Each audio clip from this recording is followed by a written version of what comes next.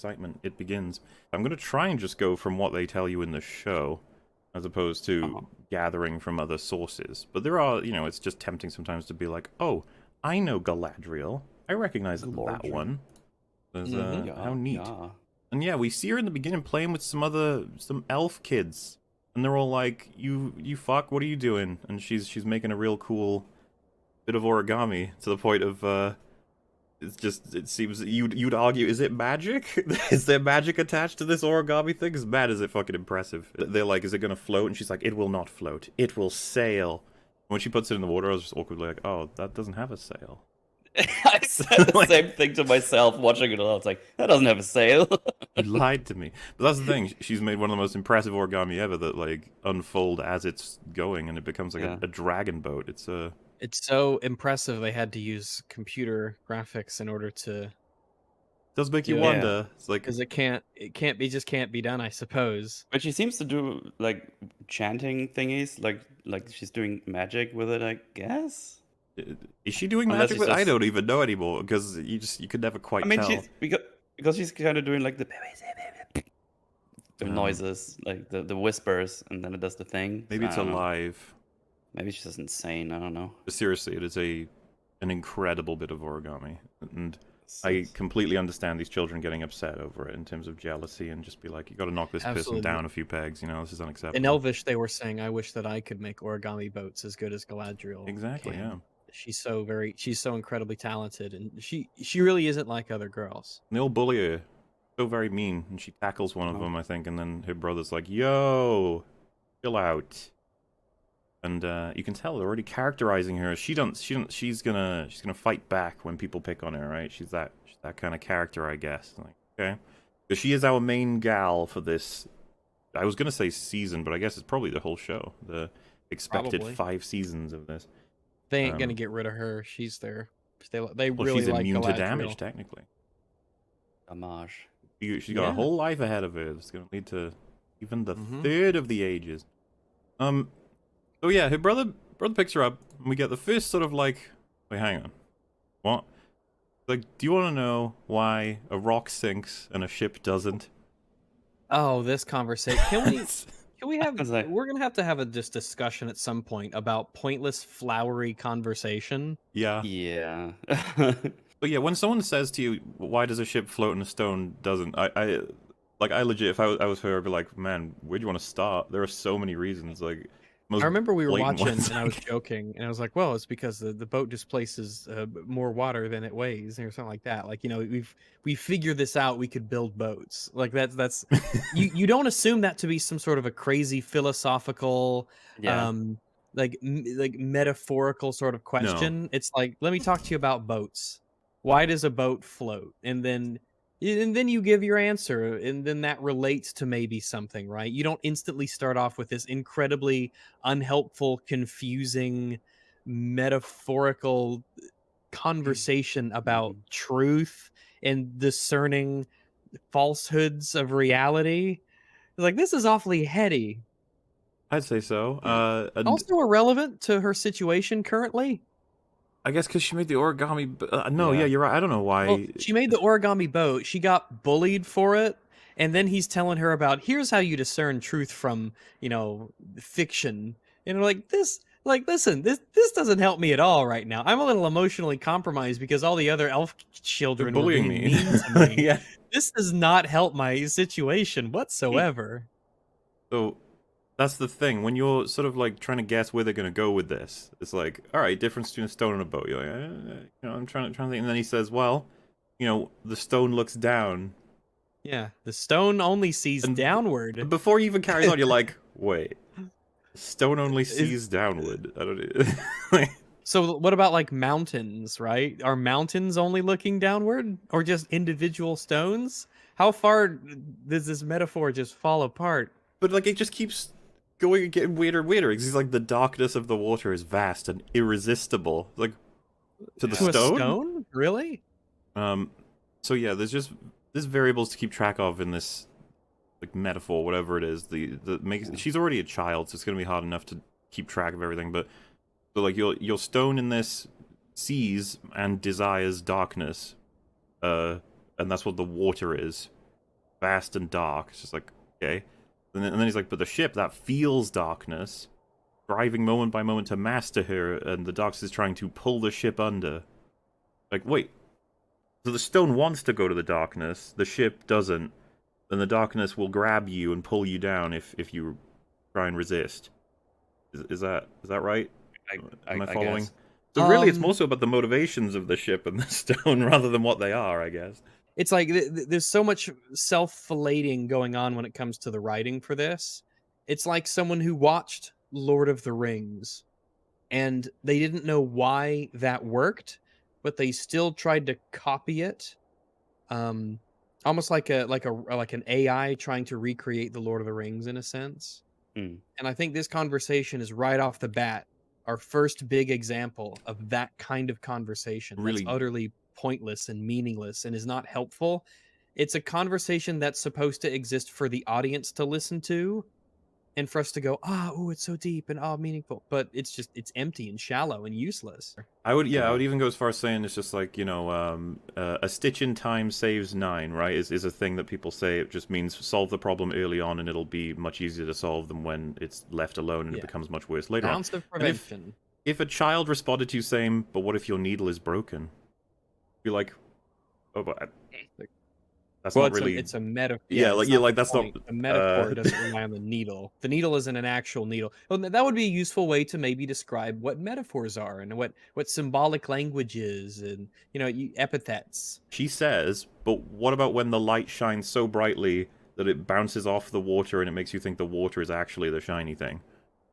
It's so bizarre. I've never had it's like I'm here, but in a bad way. You know how when you have a scene and you say, "Wow, I feel like I was actually there," and they normally mean a good thing. This is the negative version of that, where I feel like I was there and they were talking to me as an audience member and ignoring each other. Mm-hmm. Yeah, and she's like, so which light do I follow then? And it's like, well... Wait, follow what? Like, It's so in bizarre. this metaphor, you are in a boat, and the light is shining from the sun, theoretically, and it bounces off the water to the point where it's so bright you can't even tell which way is up. It's like, I think you got other problems at that point. Yeah, you've got a bad case of it. We got to bring you back to Valinor or something because you're shades. Yeah. Middle Earth's doing a number on your elf brain. So yeah, I like trying to understand this. I was just like, what the fuck? And then what is his response? How does he, square away all of these complications with his metaphor? As like he whispers to her, and I think is this something we get later, or is it just something we never find out? Yeah. I don't think we get it. We do get it. We do get it. We do? It's right before the end of episode 1. Oh, okay. But Oh wait, this is episode 1. Also this is the named end of this episode. his name is Finrod. It is which Finrod. a which beautiful is funny. name. Finrod is a very Yeah, I just wanted to clarify fins, and she jumps into water at the end. That's so deep, dude. wow. That's very deep. Yeah. But the Like the water. angle that he adds on though, that you got to discern it for yourself, which means all of the advice up to that point was just useless. You got to figure it out. It's like, oh, Did you hear everything I said? Yeah. Just try it out, man. yeah. And then he says like, I won't always be here to tell this stuff to you, which feels really weird coming from a race that doesn't die unless An immortal murdered, race. like sort of thing. Yeah, It like, does feel weird. I won't Mhm. always be here. It's like, but you like won't. you will, right? You won't Like always unless be you like here. fall down the stairs. Yeah, any more or less than she will. It doesn't quite. For me, it doesn't quite matter. It's more of a thing that men or the race of man would say to their Yeah, it's a younger. very mortal It makes thing more. to Yeah, say. when you because like she'll be just as like when you guys but both like fucking 5,000 years old, you're not gonna be like, ah yes, my very much younger sister at that point. It's like you guys have both lived for a real fucking long time. Yeah. The idea is like, yes, but I will Also, still die before you. It's like not necessarily at all actually with how this Yeah, works. kind of. You hit that middle age as an elf, and you just sort of linger there, right? And then you keep living. Which I guess it's odd, but they're used to it. You got all that, and then they give us the lore dump, which is that, and again, I'm going to treat this like we don't know anything. So they had a big old tree that was a source of light in their little elf place, and a big bad guy called Morgoth burnt it or destroyed it. Real mean. What a the Earth prick. Tree. Yeah, we don't like him. What an asshole. You Elden Lord. And so the elves were like, well, fuck that. We're gonna send our armies to go fuck him up. They send a whole big So there's no batch of sun them. yet, right? There's no sun yet. It's just the What? tree that's very bright. I don't even have a commentary. I don't know. I do wonder about the logistics. So Morgoth chills out in Middle Earth, but he did jump over to Valinor to fuck with their tree. And then he came guess back so. to Middle Earth. Like, you know, and I'm not saying this doesn't make sense. I'm just like, I don't think they really gave me much to understand this. I was just like, okay, he went back to Middle Earth, and they're gonna go get him. Finally, they've sealed the plot hole. Okay, everybody. See, look what happens when the Eagles go to Mordor. They get fucked up. Yeah, they get fucked up. Look at this. Now imagine that eagle Bam. that got fucked up was carrying a little midget with magic ring. Exactly. Man, that would have not been good. So yeah, you Why get did a. Morgoth destroy the light of the tree? They don't say, do I they? think he's just an asshole. Yeah, Oh, it's what a like, oh, that tree is bright. Burn it. god! What a dick. Am I right? Does he like suck the Yeah. power from it, or does he just Choose is he on just it. sick of all this light Mm-hmm. I think so. Yeah. because he's evil? Oh, he's definitely He's Okay, The capital big E. Eve. Damn. okay. So they have a Evil. big old fight, and we see the brother is getting involved, killing a bunch of big old fight here. Bit weird. Like there's like 3 orcs, or I mean, it gets to the point of being like 5 around him. Look like they're just trying to go for a hug, not really doing anything else. But hey, it's like a mosh pit at this point. Yeah. Everyone's just yeah. everywhere, and yeah, you know, and it's just like, so the big fight happened, and they're like, you know, they said it would be over quickly, but the war left Middle Earth in ruin. Like, man, How large of a how large of a fight was this that it left Middle Earth in ruins? That must have been some crazy fight. yeah, it spanned Yeah. across everywhere, I guess. That's the thing, we don't Wow. get a lot of info on, sort of left to the imagination a little bit, which I guess is fine in terms of we need just the information we need to understand the story they're telling this show.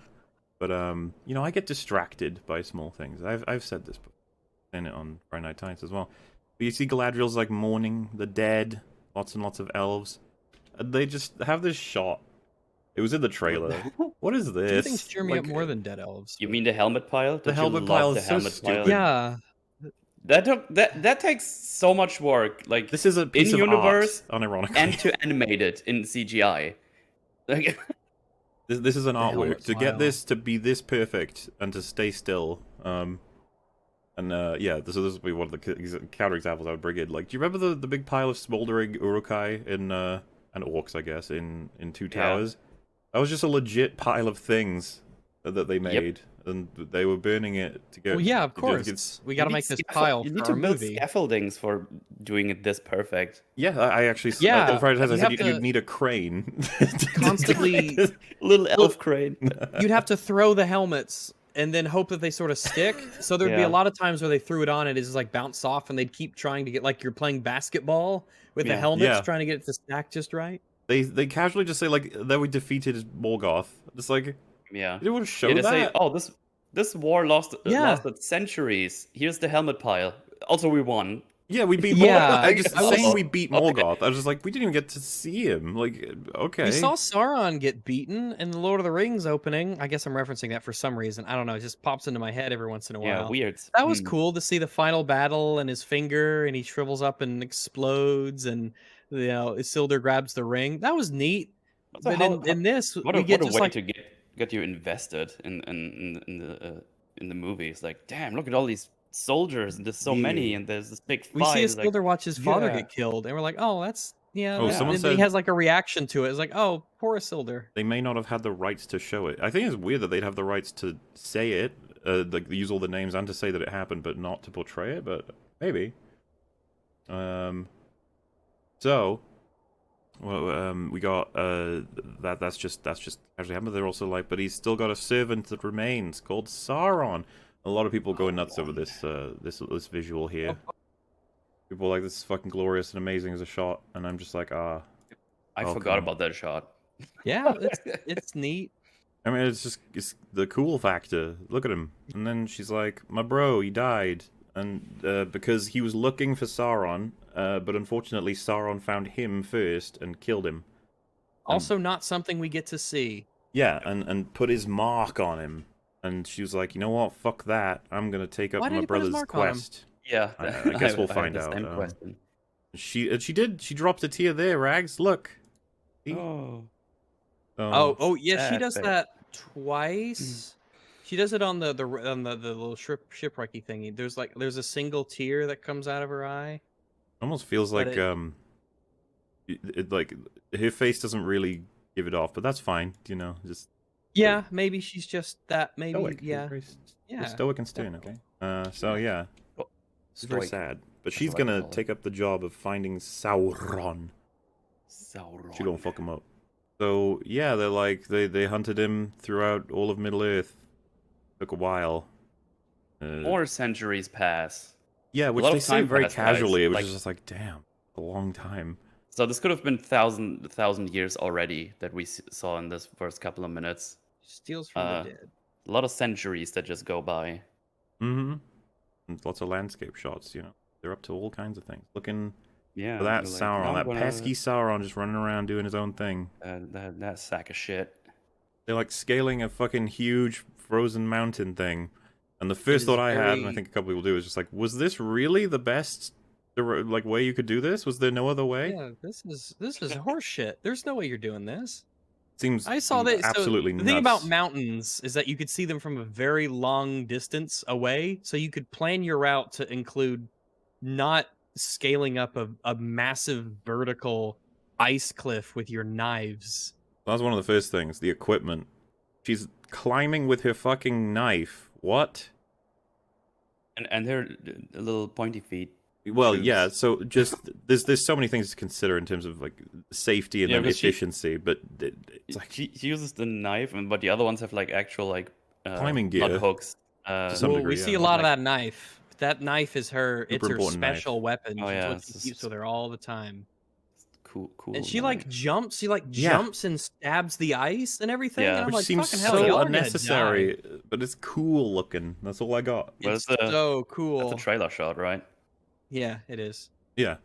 Mm. Pretty much the fucking point of it. But just watching, I was already like, They don't have why, what? provisions or animals with them. They don't have like jackets or coats. It must be cold as fuck up there. Yeah.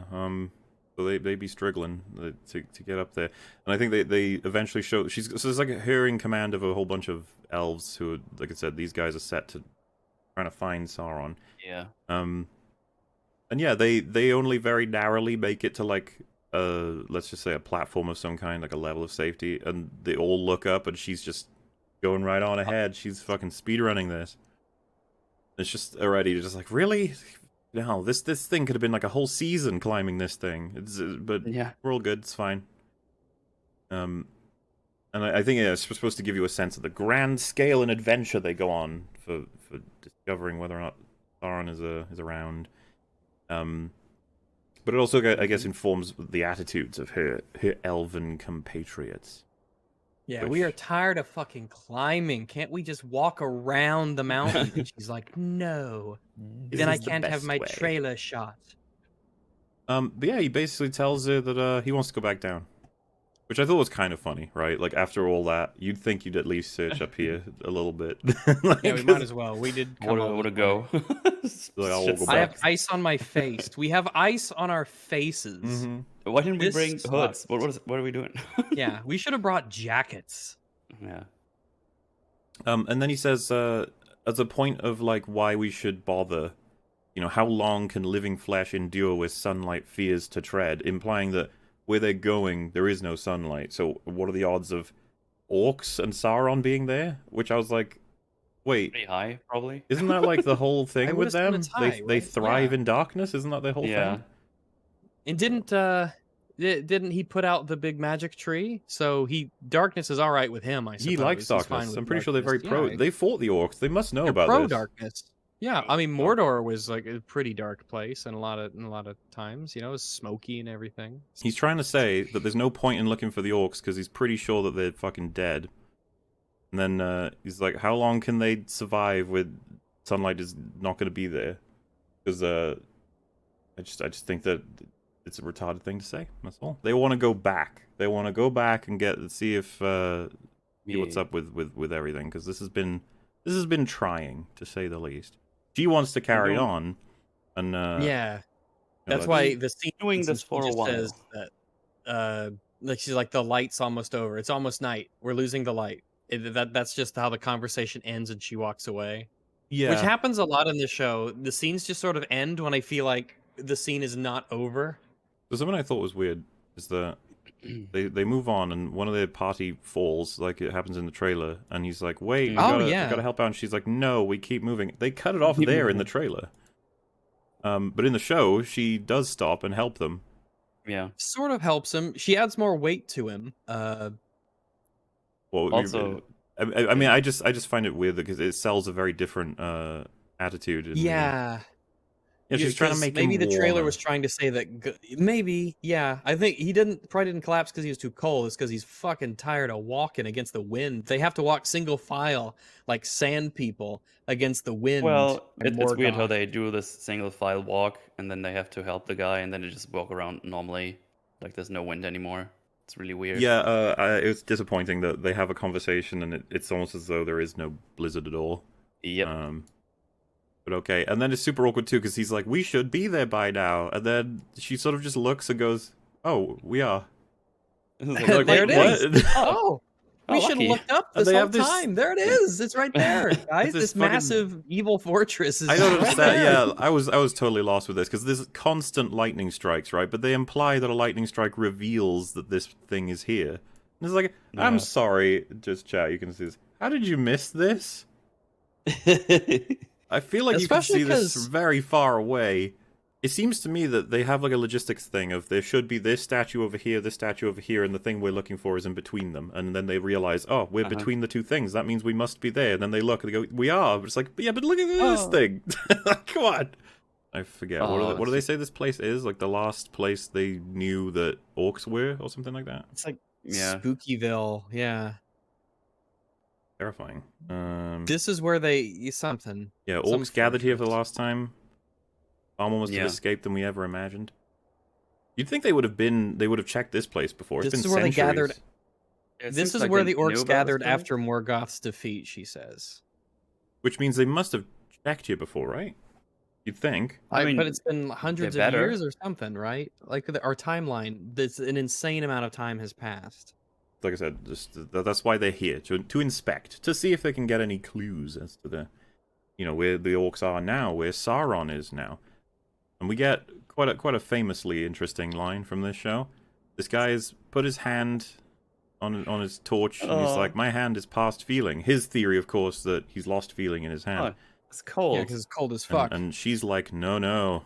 The truth is, this place is so evil.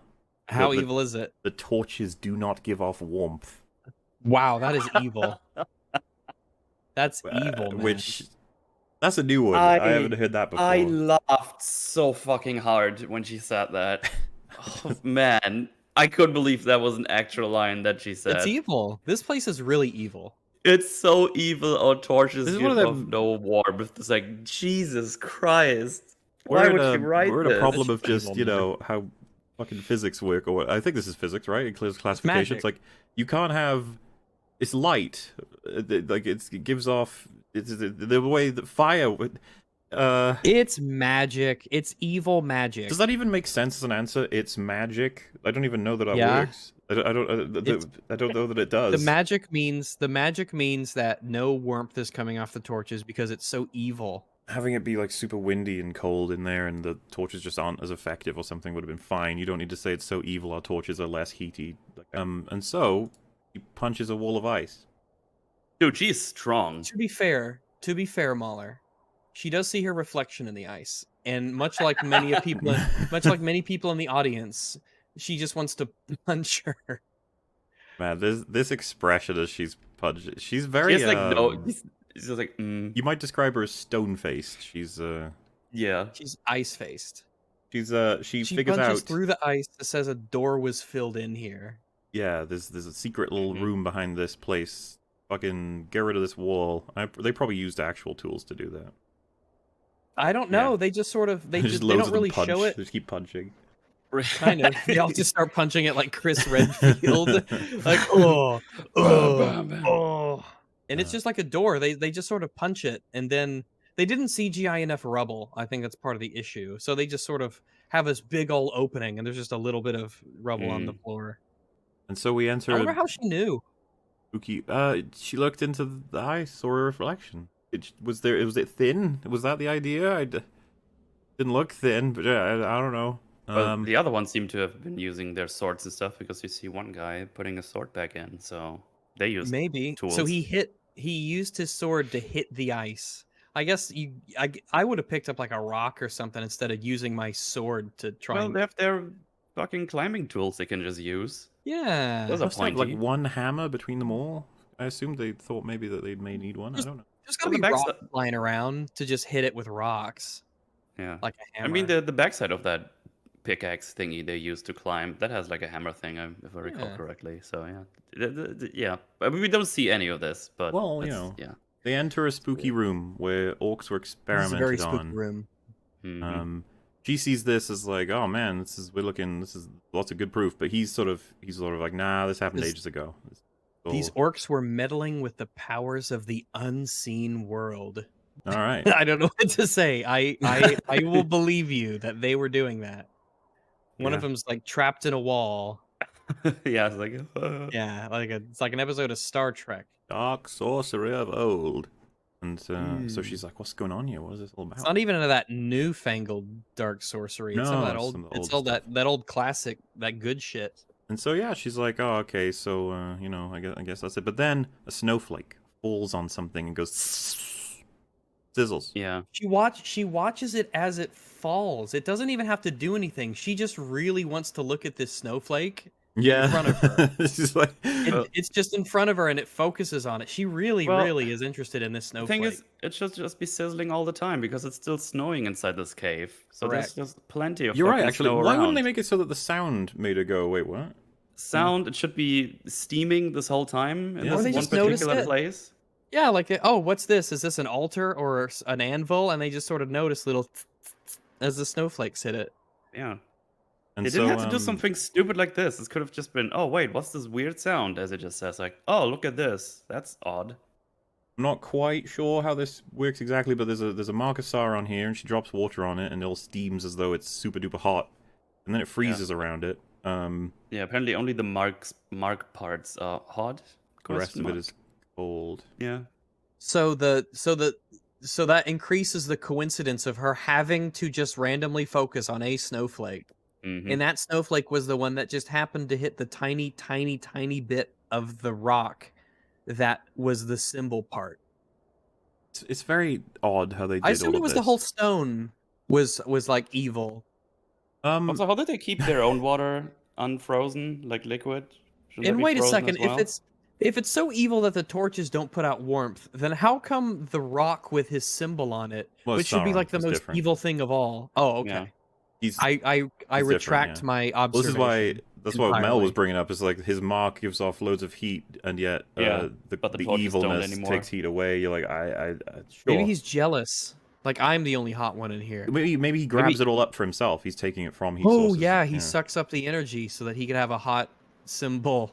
There you Maybe go. it's evil heat, and evil heat is fine. Then comes what I feel is a 1-2 punch of strange lines.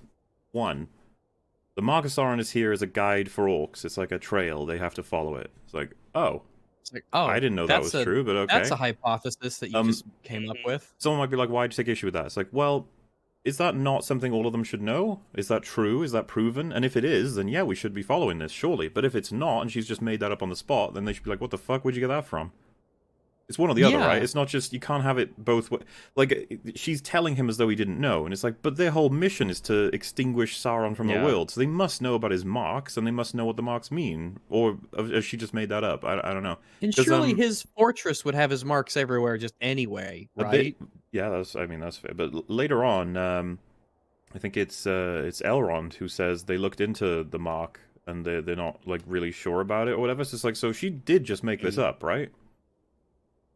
I guess so. Which I do not know where she's getting this information. Wherever she got it, I guess she hasn't shared this with the rest of her group, or they're not aware of it.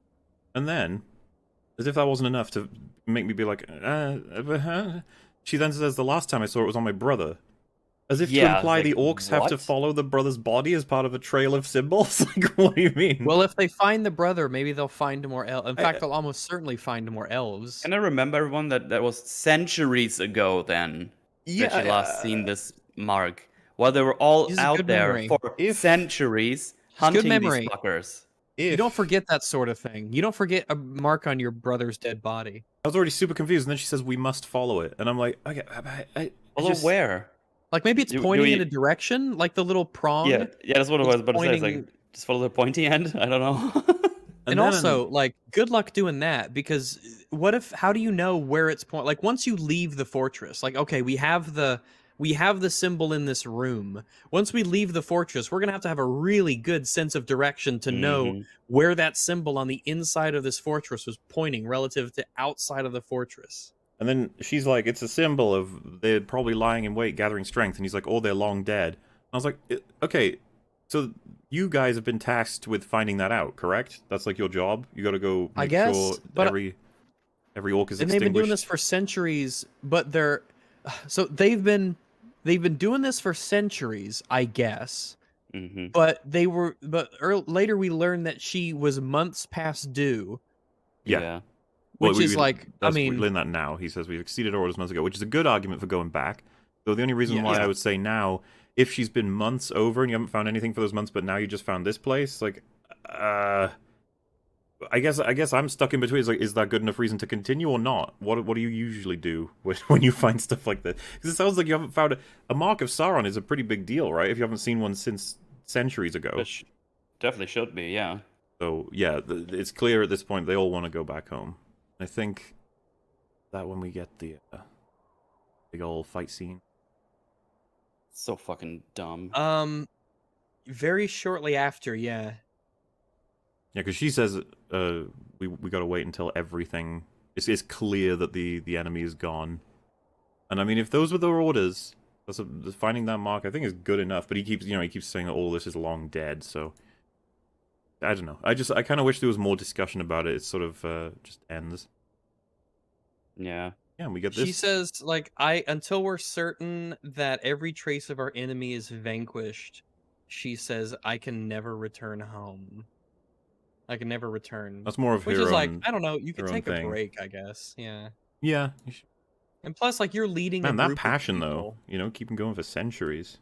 Not Yeah, bad. she Yeah. really. Not saying it's impossible, Man, just saying, yeah. Yeah, Something I don't know to if do. I could ever hate anything that much. Yeah, you sort of just other things happen, and then you sort of Yeah, move someone's on. I just want to go home. I just want to take a shit at home, you know? Mm-hmm. I'm gonna go poop on my own tree. So this poor guy, he's just having a little wander in the cave. Unfortunately, there be a snow troll, and he shouts out, Snow, "Snow troll!" So, and then it goes blah blah blah, and that, however, the shouting, the rumbling, the screaming stuff—that's not enough to alert Galadriel and friend. I thought No, was they're really just weird. chilling. It's a big fortress. It's a big fortress. They Not couldn't even hear well, it them. is big, but they're not that far away. They're just through that Yeah, little but- doorway. The fortress is so evil that their voice puts Ah. out no volume. Well, then why did they get alerted by the volume in a minute? Well, that's because they sense the vibrations in Yeah. the stones I see. of the running and the torch hitting the ground. The troll They could fucks see him the up. light, but they couldn't feel the warmth. Yeah. He throws a big old ice block at him, and they're like, "Wah!" And then Galadriel pops out, and this part is weird, right? She turns up, and she's a good, I think, 2 meters, maybe 3 meters away from the snow troll. But if you, keep an eye on the time code, she just sort of watches it annihilate everybody for a while. Yep, she does watch a little bit. It's a bit awkward. They got their swords on their arms like that. I'm like, what are you doing? And yeah, this poor guy's just getting fucked up. None of them stand a chance against this guy. He's a big old chungus. But then we get. I guess this is something they do. He draws his sword and uses it as a ramp for her. This Yeah. is they pre-planned this. She knew exactly what to. This was. I guess this is something they often do. planned. Okay, it's Yeah, it's real like cool. Also, standard I get- maneuver. Before we do the jump, I just thought the way that all the elves just get punched and everything. It's Mhm. like, what were y'all doing? A lot of yeah, you they guys, were you just all- ran up to it and just got punched. Like, what the fuck is wrong with y'all? They were all doing a They'll very suck. shitty job. It's undeniable. But yeah, so she does this retarded fucking job. It's very, Yeah. and then, oh god, I want But to I think make sure. I think it's not even a ramp. I think he actually kind of throws her. Yeah, he like with throws the her with the up sword. with a Oh, sword. really? I Is that wonder what they if were she going runs for? up- I didn't notice that. Yeah, well, yeah, Yeah. he like lifts this once he has that motion where he's like throwing her with his sword. Yeah. Whatever we're describing, it's on the visuals probably Oh, I see what you are mean. Yeah, I can see it now. yeah. Yeah. Yeet. It's so clearly fucking dumb, planned dude. out, yeah. This guy's gonna get it. Yeah, it looks like bad wire work. Like it's really hard to not see how awkward this looks. So Yeah. she slices it just before it's gonna get some guy, and then she does flourish to like, what are you doing, woman? Right there. Oh, I hate She that should have shit. just ran. She would have been there faster if she would just ran instead of waiting for this Oh thing. man, look at this editing. Because we did this with She-Hulk, it's a similar thing that happens, but right? So you got swish, swish, swish, and then like slice, hard cut, and she's already back to being like readying a stance, okay? Mm-hmm. And then hard cut again, she's slicing. It's like what? Ah, the continuity of the fight, it's hurting my brain. Yeah. But yeah, she's just slicing, and she's dominating. Beating it up. This is to let you know that Galadriel is not to be fucked with. All right. Yeah, she single-handedly kills the snow troll. Hey, She remember is when really cool. remember when trolls were like really dangerous in Lord of the Rings? Like He just pokes it in the head and it dies. It's very silly. Dude, the poke was really weird. Yeah. It was very strange. Yeah, and right after that, they're like, "Fuck this. We don't want to play your games anymore. You suck." At this point, they've given us enough groundwork to understand why they want to go home. They don't like this adventure. Okay, it's not a fun one. It's not fun anymore. They Also, don't. she's stealing all the XP. Yeah. Didn't even share. But you know, it's one of those situations where you're just like, I don't know. I don't want to walk around for another century. I want to go home. I want to play video Yeah. games. Go home.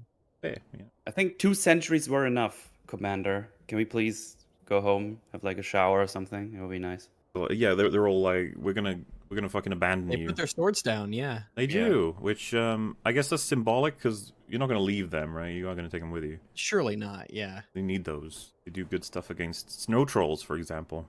Fuck them up. They talked about this earlier because he pulls out his sword and she's like, if you're gonna go, you're gonna do so alone. Mm-hmm. And one of them puts down his bow, or it's just What like he it's had at the symbolic. time. Like we're putting down our weapons. We're not following. So that's your opening almost. Well, I guess you had that's our third scene or third event. I'm trying to categorize this better, but it's time to introduce the Harfoots, which are like totally not hobbits. I guess is the angle. So, chat me up here because I'm so confused. What happened there? They weren't allowed to use hobbits, so they had to make up Harfoots. Or Apparently did legally, Harfoots yeah, exist they can't touch hobbits or something. So they all. I think what Gary said was that there are no anything in this era that they want hobbits, but they're not allowed them. So this is the closest they could get, something like that. Okay. But people in chat will know better about this. I am not as aware. All I know is that they Apparently, Harfoots are older hobbits. Okay. proto hobbits. Hobbin time. It's hobbit. So They're Hobo erectus. well, yeah, the first thing you learn is that they're not a clean people. They don't like being clean, which is No one likes Mahler. No one fucking likes being clean in this show. Everyone loves being universe. dirty and covered in grime. And Except the nasty. elves. Except the elves, yeah. Except the elves and the one village protagonist who's allowed to wear color. But apart from that, everyone's just dirty and grimy and nasty. Mhm. Imagine this fucking smell. No, I don't want to. I don't wanna. Yeah, we get introduced to our, I guess, POV character for the Harfoots, which is Nori. Well, we see. What about the two little traveler guys with a big ass fucking? I don't know what to say about them. They're the two guys traveling with big old antler things on their back. Yeah. All right. Yeah, that's all we get. All right. Yeah. That's about them.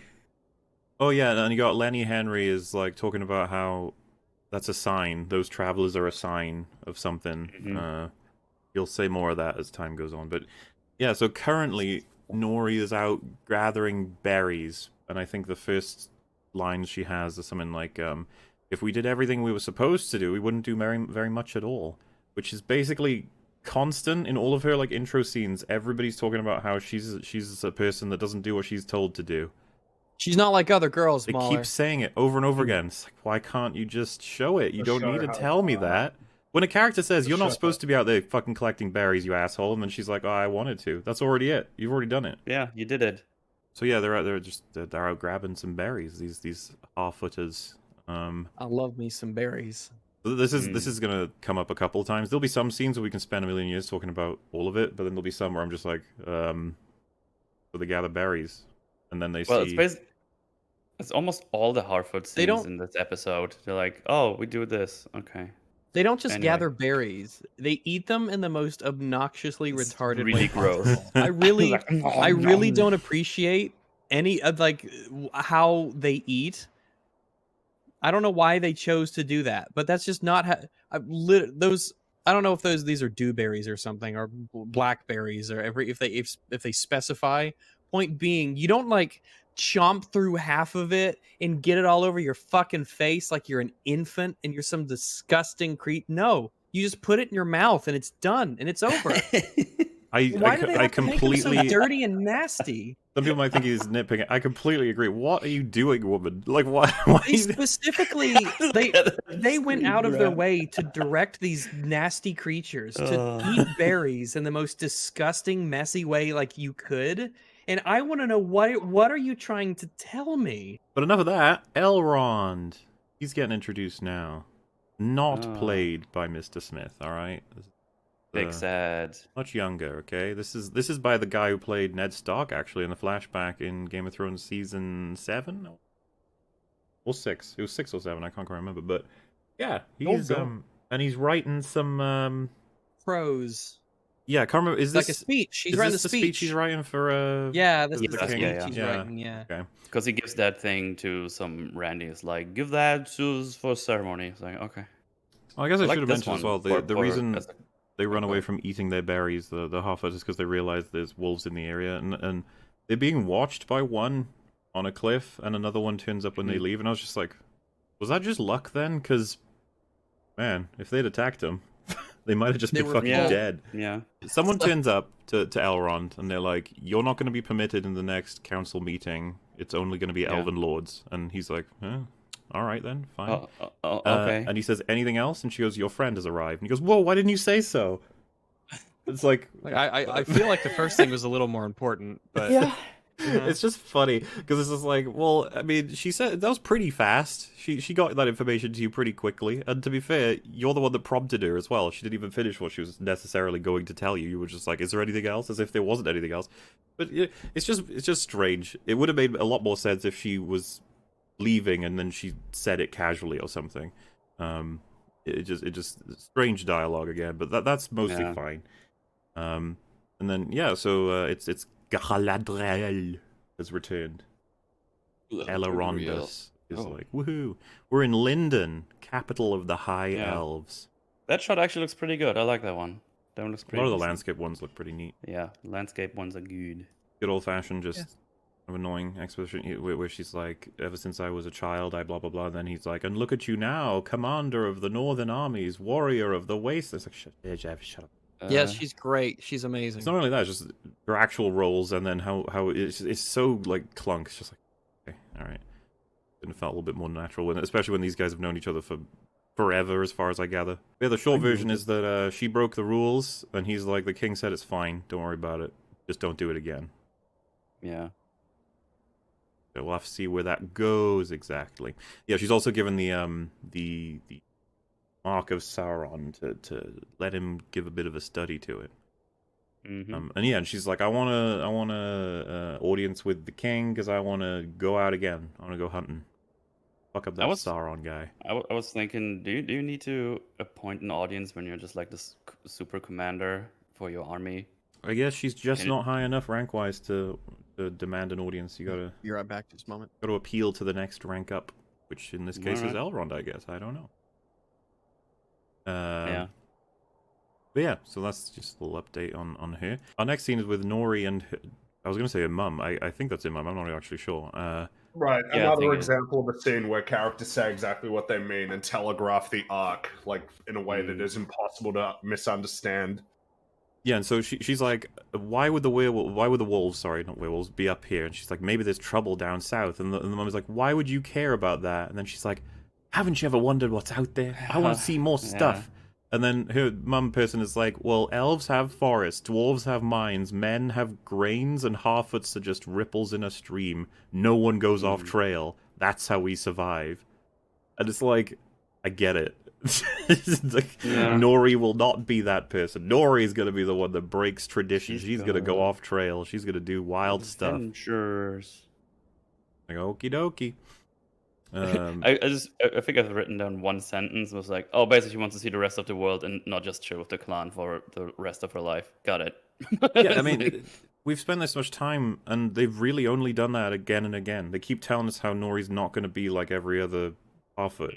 It's like, why? You keep telling me this over and over again. Just show me what she's like. Show me her. Yeah. So anyway, we move on to, where are we next? Oh, back to the elves again. Oh, they're doing a little ceremony. They're like, yeah. So he just sort of gives us the information that this little group of lads, led by Galadriel, were meant to cleanse the world of the remaining bad guys, and they've done so. Yeah, like, have they though? Have they though? Because guys, that Lord of the Rings thing that comes out way later, and it's about all the bad stuff. Even they even mentioned Sauron in that one, so I'm pretty sure it ain't cleansed just yet. But anyway, they're getting their rewards. They get a little crown, they get a nice little armor, and they are allowed to go to the what do they call? Is the Undying Lands, right? That's the blessed land of Valinor. At least that's what I've written down. Yay! Galadriel's like, don't know about that. Don't know about that. The rest of them are like, no, I'm fine with that. That's great. King even notices, but he doesn't say anything. He's like, you take that fucking crown, I'll beat you up. Yeah, the king's like, you're being a little bit cringe, but that's okay. Yeah. Okay, not too cringe. Not surprising. I've known you for centuries, so I'm aware of. They probably know each other pretty well, yeah. Yeah. And so I don't know if I was the only one who thought this. It just thought it was kind of amusing, but they the celebration is complete. We get some looks, some big old looks of like things on. Then we cut to like their big old celebration because of course this is very good news. Fireworks. Evil has been vanquished. But you remember the fireworks sequence in Lord of the Rings, which was pretty early on as well. So it just felt to me like they wanted to have their own. Look at this fireworks display. I feel like they're overcompensating at all. Magic. Like That's a weird like fucking butterfly. magic. That's crazy. Go pew pew pew. Like, all right, I Got get a little it. star. Got a little big butterfly. Dude, there's so many at once. I'm like, I'm missing a lot of them by trying to look at some of them. Calm down. Yeah, and so Galadriel's chilling in the forest of the statues of the dead. I don't know if that's the name of it, but she's just like, I'm all sad. And we have a big, long conversation that I was very much not a fan of.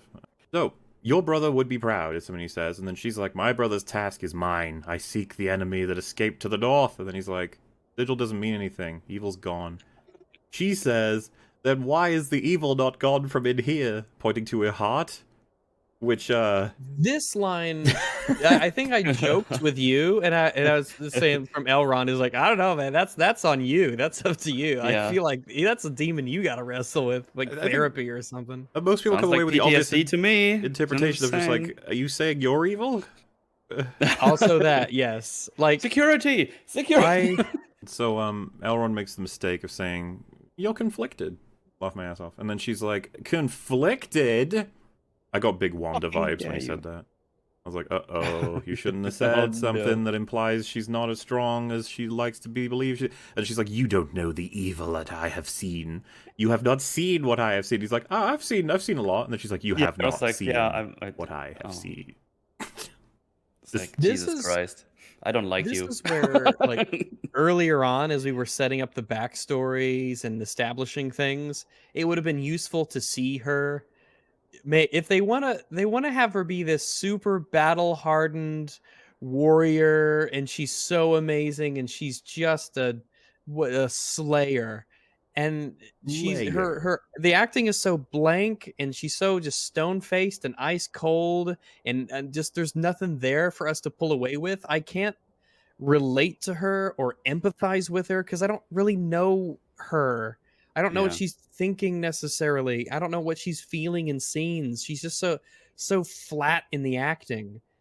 And if they're trying to play this up as the whole, you haven't seen what I've seen, it's like, no, we really don't. No one does. Who are you? I don't even know that, Yeah. like, going just from what we've seen in this show, yeah, she was around for centuries when everyone was getting killed, I guess. Like, wasn't Elrond? What was he doing? He was writing speeches? I guess so. So I don't know. It just, yeah, definitely the kind of, like I said, same Wanda Doctor Strange vibes. I was just like, Yeah. all right. No bueno. So if you think about the progress of this conversation, she's like, no, evil's definitely out there. And he's like, it's not though. And she's like, it definitely is. You don't know what I've seen, Yeah. buddy. And so he decides to change tracks. He's like, all right, maybe it is out there. Yeah. What if you are right? Doing that, is that going to make you feel better? Because you seem kind of nuts right now.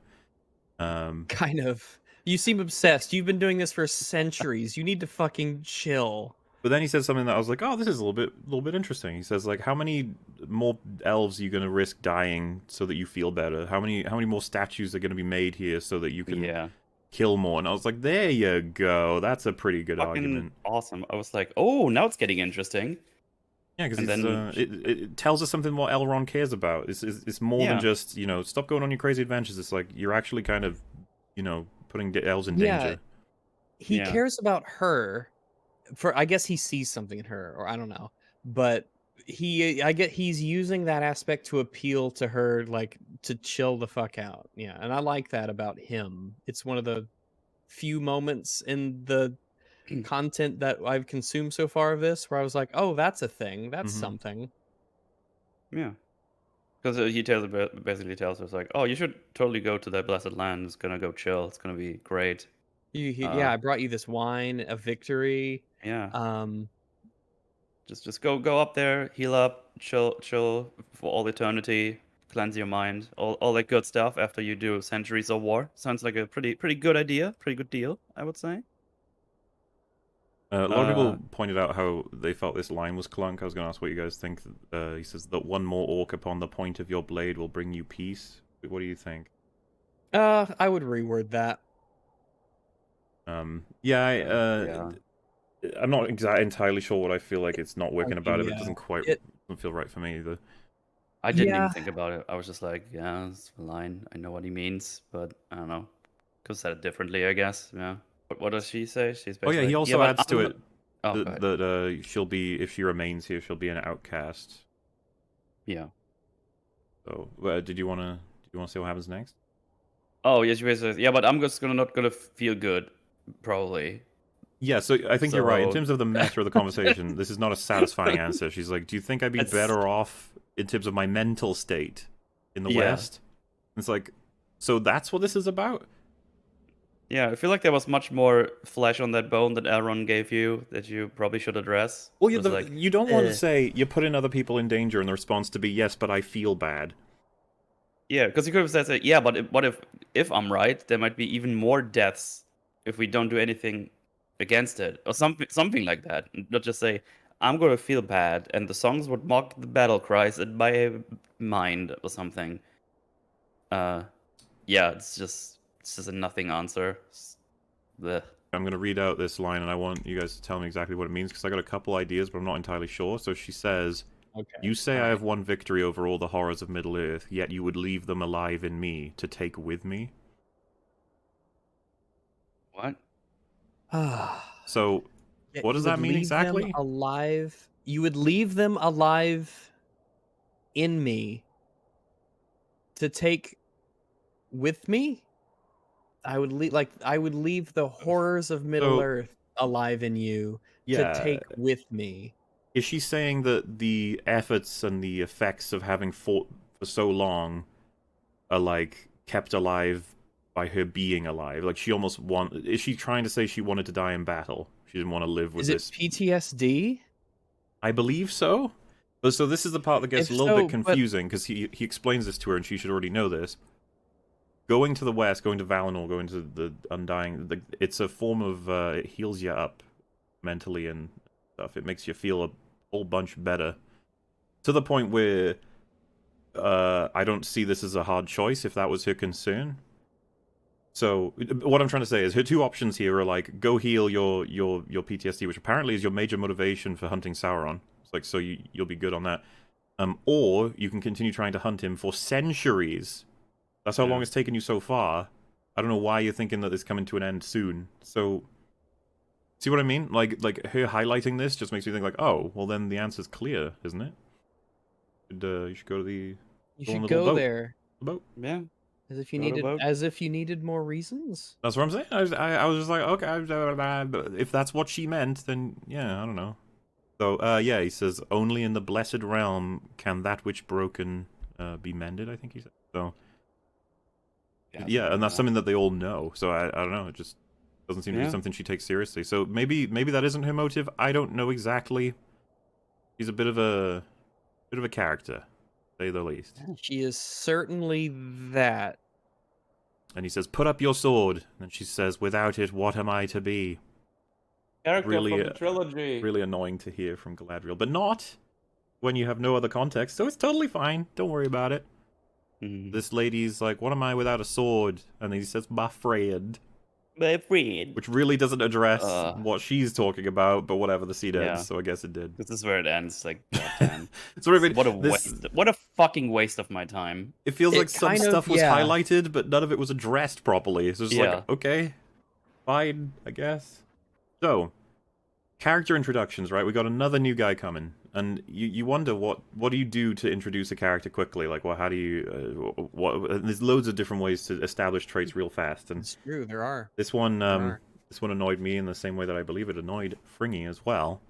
There's two guys playing chess here, or let's just call it an equivalent of some kind. And now a new character is walking past them. Now, if you're a writer of any particular sort, you know, I'm not saying that it makes you a particular kind of writer. It's totally fine. He just explains to one of the two guys how to win the game in 3 moves, I think, as he's walking past. And it's just, and then the guy's like, and he does it and wins. So He is I so think- smart. I think the writer wanted us to believe, man, he just won a chess game on the fly while walking into wherever he's going. This guy knows his stuff. That's pretty cool. Meanwhile, what I think this actually portrays is like, so that guy's fucking full of himself. He just destroyed a chess game just because he wanted to prove he could. Like, that's all that is. Why would you do this? Two guys having a fun game. You just made it unfair by giving one of them information he didn't necessarily have. Why did you do that? I can't imagine why people in this town are fucking racist. They just hate this guy. He ruins chess games all the time. It's like, all the elves are here. Quick, cover up the chessboards. We got the stank place with all the stank people live, and they're all doing stank things. That's just how it goes, I guess. And They're all so gross.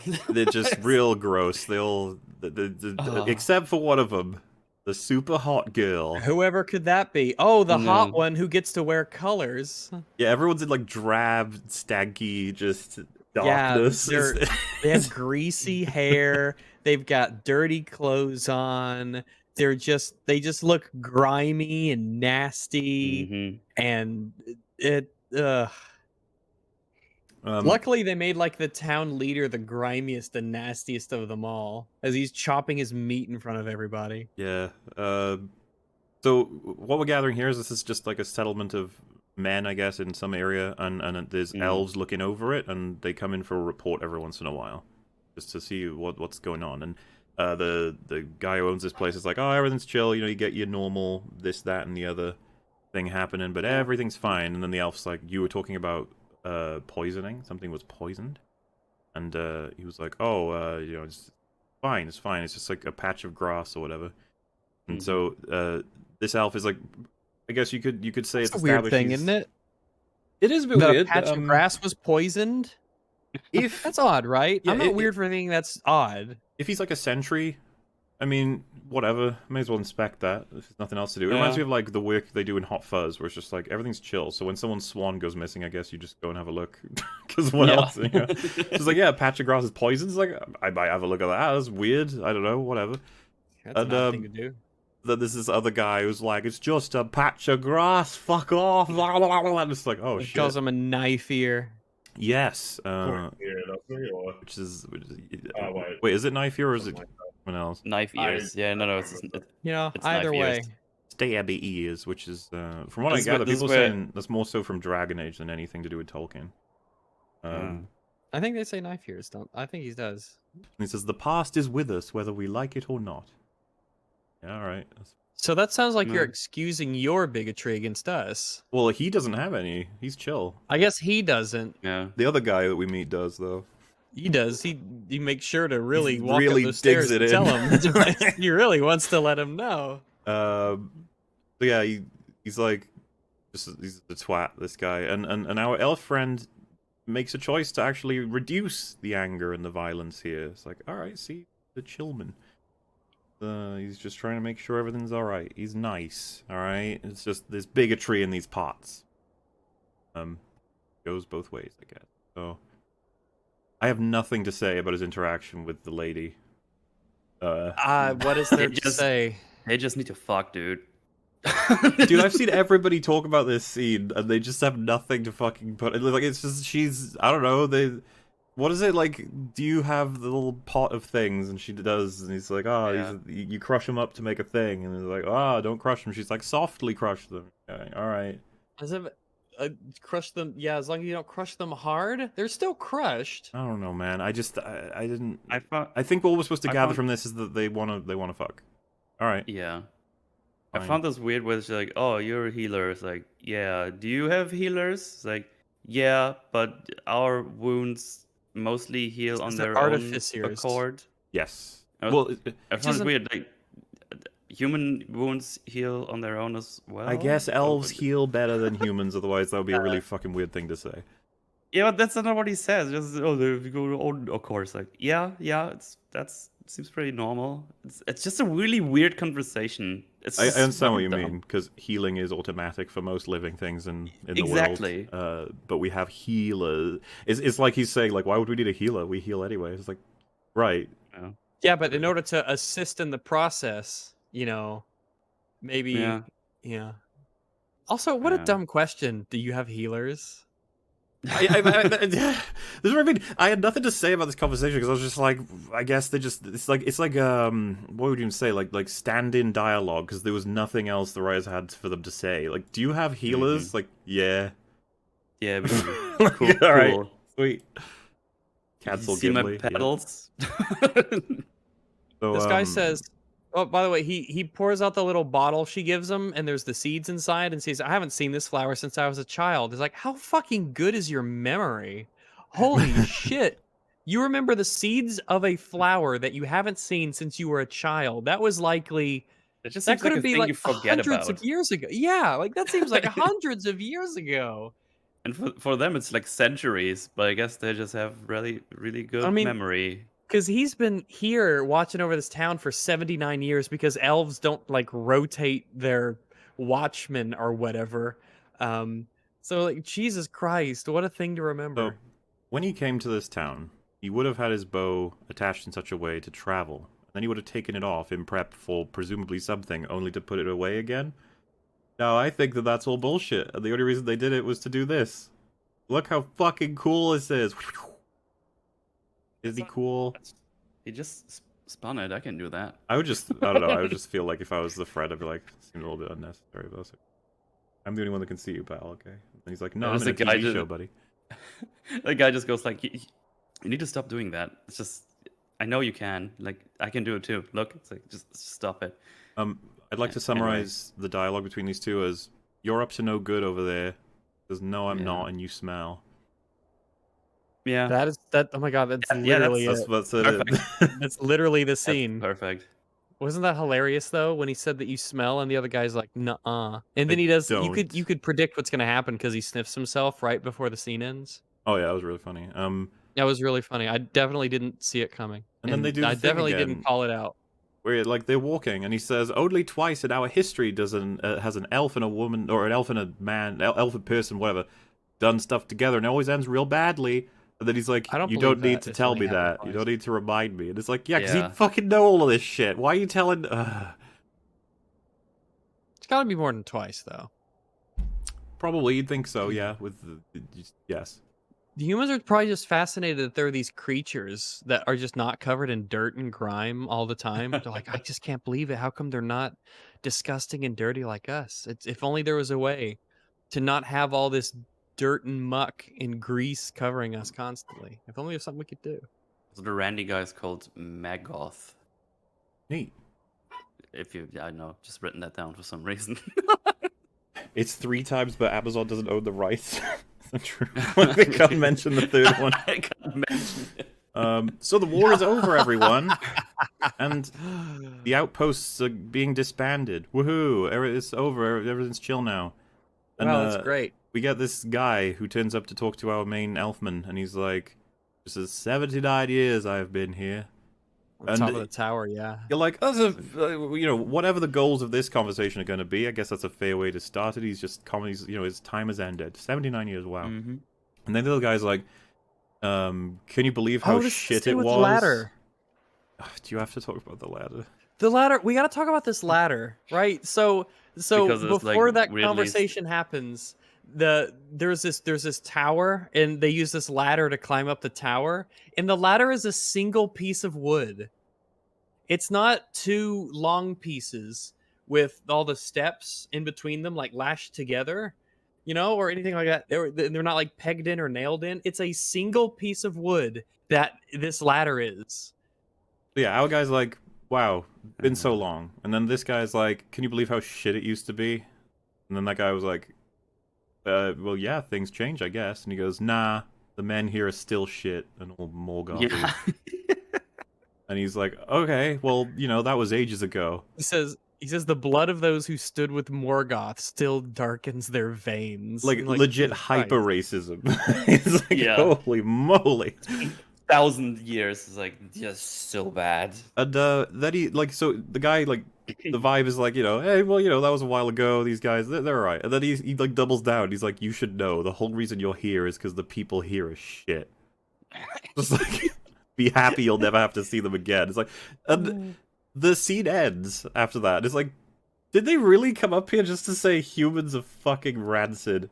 I hate them. Yeah, I did. You know what you could have done in an alternate show is that is just an attitude that you notice over time as you spend time with these elf characters, instead of devoting a scene to it like it's a checklist.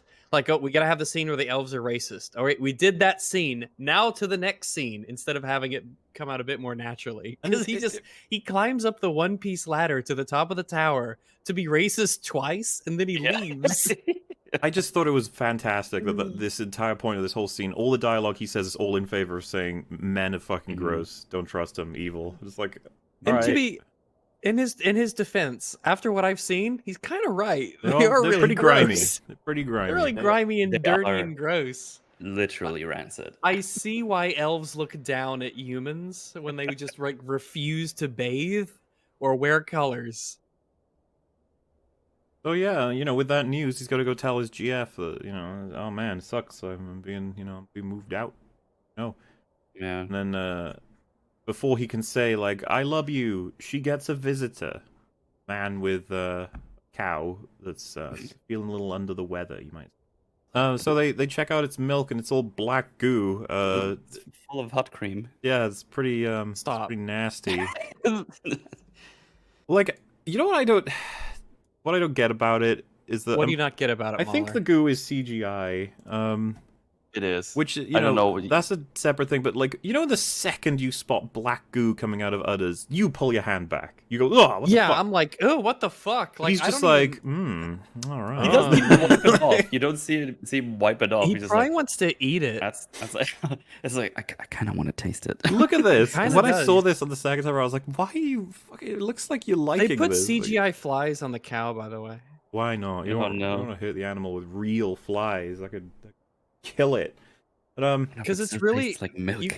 it's weird how they have it just on it, I'm glad I'm just glad the cow isn't CGI. I'm glad that they got a cow. I'm glad Amazon sprung for a cow. So it's like, well, he grazed on some part of the land over there, and he's like, right, I went gotta to go the inspect. east, And she's right? like, I'm going with you. And it's like, why? Can we talk about that a bit? That his cow apparently walked away. That is like a whole day's journey, apparently. So And that cow was also, gone for like 2 days at least. and we Is just that had normal? them. No one? Well, I guess it isn't normal. It's not normal enough to the point where he points out that the cow wandered, right? Which I Yeah. guess is so if they normally wander that way, then he may maybe not have said anything. Um, but an issue with the scene seems to be that this cow ailment takes precedent over the fact that she was just told by him that he's leaving. Yes, yeah. The end of the outpost has been overshadowed now by the cat. The cow's got some weird milk. Uh, yeah, I don't know. I was about to say like, well, it's really weird, and it's like, I don't know. Is it unprecedented? Maybe it is. Like you And love each other, right? And and you just like if you're like that's kind of a big deal because you should be thinking in your mind, are we ever going to see each other again? If we're going to be together, like do we have to run away together? Are you going to stay here with us? Can I go with you? How is that going to work out? Do I need a passport? How what is our relationship going to be like now? Because that's kind of a big deal, because for her entire life he's been there, yeah, and he's this has got to never leave. happened. He's got to leave on this for a day, and she's like, I'm going with. And it's like, you have a son. That's fine. That story will progress. Then we get like her son and some guy. It's the racist guy, right? Yeah. Yeah. They go to like some barn, and he pulls out his like Sauron sword. Yeah, he says he accidentally stumbled upon it because I don't know, he stepped on this weird thing in the floor and he's like, that's weird. And then he checked it out with him, I guess. I don't know what the fuck's going on with this. It's just like some kid holding a spooky sword that has Sauron's Yeah. mark on it. I was just like, all right. It's like in the box and everything. So I wonder who that's from. This is one of them. They're starting up a storyline, and I guess we'll find out what's gonna happen with it as time goes on. At some I don't point. know. It's the evil Sauron sword. It's great. Then we go back to Galadriel, and they're doing their Galadriel. very long ship journey, and it's just funny because it's like, So You, I got actually confused here when I watched it. It was like, oh, so she left and even got an army. That's cool for her. And then a scene later, I was like, oh, they're going to the thing. Oh, okay. this is the awkward Yeah, they're ceremony where they have to going- stand on the ship. What if it gets real wobbly? Just Be like, hold- "Hey." Fine. So the king says, had Galadriel continued, she may have encouraged the evil she was trying to stop. And then Elrond's like, oh, so the evil was real? And the king's like, don't you worry, boo. The right thing was done. Now go work with Celebrimbor, our engineer man. He's like, oh, okay. And he's on a new plotline now. But there you go. I That's think our little hint Celebrimbor that I is guess the king might be up to something. Who knows? He seems Oh to... my. You'd think the whole... Because he said the evil was vanquished, but he also seems to think that it may not be. And it's like, what's going on there? I don't know. I guess we'll get more on that. I don't know. Then they're like, have you ever met Celebrimbor? And then he shows up, and there's this That like is such a selection of wombo name. two It or is a wombo three, gnome. like 2 or 3 seconds of him just sort of like, What's up? I'm here now. Like, I'm gonna hey. explain all the things to you. They rehearse this, where it's like, okay, I'm gonna say Celebrimbor, and then I'm gonna turn to him, and then that's when you start walking down the path, so that you're on the bridge when he turns around. They totally orchestrated this because he like shows up at exactly the time he needed to for the conversation, and he stands there. He and was then hiding smiles behind a little creepily. tree, and he was like, he's gonna say my name, he's gonna say my name. I'm gonna wait for it. It's gonna be so cool. So, back with Elfman, and he's like, so you know the people from the place you're born, they were pretty loyal to Morgoth back in the day, wink wink, and then she's like, wow! Whoa. What the how fuck That you was trying to literally say, bro? 12 million years ago. She's like, I am I wasn't even- offended. You're implying I have evil blood. And then he goes, no. What I'm trying to say is, you are actually the kindest touch I have known in all my days. Oh. Which is one of the simplest lines I think we've ever heard in history. But, no, he's an elf. Nice. That's awfully simpy. You've been awfully simpy over there. Look, he's running out of time. He's gotta take his chance now. This is how you do it. But anyway, they were having that back and forth, and I think is that it? Do they discover the reality at this point? Oh, yeah, they do. Yeah, So they were heading. She runs up. It's like, Yeah, they were "Oh, heading you." to the dark patch where the evil thing that the cow grazed on. Instead, they discovered this, which to me is like catastrophe, as they call it. Holy moly! That looks pretty awful. Everyone It's the here has been a village fucking right next tax. door. They've been clearly stolen from / destroyed with purpose. Like Yep. some raiding party Just has fucked them assumed up. they're all dead. Basically, I just assuming you're all. Also, they do that thing where the camera angle shifts, and now they notice all the smoke. Yeah, yeah. You'd spot that smoke a while back, but she's like, "Oh no." You Oh, think that that's she would be a little bit more that's distraught about annoying.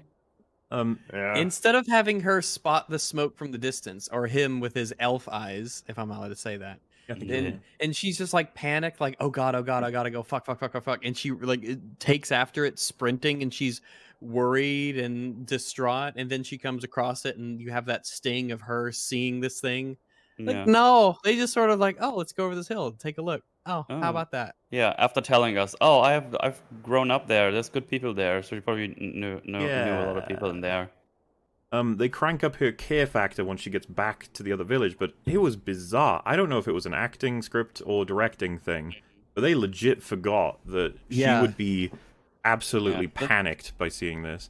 I thought it was really odd, and I was hoping that they'd fix that the next time we see them. They don't. They don't. So yeah, now we get we're actually close to the end of the episode, I think. Yeah, we're about to do the celebration, but Galadriel's having some thonks. Big thonks. Is this what she wants? Is it? And she starts to think back to that wonderful speech, I guess. Or wait, not yet actually. Yeah. It's kind of, we get a lot of visuals. Oh no, we got the meteor stuff. It's like all mashed up with everything right now. It is funny to see all of those visuals that it's just like, Finrod, do you know why a ship floats and a stone can? You're like, oh, not again. Oh, Oh not god, you. this fucking You died story again. centuries ago. Let it go. We already know what just fucking, god damn it. Yeah, so then there's a comet, and it's spotted by many people across Middle Earth, and the funniest one to me was the Celebrimbor Elrond one, which it goes past. It just shows them here as though they were just standing around. Like, oh, look, a comet. They all look at it. It's just like, what? Yeah, they're just in the woods. Just like, I Like, guess they were they're all making ready. their way A to comet will go past Celebrimbor's them place. pretty quick. So it just feels to me like Yeah. this was we're just waiting for a comet. Oh, look, a comet. Yeah. Neat. Like, ooh, I've been Comet waiting for this for party. centuries.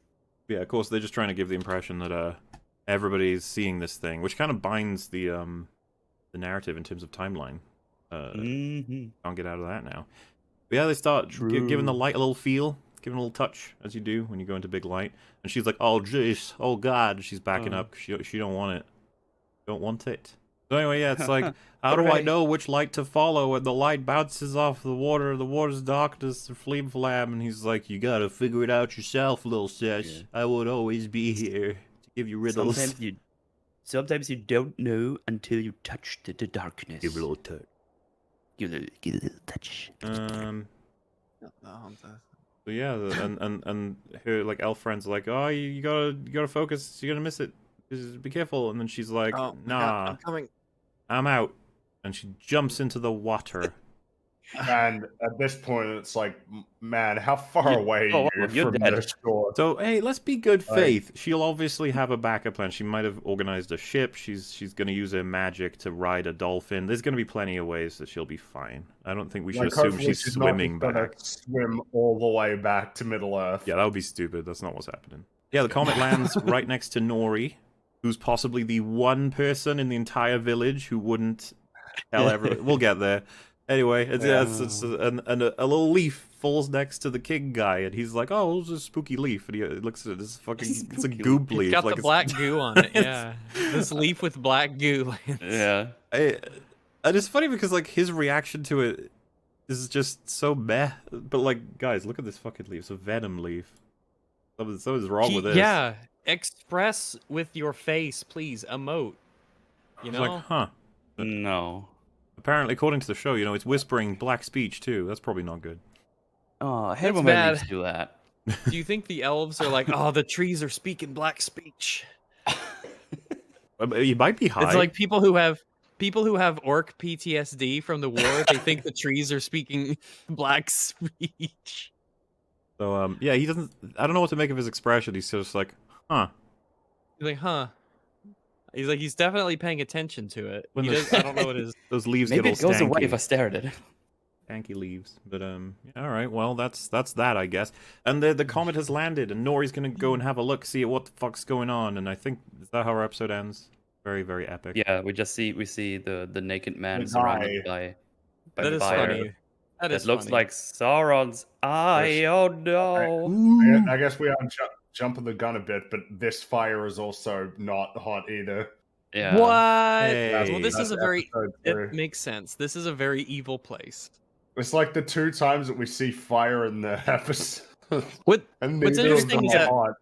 Fringy points that out. Also, I also point this out. I was like, wow, fire is just shit in this universe. shit. It's Yeah. really bad. Get something Fire else. sucks. Good. What was It cool- doesn't Ruined break fire. Guys, Maybe everybody, that directed by the maybe guy who that's- directed Fallen Kingdom. Woo! Yes, that's right. Well, suppose we'll move on. We got well, we're starting up with our landed stranger man. Should we just yeah, Galadriel's just in the ocean, whatever. Start swimming. We're gonna be calling him by what we assume him to be.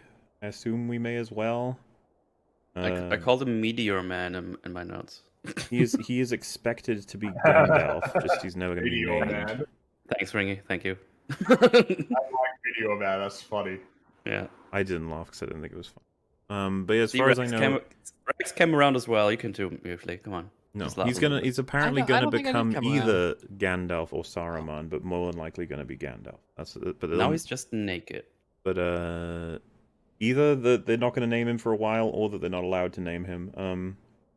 I don't, man. That That's must so be crazy. Like, really difficult to tell your story when it's like you don't have access to significant parts of Lord of the Rings. But yes, as was stated, the fire is no longer hot in the Oh, world. no. I guess again, I think the assumption that it's supposed to imply to us that this could be an evilman. That's probably it.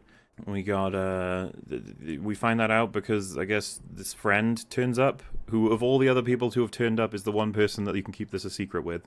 And she's like, your mom's gonna kill ya. And she's like, you won't tell her. And then, so I was immediately like, oh, we've decided we're keeping this a secret? Why? No one's gonna come check it out. Yeah, nobody Yeah. does, of course. If it's And this close, I don't know, right, if a where you man can fell- just walk over to it. man fell from space, I really don't think you should be worried, like, oh, this is gonna get me in trouble. It's like, I don't think you can be blamed for this. Like, I don't Yeah. think that...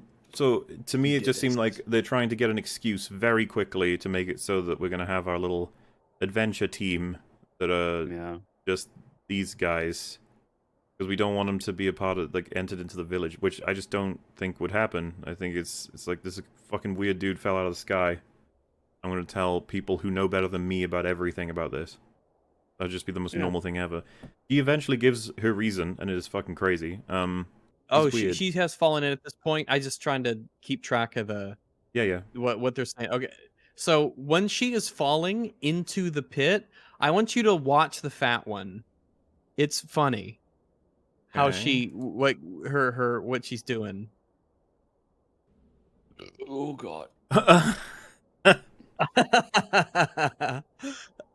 Oh no, they didn't tell her what to do, did they? They didn't tell her what to do. Oh. So she just squats down and puts her arms forward and she holds that pose. For those who missed it, she does this. And then if you keep an Oh, eye on wait, it, I she's was- just doing that the whole time. She force pushed her. Oh, that's really awkward. Ew. That's awkward as really shit. bad. Yeah, she says, we can't leave him. It's not who we are. And then she goes, not who you are. Oh. And I'm just like, "Ugh, What a line. What a line. you don't need it. You just have her do it. You don't need someone to go, yeah, it's Nori, you know, you wouldn't leave a person behind, would you? Because that's you're like, We need to end "Uh." this. We need to quit this fucking lazy ass someone tells someone their own traits for the sake of the audience. It's so shit. That doesn't happen. The conflict here, like I said, it's just strange because if some guy fell out of space, like the first thing you'd expect is not only for more people to turn up, but for her to be like, we gotta get him back, see if he needs help, who the fuck is this guy, what the fuck's going on? Their conclusion immediately is to get as many materials as they can to help keep him hidden from the village, or group of people. And it's just like, okay. They think very, very highly of their own people. I just clearly. don't, yeah, I thought that was bizarre. I was just like, Why? Are you gonna kill him? Like, are they gonna eat him? You fucking barbarians! Maybe. Oh, Little in the gross. woods. Nothing wrong with eating people here and there, right? You're hungry. Just once or twice. If That's they fall okay. out of the Yeah, sky, sure. like nobody cares about them. It's fine. Just eat away. But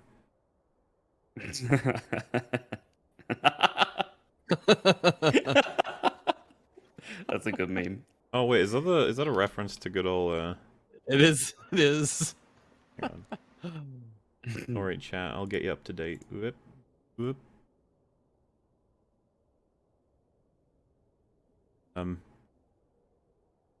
Yeah. So, you get a lot of scenes of Spaceman falling and doing flames with good old thing. Yeah, because Lenny Henry's like, there's some weird shit going on, and I think they say like they ought to start migrating now, because that's what they're doing soon. But it's like, no, we got to do the festival first. So they all You think they know would that have planned something this out weird. ahead? They know something weird has happened, but none of them want to go see what it is. Yeah. Yeah, and so they're like, is he a troll? Is he an elf? Is he a... And they're just like, again, this is what I mean. This is what the episodes are filled with. Is dialogue that really doesn't do much of anything. It's just sort of nothing stuff. And then some of the stuff that is actually meaningful is baffling sometimes in terms of what We've people are talked saying. about it a lot before, that good dialogue is often dialogue that's achieving multiple things at once. The dialogue in this show is often only achieving one thing at once. It's not Sometimes even it's useful stuff. superfluous. Yeah. Yeah, if one sometimes thing it's at all. even Yeah. Because, you know, it's like... ultimately. You know, like, is he a troll? Is he an elf? Nah, he's too ugly. Like, this is for comedy, but it's just not...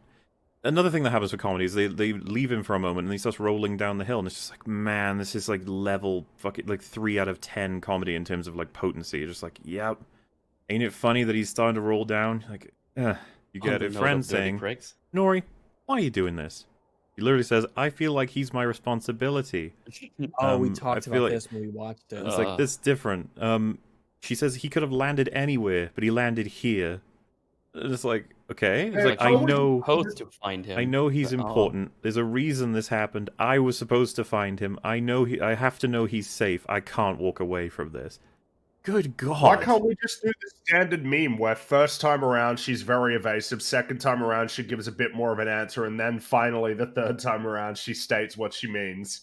Like, I don't think we've you been could given even do anything that, to understand this. She's crazy. She's like, where did she get all this from? Some guy fell out of space. Yeah. She's like, he's my responsibility. It's like, Where exactly why? was this established in episode 1 that this was something that would be really important to her? And if someone was to say, like, well, What's- this is establishing a character, I'd be like, wow, what a strange person. And they keep telling us over and over again, including from her and her friends, Nori's just a great gal. She takes care of anybody that is in trouble, Yeah. and she doesn't follow the rules.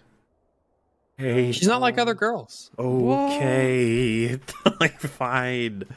We come back to our elf friend and his human girlfriend. They're having a look around. That's what he is. He's our elf friend. Then Bronwyn. they're talking about how they've spotted some disturbances in the land, and they theorize whether or not they say like a ground quake or whatever. I'm just gonna call it a fucking earthquake. She's basically saying, I'm pretty sure, yeah, probably an earthquake did this.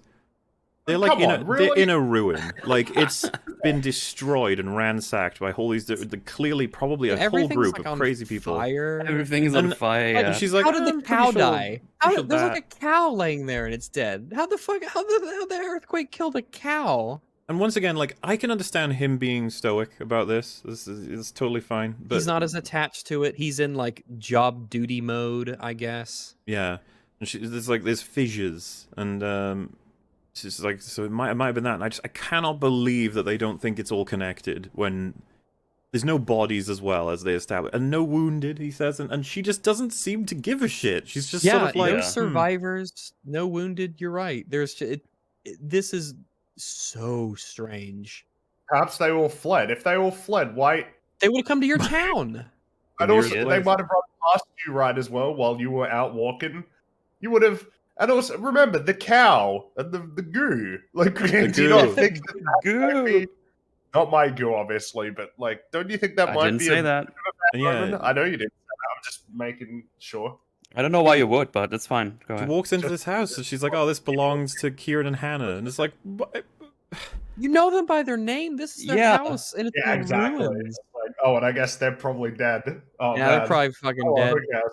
Whatever. Then he goes Here, to like quick, a look more stone faced. there's a big hole and several tunnels that lead off from it, and he's like, "This wasn't an earthquake." It's like, man, He's Like, smart. Oh shit. Well, we saw him at the chess table. He is very smart. That's- yeah, that's He is the big smart.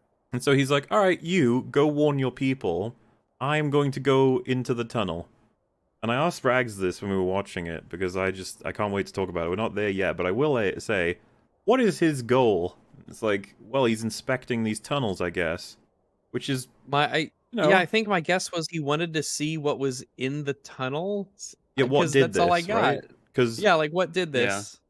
and so like if I was his elf friend, I'd be like, well, all right, man, they did annihilate a village of men, so, as in like man, they are Yeah. capable of defending themselves to some degree. So are we sure about this? Because you go looking in the enemy tunnels, you're probably gonna find something.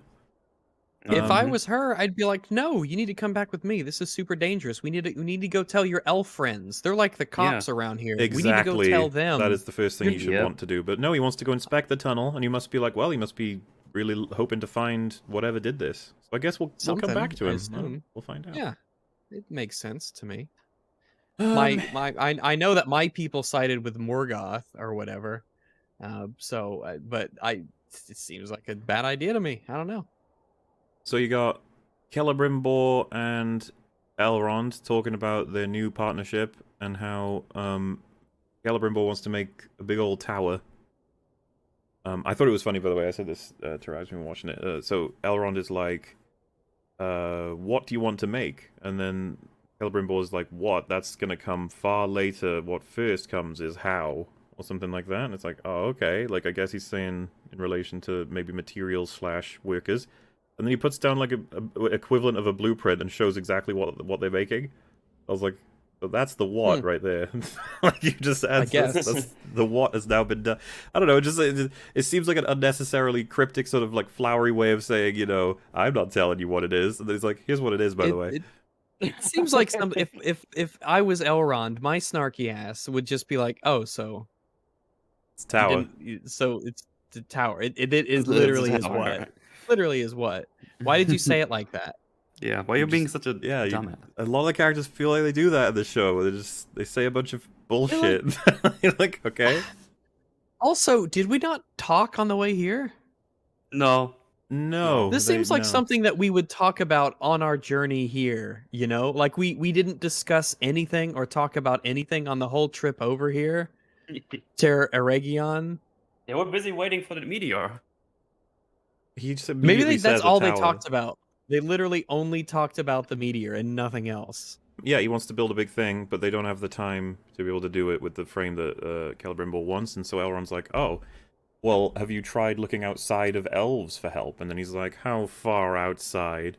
Which is a really fucking awkward line when they show us the map, and it's so close by the place he goes to for Yeah. help, to the point where they don't even seem to change clothes or have supplies Well, it or seems have like any kind they of... just walked there on foot. They just went for a casual stroll over to the Yeah. dwarves' land. Now, I'm not fully aware of exactly what kind of distance we're dealing with here, but if you can see this, chat, that's what they're showing us.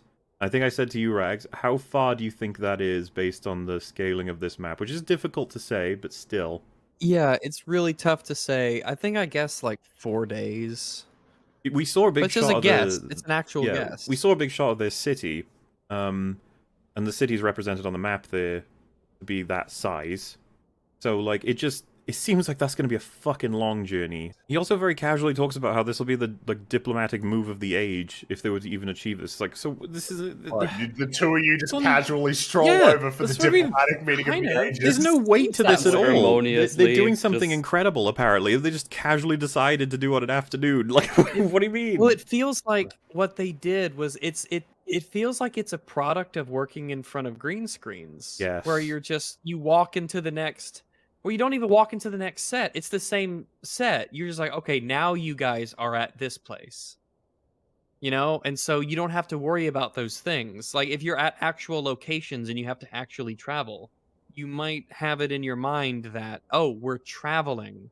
We don't have that sequence where when he suggests going up to Khazad Dûm to talk to the dwarves, he's like, grab your traveling cloak and it will, it'll take a few days to get there. There's none of those lines or anything to imply that it's a journey that they're taking.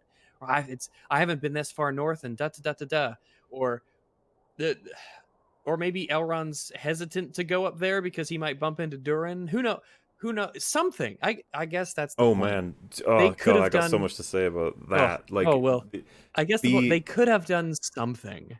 the attitude Elrond has here is baffling to me when we find out exactly what the nature of all of this is. He's so Yes, casual yeah. about turning up here when he really shouldn't be. Yeah, he should be very nervous about like, oh shit, like if I go Well- up there and talk to him, he's gonna chew my ass off. Maybe we'll get Not like there. that. So we'll We'll just get to yeah. that. But now he's just like, I want to speak to Durin. They're like, fuck off. And then he's not getting any Yeah. results, so he says, I invoke the right of Sirin Tarag. And it's like, okay. And even Celebrimbor's like, what the fuck does that mean? And he's just like, don't worry, bro. Just go home. I'll take care of Yeah. it. It's like, go, I'll- And he I'll- does. go home. Like, Why'd I- you bring me? Like, I walked here. he's like, do you I mind have if I issues like, with you the know, dwarves. can I have a drink and maybe go to the toilet before I leave? Like, it's- Yeah. No, you're an Goddamn. elf. You shit in the woods. Do Oh, elves wipe? I assume they do with leaves or something. I Point being, I have an issue with the dwarves, and you are a dwarf, and you are at the door of your dwarf town, and it's a lovely place, and your job is to guard the door and let people in, or maybe don't let them in. That's up to you at your discretion. And so, all of a sudden, these two elves show up in their outfits, and they're both addressed as like we're lords, and one of them is particularly famous. And they're like, yeah, we would like to talk to Durin. And the dwarf's at the door is like, he's like, no, and he closes the door. Like, well, what? Well, aren't you curious? At you the think very least, like, do you not ask any questions? Are you gonna say, let me go check? You two are clearly special people, like your political envoys, essentially, is what you'd think. yeah. And the dwarf is like, no, and he closes the door, like it's supposed to be a comedy scene. Like, all those dwarves. There's so many scenes like this in both episodes where you're just like, what? Why does it work Why are this you way? behaving like this? Why are you acting like this? And then once you get What are more you context, it makes it even worse. But hey, a little reprieve. I like the way that this place looks, and I like the song that Yeah, plays same. with it. Yeah, You know. this is this is some. Wow, so I think Neat music. what you said to me was that this was the part that definitely sounded a lot like God of War. Yeah, reminded me of God of War. Mm.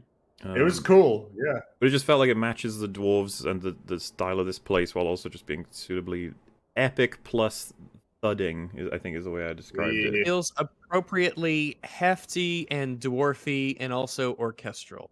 Yeah. I like it. I like the visuals and I like the music. I really now like the visuals. It's a Yeah, cool it- place. Now, Mhm. They begin the rite of Sirin Tarag, and because this show doesn't trust its audience whatsoever, they have Durin explain it specifically and explicitly to everyone here when all of them know Yeah. exactly what it is, including Elrond. So They even laugh when it's mentioned. Like they know exactly what it is. It's just that, as you all know, it's like, yes, as we all know, so you don't need to explain it again. you know the thing that my brain went to, and it's a bit of a distant reference, but hey, why not? Do you remember when they play? I think it's like, is it Dead Man's Dice or something like that in Pirates of the Caribbean 2? They basically start playing it, and then I think it's Will that's like, how does this game work? What the fuck are the rules? Like, you know, that is the most normal way of doing it in a fantasy, sci-fi, whatever thing, where you just like, there's a new thing that's happening. In this one, I Are you actually implying think that POV characters are very useful and Oh, yeah. often popular Oh, in yeah. media for some kind of a reason? oh, So a Liar's bunch of people don't Dice. stand around telling each other things they already know awkwardly. Mole called it Dead Man's Dice. I don't know what it is. Liar's Dice is what people are saying it's called. I'm not a pirate.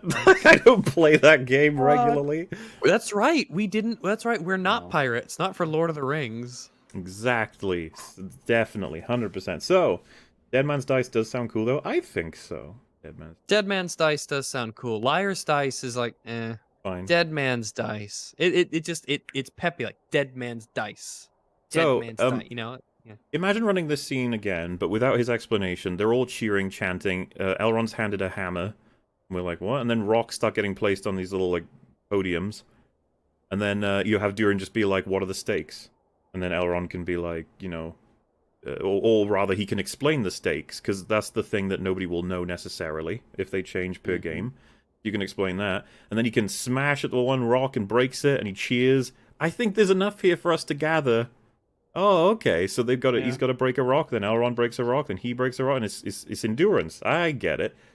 But they make it all like so fucking explicit that you start to wonder, like, first of all, do you really think I'm that retarded? And secondly, why are you wasting so much time? All of that dialogue is worthless now because you've already shown us what the fuck it is.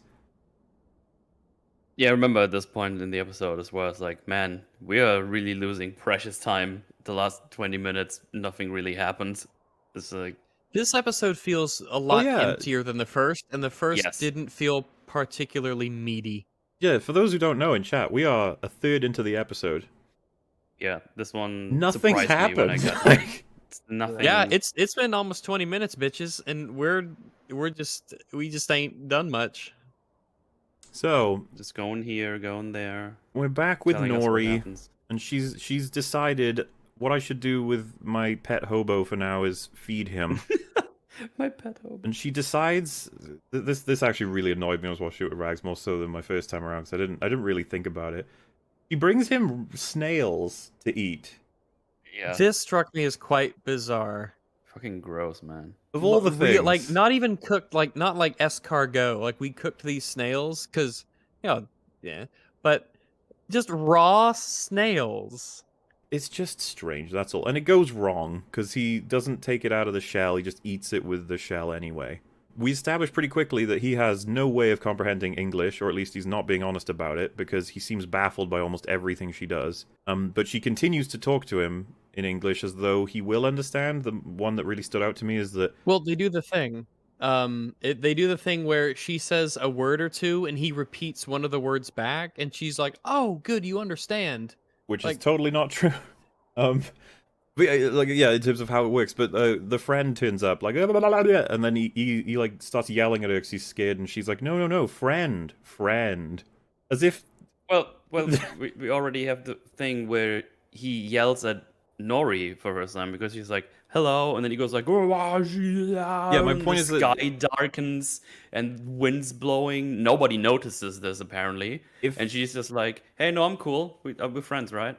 Felt to me like the show thought in this scene it had been earned that her communication with him has improved, when really it's still zero. And so while that's happening, they're setting up the festival over in Harfoot Town, and they're like complaining because they don't have enough people helping when there's like they have several shots of just random people sitting around in the Just background. standing there.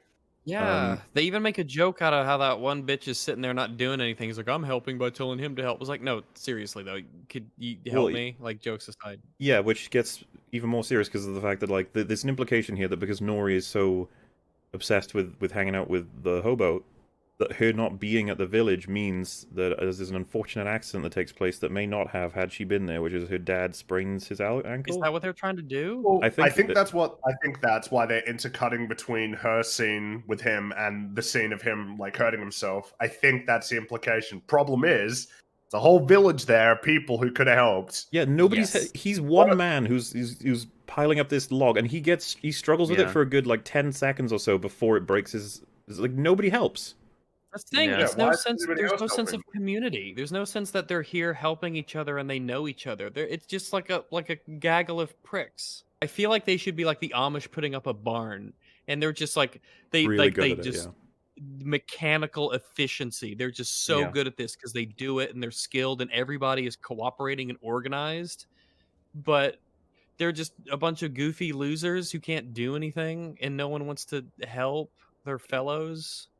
That happens, and there's just an implication that I think they want us to think that it could maybe have been tied to Hobo in some way, because Yeah, he's that's doing what some I- weird gestures while it happens. But I'm pretty sure that's another red herring. Yeah, he's and so he starts yelling at Nori because she's not understanding him at all because he's saying "mana" over and over again, and then she just says, "I'm a Harfoot." That stops him from yelling, and I was like, "Does that mean anything to him?" I don't. Just a heart for love. I don't know. I don't know. I wish I had something to tell you, but I don't. And yeah, so you may be like, so what do we gain from that in total then? And I am struggling. I'm like, Yeah. The I Hobo guess Man they're is trying clearly to. Hobo Man has something he needs to do in this world. He's figuring it out, Mhm. and Nori was busy looking after him in the 5 minutes that she took out of her day from the village to the point where her dad got hurt. And they say, will he be able to migrate? That's something they were all very worried about, and I thought that was pretty baffling too, because it's like, have you guys never moved someone who's lost a leg? Yeah, You've build never. a card. Just build a fucking card for him. We saw that What about, earlier. what about people who are? What Yeah. about people who are old? What about infants that you have to literally carry? You can't put someone. Yeah, the guy it's a is non-issue. literally working on the wheel of a cart Yeah. during this conversation. Put his ass on a cart and pull him. So, for those who were paying attention, I recently said we were a third of the way through. I'm about to summarize that Galadriel bumps into a raft. We'll talk about that in 1 second. Oh, yeah. What? We're halfway Oh, through sorry. now. Yeah. Note. Yeah, I that guess. takes like 5 minutes or The so. screen time is gushing, and it's just nothing long? fucking happening. How long has she been swimming across the ocean? Yeah, It's so that's the more- reality. She is legit as trying to long as swim across the Elrond ocean. And just swimming. Celebrimbor walked to Casa Doom. Is that long? She's just been stroking. And man, what are the odds that you just bump into this Yeah, raft? so for just anybody who down doesn't here in the know, middle of bumping the ocean? into a raft in the middle of the ocean, nah. Nope. Nah. No. Absolutely not. It's just Fucking just microphone. Stop it. We find that the people on the raft are like, don't let her on. Do you want to share your rations?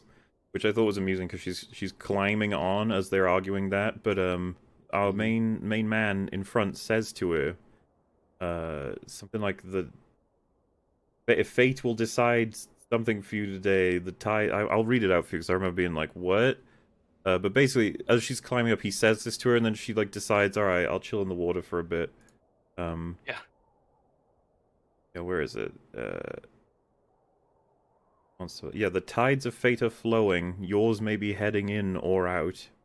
so. I guess the tides of that means something good could happen or something bad could happen. Is that his way of saying they're going to decide whether or not we let you on? But at the same time, I would have just been like, bro, I'm coming on.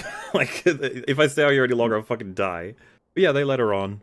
Unfortunately, they realize quickly he's a fucking elf. Fucking Oh my gosh, this years. is. I really don't like elves. Yeah. I was gonna help you on, but now that I realize you're an elf, I'm really against you being here. Just pushed her off, right? Just pushes her off. And also, he talks about rations, but she just like tries to messily pour some water into her mouth while she's resting on her back. It's really strange. Yeah, and so they ask if her ship was attacked by the worm. There's a monster out here that's attacking shit. And I was just like, oh gosh, how unlucky! Like on top of everything else. Well, Man, you know, hopefully, right, like a minute after you got on the raft. yeah, hopefully they just don't get attacked by it, right? Because that would be unfortunate. But yeah, so they find out she's an elf, and they're like, oh my god! But before they can deal with that, they spot a ship. Another one, just in the. It's like, oh great, that's. And I remember at this point being like, what the fuck? This ocean is just like a Why is paddling this all pool. happening? Why is this ocean so busy? It is really busy, yeah. But I think it was at this point I realized, like, oh, this isn't Lord of the Rings. no. Nope. So it's not a boat. It's a big spooky monster that looks like a Oh my boat. goodness gracious! It Because it's got a does. sail attached Looks to like- it by chat. It's like, what the fuck? It's like, So yeah, they're Uh-huh. attacked, and I don't know how else to explain this. The results are everyone dies except for Guy and Galadriel. yeah. Yeah. Because Luckily, the handsome one makes it. yeah, the creature just sort of decides it doesn't want to attack him on his portion of the boat. He detaches a portion of the raft from the big part and saves himself. Mhm. Meanwhile, by the way, some lady just pushes Galadriel off. I thought that was Yeah, funny. it's like, get off. Fuck you. So How lucky they were racist.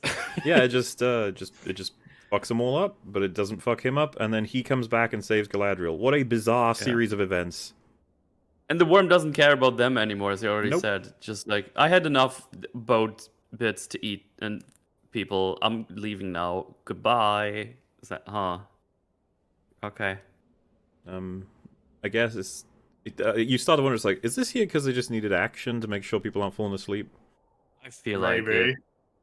Because that took like 5 or 6 minutes for everything to happen, but nothing really happened. Yeah. The guy ditched all of them to save himself, but at the Yeah. same time, you know, it was. I guess the only thing he could have really done has been like, jump onto my small one, everybody. That's safer. That's what was missing. I I guess. don't know. Sure. I mean, you know, if That would have been slightly better, but I don't even know that she would have been able to see that. She makes the claim that he abandoned them when he came to save her as well. You know what I mean? It's all very. well, she did too. She swam away, Well, they Well, were no, mean to she her. got pushed off. They were so- mean to her. and then she swam away. And then she swam away. Yeah. You still ditched us. It's like, yeah, but you were mean to me. It's like, yeah, but you still ditched us, didn't you? Which takes us back to good old Durin versus Elrond breaking them stones. What a Mhm. what a convenient right to invoke. Yeah. Stone guess so. breaking, yeah. That like I could so you don't let me in? Well, actually, I can because I invoke this right. So you have to invite me in Okay. and break rocks, and there's a chance that I can just like stay or something. But remember that if you lose, you're banished from Nah. dwarf lands All forever. of them. That's Dwarven true. lands. Elrond Well, will as never we're be about able to come find out, back. No, yeah. Not really, unless they decide otherwise. Like they just don't. Yeah, no. What does it mean to invoke a right to something if the consequences of that are just like you can wave them away? Yeah. Elrond is I got to see defeated. it once, so that's cool. Durin seems relieved too, like it was maybe close. But the only thing about this, there's so many weird things. But Durin says, you know, a dog may bark at the moon, but he cannot bring it down. Yeah, okay, I guess. What? Like, what does that mean? Does the dog want to bring it down? Is that why he's barking at it? Come down, moon. Is Elrond the dog, and he's barking at Durin? Is Durin the moon? And then we get probably the most substance that we'll ever get in this one. Yes. Literally Yeah. the only scene Yeah. that I like. So Same. and it's a complicated like. All right, that's what I'll say. So Yeah. Durin has been kind of a prick to Elrond this whole time, and we don't know why. And Elrond says, "Have I offended you in some way?" And he says, "If I was, to explain that, we'd need a longer lift ride." And then it's like, "Oh, okay." And Elrond's like, "You're squandering your chance here to talk about like the biggest opportunity for dwarven kind in forever ever. You don't even listen to the proposal." And then Durin's like, "Ah, there we go. So that's why you're here. You want something." And again, I was just like, I feel like we're missing a piece here. Mhm. And Elrond says, "I've journeyed here to see my friend who I've greatly missed." Bullshit. So you're like, oh, okay. From our POV, without knowing much, you're like, okay, yeah, that's fair. Elrond's just a class guy. He's come to see his friend, and he's got a business opportunity. This all seems great, and you're being a mean. And then the guy says, well, you missed my wedding. It's like, oh, yeah, okay, that could have been something if you did that. Okay. And then he's like, you missed the birth of 2 of my children. And again, I am reasonable. Okay, I could be like, well, maybe there was a reason he missed all 3 of those events, in particular. And if Elrond's been visiting anyway, he's just missed important events. It could be that he was busy with politics / war / whatever else. Technical stuff, who knows? Maybe this is just a misunderstanding, but we could still get some narrative juice out of that. It'd be fun. So, what else am I missing here? And Durin goes on, you can't barge into my mountain and demand I welcome you with open arms. You can't claim to that which you have discarded. And of course, again, you might be like, discarded? They're still friends. And even Elrond says, discarded? What do you mean? He goes, 20 years might be the blink of an eye to an elf. And you're like, wait a minute. And he's like, but I've lived an entire life in that time. And it's like, wait a minute. Elrond has been gone for 20 years? Yep. And the idea that you're like, it's a blink of an eye to an elf. Okay, unless you're going to actually start establishing that elves experience time in a different way to all other beings, which I don't believe to be true whatsoever. 20 years is not a short amount of time to any being that experiences time linearly. I never that's a like big this chunk when of they time.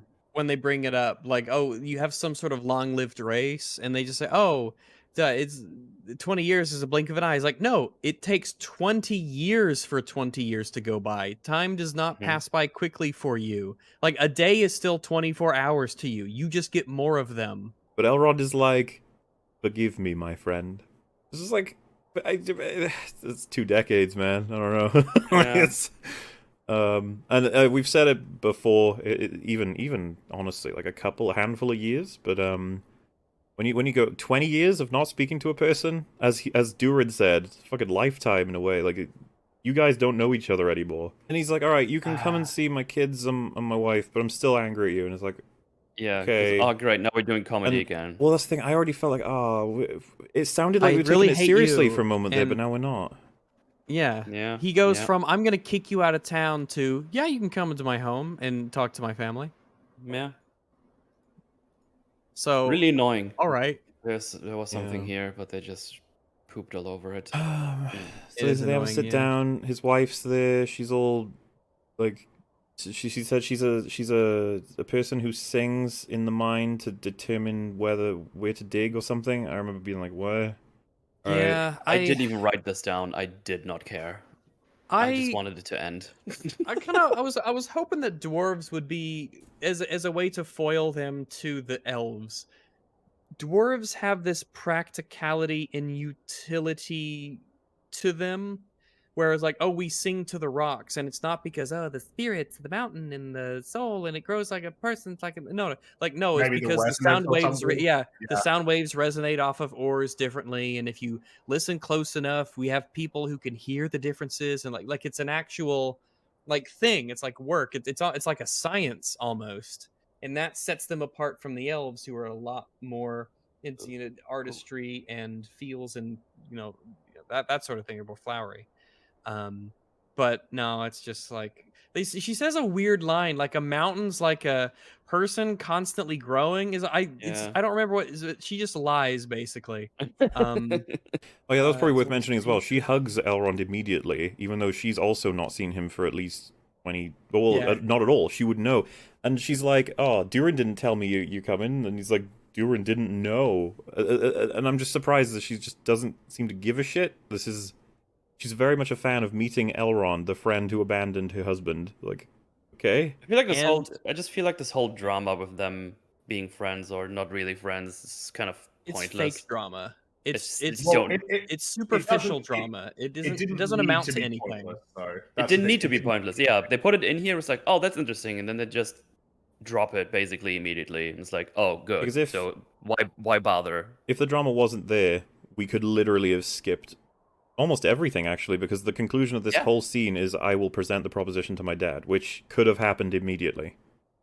Exactly. But yeah, I think it was invented just to get in the way. That's all. She says a mountain's like a person. It's a long and ever-changing story made of countless small parts. I'm like, that's not at all how I would describe a mountain ever to anyone. Yeah, I well, guess if you were describing a mountain chain, Like- but Like like in a that. cosmic sense, like a timeline where a mountain rises up tectonic plates, and it's a really, I think it's just a bad analogy. So there's this weird thing about a sapling as well, right? Like Elrond gave him a sapling 20 years ago, and everyone thought Durin was a fool to think it could grow. Even though it has water, soil, and sunlight, And and they're in a sunlight. city Yeah. where they clearly are like growing and Yeah, having there was loads advanced of- agriculture underground. It Everyone was laughed at him bizarre. for thinking a tree would grow in dirt. The person who with wrote water this and sunlight. wanted to be like, you see, through thick and thin, Durin held onto that sapling, and through love, it managed to, make it. When it's like, what are you talking about? That doesn't make any sense in the context here. You've got plenty of like growth in your minds. You can't show us a big old blast of light on your tree behind you and be like, wow, it managed to grow. You're like, yeah. Oh, that's crazy. That's, Yeah, who wow. knew that that's what happened with plants when they're introduced to soil and water and sunlight? Can you imagine that it got bigger? And she's And like, this- I people feel called him like a this- fool this is because it wouldn't grow in such darkness that he's like, while they can see the light on the tree in the background, he says, where there is love, it is never truly dark. Like, what are you talking about? what this could have been a moment where Durin like, oh yeah, this is the seed you gave me. It was here when you weren't, or it stuck through with me in a way that you never did, or it shows that he is willing to care for things long term so that he gets a payoff. And like I planted it so that one day my kids would see it, it'd be big for them. Something like once again, they could have done something, but it's just like brought up as if, yeah, they didn't think it would grow, but it did. That's it. And so Elrond's That's like, all we got. I guess I'll fucking head out. And then Durin's like, all Yeah. right, fine. Why do you like trust Elrond now? Why are you giving him a chance? Like, Yeah. we didn't do anything. And again, I think that theory is correct. This was just a delay. That's all it was. Didn't actually mean Yeah. anything. Delay. It's all Worthless. of the cost of a delay, which is time, with none of the payoff, which is character and world building. Yep. And so this actually refers to, see, most of that was a waste of time. It could have been done easily. It doesn't tell us a lot because none of it's being adhered to after being established. Yet, I've been told by people, like, you just don't like world building. Like, I don't think Like that's when what it this exists is. and it's purposeful. Fuck yeah, I'm on board with world building. Wouldn't I be? I just like a character here and there. One that's coherent. You can agree with that, that'd be great. No, gross. Stop it. I Oh. will say I like the dwarven aesthetics of the tables and chairs and Yeah. the little fire pots and things. I like the look of all the dwarf stuff.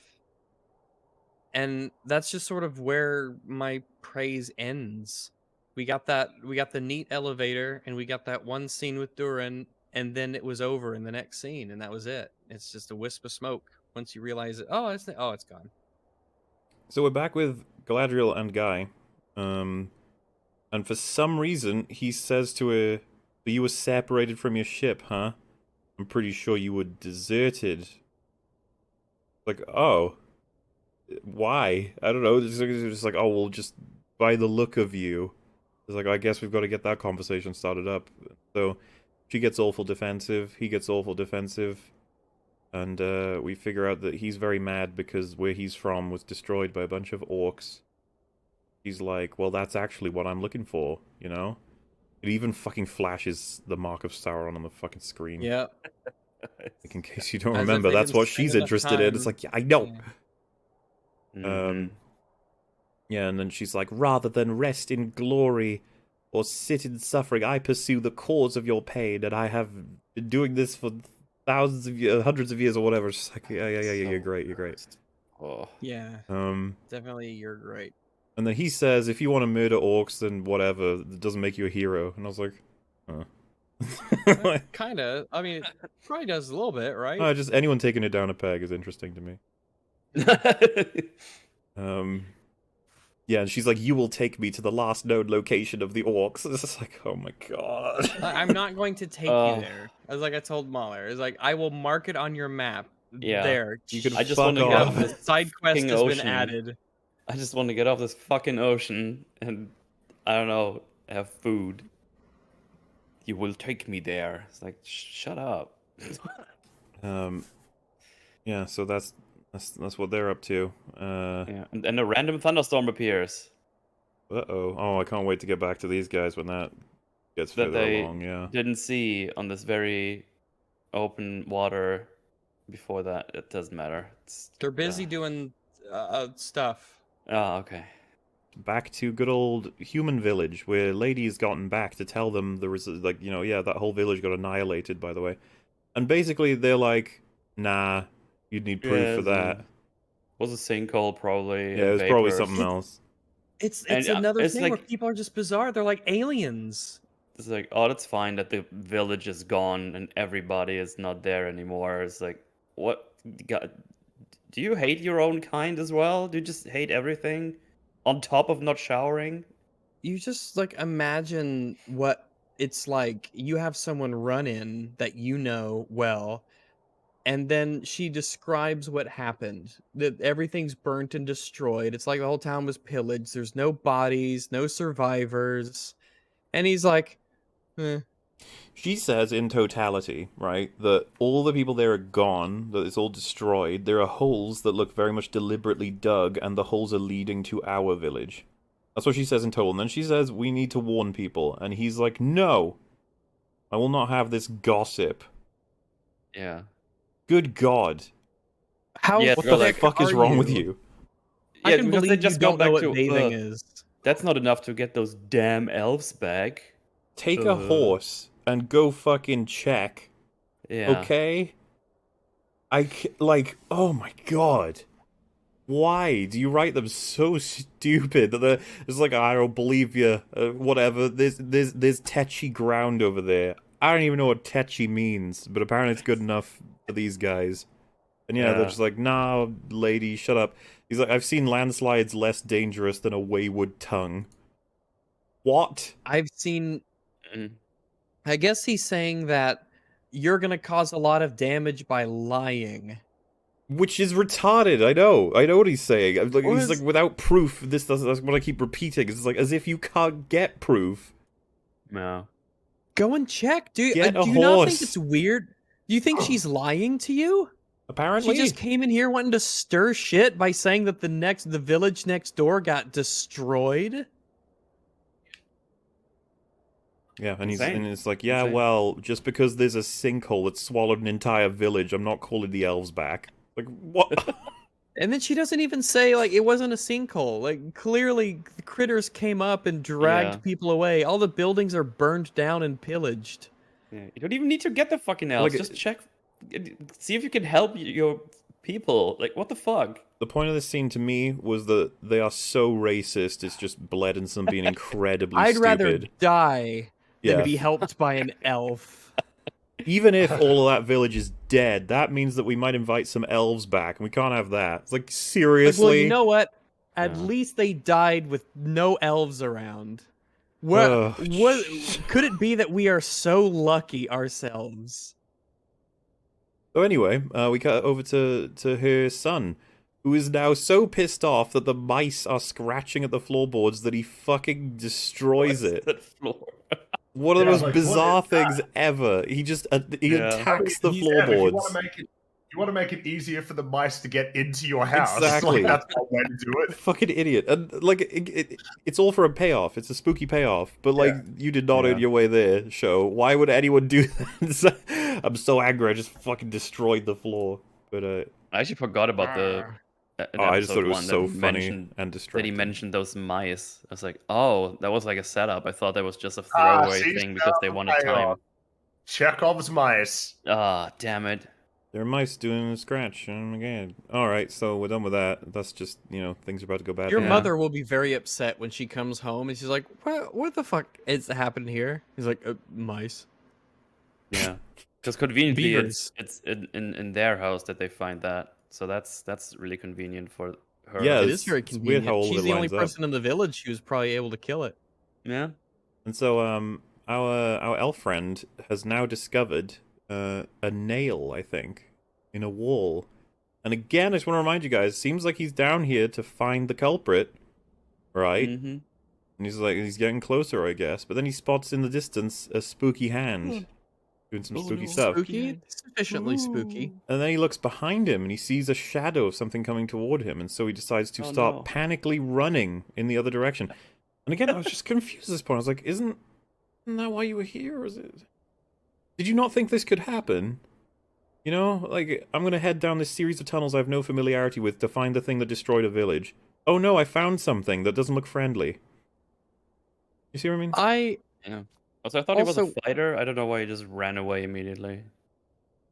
Because this is this is the conversation we're sort of having in terms of like when I was watching this and he sees the creepy like thing crawling towards him, I'm like, "Oh, well yeah, this is what you wanted, right?" Is yeah, it? he found the thing. But he seems like terrified. He's like, oh no, the worst Yeah, it's thing like, possible oh, has God, happened. It's It's like, like, let me squeeze through this really tight place. Like, okay. Yeah, I was confused. I thought that this is what he wanted, but apparently it was absolutely the worst fucking scenario. So now he's like running away, and he climbs up a little area. He's getting ready to attack, and then he gets ambushed from behind, and he's captured. And that's the last we see of him this episode. Yep. Yep. All right. So, Screwed himself rewatching over, the but hey. scene, we have this is a picture of our elf, right? He's looking down the tunnel, he sees a shadow, Mhm. and then he sees that creepy ass arm coming in, right? Legitimately quite spooky. And then it really is a testament to the acting talent we have on display here. This is his expression after he sees the hand coming his way, right? Okay, so you could tell that. I mean, as pretty pretty clear change in his Elves are expression. stoic, Rags, okay? Oh, okay. You're right. I'm sorry. So anyway, the mum heads home, and she's like, "What's my son doing? Hiding? Everything's destroyed." And turns out the orc would have come up, and the kid hid in like a little cupboardy thing, and he survived that way. But now that she's here, she's alerted the orc back, and it's heading there. So she's like, and she thinks I might run away, but no, I can't leave my son. So she hides in a cupboard instead. We're doing horror movie now. Yeah, we get a little bit of a horror scene. He's walking around for a little bit, doing his thing, like, have a fight. A pretty weird fight. I guess. It's a very strange fight that doesn't make any sense whatsoever.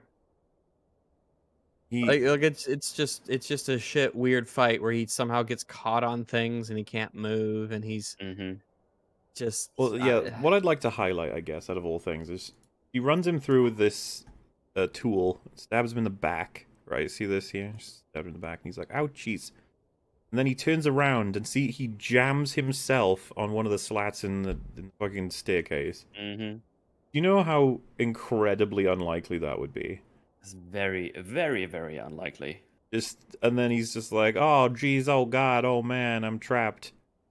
and he can't, like, he's held in because she stabbed him with that deep. farming tool. That deep. And it's so deep in him he can't just walk out of it. Which I don't believe. That thing's probably not sharp enough to actually stab someone anyway, let alone so sharp that it goes in deep enough to where they can't, just leave. That's horse shit. I don't believe you. You're lying. Then a noose goes around his neck, or rather just, I think, I'm not sure if it's tied exactly like a noose. The kid fucking makeshifts a hanging in the middle of this fight. Yeah. It's just like, wait, whoa. And funnily enough, when he pulls him like that, it actually gets him untrapped from the staircase. But obviously now he's hanging. And then the rope snaps. Of all the things that could happen, the rope snaps. It's like, oh, for fuck's sake. Such a good fight, Mauler. Shut up. Yeah, so they're doing a little back and forth. I think he just chops his head off then. Yeah, because she Fine, fight over. takes it to the others. Then we get another bizarre scene. She plonks the head of the orc down on a table and says, "So, if any of you were wondering, we're going to the Elven Tower now. Go." So they just made this huge speech about how they absolutely will not do anything like that because they hate the elves. Then she comes back with the head of something. Some monster. And she's just like, "This means we're all going to the elves for help, okay? Everyone, pack up and leave." I don't even know what they would think about this. They'd just be like, "What the fuck is that?" And then I was thinking to myself, imagine the orcs actually attacked all at once, like they probably did for that other village. No, they just that's the scout. And they think she's lying about the annihilation of an entire village, and yet they see this head, and then they're like, "All right, so everything you said is true now." And it's just like, what? Why do you write it this way? Why couldn't you have sent someone out? She gets attacked by the orc, and she comes in to, explain what's happened there, while the scout has come back to say, yeah, she's right, the whole village is gone. And I found evidence that there was, like, lots of foul play. It wasn't just, like, someone leaving or someone left something on fire. There's clearly battles, fights, and tunnels from creatures that have built them. And then she's like, this is clearly one of the creatures. I killed one of them. Just stuff like that. Instead of just, you drop a head on a desk and go, right, we're all leaving. And they're all like, okay. Okay. Weird. All of it's weird. We then go back to good old Galadriel and Guy, who are in the middle of, like, the ocean, and it's a huge storm that's literally tearing the little raft apart. Oh, this scene. Mm-hmm. And she's like, "Bind yourself to me while I bind myself to a part of the raft. That'll do it. Do it. Then she gets, like, struck by lightning and fucking drowns. So, like, we talk about this scene just sort of happens, and we'll probably say things somewhat matter-of-factly, but this, after we had watched it, and I was just sort of thinking about what we've seen, this scene stuck out to me as, like, a what the fuck was that scene kind of memory. Mhm. Like, we watched that, right? Like, that was just a thing that happened, right? Like, Yeah, I don't know how else to explain what's happening here other than saying she tried to tie herself to part of the mast, I guess, to try and stay safe, to not get knocked off the raft. Unfortunately for her, a fucking lightning strike hits that part and breaks it off, so that now She is knocked out.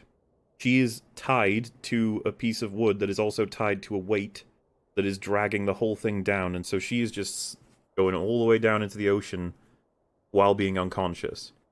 Not a great combo, because when you're Thank God unconscious, you she's still dead. breathe. Which means that it's just No, water. when you're unconscious, you're paused. Yeah, you pause. So she's kind of fucked. And it's for a while, by the way. You know, with just Oh yeah, it goes is- pretty deep. with how biology works, you're expecting that he'll save it, which he does. He uses her knife to cut the ropes, and it's like, okay, but you're gonna have to get her some CPR pretty quick. Now let me show you guys what happens. He's obviously he's going to be bringing an unconscious Galadriel to the surface, right? No, she's fine. There she is. Yeah. So you go, like, oh gasp! Oh, oh, that was annoying.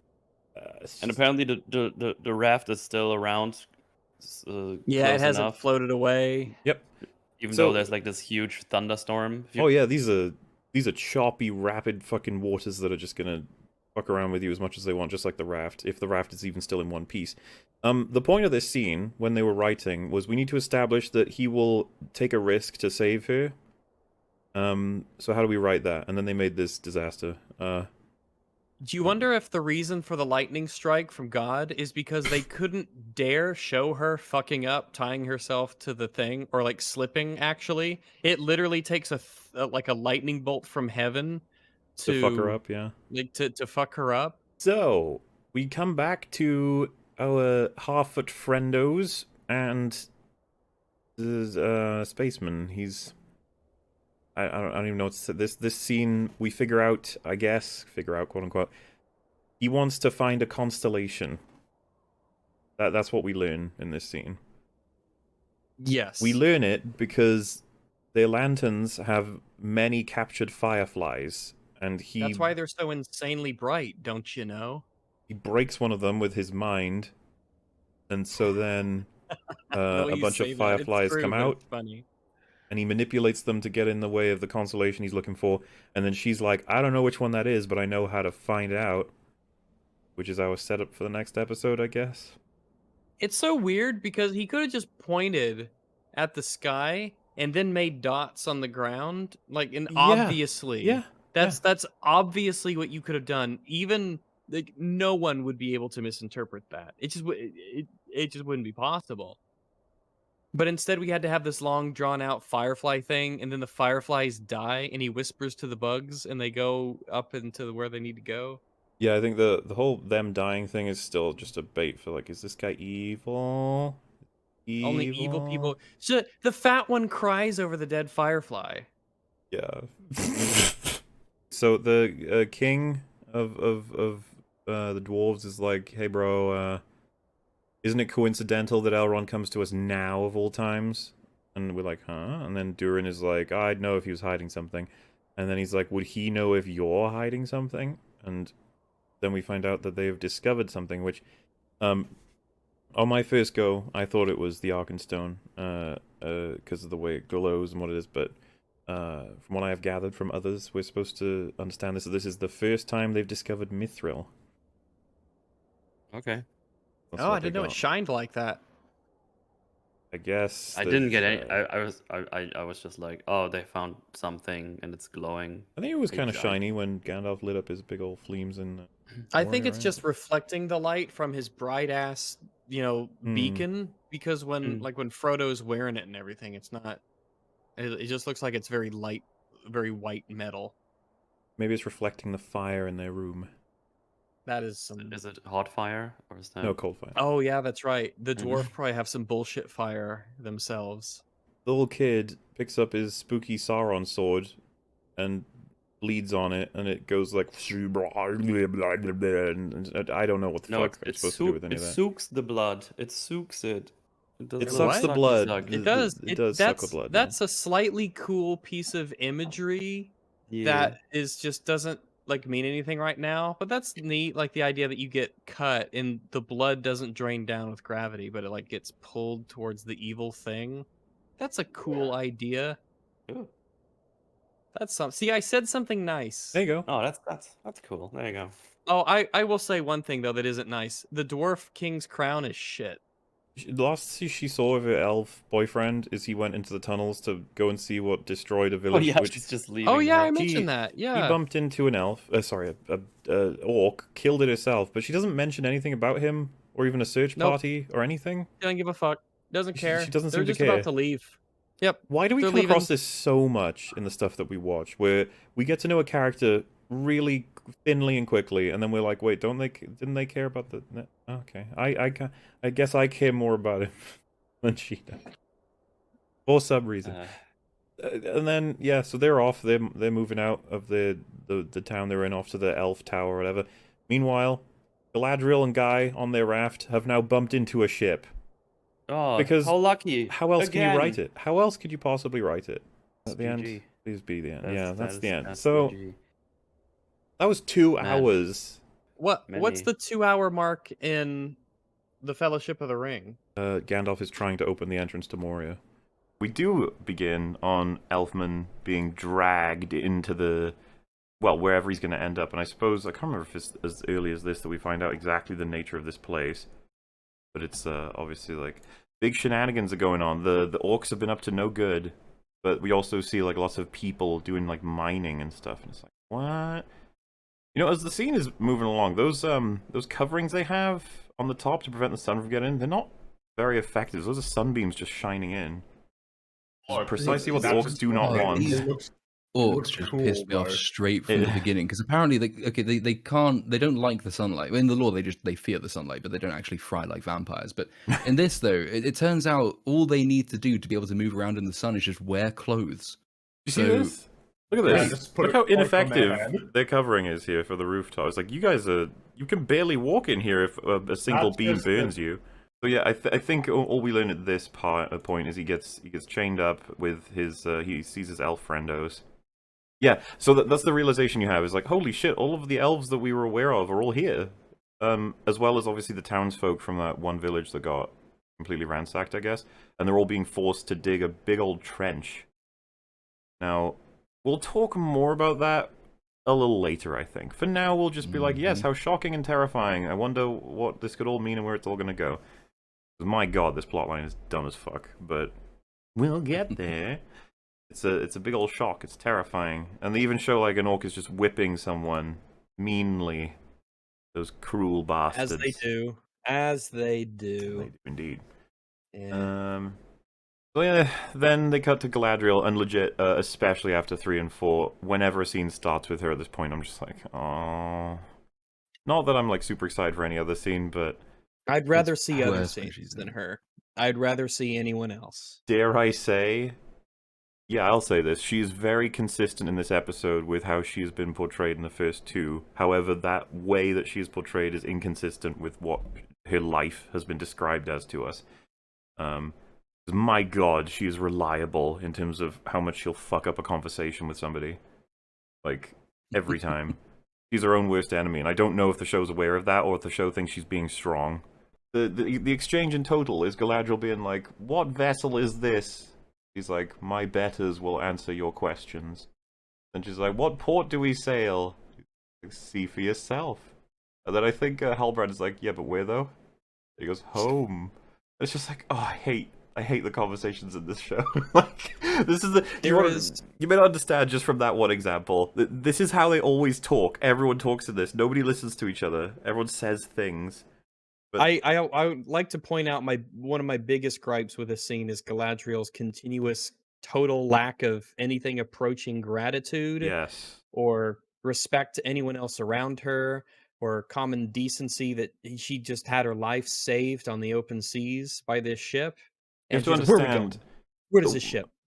The way that Morfydd plays this role gives me the impression, along with the writing, that Galadriel feels entitled to all of this. Like, Yes. and it's entitled unacceptable is that they're a not way to giving him describe it. more. That's the impression I get if I were to read this Yeah. as I believe it's intended. But I imagine the writer's like, no, she's of course she's thankful. And the She's writer's be like, oh amazing. shit, we probably should have written like her saying thank you or something. I don't know.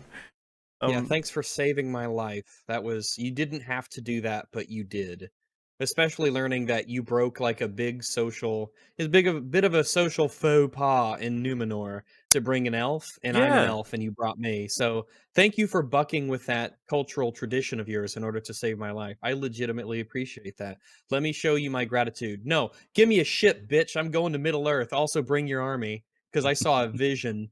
The issue I take with this moment though is just that if you just see what they're saying subtextually, it's like asks question. I'm not going to answer any of your questions. My bosses will. Okay, asks question. He refuses to answer question. Asks question, and then gives a vague answer of the question. I'm just like, ugh, so annoying. Like nobody's. I feel like the question will, well, can you not tell me anything?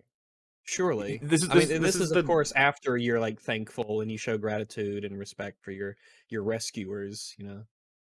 Yeah, because when he says like, my betters will answer your questions, it's like the first thing you'd want in snappy dialogue is for her to make some kind of commentary in response to that concept. Like, can you not speak for yourself? Do you not have things to say yourself? Like something that has a back and forth, but she sort of just ignores and moves on, and even changes the question.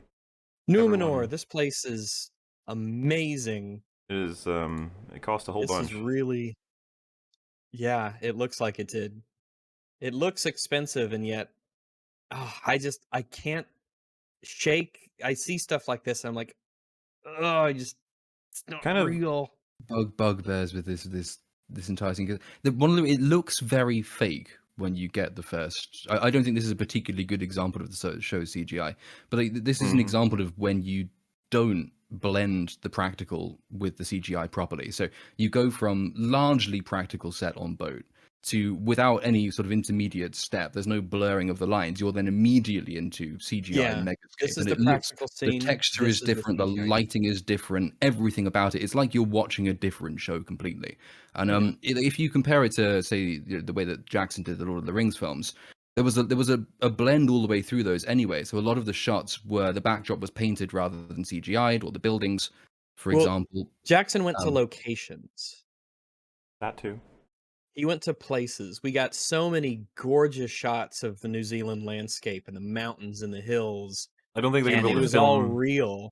So But you're there's just quite like, a yeah, lot they're of there. drone shots in this show as well. I mean, I think the difference is because even the studio shots with the Lord of the Rings films, like for Orthanc, the Tower at Isengard, for example, that they would actually build the entire base of the tower. They would green screen the top of the tower, but the backdrop would be painted, and so you get this blend all the way through every single shot. So there's not this hard cut between this is entirely practical, this is entirely CGI. Everything in it is designed to minimize the sort of uncanny valley aspect of it. Whereas with Rings of Power, it doesn't have that. I don't think it's just the locations, because they do have these lovely drone shots from time to time. I do think it is just I don't they think don't they understand used them well. contrast. No, they just do it randomly because there's a scene transition that they need something to be on screen for. So it's just have Well, a mountain. Mountains are it cool. feels like those scenes are just like when you got those shots in the Lord of the Rings, it was used for some effect. But here I feel like they're trying to kill time in this show so much that even environmental shots they get lumped into the, oh, you're just killing time. You're just lingering so that so that seconds pass. I mean, the boat is obviously because everything about the way the CG moves in the background is way too still as well. If you watch the bow line of the boat and there's no movement at all, I live on a boat, or I have lived on a boat for like most of the last few years, and it's just like slightly uncanny when you see that. The thing I quite liked the music. I think I'm sort of undecided on the soundtrack for the approach to Numenor, but like the music has been really underwhelming so far, and there's not been any kind of motif that you can really. Well, there's nothing memorable about it. A lot of the aesthetics for the Numenorians are great. Like it looks really lovely with the it's almost like Grecian or Minoan. It has that, the white and blue prominently, which I really like. I think it looks good. It's a shame I don't care about anyone here. Which is kind of the most important part. Yeah. It's a shame because people clearly worked hard on this show. Absolutely. But anything that I like about the show is completely overshadowed by the people who didn't do a good job. I just noticed this. So For good. a seafaring people, that's a pretty substantial fuck up, actually, for being a seafaring people who are big into boats in the water. You can't back up your boat. This walking scene sort of ends with Halbrand looking at a forge, and I swear to fucking god, he really is Sauron and he's looking at the forge 'cause he can't wait to forge the rings, this is one of the lamest shots in the history of foreshadowing. And we go to the, I don't know, City Hall, something, having a big old discussion. We have the nature of Numenor right now is there's a king who they quietly asked to fuck off, and he's in his bed, I guess. Like from what I was trying to gather, and then you got the Queen Regent is currently running things, which is his daughter, correct? Yeah, he's removed because he likes the elves. I think they do actually mention that later in this episode. They do. because he's too fond of the elves. But then she's Queen Regent. They say they deposed him, but if she's Queen Regent, she's exercising somebody else's royal authority, which is presumably his, so he hasn't really been That's what I'm deposed. That's what I was actually going to ask you to clarify for me, because I don't understand, if they got rid of him as a ruler, why would they accept his daughter? It doesn't, I mean, legalistically, it would work if she, for example, had a male heir. I think this is how basic monarchy works. Like, if she had a male heir who was next in line to the throne, but was underage, then she could exercise the royal prerogative on his behalf as Queen Regent. But the regent, if it's a Queen Regnant, then she's ruling in her own right. If she's Queen Regent, then she's ruling on behalf of somebody. So she's Queen Regent in this. The father is still there. He still lives in the palace. He's just sort of as a vegetable. So we assume she's ruling on his behalf, in which case he wasn't deposed. Exactly, He's still there. It's just it would she's make ruling. sense if she's ruling while he's alive, but unable to give orders as a on but his behalf. but essentially, while he's as I remember it, they say that like he was pushed off. He was like, go away, we don't like you. And then she's in place, and it's like, why wouldn't they just elect their own chosen leader? Why would they get his daughter? That's a weird choice. It's because he didn't want to. It almost seems like it's because he didn't want to. It's very confusing. I guess we'll get to there in just a little bit, but it's like the library, right? That they go to. He wanted to tear it down, but they said no, he didn't want to tear it down. No. Everyone else did. So they said, "Oh yeah, well, we're going to depose you because of that." But they didn't tear the tower down anyway, and they let him stay in the tower to be king but not really king, and they put his daughter to be in charge instead of him. It's all very confusing. Yeah, and Goga said Because, apparently yeah, there's a line to say that they did actually vote her in. But then why would you do that? But why Because would they do she's- that? Yeah, she's she's the last daughter. person Maybe you want voted in. She's literally got his ear, like as in, well, vice versa actually. He's got her It's, like, ear. it's weirdly and unnecessarily complicated because you get the two main characters. They're both introduced here. So you get the Queen Regent, and you get Al-Farazon, who's the guy with the big bushy beard. Yeah. And like, if you're going from in the book version, the king Palantiri is Tar Palantiri is his name. He dies, and then Al-Farazon forcibly marries the Queen Regent, and then becomes king instead. But the point being, they managed to kill off the king in the book version, which sort of does away with this weird complexity. Which they must have done it for a reason. Like the continued existence of the king must serve a purpose. Oh yeah, she has to go. Galadriel has to go in. You know, That. But then she just discovers he's a vegetable. So Maybe we assume too much when we say, "Oh, they must have done that on purpose," because I'm a little lost. But that's fine. Just because nothing's made sense so far doesn't mean it won't start making sense at any point. She does, as everyone has called it, her Daenerys moment. When introducing, she's like, "I am Galadriel of the Noldor, daughter of the Golden House, Finarfin, commander of the Northern." It's like, shut the fuck up! No one cares. People don't even like you. There's she does this anti-elf. Why wouldn't you want to introduce yourself as like, "I am Galadriel, friend of Numenor," something like that? Yeah, or like just something simple, like I'm Galadriel of just whatever's customary. Like I'm Galadriel. I'm, that's daughter of da da da. Anyway, she wants a boat, and then she's like, "No, we don't do that because we're not a fan of elves." And then she's like, "Yeah, well, you got this place thanks to elves." And then she's like, "Oh yeah, well, we paid for that with blood." And like, I'd argue the conversation, as much as I hate her strategy, all right, that's kind of making sense. These backs and forths, it's kind of working for me. And then Galadriel says, "If blood is the price, then I will pay it one way or another. I will depart." So that's just like a threat. And I was just like, fucking hell. Like, did she Why did he seriously say just that? threaten to kill them? What are you doing? This is what are you thinking, woman?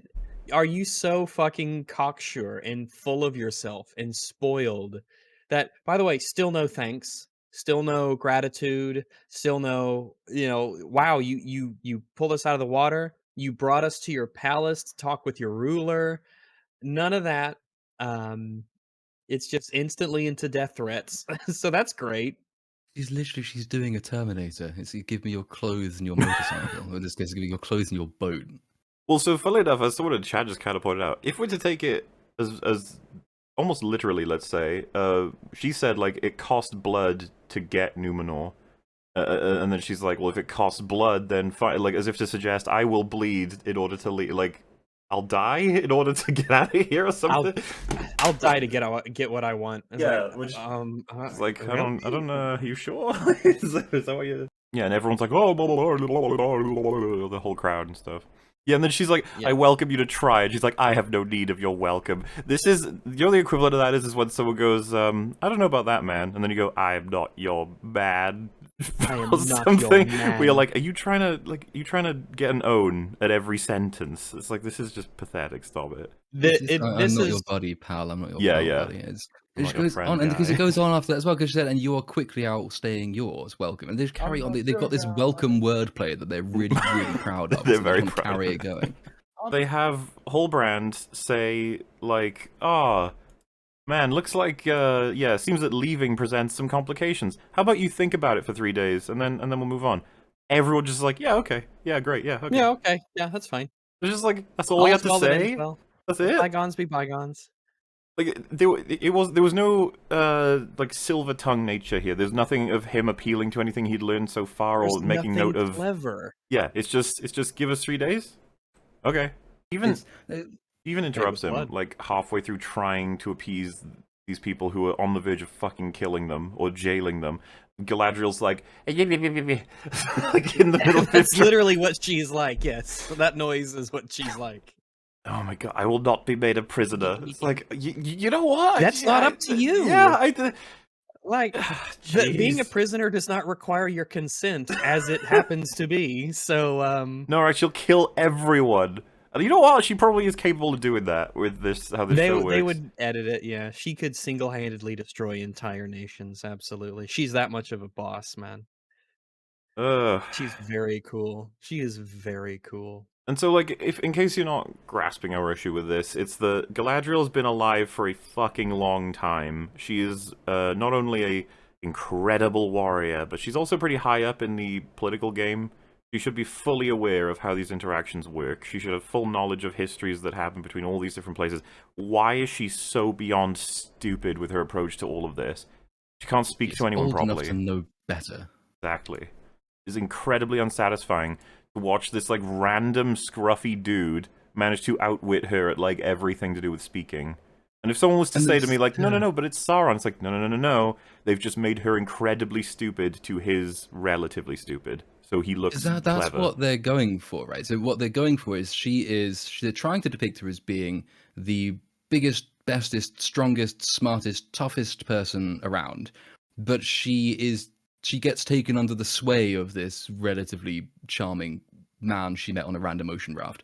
And then by her, this is sort of fulfilling the prophecy that Gil-galad mentions in episode 1 when he sends her away, is that when she looks for the thing, she accidentally fans the flames of the fire or whatever the fuck he was talking about. So the idea is they're bigging her up so they can bring her down by having her betrayed by the one person she ends up coming to trust, which is Halbrand. So you can see that's what they're going for. But the problem is you can't just pretend that like 3,000 years of character history don't exist just because you want to do that with your character. Like, she has a background and they've just had to forget it. Yeah, that back and forth is really funny. I will depart. I welcome you to try. I don't need your welcome. You're wearing out yours. Like, oh. And yeah, they're like, you'll be a guest. You're not a prisoner. Don't worry about it. Like, alrighty. Woefully unsatisfying opening scene. And then this happens, where, because he's Elendil, right? The salesman who saved salesman. I meant that as like sail on a boat, like the boat. Oh, a salesman. Seaman. Yeah. He's a seaman. He's a seaman's. He's a seamansman. So when this happened, when I first watched the episode, I was like, so Halbrand's definitely taken something from him. I'm not sure what it is, but he's probably taken something. Then we find out he's taken Galadriel's it's safe to call it a sword, right? But yeah, so he's taken that off Elendil. If maybe we could first Can we talk. pump the brakes for just a second here? Okay, yeah. What do you want to talk about? Yeah, just in regards to what you're going to say, like this is like one of those hold up moments. Did that just happen? Sort of things. What would his motivation be to do this? To make Galadriel happy? So if generally when you steal a weapon from someone, I know technically it's hers, but it's stealing off of him to give back to her. He's trying to. Is it literally only to curry favor with her? So That, this see, is why I look, want to get got you this your sorted dagger first, back. so that we can really highlight how fucking stupid this was. Because let's pretend for a second that sword was the key to opening some ancient doorway. That's the big goal of their whole adventure. It'd be like, okay, I could see why he had to get it back. But if it was literally just to be like, I know you like your little sword, your little dagger, here you go. I bet you like me now. So yeah, just to be clear, I'm pretty sure that's it. Pretty sure. That is the only thing that comes to mind, even though the last thing that I would be doing after she said all those things is to give her a weapon. Yes. Especially if I was in her company. Like, the way that they perceive her is probably going to rub off on me because we're like a pair of, in their perception at least. And she's threatened to like kill people and spill blood to get what she wants. I shouldn't give her a weapon because she might be insane and crazy enough to actually do something about that. But then again, I mean, she is the person that he needs to accomplish what isn't, inevitably going. He wants to curry favor, essentially. He must see the potential in what she's doing. But again, it does require the leap of trust, obviously, and that she's not just going to go and randomly commit genocide on an island. But I don't, the point I think they're trying to make is this is his grand deception. This first stage of the grand deception is deceiving her. He wants to gain her trust. And you see the payoff probably in subsequent episodes, which is when, he betrays her and then is revealed to be the thing that she was sort of warning against. This is the thing, like, how much curried favor does he have compared to already? She's probably likes him the most out of everybody in this whole city right now.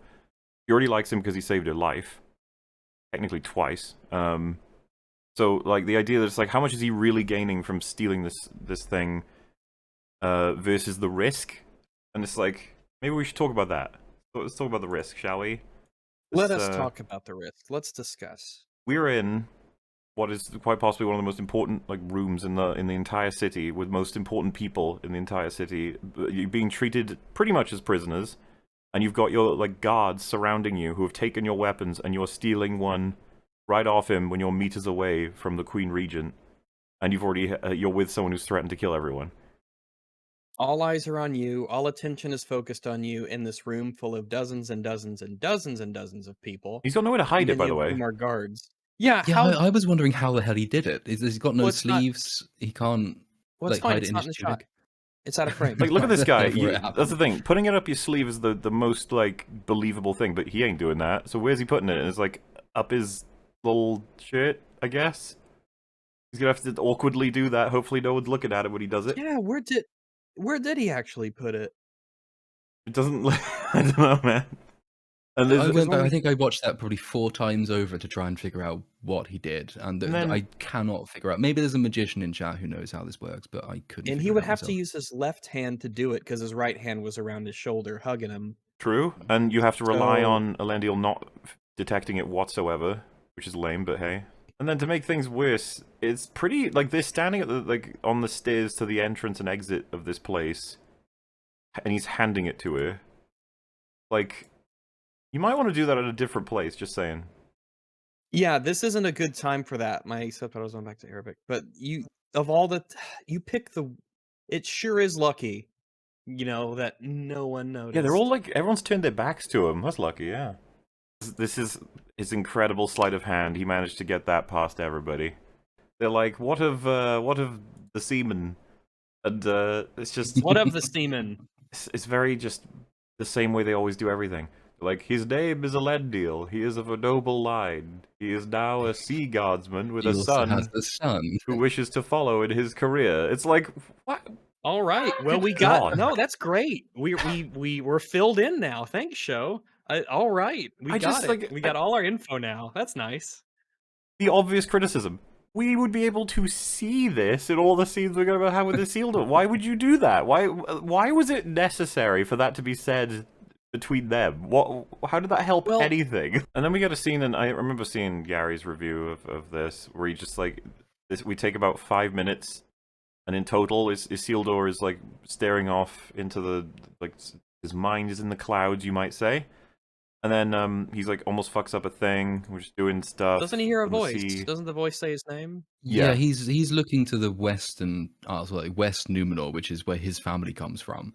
And there is a constant sort of undergirding thing that the show occasionally remembers it wants to do, because they do mention it maybe 3 times across the entire thing. But the first time they mention it, it's as though we should already know what it is. And you know, I've read the Silmarillion, and I can't really remember what the distinction is. So he has this weird sort of whispery voice as he's glancing over, and then he lets go of a rope, and some guy goes flying, but the captain of the ship just doesn't. He doesn't care. He just which carries is on. He goes on about talking about the ocean being a harsh mistress or master or whatever it is. that guy is weird, dude. And then they do this thing of like they're worshiping the sea, and he's like, "The sea is always right." It's like There is what? so much you can do with that image. I don't It's just- actually know what that's supposed to mean. The sea is always right. I've Like, heard you way can't better beat the quotes sea? about the sea that are way cooler you- than that. You can't fight the sea. The sea's right. You have to work with the sea. Is that what they're trying to say? I think, yeah, like the sea is just a force of nature that it's never, don't fight it, work with it. Some bullshit like that. I don't know. The sea is always right. It doesn't come across very well. It's just like the rest of the shit they put in this. The sea is always right. It's like, okay. It's literally This meaningless. is naval terminology. It should be the sea is always starboard, right? Ah. See what you did there. We're even. Oh no. Is that what's next? Because yeah, she What's basically next? she tasks Elendil with personally watching over Galadriel. It's whatever. Mm. And then they take us back to the Southlands. This is where we start to get all the information. And this is, I mean, 20 minutes in, and we've really only done the Numenor intro. We have our character, and he's walking through here. He's like lugging something with a friend, and he says, "Huh, this is how they escaped our detection, and it's how they shield themselves from the sunlight." Allegedly. I don't even like. Why do you hate me so much? Like, surely that was for me to be able to figure out at least vaguely. But you just have him say all of that to a person who obviously knows that, like the person who was kidnapped before him.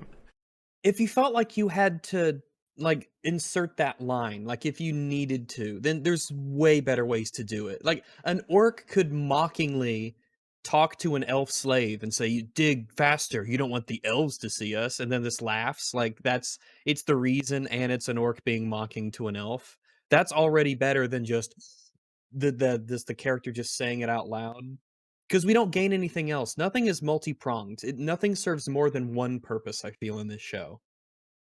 But this is the point at which these purposes start really contradicting themselves. Like every line of dialogue in this contradicts some previous part of the setup. It's That's getting real bad, yeah. astonishingly bad.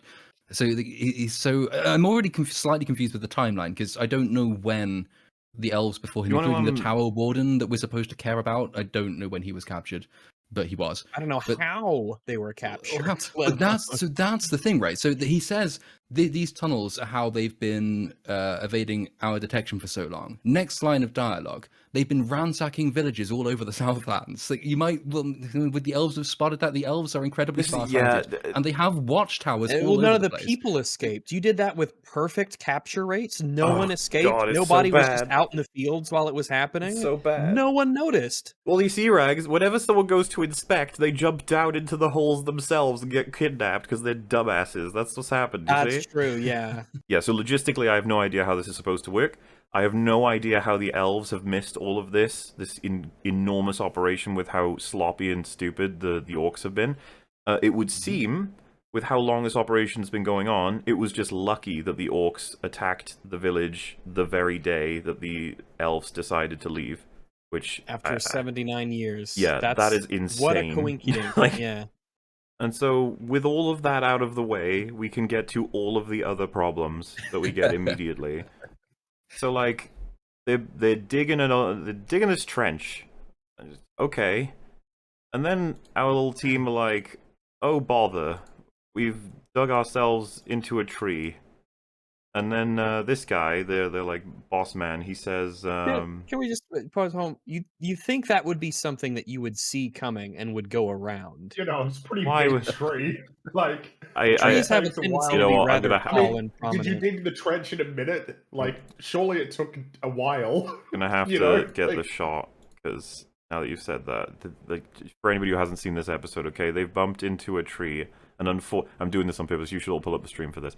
They have I'm unfortunately bumped into a tree, chat. They're digging How their could this have happened? miles and miles long trench, and then someone has accidentally leveled it. Oh gosh, unfortunate. They're gonna I hope figure someone out. got fired for that blunder. So, when you see this shot, I'm pretty sure I just started laughing. Like, this is cartoonish.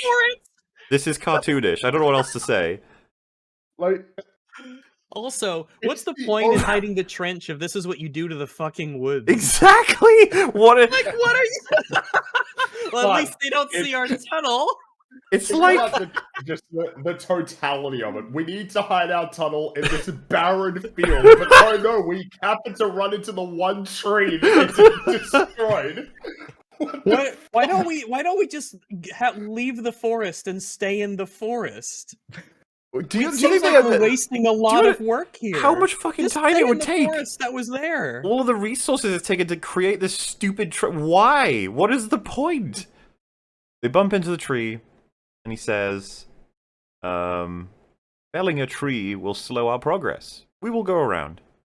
Now, if that's true, that taking down this tree is going to take way longer than just your standard digging, then yeah, Well, it the orcs would. should just be on board with it. I don't see why they wouldn't be. Yeah, Unless, of course, it they will take really longer. hate trees, because trees represent nice things. Well, I mean, look, It does at look them. like they hate look trees what a they've lot. done to this field. Like, They- look at they- all these unnecessary They're dead anti- trees. Yeah, they are Also- against nature. yeah, this is the thing. It's like, the orcs just fucking They're hate not trees, alright? Gotta get rid of the environmentalists. trees. Fuck them. And it's like, oh, okay. But he follows up, because that's his, like, attempt at being, let's say, reasonable. But then he gets desperate, and he said, this tree has earned its place in these lands. And I was just like, Now they're definitely okay. gonna cut it I down. was gonna say, do you really think that's gonna be compelling to orcs? Like, come Long on. before You you, didn't- crawled up from wherever you came from, or wherever the line Yeah, was. you didn't tell them like, oh yeah, even if we cut it down, it actually doesn't change anything for us because it's the bottom of the tree that's in our way. the The roots top part of really the that are a tree is problem. actually not in our way, as it seems. It's all of these Yeah. roots that go into the ground, and chopping those up will take ages. Let's just go around and dig because dirt is nice and soft. Generally. Also, like because he says he says that the tree earned place here. What about all the trees you cut down to like build your whole civilization? Those Do were we- younger trees. those trees didn't They fucking earn their place, okay, did buddy? earn the Yeah. right. This is a meritocracy, and they failed. And Little earned the whippersnapper right to live. trees. What does it mean to be a whippersnapper tree? Yes. Oh, I think we all know the answer to that. So we could move right along. Like a tree with like a skateboard and sunnies. It's just like Man, this orc yeah, is real. radical, dude. How intimidating this orc is with his little whip. I'm gonna chop, I'm gonna really- chop this. It really is a little whip, isn't it? It is a little whip. It's not a big He's really whip, it's a proud of little his whip. He just loves He's whipping. very. Look at that embellishing that he does there at the end. Look Yeah. At it. Yeah, stylish. He's liking this. Wearing is he wearing a snake skin? I don't even. What is Yeah, that? it, Like, What is birds. that? Yeah, you're right. That's like a that- reptile. I think it in- does look like a reptile's skin or something. Holy fuck! Dude, What is I- out here that's shedding that? Let's go Yeah. home. I don't want to be here anymore. Is this got Australia? snakes. Like, what the fuck? Hey, look, all right. They're not that big. Well, crocodile. Actually, wait. Yeah, the crocodile's like 4 meters long. So, yeah. Yeah, so I don't know. I just thought that appeal was funny. It was just like, the tree should not be cut down because it's earned its place. You're saying this to like a creature that couldn't give Or less of a That have fuck. cut down many trees. He Yeah, was, it's he like, was oh, cutting down the forest with reckless abandon. You It would seemed. have been better off just saying this is going to take.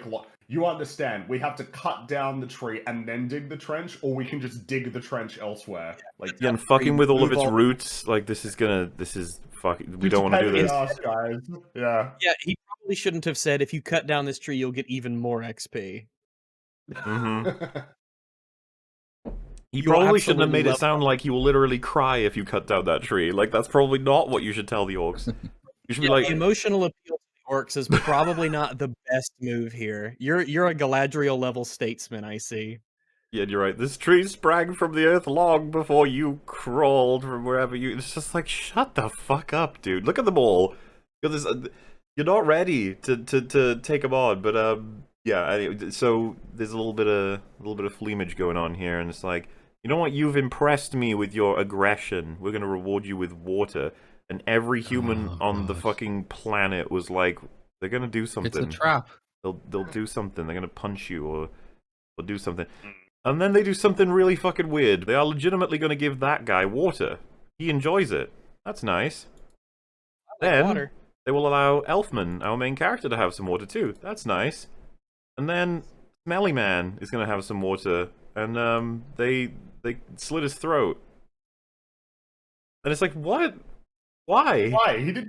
That guy didn't do anything. Like, what's... Yeah, he wasn't. So it was you got the wrong. Maybe they think all elves look the same, except the black one. They could tell the difference between them. But surely you want to get rid of the guy who's like the ringleader, so to speak. By the way, I just want to say, No, just the cut was so just harsh and death blowy that you can almost barely see it in this shot. I don't believe that killed him. It looks like a scratch. It looks like something literally anyone can survive. Not only are they punishing a guy who didn't do anything, but they've just wiped out slave labor for no reason. This is really stupid. You're terrible at being evil. Just FYI. We need to talk about this axe. Oh, I love this axe. It's hilarious. It made me laugh. Shad isn't here to confirm, okay, but I'm pretty sure your leverage on the actual axe head is going to be all fucky because of the way this thing is built. It's just so that it will look evil. Yeah, I think that is literally it. It looks like an evil axe. It looks like an evil axe because it's probably not as good. This is just a normal axe that they made or found and used because they don't care. Like the orcs just might not give a shit whatsoever what it looks like. So Elfman is going to cut down the tree with his flume axe because he doesn't want anyone else to get hurt. But sadly, Smelly Friend is indeed dead. And there's a very emotional moment here. That's should have leaned down. I actually saw somebody on Twitter saying, to all the people who are criticizing the show for not abiding by the law, you've got an elf crying because he has to cut down a tree. This is literally the most Tolkien thing ever. So that just makes me think. Does that cancel out every other thing, even if that were like respected as being like 100%? I don't even know why you would even bet. I thought you were gonna say that they were like, look at this incredible scene where he's crying over his dead friend or something, but sure, he cuts down a tree. He cries about a tree. That's very Tolkien. Much Tolkien is seen when he cries over the tree. You think he would have just been bawling from the hundreds of trees around him that have been burnt and destroyed, as opposed to just the one he's cutting down? But yeah. Fair enough. Do yourself a favor. Don't turn around. Oh! I told you not to turn around. That's a good reference.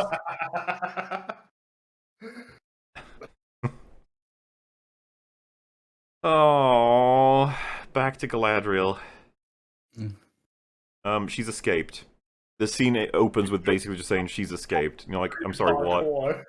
Yeah, look at this cringe, guys. Like, where's Galadriel? I don't even know. I'm gonna have to pause just because you know how it works at this point.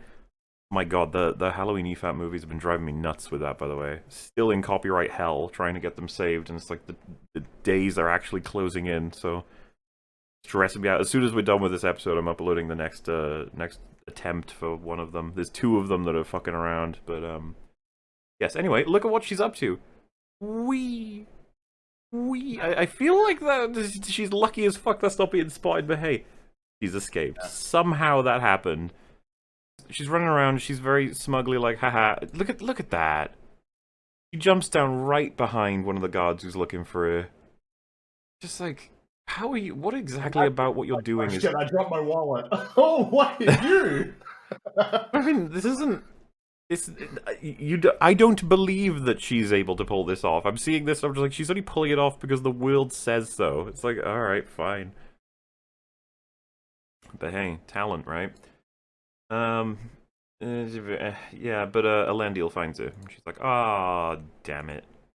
Because he's smarter than the average bear, I guess.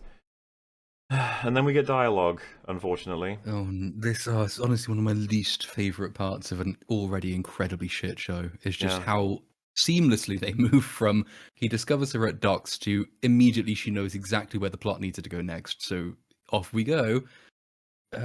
Yeah, No. so he's like, it would be wiser if Okay. you stole a different ship, dumbass. And then she's like, he this says, scene. but I've been Scene. charged to look after you. And she's like, we both wish you'd never brought me here. Which I thought was hilarious as a line. It's like, wait, you a wanted lie, to though, die? Like, is Yeah, that what like, you're that's suggesting? gotta be a lie. It's okay. Again, we've gone past a lack of gratitude into outright. I wish you didn't even do it. Yep. You've gone full circle.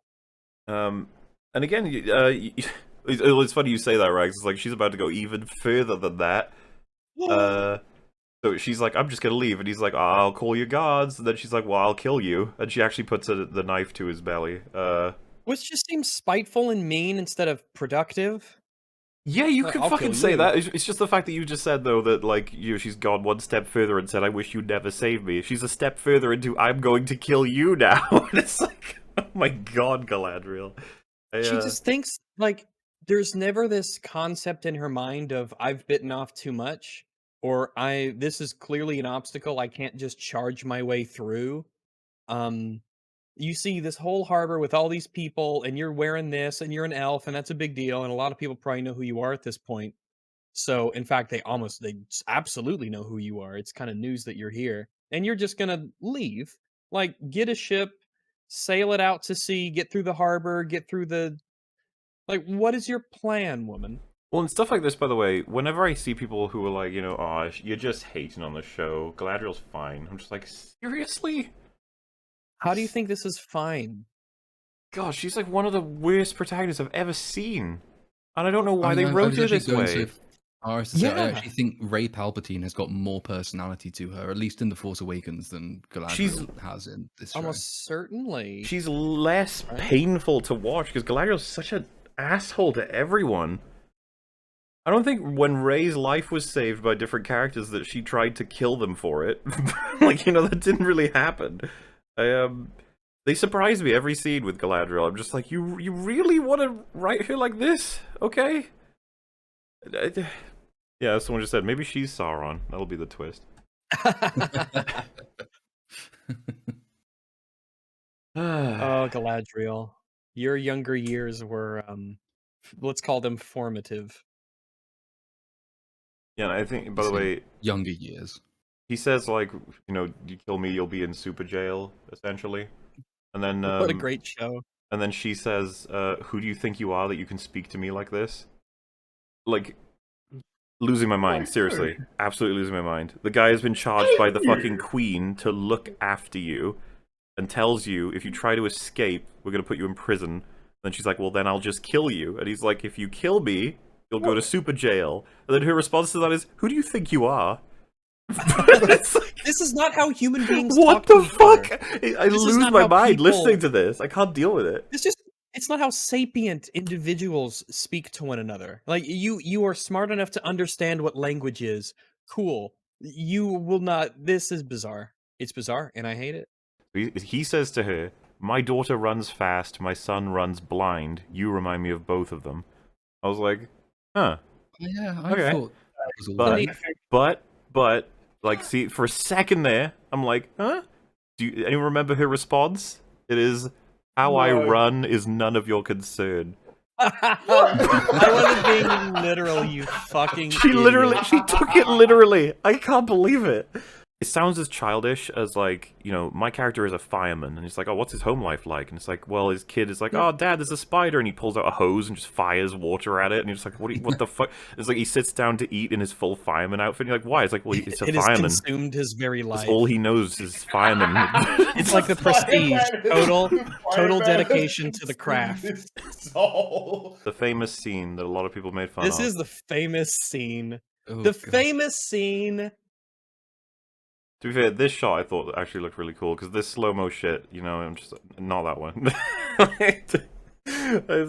It's so I think CJ put out a tweet where he said, why did they do this to her? That was really mean. And I think what he means is just like, it's just, she's looking a little, I don't think she's an ugly lady. I think she's pretty. I don't think she looks ugly at all. This shot isn't, what words am I looking for here? Like, it's Glamorous? Yeah, Not flattering. that's the one, probably what you flattering. mean, It's yeah. not flattering. I don't know. I guess I don't see it. I think she looks. I guess maybe because my mind is like, oh, she's riding on a horse and smiling really broadly. So she's not going to look like she's still in a studio. But Oh, you mean like that? You think that it just feels more real than basically anything that you've seen in it before, like in the show? Is that what kind of like I don't think by any means she looks unattractive here, because I know what she's doing. I think she looks awkward as fuck. I don't know. Yeah. It's whole brand scene where, like, so he's like, I want to do forging, and then this dude is like, you can't forge without a crest. Now, if we're playing a video game, okay, Rags, we talked about this extensively. We did talk about this. You're whole brand, you're player one, you walk in and you're like, forge your own weapon, create the sword of 1,000 truths. And then you're like, okay, cool. And then it's like, how do I do it? And it's like, you can't use this forge, you gotta have a crest. And then little objective marker, you must just, how do you get a crest? And he says, you can get a crest by the local guild if you can pass the tutorial, blah, blah, blah, blah. And then you go over to the guild and you talk to the guild master and he's like, would you like to try the tutorial? Because they all have the same accent. And then it's like, yeah, okay, and you press A at the right times and you hammer and you say, congratulations, you passed level 1. If you can, you know, forge a thing within this time limit and to these degrees, and you'll unlock the crest for level 1. You get your smithing skill to level 50, then you'll be awarded a commendation for the guild, and that unlocks even Here's more your recipes. diploma. And Oh, good job. yeah, And good you're like, job. "Yeah, I you did are it," and then- now and an then- apprentice. If you make it to, a crafter proper, then whatever that rank would be, Normal. Now, if I was playing this game, let's say I was streaming it, and chat's there, and I'm Holbrand, he's like, you need to go to the guild and get yourself a crest, or whatever. And then I go, maybe I can steal a crest off somebody. Now, I would expect you guys in chat to be like, wait, what? But that's not gonna work. If It's you obviously not what he meant. obviously you didn't mean that, but secondly, you just arrived at this place. You're like brand new. Everyone even recognizes that. You can't just steal someone else's crest. They'll be like, so how did you get this? And then there's just gonna be some guy without a crest. It'll be stolen, and they'll just be like, wait, did you You'll say, actually "Yeah." pass it in a few seconds since I last saw you?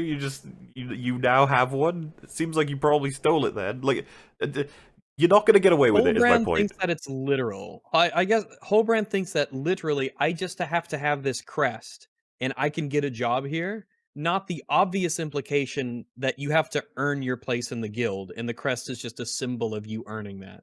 This guy is so fucking stupid that he takes it literally. There was this thing here, right, where he's getting heckled by this guy.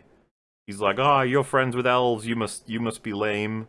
And then he's like, "You're gonna take all the things from us." And then he says, "Yeah, I'm gonna take your women too." And then they're like, "Ooh, you did not just say that." They're about to beat him up. And then he goes, "Wait, I'll buy you all No one takes our drinks." women but us.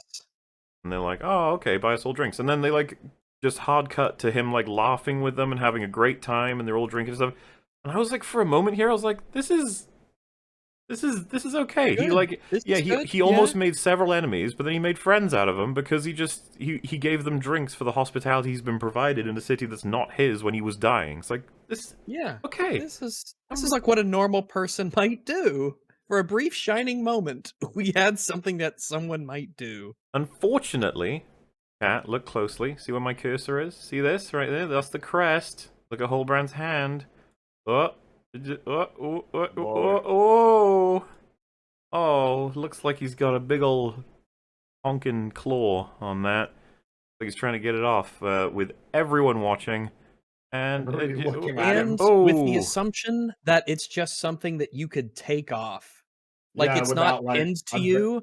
It's got to be pinned to you or attached to the No. little sash No. thing, right? No, Sure. Imagine how awkward it would be if It's he pulled it Velcro? off and It's it, yeah, like, it's a tore couple off of his little thing. couple pieces of Velcro. That's it. I think several people are just like, you're not gonna get away with this, Halbrand. The show agrees. He doesn't get away with it. He doesn't get away with it for even a minute. He walks around the corner and then they all confront him for stealing the crest immediately. So Halbrand's just an idiot then. That's just in universe. He's just a fucking moron. Why did he do this? It was never gonna work. And the show was like, nope. Why didn't you go and just earn a crest? If you are talented with a forge and the crest is given to people to signify you can safely use one, go to the And this go is to the something guild, you want whatever it to is. do as a craft. Exactly. Just go and earn the fucking crest. He plans to Yeah. stay in Numenor. What is the point in stealing one when obviously everyone's going to find out? Go and earn one. I'm sure it's not that hard. And then he gets into a fight and like beats them all. And then he gets arrested. Woohoo. Who could have foreseen this happening? I know, as a right? It's just like, consequence of my ugh. choices. Yeah. Oh yeah, before he delivers the final blow, I think, to the last guy, he says, "Call me Halbrand." It's just like, okay. Okay. That's kind of cringe, bro. Not gonna Yeah. lie. I could picture the guy on the floor with like a broken nose and be like, "Why did you say that?" Like that was just stupid. Like, I don't even know who you. What was I Who supposed are to you? think? You stole Yeah, like from me. I don't know why are you. Why did you do? We helped you. literally, who is Halbrand? Like what was I supposed to think with that? Yeah, they say the king was loyal to the elves, but now he's just in a bed. But this was a place that he made sure was kept safe and stuff, because the townspeople were like, "Boo! This place was an elven place. We don't like this place." And he's been brought here because he was.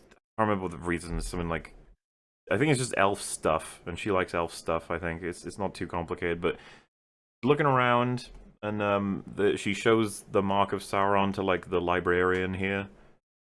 And he brings out something for them to have a little look-see at. And Immediately, it must be said. There's like Yeah, 30 it doesn't take seconds long. elapse between that. You have this whole massive library, one incredibly rare symbol. You don't even know if it's in the library, but no, 30 seconds later, just after a little bit of character dialogue is allowed to take place, 30 seconds later, on cue, on Shuffle's librarian, back into the set. And yeah, and then it just gets so much worse. Well, yeah, so I'll try and make this as clear as I could understand it. They say that there is an account from a human spy who escaped an enemy dungeon, and he drew a symbol in order to recall the tower's location in which he escaped from. So, just I'll repeat, sort of, they would have had, I guess, a Numenorian who was taken to somewhere, and he was tortured and kept in a thing, and then when he got out of there, he was like, I need to write something down, like a symbol, to denote where I was kept and where this tower is. And it's the sigil, it's the mark of Sauron. It's like, oh my god. And she realizes, Galadriel, that it matches a part of the map. It's Mordor. Oh. Dun, like dun, dun. The mount. Jesus Christ. So she concludes from this, Sauron has been doing this for a very long time. And like the whole idea here is to build up his forces and to do it in secret, but to simultaneously draw orcs in, and they will be directed here via that clue, being that the mark represents that part of the map on Middle-earth. And she The learns all orcs this. know that. There's an inscription alongside the little symbol. So the spy's account also said, I think That's I've actually the got the subtitles. direct quote. It speaks of a plan by which to create a realm of their own where evil will not only endure but thrive. A plan to be enacted in the event of Morgoth's defeat by his successor. Matters are worse than I imagined. So if you wanted to start, I guess like chronologically, the problem would be right back, presumably a couple of thousand years ago, when the spy's actually in the dungeon. So has he just been, he was sort of chilling out there, and he had access to a map, presumably, in order to be able to get the rough shape of Mordor to write down in the first place. But also, he either overheard or he found something just really conveniently written down by the evil guys explaining their It's like evil Halo. plan. There are more competent Bond villains than this. And then, so this is somehow makes its way back to Numenor, where it's kept for more than 2,000 years and doesn't decay or disappear. Just in order for Galadriel to turn up and see the reference, and she just happens to have seen the map behind them on the wall anyway, so that's cool. So, but how do the orcs know that that's a map reference unless the orcs have a map? The orcs with the notes? knew. Because The elven the scholars orcs did not. don't have Exactly. fucking Google orcs Maps. knew. It's not how this works. Hey guys, remember the Harfoots? We're going back. So, Rags, why don't you tell everybody what you liked about this scene? This, I like this scene. This tiny little moment that I liked. This is Sadoc and I think Marigold. No, Sadoc is the one outside. Yeah, Lady Henry. It's how come it doesn't cut to her? I wish these two. I forget the name. I think her name's Marigold. I forget what his name is. Maybe someone can. Dad. The Brandyfoot, Dad essentially. character. Dad, Mr. and Mrs. Brandyfoot.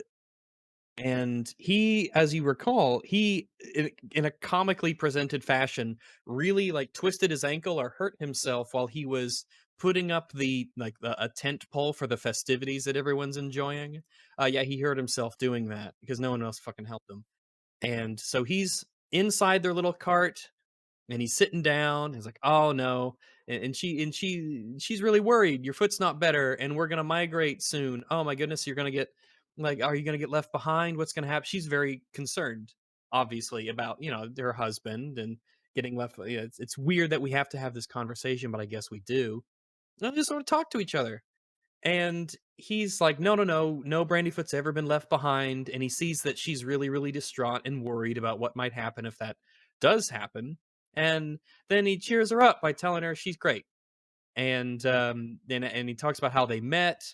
And I really like the acting here and the expressions. And it's just like a small little intimate moment that I really enjoy that is unfortunately just surrounded by horse shit.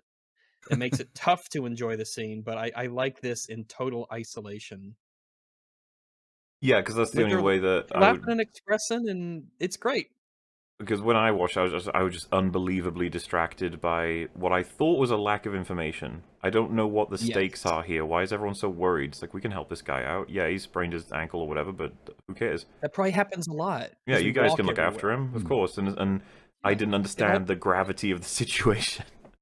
No one did. So I made this apparently unwise prediction in the video I did on episodes 1 and 2, where I said, well, because the reason he twists his ankle is because names? What's the main irritating young hobbit's Nori. name? Nori, that's the one. So she's out gallivanting, and then that means she can't be at home to put up the tent, so he does it for her, so he twists her ankle. So I assumed from this that, well, he can't walk, so they'll all stay in place too long, and then something bad will happen to the camp, like they'll be attacked by the hunters or the wolf that they trailed in episode 1, and like her friends and companions will be killed, and then she'll be driven out on this adventure she never asked for. And it's sort of like this realization, an ironic realization of what she is always sort of wanted, to go out on an adventure, but to really understand that this is a darker and deeper and more tragic world than she could possibly have imagined. So I just assumed something like that would happen. So it would be, they would be stuck in camp, something would go wrong, most people would die, they'd be sent off. I assumed that would happen. And so I wasn't sort of jarred by a lack of information in this scene, because it still sort of comported with that. But no. I was about to say, what you just came up with was way more interesting. That she gets her wish, but it's like a monkey's paw thing. Like, yeah, you get to go on your adventure, but it's your whole family died or something like that. Yeah, and as a consequence of her like Luke adventure Skywalker as well. Yeah, I mean, it's not particularly complex as a narrative thing, but it's tried and tested, and it works for a reason. And I think it would have fit with the character Skywalker, though. Why? Yeah, I guess so. Because she would get her adventure, and as a result of that, the parents died. Whereas the parents dying. He's saying by having looked after Gandalf, they all die, and then she gets outcasted and goes on her adventure. I thought that's what he was saying. Yeah, because this is the reason that her dad gets injured in the first place. Is Yeah, yeah. because she's out looking after. I refuse to call him Gandalf. I call him Steve. But she's out like looking Oh after yeah, him. you're right. I forgot that because that's dumb too. So I forgot about it. The fact that Yeah. it's Nori's fault somehow that he hurt himself, Which doesn't when- make any sense, Absolutely, yeah. when there's which makes other no sense. people. You're right. There's a That was whole so village dumb. of I didn't even people there. remember. So I thought there would be some kind of payoff based on that, because that seems fairly important, and it's an obvious thing to do, and it actually keeps their character as a community consistent, because they all voluntarily essentially sacrificed themselves. They didn't know that was happening, but they voluntarily chose to stay in place rather than running off and leaving people behind. How wrong I was. That just seemed like it would make sense, but no. Yeah, well... I don't know if they would want to take I think maybe for tonality's sake, they want to try and keep the Harfoot stuff more lower stakes and lighthearted.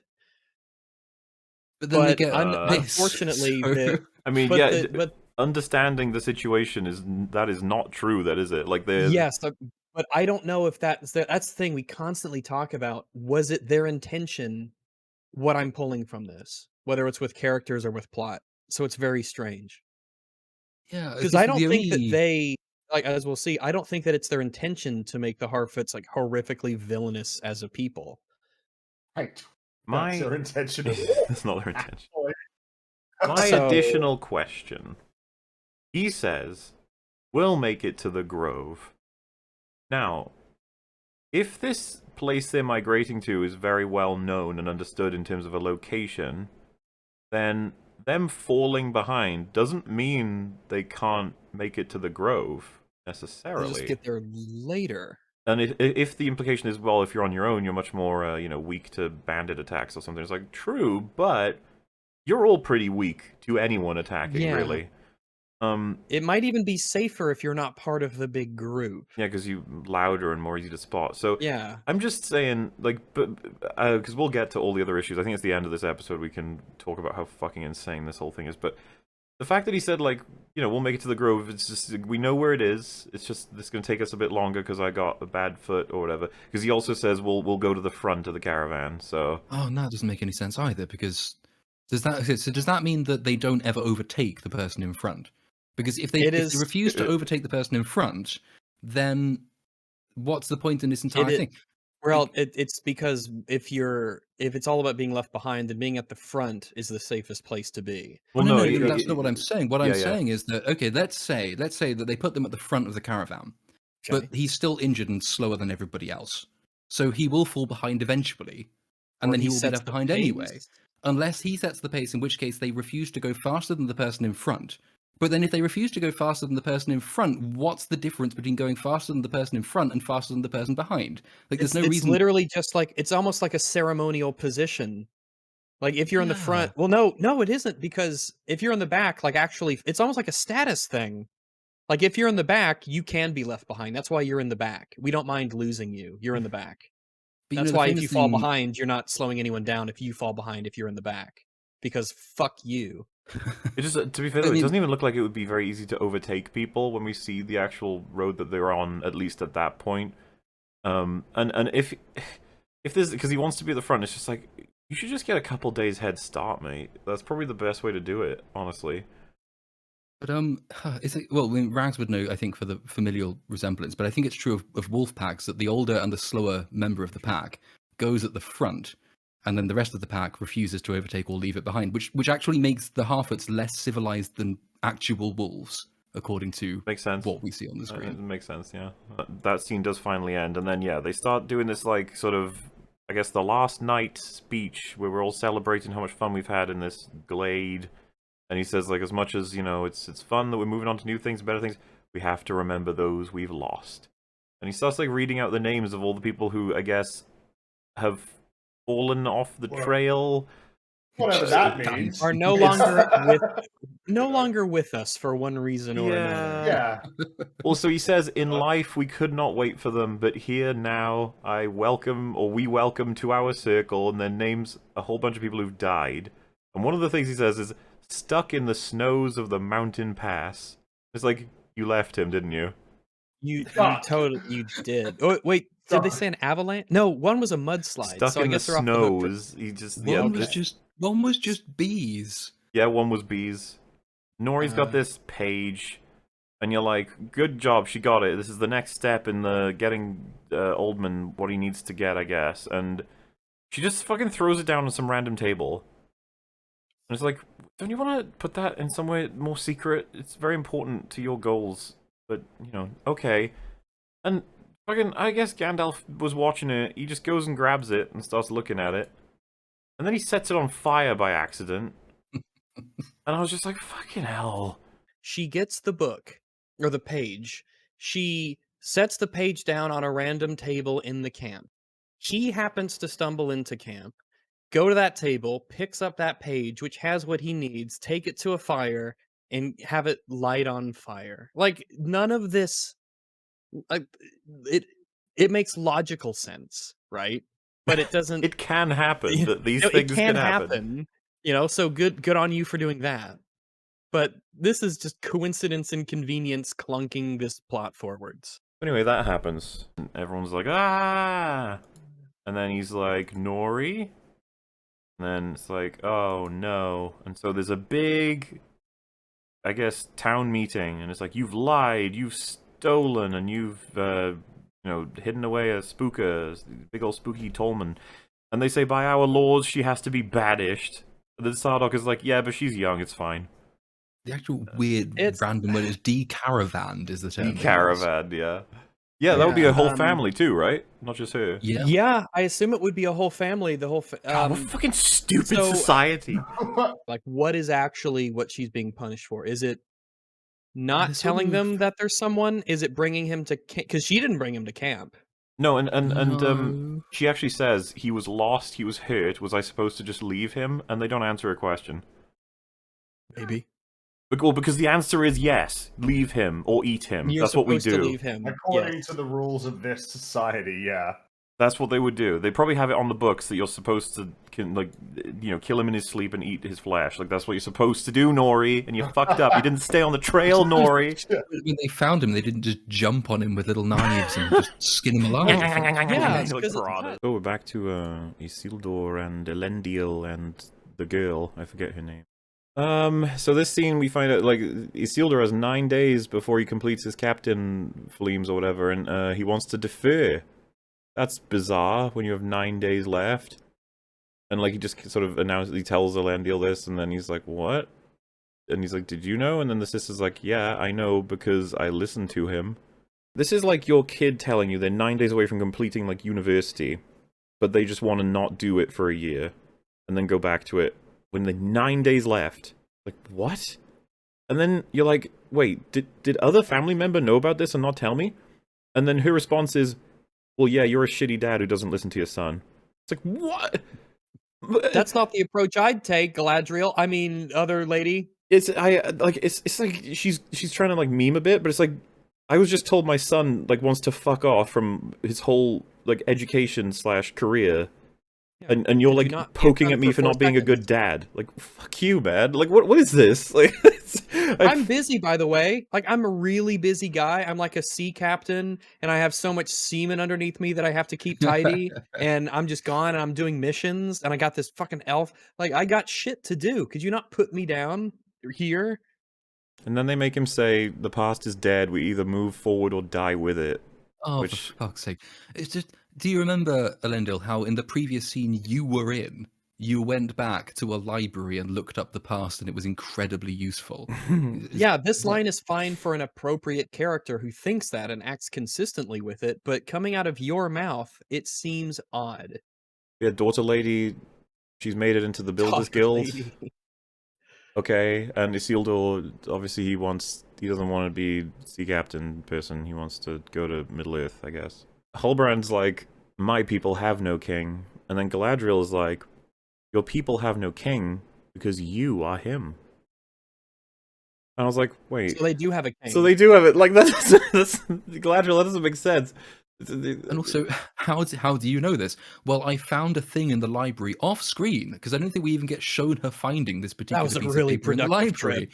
It That was was just a she really just productive trip. she gets back, and then the writers decide, oh, fuck, we forgot to do that while we were Yeah. there. So just pretend that it happened, and if we pretend hard enough, people will just accept it. So now she knows because she found a symbol in a different book that she wasn't even looking for, and now she knows that he's the king of the Southlands. I think or there's a at really least she has the symbol of the king of the Southlands. there's a real good chance that they did film that scene, but they ended up cutting it because when they put it together in the moment of like the big reveal of Sauron, the choir rising, and then they're like, also there's this, and she was like, oh, wow, that's the thing I saw on that guy, huh?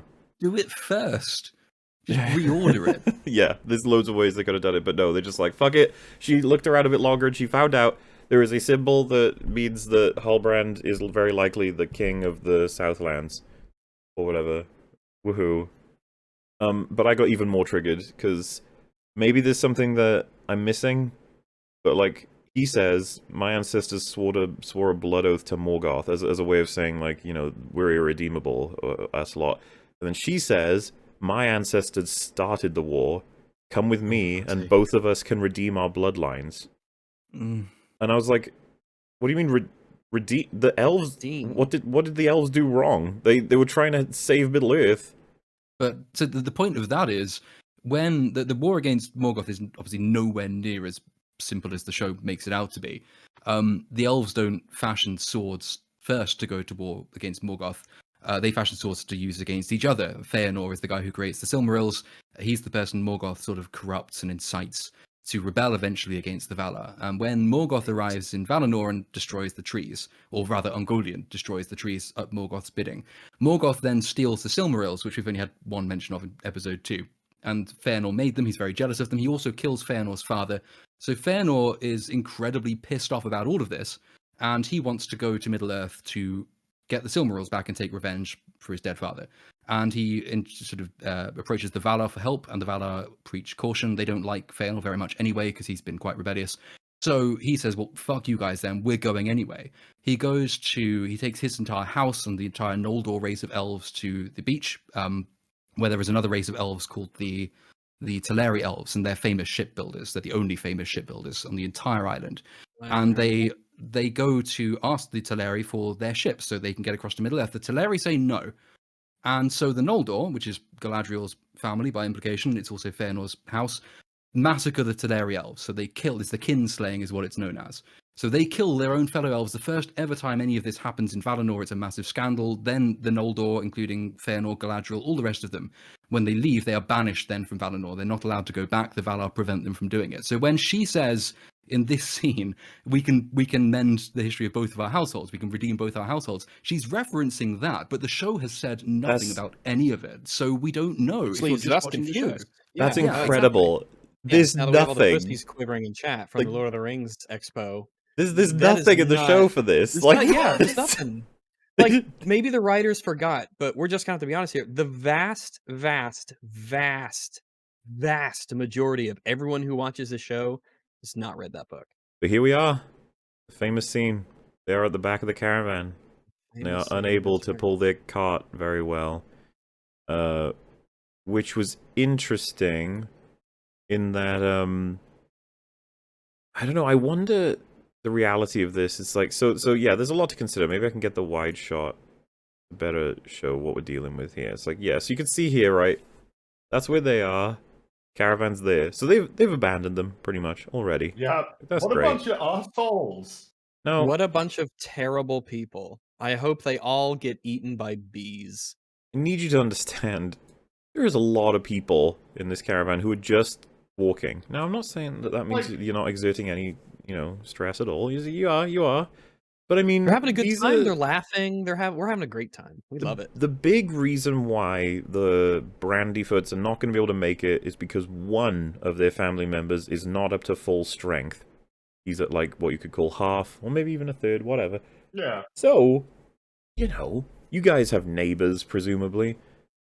You might be like, well, we've got, 3 sons, and the dad and the mum, and maybe a daughter or something. We can, old Benny here, you go help the Brandyfoots.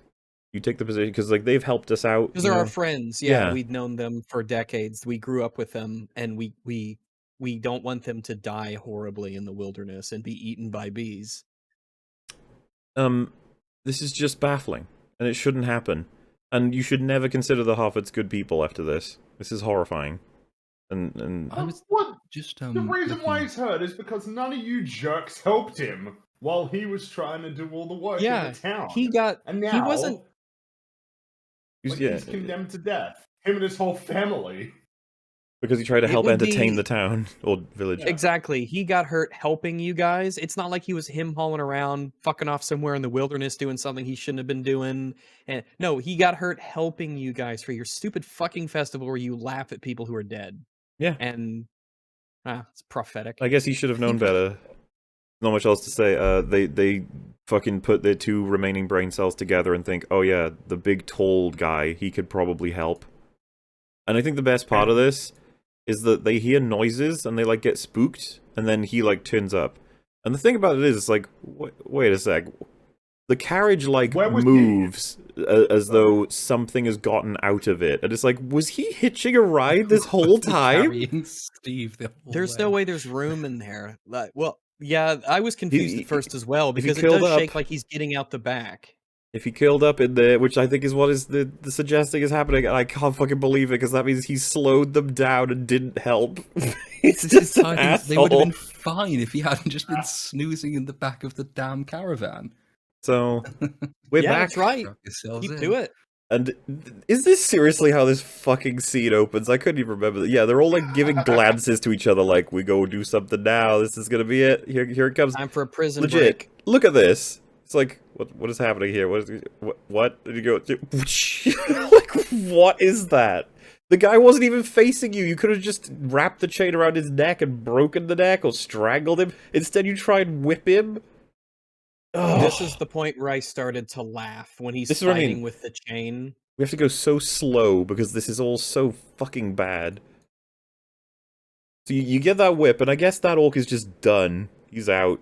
You know that's gonna get, and then he whips someone else, and down goes that orc. Stop whipping with the chains. It looks so stupid.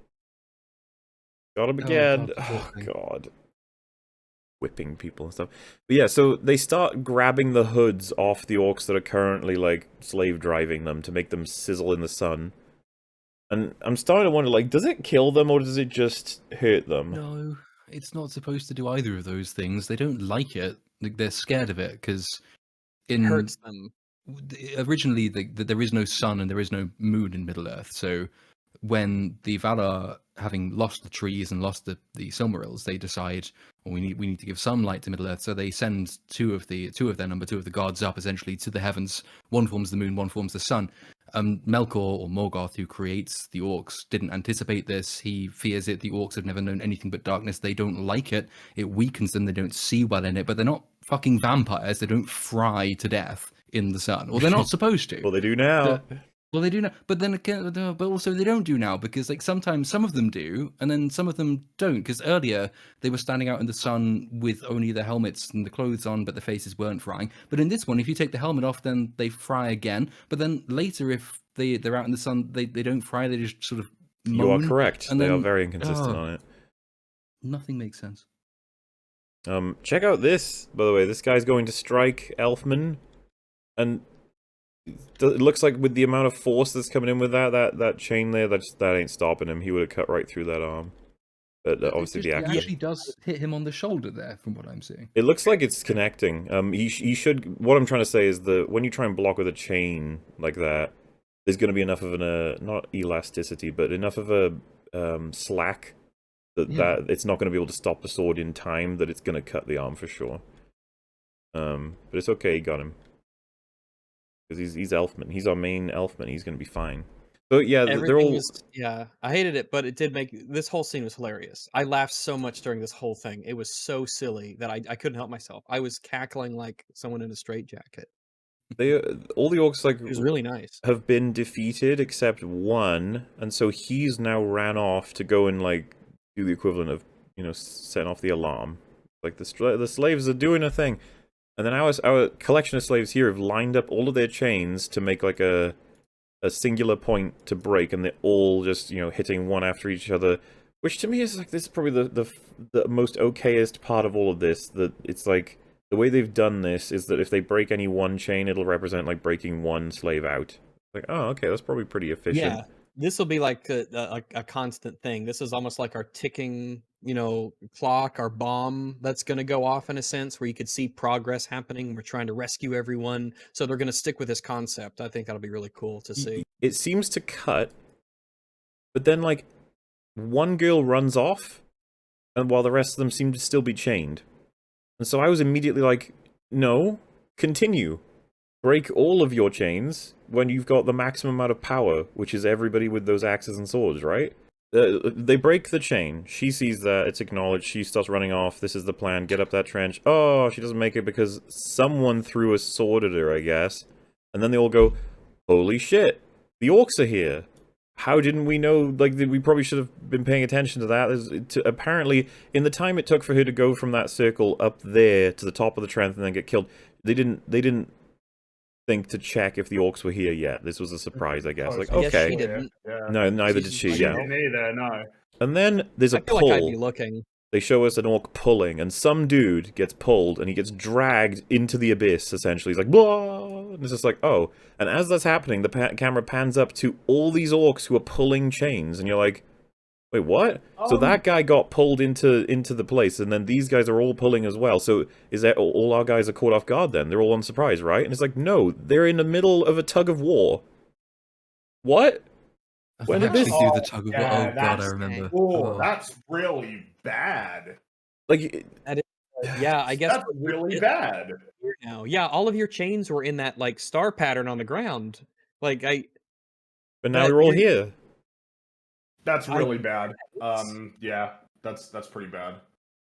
I guess they probably filmed a more coherent action scene, but they edited it like shit. Well, and they cut it, I guess. I guess So so. it's like that She-Hulk thing, right, in episode 1, where you clearly cut stuff. Yeah. And now, like, it's hard to follow. Because it seems that something that's really important in terms of these fights and communicating a fight is making sure that people know what happens, like, in between, I guess you could say, the focal points. Like, if this is the main thing that we're doing right now, we need the shot that shows us what happened. Otherwise, it's just difficult to keep track of what's going on.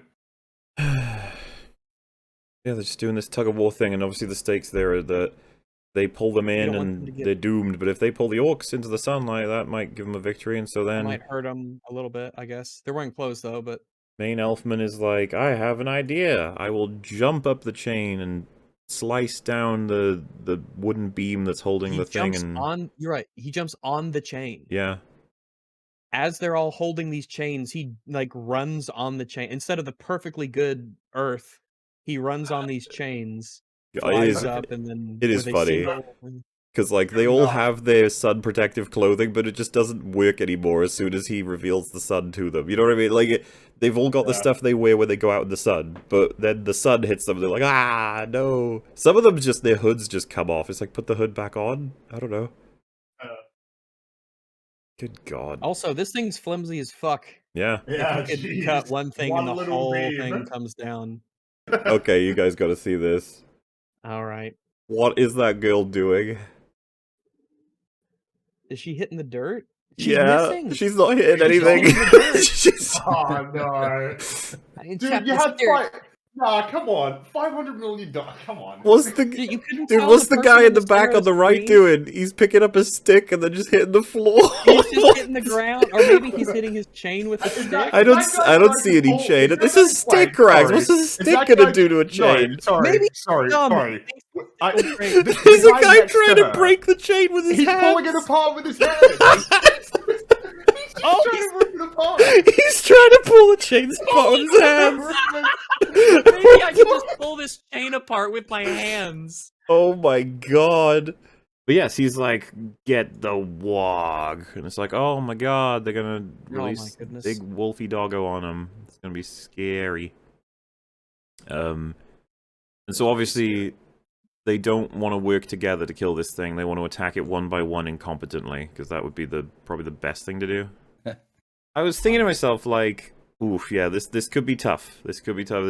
And she immediately grabs a spear, and I was like, first of all, what the fuck is a Wow, spear that's doing there. here? Like, Yeah, where did that enter the Right into, here, into next to play? all of you prisoners. I just don't know why there's a spear here, but yeah, there's a spear here, so let's make use Yeah, of it. It's fair like, now, boys. and I was thinking to myself, like, you know what? That's a fantastic weapon for this animal. Like, Absolutely. that's good. You Keep it can at a plant distance. it, but oh god, This idiot. god damn it! This is one of those like, did you just want to die? Was that what that was? Like, I what? guess this elf had just had enough. Oh, Charge at it. You hold the spear like really close to the. I guess we call it the pointy end, right? I don't know the spear anatomy, okay? Spearhead? But like The head of the the tip, spear, yeah, the the pointy head bit. of the spear, the tip of the spear. You put your hands real close to it and then The spear, charge it's like the it. salt of the table. well, yeah. I'll summarize Why? with imagery, right? So she pulls it out and then spins it almost, and then starts running toward it while spinning the spear. What are you doing, What are woman? you doing? And Why then are you so shit? it almost looks like she's well. Now she like this is not the way you should have Now, used this good weapon. dad. However, at the That's very all least, continuity. from this moment, you could be like, if she aims it right, it still will do a decent amount of damage. Look at how close. No, she just missed. It looks like she deliberately moves away from him. I guess the problem is, yeah, like what happened there? What Yeah, was with the actual- that? What did you? For some like anti-cavalry spears and things, you'd actually you'd almost Yeah. like jab the end into the ground and you'd Yeah, brace yeah. your foot against it, and then you sort of hold it there.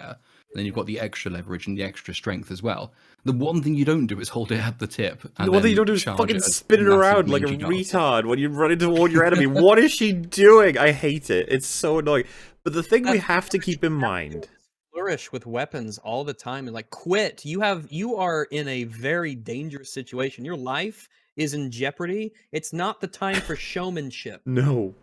Leroy Jenkins indeed. Now, she Yeah, but goes they're mid. down right in front of them and gets just chewed on for a good, like, 5 seconds. This infuriates me, because it means that all of them just let... Do you see that? See the guy? He's running away. He's running away. Look at him, he's out of the Help frame. your friend. Help your friend. Now our main character is suddenly on the floor when he was standing. Okay. Oh, he is. Yeah, he was so shocked by that it just knocked him off his feet like salt from a table. And he's grabbing a chain and he's running off to go and like set some kind of weird trap. Yeah, so this shitty ass Also, editing. what's the sword connected to? Chain. How did the chain get over there? I don't know why the chain is in front of the wall. Yeah, that doesn't make sense. How does it have the? Did it have that chain before when it entered into the fray? I don't think it did. What is this guy doing? It didn't. Wait, let me check. I'm gonna give you my arm. what even? I don't even know what to say about that. That was just weird. Yeah, he enters with the chain, or I guess she enters with the chain around it, and now suddenly the chain is in front of it. I think that they're trying to argue that the momentum of it crashing into her swings the chain from behind it to in front of it. Oh, that doesn't work. Not really, and you kind of have to look out to do that. And then stupid main character is like, I'm gonna tie it to the tree instead of just killing it. But yeah, seriously, I have no idea how to describe this. The wog is like running into the camera almost, and then this guy just sort of walks in and almost feeds it his arm. But like, Yeah, I don't know. 7 seconds when it was chowing on the first chick. So Like, is he actually holding a weapon when he's charging in there? Yes, but Because he seems to actually push his weapon out of the way of its mouth as opposed to shoving it into its mouth when he's running at it. so weird. But To be he's honest, both dead. of these people deserved it. I wouldn't have tried to help them. But got a weapon. Oh yeah, it's two. He's not quick enough. Oh, he's got the sticky thing from the chain. That's the thing. That's the one. I think that's the prop Wow. that they used. Yeah, I think that's the one. I knew it would show up again. I love seeing familiar faces. If only anyone had done anything, you know? If only anyone had done anything. Yes. Does it have the fuzz stuff on it? I think it does. It's hard to tell. Hey, this is the closest you'll get to gore in this, To- I guess. People, yeah, 2 people have been eaten, and while both of them were chowed on, you didn't do anything. You're sitting there pulling it towards you with a chain instead of. Well, so, funnily enough, he is doing at least one kind of thing, but there is a guy here who is standing around doing nothing right now, and we're gonna see him again in a sec. I don't know Oh, what... the Captain Man. Yeah, Captain Man, he's just Yeah, not doing he's anything. not present. He has been out of frame, out of mind. So, you might be thinking, aha, I'm grabbing its chain, now what's this thing gonna do? It's like, well, Wait.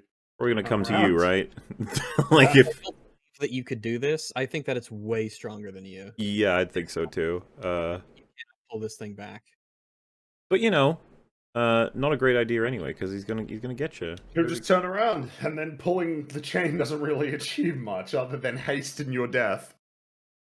But he's got a plan. He does have a plan. Yeah, You check this watch out, it. guys. Here it Check this out. comes. This is a pretty cool thing he's gonna do here. He's gonna jump, and like, look how close this is. He easily could have died here, and it doesn't How- even. It looks like the wog kind of it would have missed even if he had done like a normal jump, or just How like is went that to the side. You should have just gone to the side. That's what any normal person would do. And I guess it flies forwards and uncontrollably so violently that it just Yeah. crashes away. Yeah. Look Because at the of way it falls. It's so funny. It just goes, whoa! No! How could this have happened? Also, we get to see it fly into the tree twice, so that's cool. Question, why did they clear all of the dirt out of the tree and not the tree when they were ordered to take out the tree? Because, don't think about it. Like, why is this? Because, like, it can't fall into the roots in a sense of it becoming like a cage if there's loads of 'Cause dirt there. You know what I mean? So they cleared all of the dirt They from cleared out, which would have taken way longer than just clearing the whole thing out. They took the time to clean out the roots, but leave them... but What? not chop the wood as they went. What? It's like, what? Yeah, and so he like traps it by wrapping the chain around. And so the awkward thing that's happening here is like we have Captain who's like, you know, oh god, I gotta choose between helping you with that thing or freeing myself and running away, I guess. And our main character is like, go, just go, do it. And the most annoying thing about it is it shows Captain Guy getting up. Like that's the first time we've seen it. It's like, what did he do in He this whole fell. scene? He just sort of awkwardly fell over and didn't do anything. You know how I don't know. I don't know. And you might think, you know, Trip on oh, a either I help him with the warg or I free myself and run off. However, it is tied up. I could just kill it with one axe stroke to the head. Yeah. I And could grab then- that spear that's laying right Oh, there. you got the spear too, yeah. And then we could great, maybe that's great. both get out. Yeah. That would be crazy. I do care about my brethren, allegedly. And now he's gonna start hitting his own chain with his axe again. And it's just like, why didn't you guys... Like, it just reminds me of the beginning. If you had just continued to hit all of you guys, you could all have been freed. Said that weird shit with, like, first person who breaks out, go, I guess. And the Wog really is actually, like, completely fucked by this weird chain tree cage thing. But the orcs are coming back out with their their good old makeshift sun protection that didn't work for no reason temporarily. This is very tension-filled. Terrifying, even. We don't even know what may happen. Who knows? Just, oh god, I hope they can make it. But then, they pull... Oh, fuck, I forgot about this! Like, as it was happening, 'cause it's done in slow-mo, I'm pretty sure, like, yeah. basically, It's fucking everyone on the planet would have collectively said, that's a twig. And you might be thinking, wait, what? So, let me He show you, grabbed chat. it I gotta show chat, tree. alright? One sec. So you got... They pull his chain.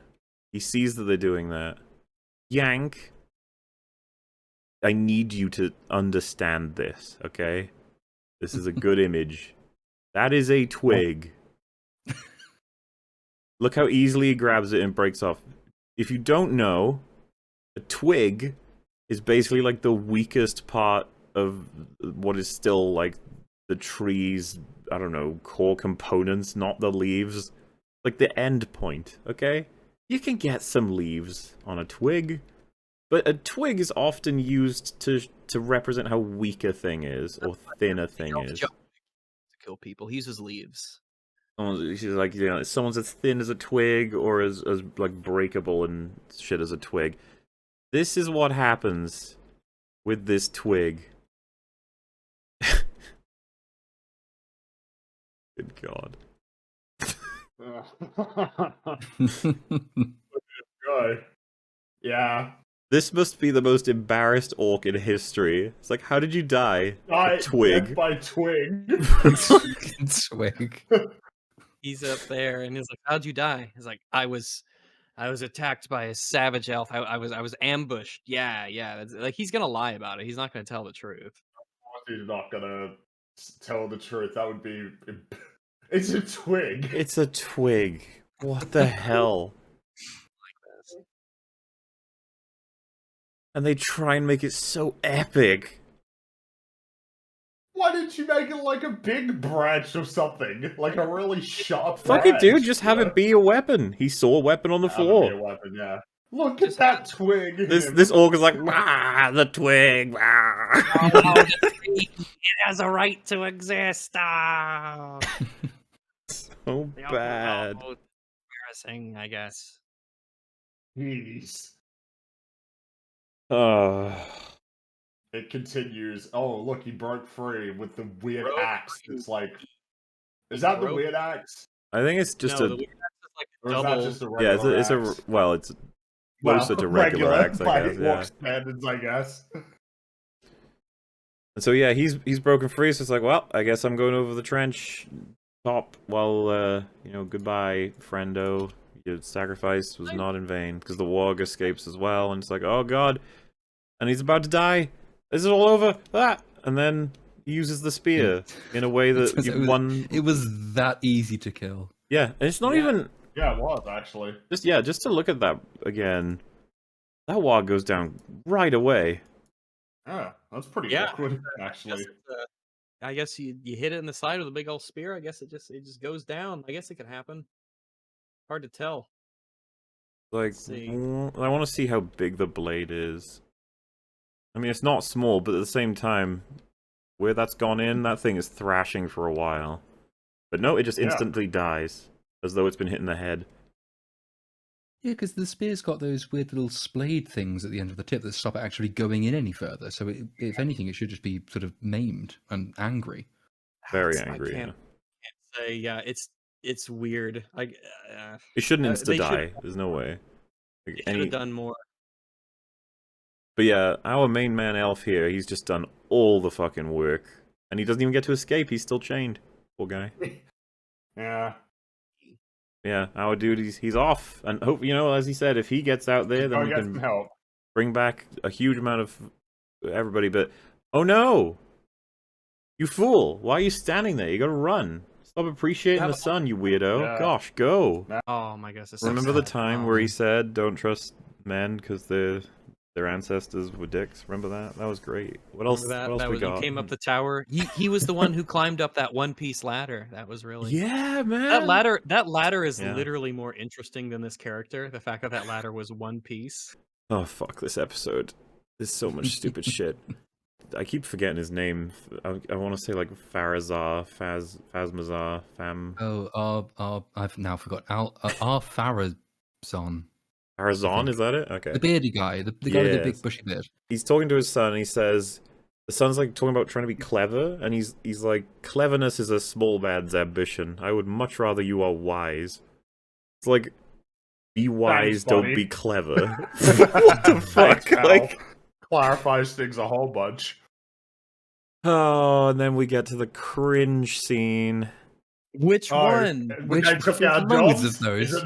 They took our took your jibs. jobs. They did your Oh, jibs. God. You know those elves on the other side of that gigantic ass ocean or whatever? They took our jobs? The one of them that's here. The Yeah, one no, elf, like, yeah. to get it, Gotcha. yeah, Truly elf to, bitch. I like how, like, as soon as the scene starts and he talks for like 5 seconds, it's like, oh, they took our jobs. it's so Like- fucking stupid. To just the obvious highlight here is that he's rallying a bunch of men to feel threatened by the growing elf population. They don't tire, they don't age, they're better than us, and they're gonna do what we do but better. And it's like, right, okay. Evidence? And it's like, well, there is one elf here. She hates this place and wants to leave. And she hasn't taken any jobs. She hasn't sought any job whatsoever. It's In fact, it was the human who tried to take your job. It was a Tried to human, take yeah, you're your- right. And he Was. was He took your unsuccessful. Like, it was never gonna work. Faz Razmataz does a speech to get them all feeling better, and I've summarized it in my notes as him saying, elves can't threaten us, we're awesome. It's just one elf. My friends, trust in me that elves will never take our helm. Everybody have some drinks. That's the speech. Okay, So, like... I get. Don't worry, they won't take your jobs, alright? Yeah, instead of just You have my telling them word. the obvious reality of like, well, there's no elves to take your jobs, guys. There's one elf here, and she's not trying to take your job. She's kind of Like, nuts, she- honestly. You I have mean, no she idea. seems She's, hell-bent on leaving. She's in prison. Like, she's not currently taking in your job. prison. Oh no, wait, she's not in prison yet. She's about to be. She's escaped Oh, wait, from right, house right. arrest. And then these two are getting closer, I guess. Obviously, this is going somewhere. I don't really Yeah. care, but you know. I don't care. He seems nice. Sure. I get. He seems nice. I'm complimenting the show that they have a character who seems nice. Yeah, he seems alright. Oh He no. seems like a nice guy. Alright, what's up next? Smaller, don't say Galadriel versus... We're doing this again. Another scene with Galadriel and the Queen Regent, and the dialogue is so hideous. So we open with... Because I've got it, like, summarized. You vex me, elf. You steal scrolls while your friend hurts my people. Like, More people should say Vex. yeah, Vex Vex is is a nice kind of word. a cool one. Yeah, Vex yeah. is nice. It's like when you just threw in a deracinated So- there, and it just Oh, you know, yeah. it's like something you gotta Hell yeah. slip those in. Call it I find it flavor, vexatious when people spice. don't use the language correctly. Oh. So her response to that, right? So what she's just been told is you steal scrolls and you hurt my people. So like if I were Galadriel, I'd be like, so I need to clarify why those scrolls were stolen, quote unquote. I don't even know if they were whatever. You need to talk about how important it is They let what us they take 'em. represent, and then simultaneously be like, you know, if she knows the story about her friend getting hurt, it's like he was attacked. To be fair, but then if you know the full story, he stole a fucking crest. There's not much defending that, is there? Anyway, Galadriel chooses to respond to it with, that man is the lost heir in exile. His men are leaderless. You need to help the men of the Southlands, back his people to beat Sauron. And I'm just like, back the fuck up. He is in Jesus. prison. There is so much you have to explain. You can't just go like, oh, he's like a king, and you gotta go help his men. Like, what? That's a She massive just comes across as assumption to begin spoiled. with. She The only doesn't even reason know she it. thinks- He's denied it. The only reason she thinks he's the king is that he's wearing a symbol that he himself claimed he got from a He dead man. stole, and he's Like, tried to steal that's things. it. We've seen him steal things. Like, what was... I was... Maybe he just likes stealing. It's like, Galadriel, you've shown how idiotic you are in so many ways, but this is a new one. You are believing in full that he's absolutely a lost king to the men of the Southlands. You have no reason to think this, and now you wanted to, like, send everybody in Númenor to war? To help him get his... What the fuck? No. Like, but yeah. no, I will not send you an army. Bitch. But the thing is, like, it annoys me that you could argue her response is accurate to what you'd think about it as a character, but it's still not satisfactory to me. She basically says Númenor has chosen another path. As if to say, yeah, we could help you with the war, but we're not going to. We're When, like I doing said, something else instead. she should be saying something like, what the fuck are you talking about? Like, sending an army. And can you please address the fact that the guy is in jail, you're stealing stuff? But no, just... That's what I mean. And then... Because, like, I'm trying to summarize it in my notes as well, but Galadriel's just like, okay, let me talk to your dad instead. Well, what oh the my queen God, should have it's- said was, noticed, oh, the thing you want us to do, that seems to work out really in favor of what you originally wanted, which was basically a free ship back to Middle Earth. So I don't believe you.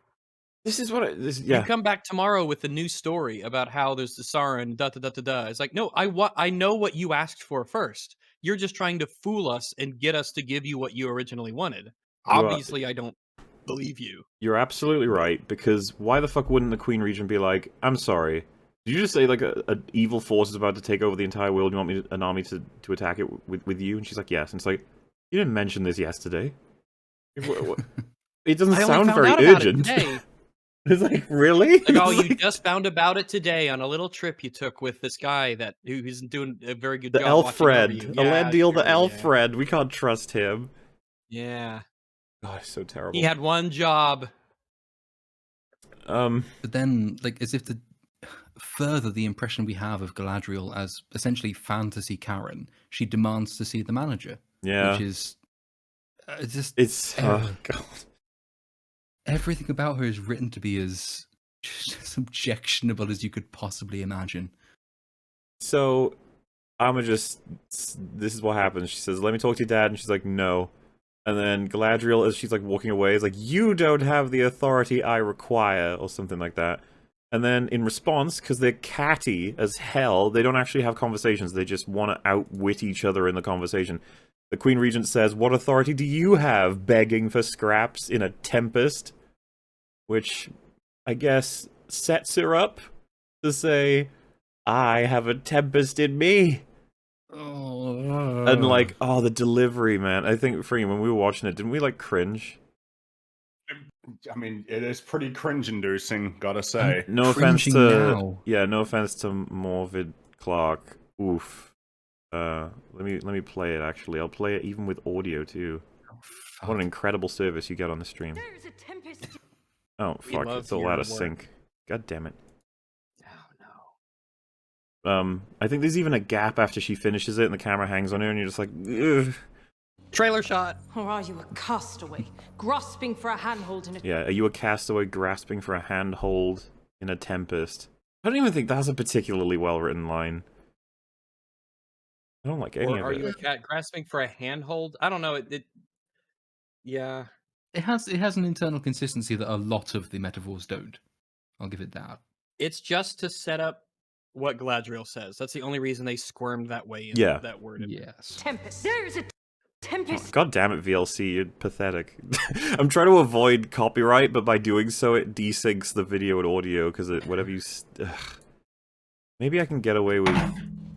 Or Oh. are you a castaway, grasping for Blah, a blah, handhold in blah, a blah, blah, tempest? blah. There's a tempest in me. It swept It's me. that little glare after it as well. Oh, it's so awkward. Yeah. That's the best I can do, Chad, okay? Yeah. Maybe it's just consider it a reprieve, maybe. From the cringe. You You get to imagine the cringe in your head.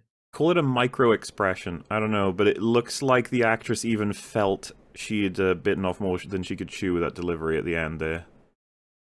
Like, a very small You know, thing. She was expecting to do another one, but they're like, no, that's great.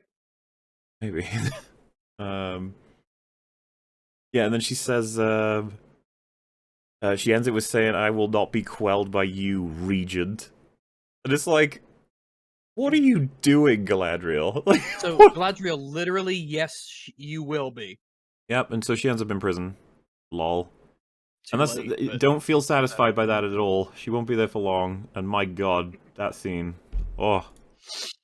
Just genius. You might be asking as well, wait, did they put her in an adjacent cell to her companion? It's like, Yes. yeah, Of course they did. Why wouldn't they? so now they can Yay. freely communicate. Yay. This is a Numenorians quiet are and very empty smart. prison, and you put them in themselves next to each other instead of in any other Different one. prisons.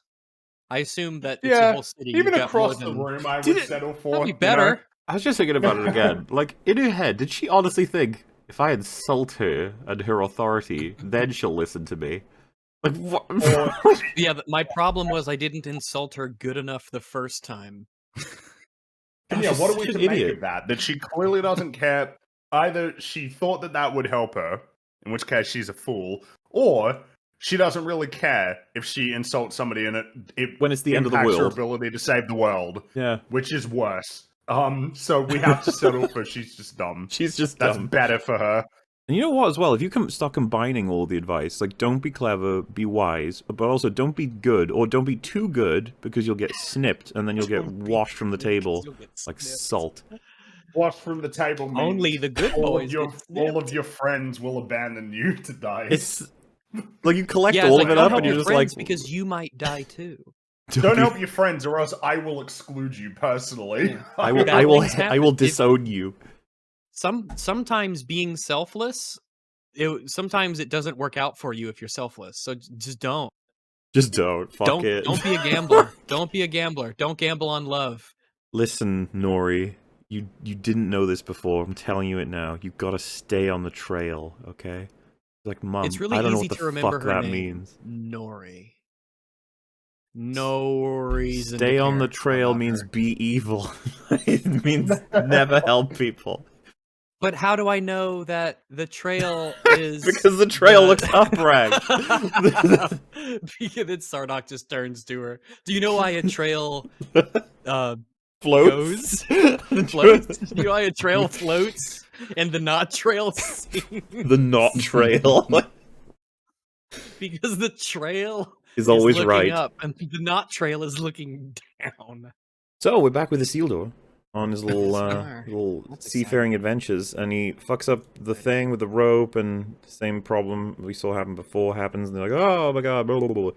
And it's the thing we kind of mentioned all those hours ago, and I suppose we'll mention now, is that this error is spotted by the sea master person, whoever, and he's like, you've done that so many times in life that you couldn't possibly have done that by accident, so therefore It's you're so fired. Obviously contrived. He says, I've seen you do that hundreds of times. This must have been deliberate. You're off the team. Like, no, you saw him do it in the last episode. I don't understand. Yeah, it's so Okay. weird. Maybe he was looking a different way. And then his friends are understandably pissed, but even Very still, pissed. they don't know how to write dialogue. So the friend is like, "You're sorry, fuck you, you've ruined our lives." And then Isildur's like, I wanted to get out of it." And he's like, "You didn't even earn your way on there. I did. I've been trying my whole life." And then Isildur's like, "Oh, jeez, oh man." And then the guy goes, "All you ever do is brood and blubber about your dead mum." It's like, wow, dude. What? Does he? Because First of all, I yeah, guess I'll take your word for it. I haven't heard that before, but we'll have to take his word for it. I was just like, did they just want to escalate the nature of the conversation? He just said, because like, if I was the other friend, I'd be like, okay, yeah, I kind of hate him too for getting this fight, but what are you doing? Like, oh, fuck you for caring about your mum having died. Like, what are we doing? What's happening? Why? I guess he's just super angry, which, yeah, I guess he should be, because he just got booted off the course for no reason at all. It's so hard to just have any investment in any of it. It's all so nonsensical. You're just like, oh, okay. Back to our main man Elf, who is chatting with good old Mr. Adar. And then we get a very strange moment where Adar is pretty much getting teary-eyed over an orc dying. Okay. All right. Turns out they were misunderstood the whole time, but all right. Or it's just he just really likes orcs. All right. I guess. I mean, don't you? They're great. I guess so. What's not to like? What's Yeah, not that's to true. like? Talk about a couple things in this conversation, but the main thing is that he's going to free Mr. Elfman with a message for the people in the tower, in the watchtower. Oh. Okay. He says you've been told so many lies that run so deep the roots and rocks believe them too. Like, I guess I can understand what you're trying to It's say a there, fine but line, I still. suppose. Like I get it. Yeah. That's a really deep lie. I'm then- getting what you are saying. Like I understand your analogy. And that's all I got for this scene. That's it. That's the. Well, the weird orc funeral killing thing. Mm-hmm. Strange. Okay. And his scene goes on. It takes a And while. he talks about like where he's from, right? Where were you born? Yeah, Where are you from? It's the kind of I thing. remember there were flowers there. It's like you say like, oh, what where are you from? You're like, oh, 51st Street, and then you go, oh, next to the Chippy, and it's like, to imply like, how do you know about that? You must be. Oh my God, Adar is like an elfman, and why is he? Be Oh like, my God, "Have such you been mysteries, there?" such mystery. Like a box of mystery. Yeah, yes. Can't wait to pry it open. A riddle wrapped in an enigma, wrapped in a mystery, or however it goes. Fringy knows. An enigma wrapped in a fringy. Wrapped in I a mean, puddle. what is that? I'm trying to visualize what Oh, hi, that. Fringy. What does it mean to be wrapped in a fringy? I don't know. I guess you'd be the authority on that, right?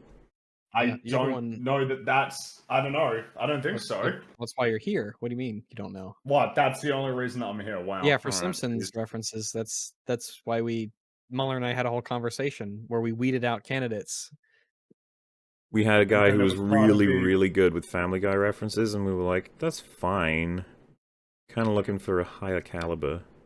Yeah, we're looking for it's definitely we had a guy who was really into BoJack, but was like, nah, it's still too low tier. We have Yeah, to gotta go a little bit higher. higher than that. Oh yeah, Simpsons. Yeah, and so you knew the Simpsons stuff, so we're like, you know what? That settles it. Fringy's gonna be the one. When do we break the news?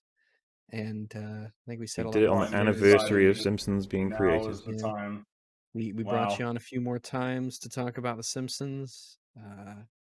It does seem to play well so with the what? audience. So what is the implication here? Is what I'm. Why bring it up now? That was your motive. Well, see, this guy on screen right now, he kind of reminds me of Homer. Yeah. You know what? He's the I'm not sure I homeriest person. agree. Is it why? Yes. You know that hat he's wearing is not like a bald head, right? That's not true at all. That's It's just- ridiculous, It's Fringy. That- particularly, Look, this is it's Where's the particularly pale. line He that normally wears a represents hat. That's why it's so pale. this is why Because you. he normally does have a hat on. This is the low budget of the show. That is a bald cap. It's just not looking great, is it? They're like, shave me hair. He's also a sea captain for this. Shave me hair. I'll do no such $1 thing. million. I'll put on a TV cap. show. It's painted white. White cap. Someone said he looks. Yeah, like. Yeah, I'm just not seeing the Homer Simpson. I'm just That's not all right. seeing it. That's okay. It surprised us because you're the Simpsons person. Yeah. I am the you're Simpsons here. You'd think person, you would so if get it anything, more than us, My but- statement on this should be the authoritative, definitive, Not- and conclusive. Not really, because the three of us on the panel, we think it does, and you're the only one who that doesn't. is just That- pure Homer Okay, well, I'm Simpson. glad that you admit that the three of you are needed to match my claim. What else happens in this scene, though? That's what we're here to talk about. The scene where they oh yeah, they're realizing they've got no food. Now, That's the thing you suddenly realize, of course. we discover just sort of through a casual line of dialogue, they've got like another village is pouring in. Basically, like all of the surrounding villages have been collecting up into this tower. But apparently none of them are bringing food. Everyone's leaving their food behind. It's not even a matter of, because this is the thing. You might be thinking, well, they don't have any, right? And if you move out of your village, you know, what are you going to be, all your tools for food making are all back there. And it's like, well, most villages would have some form of storage for food. Well, later on, we learned that they took the time to scatter all of the food across the floor of the room before they left. So it must have been deliberate. Well, you know, maybe? no, that was just salt. They swept it off the table. Oh, that was. Oh, of course, yes, that was for the. Gotta do that before you leave. It's for good luck. So this was annoying to me because as far as the timeline goes, I was like, haven't you guys been here for like half a day? How are you already starving? You run out of food. Did you The not first think thing that they in your did, It was like Well- when Homer was on the raft, the real He ate Homer, all and he the ate all the rations. peanuts, the Flanders. You gotta eat them like this. Num num num num. Yum, yum, yum, mm, Num num num. Just eating them all. That's what happened. So they're all mad because they're like, we don't have food. What are we gonna do? And then they're like, what could we do? And her kid, the annoying kid, he's like, we'll just go get the food from our stores. And like everyone all over the earth sighs and wonders why they didn't do that in the first place. But fine, that's gonna be the best option right now. And then it's like, no, we'll hunt. And someone else is like, hunt for what? There's gonna be like, the best we can do is like a couple of bunnies. And then I think I was watching it with Rags, and he was just like, why not both? I don't understand. Just like send people to go hunt, and then also send a group of, like, you know, men who are capable with some weapons. Maybe someone who's a good runner as well. You can call for help if something goes wrong. I don't know. Someone to look out. Or, like, alternatively, you bring the food with you when you leave the village. That's Shocking we've suggestion, I shut know. that out as an option. Only smart people do that, and we don't have any of those, so that's a no. But I would say, yeah, okay, so just do both plans and be careful, but no. Absolutely no, no, no. We're not doing that. And then it just cuts to a scene where I guess these two are gonna go get the food from the town village. You know, I was thinking about it. And I was like, of all the people who are currently in the watchtower, think about it. Let's just say it's 100. For the sake of argument, because it's like several villages worth, so I'm sure it's more than that. But hey, fuck it. Let's say it's 100. Of all the people in there who are close to starving, if you said there is a supply of food that's about, presumably, half a mile from here or more, and the orcs might not even have gotten there yet, and it's daylight, you could go grab it. Any volunteers? Don't you think you'd get quite a few people? I mean, as a point of reference, you walk at about 3 miles an hour. If you're in a hurry, you could easily do 5. And when it's daylight, and the orcs, they're pretty It's bad in daylight. They go, ooh, I don't like I that. don't like it. No, I don't like it. No.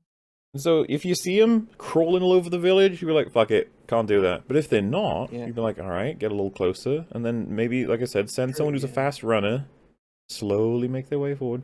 And if the orcs are hiding, like in a well or something ridiculous, and they go, blah, blah, blah. It's like, oh god, and runs back, and he's like, nope, the place is taken over by orcs, can't go there. So they get a decent selection, actually, a couple bags of stuff, and then before they're about to leave, he's like, I want to check one more place, you wait for me.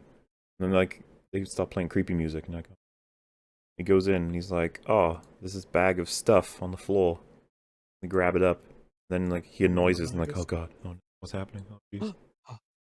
And then, well, the kid first off runs away. He's just like, ah, and then an orc appears, blah, blah, blah, and we got a fight. And so he grabs his spooky demon hilt, stabs it into himself to create the sword.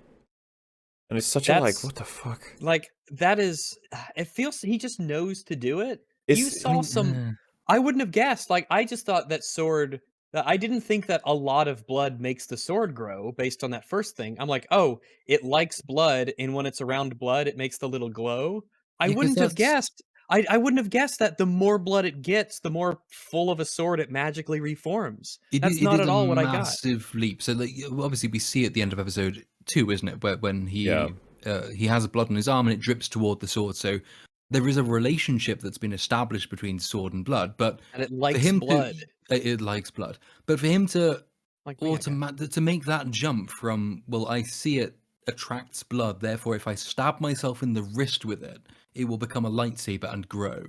It'll That's a big, dark saber. big jump, a dark saber. That's Yeah. it's a pretty big leap of the imagination, and all of It this is. only happens anyway because a fortuitous cloud happens to come across the sun, which lets the orcs come out. It's not actually nighttime; it's just lucky cloud for the orcs anyway. Yeah. And then he actually slices the orc, and the orc is so surprised, he like waddles over to the side, back facing our character, ready to just be killed, and the kid instead runs away. Now you might be like, well, I mean, I don't know, run into the sunlight, I guess that is the best. I was just like, I don't know, killing him, I would have taken that option, but I guess I can understand if you're just scared and you run off. But then things get weird. Kid goes out the door, like, alright, orc is gonna follow him, out he goes. And we cut to, like, pretty broadly it's so annoying, because, like, there's just no way, even with the outfit he's wearing, that the sun isn't hitting him. It is, and it should make him go, ooh, ouchies, but it's, you know. Yeah, they should, yeah. But fuck it, I don't know, whatever, anyway. So, the kid burst out and immediately jumped down the well. Yeah. And he was lucky enough that none of the other orcs have seen him, who are now clamoring over this whole place. Oh, by the way, actually, what does it mean to jump down this well? It did means you know, he's like playing lots and lots of Assassin's Creed. Yes. Because he knows I exactly how guess, to get yeah. the guards. But it's the second time, because like in episode 2, when he manages to jump from the top of the stairs after lassoing the orc mole and then suspending it with his own weight. Like this kid is basically a ninja. Yeah. And She has to be a we ninja. just But don't it's a bit of understand a- why. Bit of a mental state thing going on in my head with this. It's like, he bursts through that door, he starts running. His first instinct, of course, would be just run home. But he'll see maybe that there's some orcs running around. He goes, oh, fuck, down the well. It's like, really? You Just can't a- stay here forever. it's you a know really it, and bad you don't know hiding how spot. long the orcs are going to go for, If you- and you don't know if any of them are going to look down. Maybe just take your chances and run. And for run, it, you know? or try I and like, sneak around the house. captions, the captions here have kind of given it away. He's hiding here somewhere, splashing. Is that Splashing. not maybe a giveaway? Look, Vrath. His name is Vrath, and he's grunting. Oh, look at this. And Oh, panting. splashes onto the camera. How do Whoa. orcs get their names?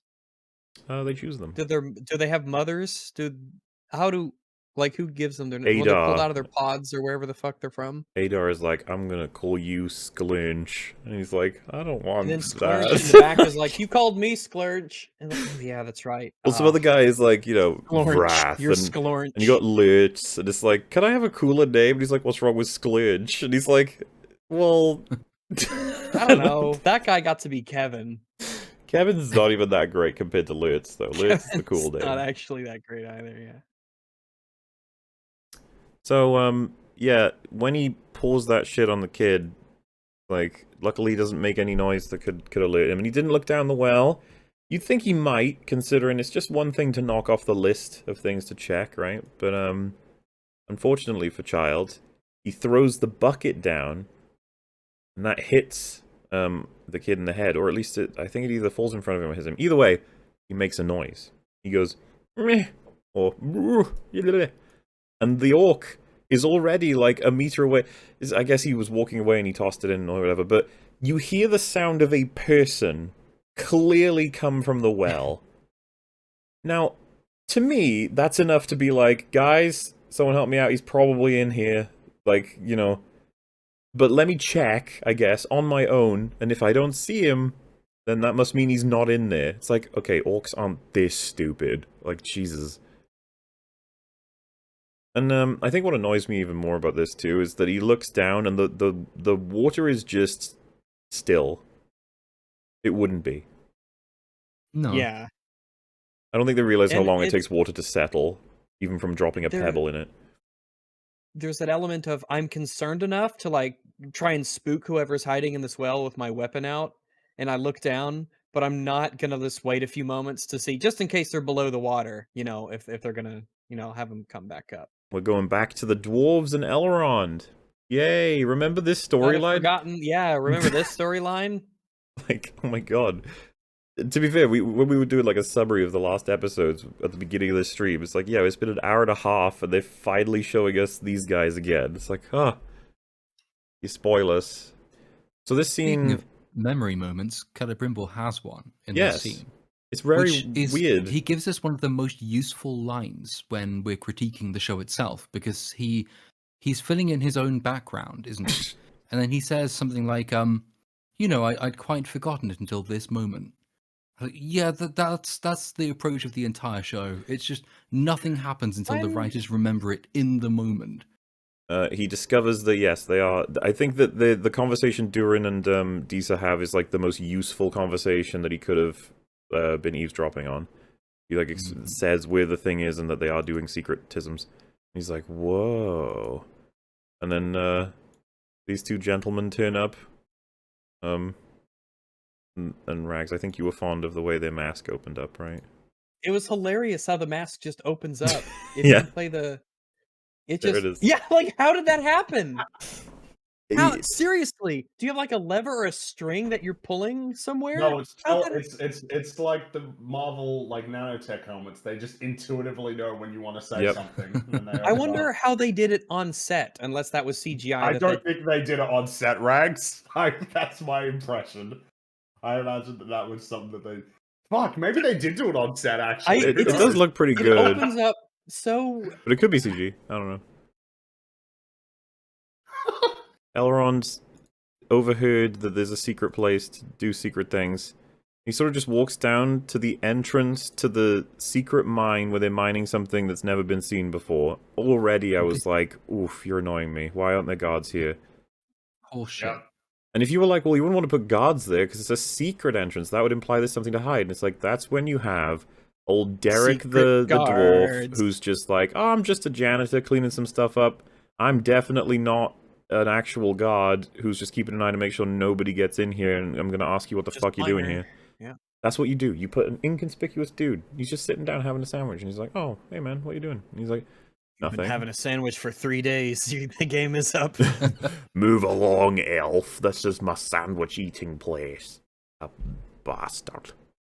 And so this part just really I didn't understand. So he tries to push open the door because he sees footprints leading to it. Which, by the way, great job of your secret entrance. By like, come on, are the dwarves that idiotic? They'd be like, "Oh, whoops, we forgot the part where our footprints clearly show it leads to a secret door."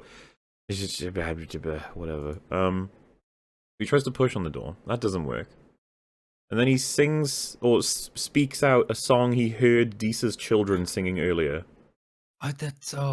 You kidding me? Is that where he? I was trying to think where he'd heard that before because it just seemed like it came from nowhere. But no, apparently he remembered this one specific chant that he heard some children singing, and that just happens to be the password. Like, if you're going to do a secret door thing, you might as do Age of Ultron. Just please be a secret door, please be a secret door, please be a secret door, and then by luck he finds it. At least you can play it for laughs. Don't do like, that some kids about 3 hours ago were maybe humming a kind of a tune. Possibly. Why do they know the I secret remember code? this. Why are they not singing it? What the fuck is wrong with you? Why would you make that? Why would you make it a word that just is distant and not used? Why would you? And why would Elrond think? You know what? The code is probably that song those kids were singing. Like what? Why would you? It's almost think like a that? comedy thing where he tries it, it doesn't work, and he's like, "Yeah, I don't know why that would work." That's what I was fucking thinking. There you go. Secret entrance opened. And then I was like, alright, so there's gotta be guards on that side of it, right? No guards. This is incredibly annoying. And then, I don't know why this happens exactly, but Durin detects that Elrond is here and is outraged and wants to shout at him. And it's just like, how did you know? How did you... Like, were you just walking by this way anyway? Is this just a huge coincidence? What...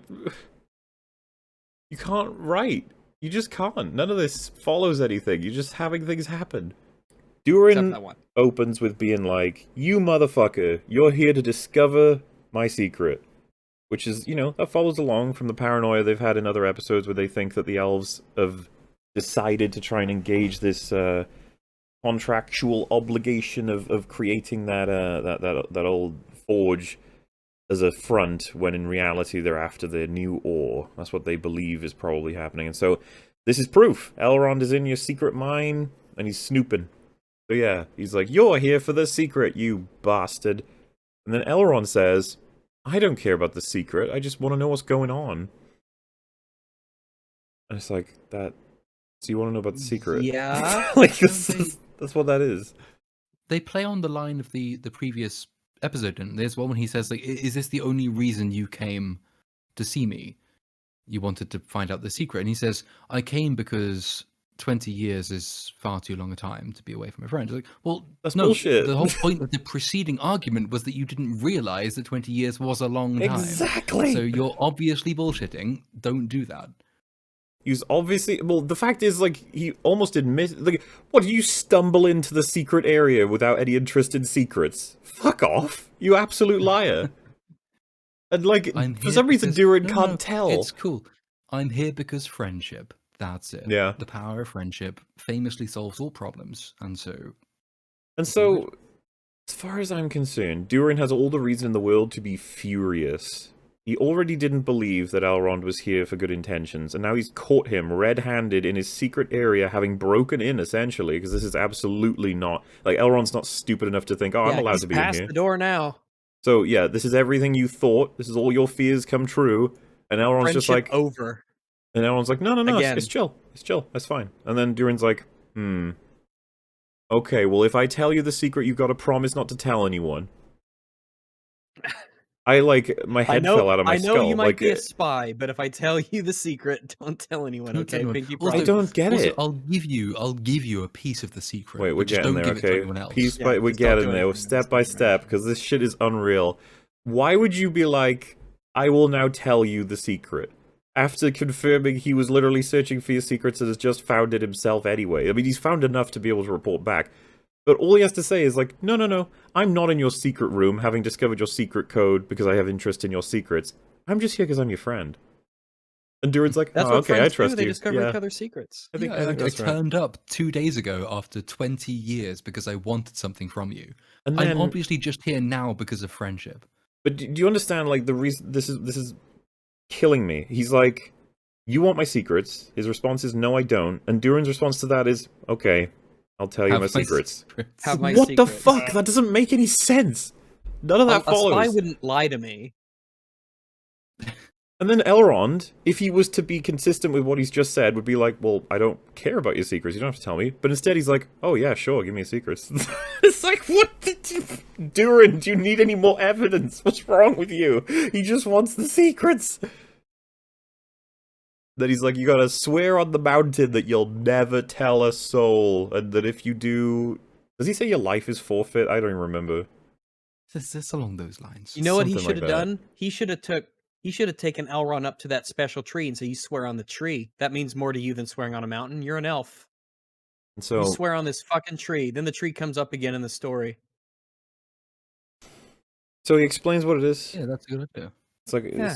it's an Thank you. ore, and he says that the ore is lighter than something, thread, cloth, something like that. Silk, I think. Lighter than silk, and, like, better than any metal they've come across. Basically, it's just, you know, it's the magical metal that a lot of IPs have. Adamantium, for example, or vibranium. You get that special super metal. And this is mithril. He explains that to him, and then Elrond says, why all the secrecy for that? I'm like, I just want to die. I'm like, what do you mean, why all this? It's the most valuable thing You're not ever. listening. Like, what? Like, this is a new discovery. It would change everything about old technology. Why would you say, oh, why do I want to keep that secret? It's like, and this, like, gets worse then, because as you brought up, but we're at it now, is that he's gone as far as revealing the whole secret to Elrond, which is something he was absolutely not supposed to do, had no reason to actually do it, and Elrond said he doesn't care to find it out either. So this is just incredibly frustrating, and I already know that it's facilitating something, kind of what you were alluding to in what you just said, because in the next time on Rings of Power, we saw something, and I'm going to get to it in just a sec. He gives him a piece of mithril, for no reason at all. In fact, I would just be like, if I were Elrond, I'd be like, what are you trying to Is this set a me up? trap? Yeah, like, Yeah. are you doing this on purpose? Because, like, why the fuck would you do this? Like, it's such a weird move. And he's like, it's a token of our friendship. And it's like, man, you are a trusting guy when you have absolute... This is what frustrates me so much about Durin. He's such a fucking idiot. He has no reason to trust Elrond at all. Elrond has been absolutely top-tier manipulator to someone who is just an idiot. He wouldn't have gotten away with all this shit with a normal person. Handing Elrond the ore, you only offer him now proof to the other elves and an actual piece to be able to study. Why would you do that? Trust him, by the way, even if you totally trust him, he could just drop that shit. Like, he could fucking... It could fall out of his pocket, or he could, like, put it down on his desk and then forget about it and someone notices. There is like, no there's reason only... at all to do that. But No, absolutely no reason. then, and I'm so sorry to do this. Apologies ahead of time. Next time on Rings of Power, the first scene they show you is Elrond showing the ore to Celebrimbor. Awesome. Why would they choose that? Like, that's an interesting decision from a meta perspective of what are we going to show in our coming up. Instantly it's betraying clearly the gonna be promise that he made. plot-critical. Yeah, just to clarify, he made him promise, like, on the mountain. This is like, On the who the mountain fuck and the cares, stone, right? yeah. Who cares? And He would Elrond swears on, like, he would the... never say anything to anybody, not anybody. In Elrond the swears on, world. like, his father or something. But he's like, yeah, I trust him though. Don't worry. This is what I mean. Are we going to get a moment where Elrond just says, like, yeah, fuck Durin? Something, I don't know. Is that going to happen? Or is he just going to be like, oh no, I didn't tell anybody about your secret. I just showed him the cool rock. Is that a secret? I didn't realize. I'm sorry. Oh, that's We're what still we were friends. swearing over. Oh, I'm sorry. That was the... I thought the secret was the cave-in. misread. Yeah, I wasn't going to tell him about that. I was going to that's- tell him about the cave-in, dude. It's I wasn't okay. going to tell OSHA about the cave-in, is what I was... I thought that's okay. Oh, it's I so gotcha. stupid. And yeah, like, he said... remember, Elrond's supposed to be banished from all Dwarven lands, by the way. Well, he is supposed to be. He He's did supposed to lose the be. challenge. He lost, like, But that just definitively. didn't. Yeah, it just didn't. Whatever. Why did they do that? I don't What the know. Ah. And they have an Avengers moment here. At least that's how I will refer to it, and you'll know what I mean in a second. But he's like, pretty sure it's like Moba or something, and then Elrond's like, no, it's this, that, the other. It's Mithril, and the camera like is really tight on him as well, and it's just like, dun, dun, dun, dun. You like references to things. Yeah, this is the shot, by the way, when he says it. Look at this. It's such a like, hey audience, you remember that? Remember the vest, the t-shirty thing that saves for that was made of this. You remember that? Symbolically, he's eating the member berry as we watch. Yep. Ugh. Boo. Keep it as a token of our friendship. Oh god, I hate you. You know that really deep friendship that we have. I'm going to We betray in one rekindled episode. 2 hours ago. Anyway. Yep, he just straight up betrays him straight away. Why do you make us watch this? Earth, this was your fault. You could have just had us remain as the primordial soup. That's what we could have been, just amoebas running around. But no. Scene with girl and guy. I got nothing for this. He's wooing her. Next scene. Alrighty. So anyway, Galadriel scene. Yay! Yeah. It's been so long. I was gonna say I've forgotten what she's like as a person. It's a really good scene too. Sauron is like, "You're not battling trolls or orcs. You're battling men." And then she goes, "Are you really trying to instruct me?" Yeah. Fuck it, everyone knows, right? She's like, "Are you really trying to instruct me in the art of war?"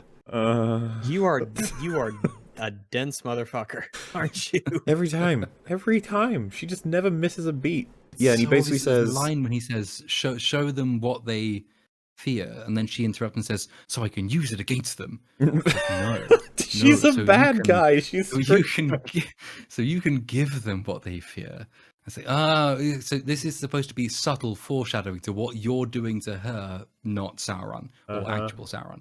But her instinctive reaction is just, so I can manipulate people and batter the fuck out of them. No, just stop being such normal. a dunce. It's time. No, this is oh my goodness, this is such a great scene. I love this scene. It's one of my favorites. Anybody in chat who hasn't seen this, get excited, alright? This is a treat. This is spectacular. The gods are here to collect Galadriel. I should gotta roll those R's, you know. And she is, of course, ready and willing to submit because she's a good girl. Or is she? We are about to see something pretty fucking cool, guys. I hope you guys are ready for this episode of Batwoman. I'm preemptively cringing. So, as you can see, she had her hands ready for some chains, but this poor fucker, he was like, "Oh, I'll put them on." And then he took her at her word. Yeah, that was his first mistake and last. Look at these hand movements. What's going on? It's so unclear. She Did you see the god? He's just like, "Oh no, I'm hurt, I guess." Oh, you got oh no, me. I should have been a stormtrooper. Ah. I hear the you got me. So, we really need to keep track of this. We're going slow. That guy is just falling headfirst into her little cage thing. I don't know why. He just is. Well, yeah, we'll go one by one, alright? So that guy's in. He's just going right in. But the guy behind it to the left, he's now falling into... and in he goes. How did this happen? How did that happen? I have no idea. Oh, he just walks into it. Kind of walked in. Oh, the misery. It's the misery. He walked in. Look at him. So this is hilarious. I don't know what the fuck they were thinking, but I will happily play it again because there are ways you could do the scene, probably. But just bringing her hands down, just doing some weird movement. I love the expression of this guy. Oh no, she's so strong somehow. How is she so strong? She's so skinny. Just look at that guy. He just goes in. He just kind of like goes in towards in. Guys, oh, he voluntarily went in. He saw this. He's like, this is a female protagonist. I ain't getting anywhere near her. Is that Let 3? me in for my own safety. Is that 3 guys? Wait, how'd the third? It does there's look like 3? there's another guy in there. Why are you in there? No, Doing in there? no. There's only Why are two, you in right? there? I assumed there only- were only 4 in total. not There's two. 4 in what? Oh, wait. total. So If that there's means 4 in Wait, total, four then in- There yeah. must be No, more. no, in come there. on. Yeah, Come that's on. where he hangs out. No, Yeah, no, it's- come yeah, on. No, I don't. No, I don't accept that. That's absurd. No, see, there's. I'll try and get you a, Okay, so a we wide need shot to figure it here. out. Just Okay, the so there's- thing. Oh, you're right. There's 3 of them. What? You're right. There's 4. two There are 4 standing by the guards, so door. yeah, Actually, she sends oh off. my 4 God. guards. Jesus. There is By just. throwing one of them, the 3 of them like maneuver and nudge their way into the Can you cell. imagine? 3 are like in the- instantly for no reason at all. Like, they just- Yeah, There's look at him. 3 in one Wow. go. Oh my god. They It was just bad enough. walk They in. just go Two. in. They just They're walk just in for her. walking in. They're walking in. Jesus fuck. How do you it's direct so this without- bad. Because you'd have to just direct them to just sort of just walk in and Well, act as I if think- you've been pushed in. It's kind of like you're on set and you're like, oh, this can't work, and then you're just like, ah, well, fuck it, nobody will notice. Oh god. Yeah, then the last one she's dealing with, she just tosses him right in too. So Phasmataz is pulling his sword out, and the fucking other prisoner is like, I wouldn't advise fighting. And he's like, I can't just let her leave. And he goes, you could, if you knew where she was going. Oh my god. Which is like, what? What do you mean? And what he means is, if you know that she's heading to the King's Tower, that's where she's going, you can let her go. Because then you can head her off at that place. As It's like- opposed to what? Actually apprehending her right here and now in this prison. While he just watches his men get, like, shepherded into himself for no reason at all. It's Yeah. such a weird scene. And what do you think those men are gonna say when they later get asked At what their happened? performance It's like, review. yeah. So All right, guys, embarrassing. okay. It's like the cop comes in. He's like, "All right, let's take it from the top. Like, pushes him What in with, happened?" like grabbing his cloak. Well, you see, He's it counted 4 armed guards somehow end up in a cell. Pushes him in. I By see you've got this scrawny 6 little years. 6 years exemplary service, but there's just this one incident on your record. What? So tell me what happened. You, you understand, like, that when someone pushes you, you don't need to, like, move your feet. You can just, like, keep them still on the ground. Like, You know, can- as, She got as a me. palace guard, we expect you to resist aggression in some what ways. actually happened? What actually happened is that, we expect Oh you yeah, to yeah, they wouldn't They've believe been- her. they've Believe been on them, their so they're like, feet. "What's up with this?" look, they've been on their feet for 12 hours. They weren't given, like, a lunch break. It's like, this is the quickest way that I'm gonna get to sit down. Like, alright, I still got, like, another 5 hours on this shift. If She I just throws go him in in. the cell and sit Yeah, down. and then they help her to close the door, I guess. Because why Actually, wouldn't Well, they? yeah, 'cause Somewhere, I look, the suppose. door is closing from the inside. It's so closing from fucking the- stupid. What were they Why would they thinking? do it like this? You didn't have. It could have been 2 guards. You know what? Look at you this. should have just. He can grab her through the bars, but he refuses to. Like, you can put an arm through, but he just won't. Damn these. Damn you, Don't you've they got have the key me. to open it up? How can they not get out? They have the keys. Well, right? yeah. You think Apparently that any not. number of Apparently them would have a she's key? locked it from outside. The all grunting thing is what I imagine the All writers' room grunt- sounded like when they all were discussing this grunting. scene. Does this have an automatic lock? She closes the door and it's locked. Does she not need to lock it with a key? I guess Or just not. closing it, lock it? No, Man, no, no, no. okay, It just does it that- itself. That's the most believable part of this entire. Like, what a stupid scene. It's This is really incredibly bad. dumb. This is desperate. This scene is desperate to make her look cool and amazing. There's no way that you can have her doing this that's believable. Well, maybe not no way. It would take an incredible amount of skill to make this believable. Why not just make it have- like why an not have actual fight Al-Farazon scene? Or Al-Farazon just comes in with one guard that she lobs into the cell. Well, There's no, no Yeah, at reason least for then her I'll to do complain that. and be like, they should have had more guards, but that's better than this. Right. Or you Yeah. could just have this be like an action scene where she has to like take them all like one by one, and like she incapacitates all of them methodically, rather There than has to like. be something. Well, I mean, if we're going to show her prowess as like a fighter, that probably seems like the way to do it. Actually, have her engage in a fight where she beats them through like smarts, basically. Skills and tactics Finds and ways to cunning isolate them and and then take them out, rather than something. And grabbing J- one guy and hoping that the 2 guys behind you just sort of waddle in to the cell, and then you grab the last guy before he manages to attack you, and then throw him in. Yeah, inexplicable overpowering of these 4 men. I don't believe you that she can do that. I don't believe you. You're well, gonna have to so do for me- something else. For me, it really is the waddling that destroys it. It's the fact that the 2 guys behind her like kind of waddle into this. Oh, I guess we're going in here now. That's the part that does it for me. Dude, it's so odd, because look at the positioning that they were in as she walked out. How did you move 3 of them behind you and into the cell? How? Well, what was her plan if those 2 guys weren't right directly behind her? I They, guess you but would've they had to weren't. apply That's the whole for point more. I'm making. They were not behind her, but then they Yeah, teleport they behind her. Teleports. That's right. Well, yeah, because if you pause, Nothing like, if you- personal, if you- kiddo. Teleports Right, behind her. yeah. Oh, Even oh. closed the door. Wait a minute. Oh, also he the did door close opens. the door. Wait, the door opens door is from the closed. outside. Wait a minute. The door It opens. Did you swings see both that? ways, The I door guess. opens from the outs. Does it? I guess it swings both ways.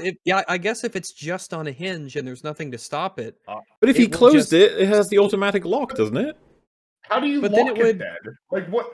well, I guess don't you could lock it understand. at a particular point as long as But the she locking. just closes it. Yeah, how is she slams closing shut it and then? shuts and Either stops. it auto Which locks is or on it the other doesn't. side Totally now. out? Yeah, because if they Yeah. go through it, the door's on their side. But Exactly, but then she pulls it and it stops. It doesn't go To be fully fair, the other way. all we have to do to make her seem really cool is to break space and time in the rules of motion. The They rules don't of really everything. break. It's more so that they break the logic of doors and locks. I don't. Well, I mean that. It's a form of breaking space, I think. That's That the is door more- time. that's door is- true. The That's door is true. magically yeah. open again. Yeah, so was just to make sure you understand, right? If you could just Oh, push someone yeah, into the right. door and it opens, that means it wasn't locked automatically when you pulled it close, and then she pulls it close and it does auto lock. It's just And like what was her plan? If they had locked it behind her, she throws them into the door. It's When like, is it oh, open? well, that Find was this- annoying. Yeah, we it's got still you on the now. inside here. But On it that scene, can't. it was on Why the would it be on inside. the Unless- inside? Because Unless they she went through closed- it. That makes sense. is she bolting No, it with she that pulled action it? there? In which case, Wait, if she pulled it. How does it Then stop? why would it bolt there if the door opens beyond that point? But if there's Yeah, a bolt, you'd have then they to could just reach physically- through the bars and unbolt. I was it about again, to. it So can't I be was about to say, bolted. first In of all, they regards could with the just undo keys. it pretty easily, and secondly, like, how did she have the time to get it closed and to do that with 4 guys trying to get out of there straight away? Like, That and you she's can that quick, grab Mahler. her. That's how You quick can she is. grab her. Isildur says, "I shame my family. I don't deserve stuff." Next Correct. scene. Yeah, you're a fucking prick. I hate you, Isildur. You're right. Fuck. We're on to You're this absolutely part. right. So there's the King's Tower. Galadriel fucking scaled the entire thing. I don't know Yeah. how. I missed this entire bit. So she actually climbed that entire tower. Yes. The outside dress. Jesus. In a dress. I don't- How don't the ask- fuck? Holding on to because I couldn't tell you the answer to that. You can see her at the top. How did you do this? But she gets in. I don't know where to begin with this one. It drives me nuts. But I suppose we should go with Faradab's in. He knows this is happening. He knows that she's going there. That's what that line was for. But he's informed the Queen Regent, who's got access to all kinds of guards. So that's all happening, while Galadriel assumes she's got the jump on the king. And of course, she wants to get to the king to be able to talk to him about how, hey, Sauron's a real threat, I need help, give me some armies. That, by the way, is her ace in the hole. She believes that if she gets to this guy, because he's a friend to the elves, that he will just authorize going to war and give her armies.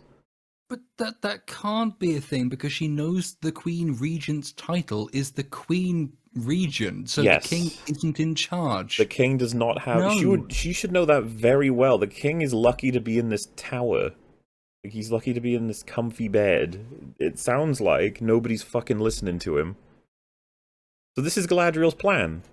I don't know why this is her plan. I don't know why she thinks this will work. This is a reveal. It's like the Queen Regent was here the whole time. Bum bum bum. Bum, bum, And then bum, bum. The first thought you She's should not- have is like, where are the guards? Elf smashed in through the fucking window. She just turns around. The as though guards are in she the were cell. expecting it. Where are her legion of guards? She says she has a garrison, but they're all waiting outside, is what she says. They might want to be inside, love, because Galadriel's already said she's willing to kill you. You might want to get some... And you broke out of prison, you climbed into the old king's chamber, and apparently our queen's up there too. Well, yeah, Oh, how boy. many crimes has she committed? Like, several? All of them. All She's of them? done pretty much. She's gone through the book like a fucking checklist. This is so Great stupid. character. It's treated as though the Queen Regent has hatched a plan here, like a really good trap, when she hasn't done shit all that's going to be helpful to her if Galadriel just makes a couple decisions here. In fact, she might just kill the Queen Regent for annoying her. I wouldn't be surprised. And there's nothing stopping her from doing so, even though the Queen Regent had the full upper hand here. She's like, I got you, bitch. And then the bitch is like, nah. Because, seriously though, bad things are gonna happen. And then, I think... Your level of passion is overwhelming. She's like, the king is like, sweetheart, I feel ill. And then she's like, oh, that sucks. And then I think Galadriel's like, tell me about stuff and things. And then she like literally takes her on a little fucking history tour. I couldn't believe what I was seeing. She just Yep. gets to I do just couldn't believe everything it. she wants.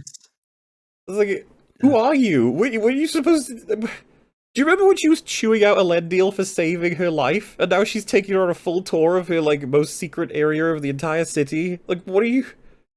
At the end of episode 2, I might have said, look, she's got some of the traits of a Mary Sue, but she's not a Mary Sue because she's quite clearly objectionable to a lot of people in universe. But by the end of episode 4, all the people she's offended have now come to like and trust her, and she has not changed one iota.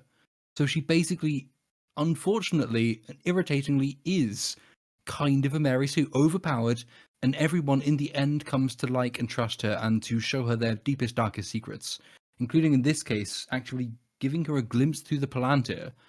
The logic is of the not- world bends to facilitate her desires. Yes. The world this is is in league with Galadriel's her. will, yeah. It's so great that she can break into the fucking king's bedroom after having locked all of her captors into her own cell, after having broken out, and she can just get away with all of that. It's insane. Absolutely mind-blowing. But then she's like, I have a Palantir. And then she's like, you should touch the Palantir. And she's like, I have touched them before. You have not touched one like this. And then she's like, I have touched them before. It's like an echo there's- of episode 1. What's interesting is that the queen says we don't know. There are 7. We don't. The other 6 are destroyed or unaccounted for. And instantly she says, "Well, I've touched one." The And- queen, and the at queen doesn't that, feel the the queen need should to... be going- Yeah. Exactly. The queen doesn't feel the need to wait. What? You know where another one is? This is like the gateway to modern viewing and travel and communication. Are you shitting me? You really know? So she sees the vision of the tsunami, and then she's like, oh dear. Terrible. Outrageous, you may even say. Awful. Oh no, this terrible Did you- prophecy. That means you must do exactly what I tell you. I know, this hasn't got anything to do with like, the stuff that she's dealing with. I could totally picture it being like, honestly, I don't give a shit about your little town, okay? I just need your armies. Give me. Yeah, she's like, your arrival is what is gonna begin the downfall of Numenor. She believes that about Elf Lady. Elf Lady, like, oh man, that sucks. There's a line I got triggered by. She's talking about virtue or whatever, to regain it, I think, or something. And then Galadriel says, your virtue was your ancestors' loyalty to the elves. Yeah, someone's fucking full of themselves. I was about to say, do you understand how vain that statement is? What's good about you is being loyal to my people. It's like, wow. Specifically for You're me as such the a fucking representative bitch. thereof. In conclusion, she's like, I'm going to announce that you're leaving tomorrow and we'll avoid the apocalypse. It's like, oh, okay. And then I was thinking to myself, imagine you're in that garrison, alright? You get told by the Queen Yeah. Regent, wait outside, Yeah. I'll signal. In fact, you know what? You'll probably hear a smash, and that'll likely be her. But you know what? I'll signal you. Come in and arrest her. It's gonna be great. I can't wait. It's gonna be so fucking good. You're like, oh, Queen Regent, maybe we should be in the room. I mean, when she breaks in through a window, we can just grab her, because what's she gonna do? Jump back out? Like, I think, you know, I think that'll work. She's like, no. It needs to just be me, just in case I need to tell her about, the law. Like, oh, okay. So we'll wait until you signal us. Yeah. And she's like, they hear the smash, and they're like, oh boy, she's gonna call us in any second. And maybe they hear a bit of like, oh, they're having a chat, I guess. Okay. And then he like goes quiet, and then like half an hour later, they're like, is the queen dead? She's probably dead. Should we go in and Like- check? Just knock on the door. Just letting you know we're still here. The Yeah. garrison. Queen's probably dead. I mean, Oh well. It's bizarre. I thought you were actually going with another angle. Of course that, but also well, we'll get to it later. Just carry on. It'll come up. If the conclusion is, I can't be dealing with you, we got a tsunami coming, and I'm almost certain it's because of you being here, you gotta go. If she truly believed that, why the hell did she waste even a second not getting her the hell out of here?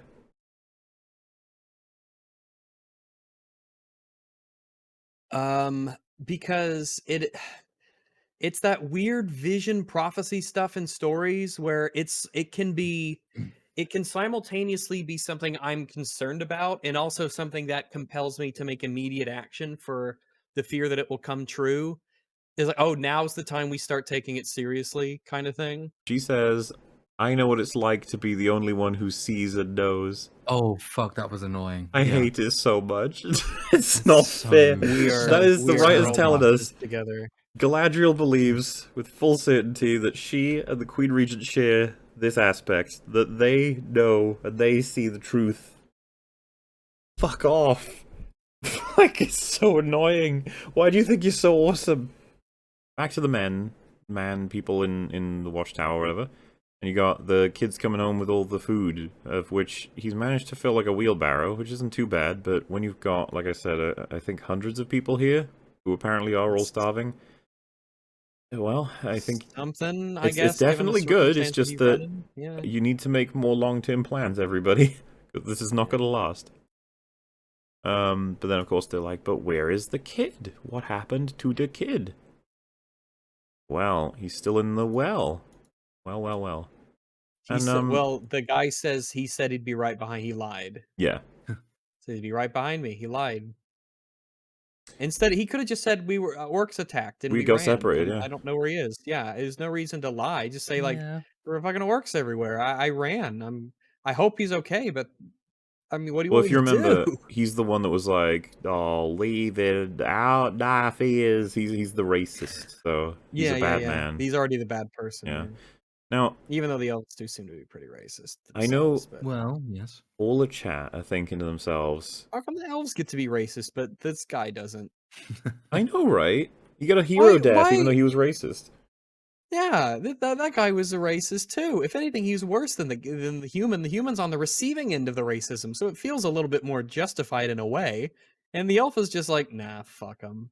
They're shit. I came up here on that One Piece ladder to tell you that they're shit twice. And it's like he's just a good guy. It's okay to be racist Hey. to humans.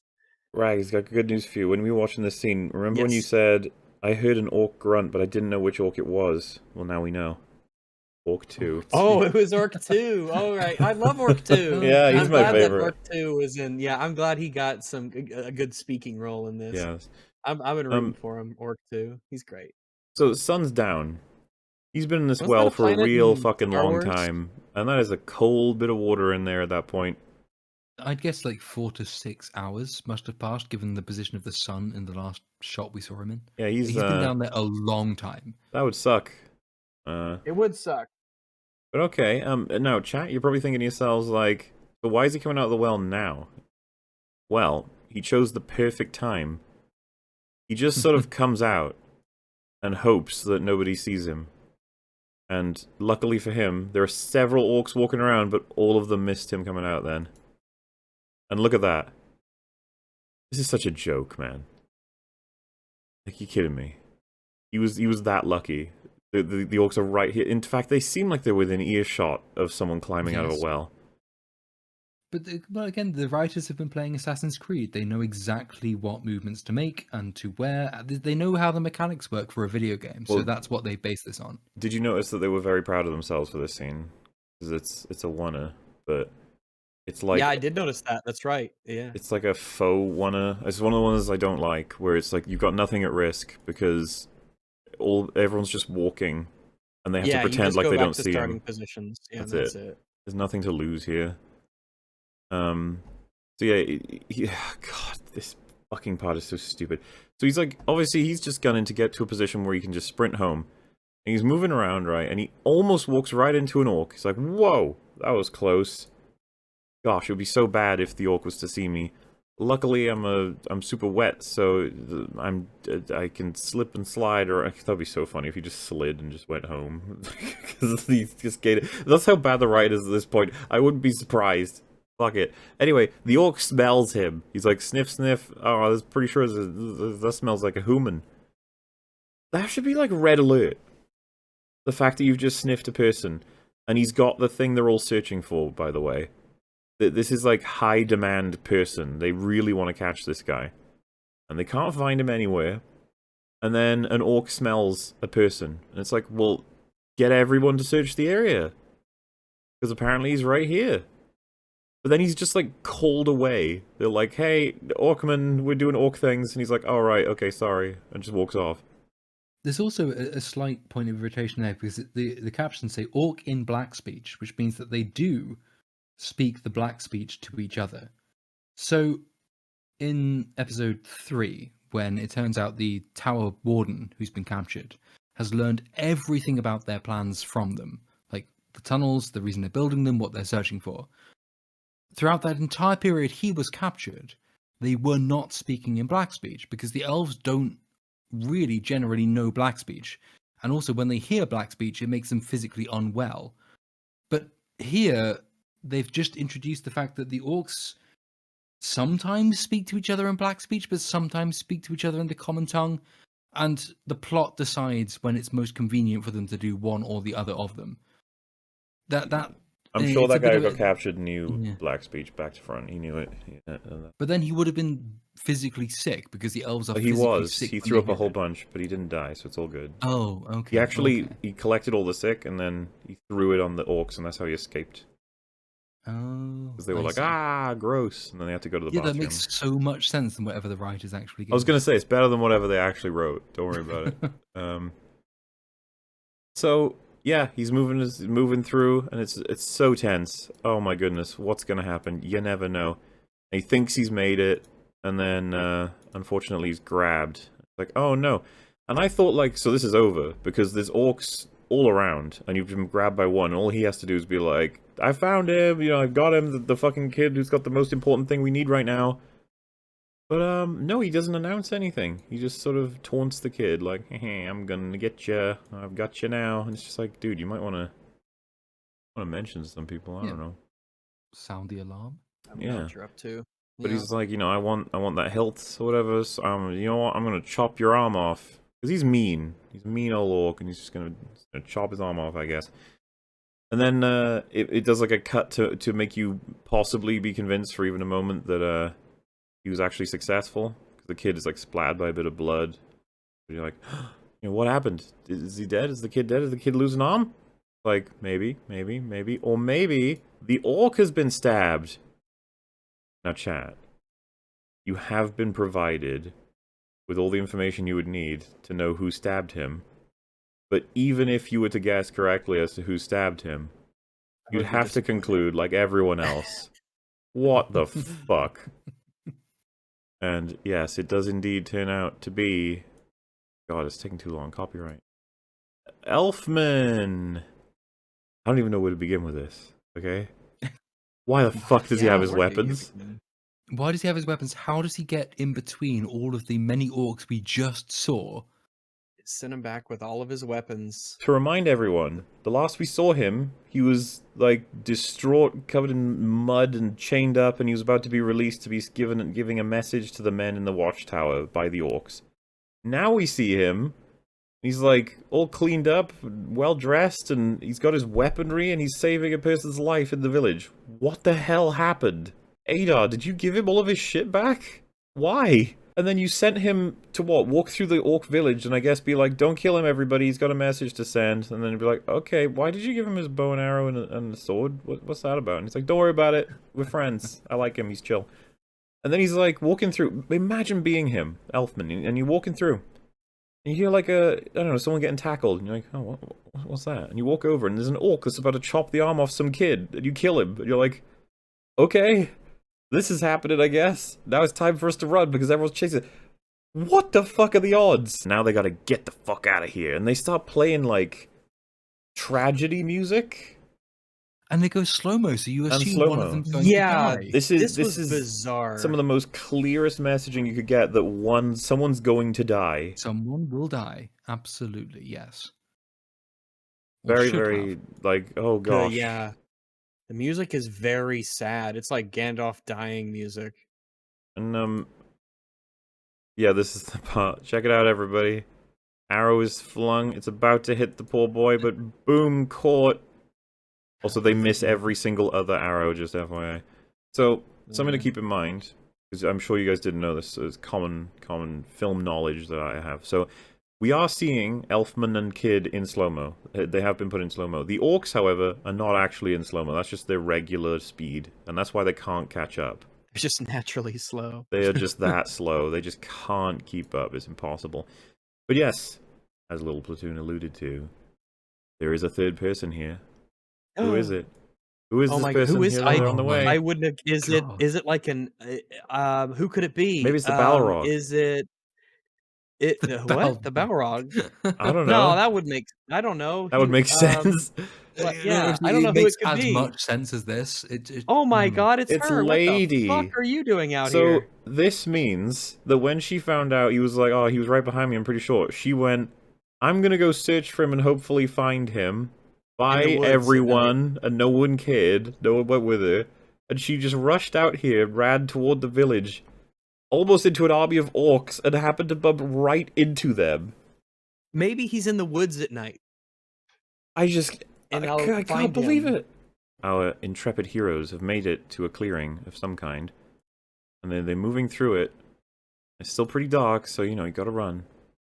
And then, like, they start to slow down. It's like, wait, what you doing? You need to keep going. And, like, the kid sort of falls over. It's like, my leg. It's just, my leg's so bad. And so the woman just starts going like, okay, let's have a look at your leg. Meanwhile, the elf is like, alright, I'm gonna pull out my sword and get ready to fight. It's like, why don't you just pick the kid up? You're an elf. Pick the kid up and get out of here, you fucking idiots. She's not even looking out for his leg. She gets up with her own, she's got like one of them hand scythe things. So their plan is literally to fight this army of orcs, those two. Instead of just picking the kid up and running. Fucking hurts my brain. It always hurts my brain. They also they stop within bow range of the tree line, which Yes. isn't good. They've had many arrows shot at them already, and they're just gonna hope that they don't use arrows. And luckily for them, no arrows are used here. That is very. I think at the very end, some start to come by, which just adds the problem of I was it gonna sure say, is yeah. a good thing that the two sniper orcs killed that one other guy, but none of them will hit you. A lot of arrows missed you guys. A lot of And arrows so- missed you. The sun comes out, and we've still got plenty of dudes who are in the same fucking getup they had when they were immune to the sun in the trench. Mhm. But apparently they're not immune to it anymore. And this is like, this kid has the most important item they need or whatever, and they're not willing to brave the sun anymore. But they will brave the sun when their slaves are vaguely attempting to escape. At the end of Elrond and Durin's conversation, there's a cave-in, and they both rush into the mine to go and help the dwarves. And it's like the most interesting thing that's ever happened in this entire show, and then they cut away, and you're like, oh. Yeah, And now, something interesting was about to happen. now we're cutting back, and it's post-cave-in, mopping up stuff. Elrond is like, he's not even got dust on him. He's just so pristine, somehow. I guess he took a bath or something. He didn't go help, maybe. Maybe he just or didn't it- help, yeah. Maybe that I would don't- be I think more he in just didn't line. Help. Isa's doing a sing. Elrond is talking with Disa now after the other dwarves depart. Yes. And she's thanking him for how, if he hadn't gone and fucking. I found this quite interesting, right? Because what's just happened, in terms of what's actually happened here, is that he managed to detect the secret password from her kids having singing it, detect the location in which to say it by eavesdropping on a conversation between her and her husband, to then break in and discover the greatest secret the dwarves have ever had. By doing so, he may very well have saved Durin's life in the sense that Durin came out of the mines to complain about him having broken their trust as friends or whatever. Yes. So she's saying, Incidentally, it seems to have done that, yeah, she's saying, oh, thank goodness. Now, I'm not sure how I would react to something like this. Like, if someone, say for example, I knew that you came into my house to steal my TV. Let's just say I knew that was the case, but I was choking to death on a piece of cheese, and you come in and give me the Heimlich maneuver and save my life. But I know that you were only there because you wanted to steal from me. I really think I'd be torn. I'd be I like, would be torn thank too. you Like, so much for saving my life. But, which is Well, not... here, I think that your intention was more important than something that just was a coincidence that you created. Your character is not impacted in any way that's positive from this. It's just like, it's almost like a silver lining to your deception, which you don't get credit for. It's Yeah, almost, because... you don't get credit for that. This is if I'm decent and I'm looking at this elf guy, I'm like, funny thing, if you hadn't have done that, Durin might have been in that cavern and he might have been trapped. I'm just gonna put that out there for you to. I'm thinking about this, and I think that you should know that I'm thinking about this.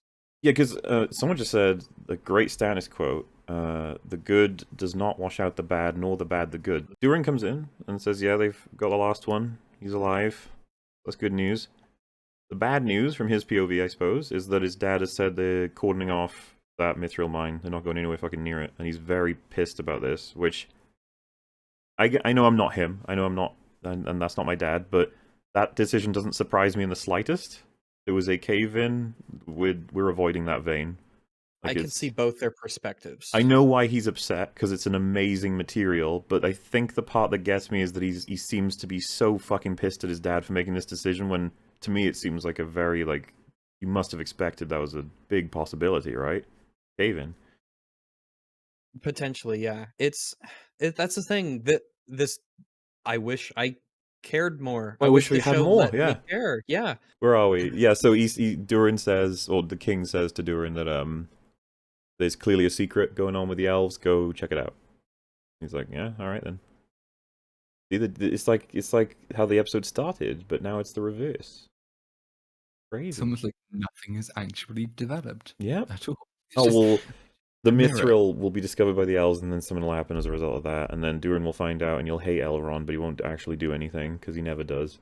Disappointing fucking mystery box as well. The idea that your mystery box is actually revealed in the trailer is just...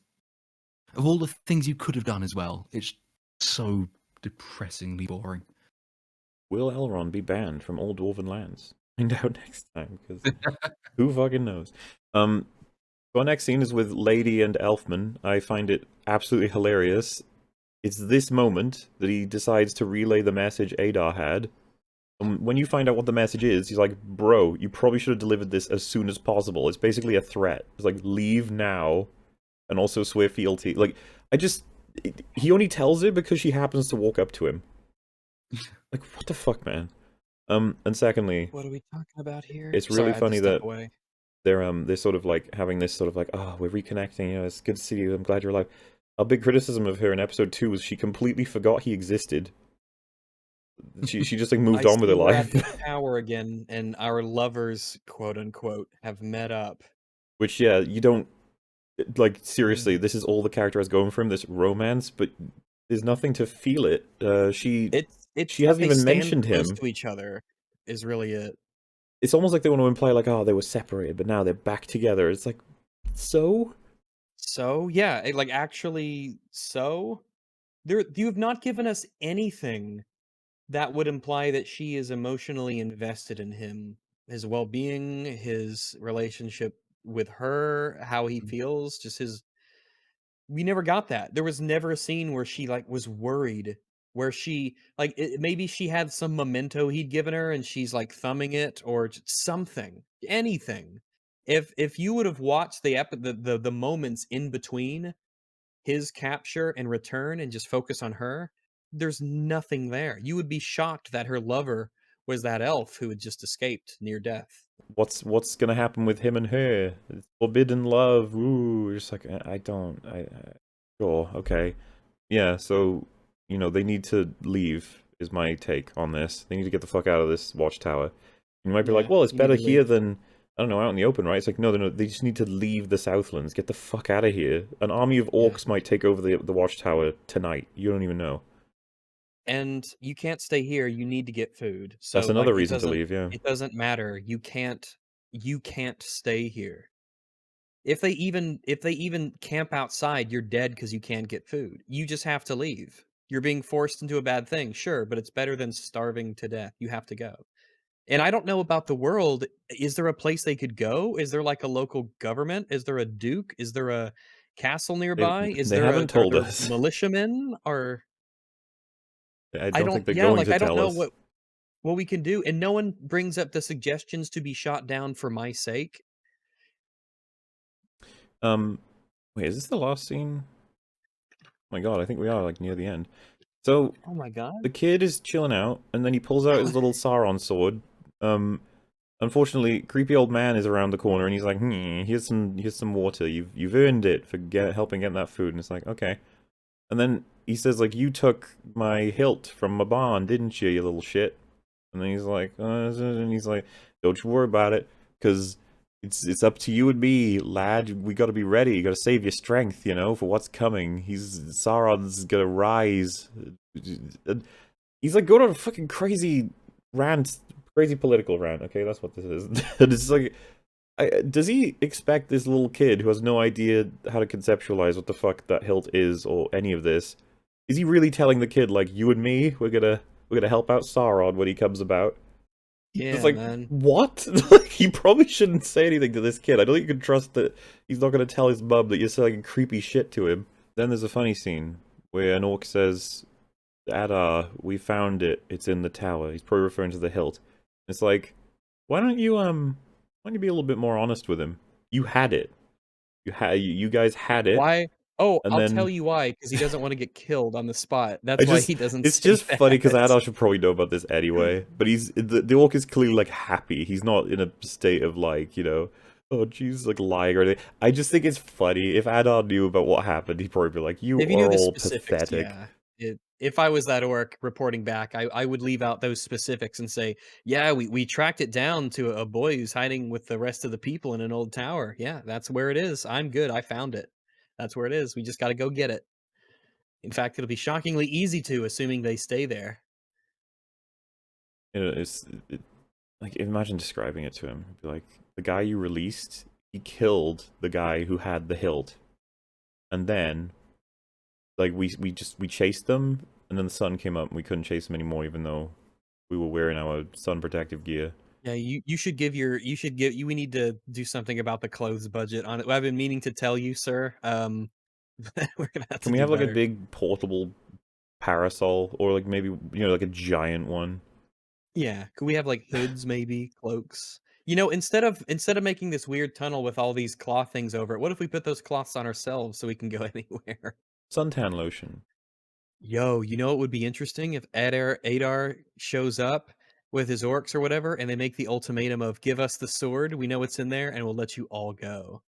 And everyone's like, "Oh fuck, what the sword? What's he talking about?" And then like someone sees him with the kid with the sword, like that would be interesting. They could make something could happen be- there, yeah. But Yeah, they that don't could be a usually do that thing. in this show, so I can't see that happening. That's true. I'll just entertain it in the theater of my mind.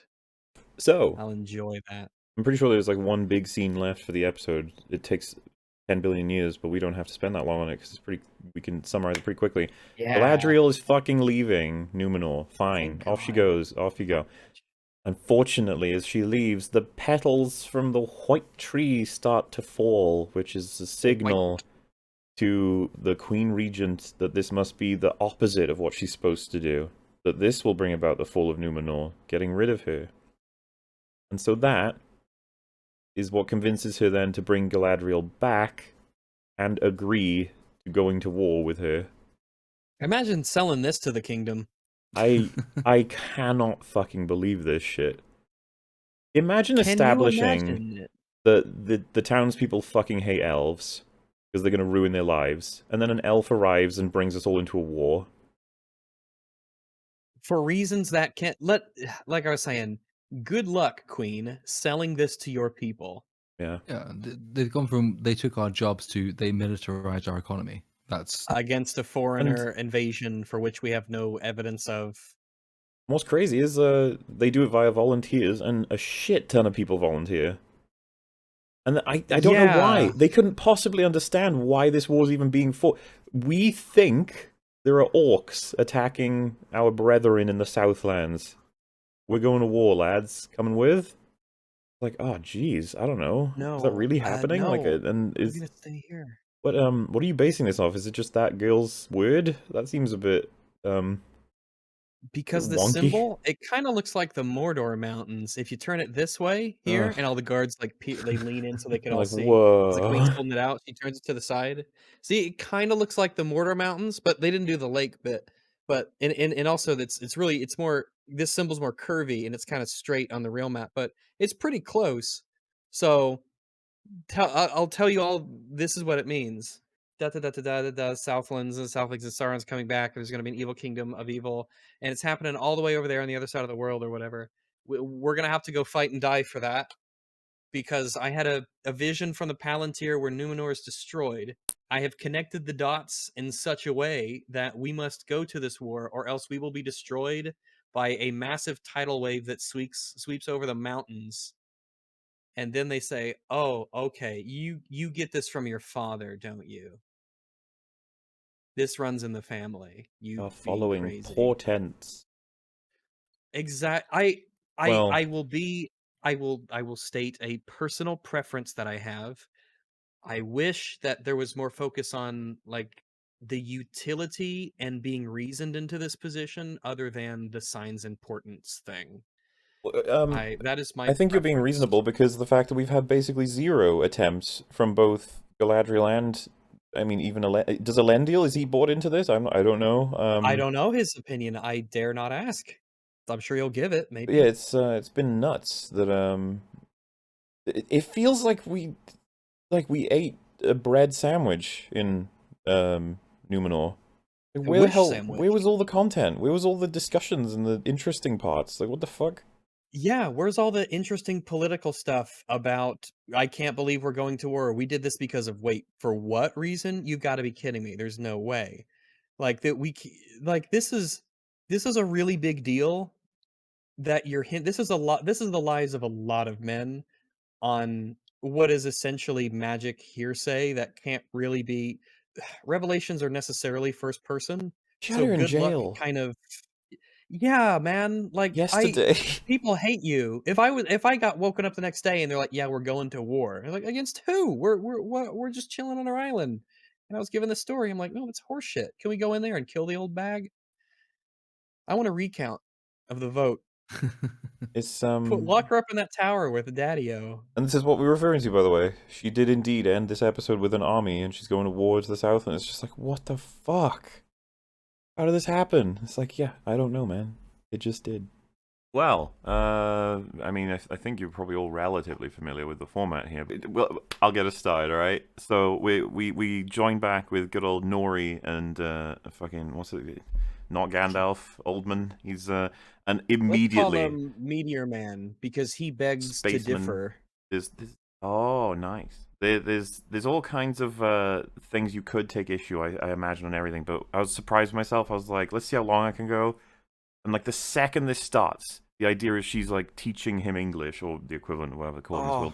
And already I was like, no, none of this makes sense. No. That's how you teach people English. First off, we have subtitles, so he could just look at those if he's confused. Yeah. But Idiot. that's how you teach. You just talk to them, and then they pick out the useful words that you then have to explain with more English. He's from space. What does he understand? They speak English in Yeah. space. Have you not seen Star Trek? Yes. It's worse than that. It's not just that he doesn't know English. He doesn't know the concepts of the words to begin with. But the moment she says the word, all of the concepts relating to that word spring into his brain. So he doesn't know what death is. When he killed those fireflies, he didn't know he'd killed them until No. she says the word death. Then he understands what death is, and then Applies he's it like, to "Oh, them, yeah. peril! I killed those fireflies. They That's how exposed me to magic peril." people learn. It's ridiculous. She's Maybe he's like, dumb and "Do he you know what a thinks book is?" everything And needs he's like, figure. "Book." And then she's like, "Lots of pages, written word, tells stories or information." Then he goes, "Oh yeah, totally get it now. Yep, I know what all of those other things are, Information? and I now know what book it is." Like, that's not a. Oh, you know what? Before we highlight the song, Rags, you pointed out when we were watching this. So fucking true. The way she is moving her little, I don't even know what to call it, like the carriage of whatever. The way they've got this setup. Arranged to pull Look at where is her really... look at how her arms are and how she's walking. It's like, God, that's so not efficient compared to like the person in the best position at this point is probably Gandalf doing the pushing it from the back. it. Yeah. But she should probably have a bar, right, that goes across and then she can push she's it. grabbing it.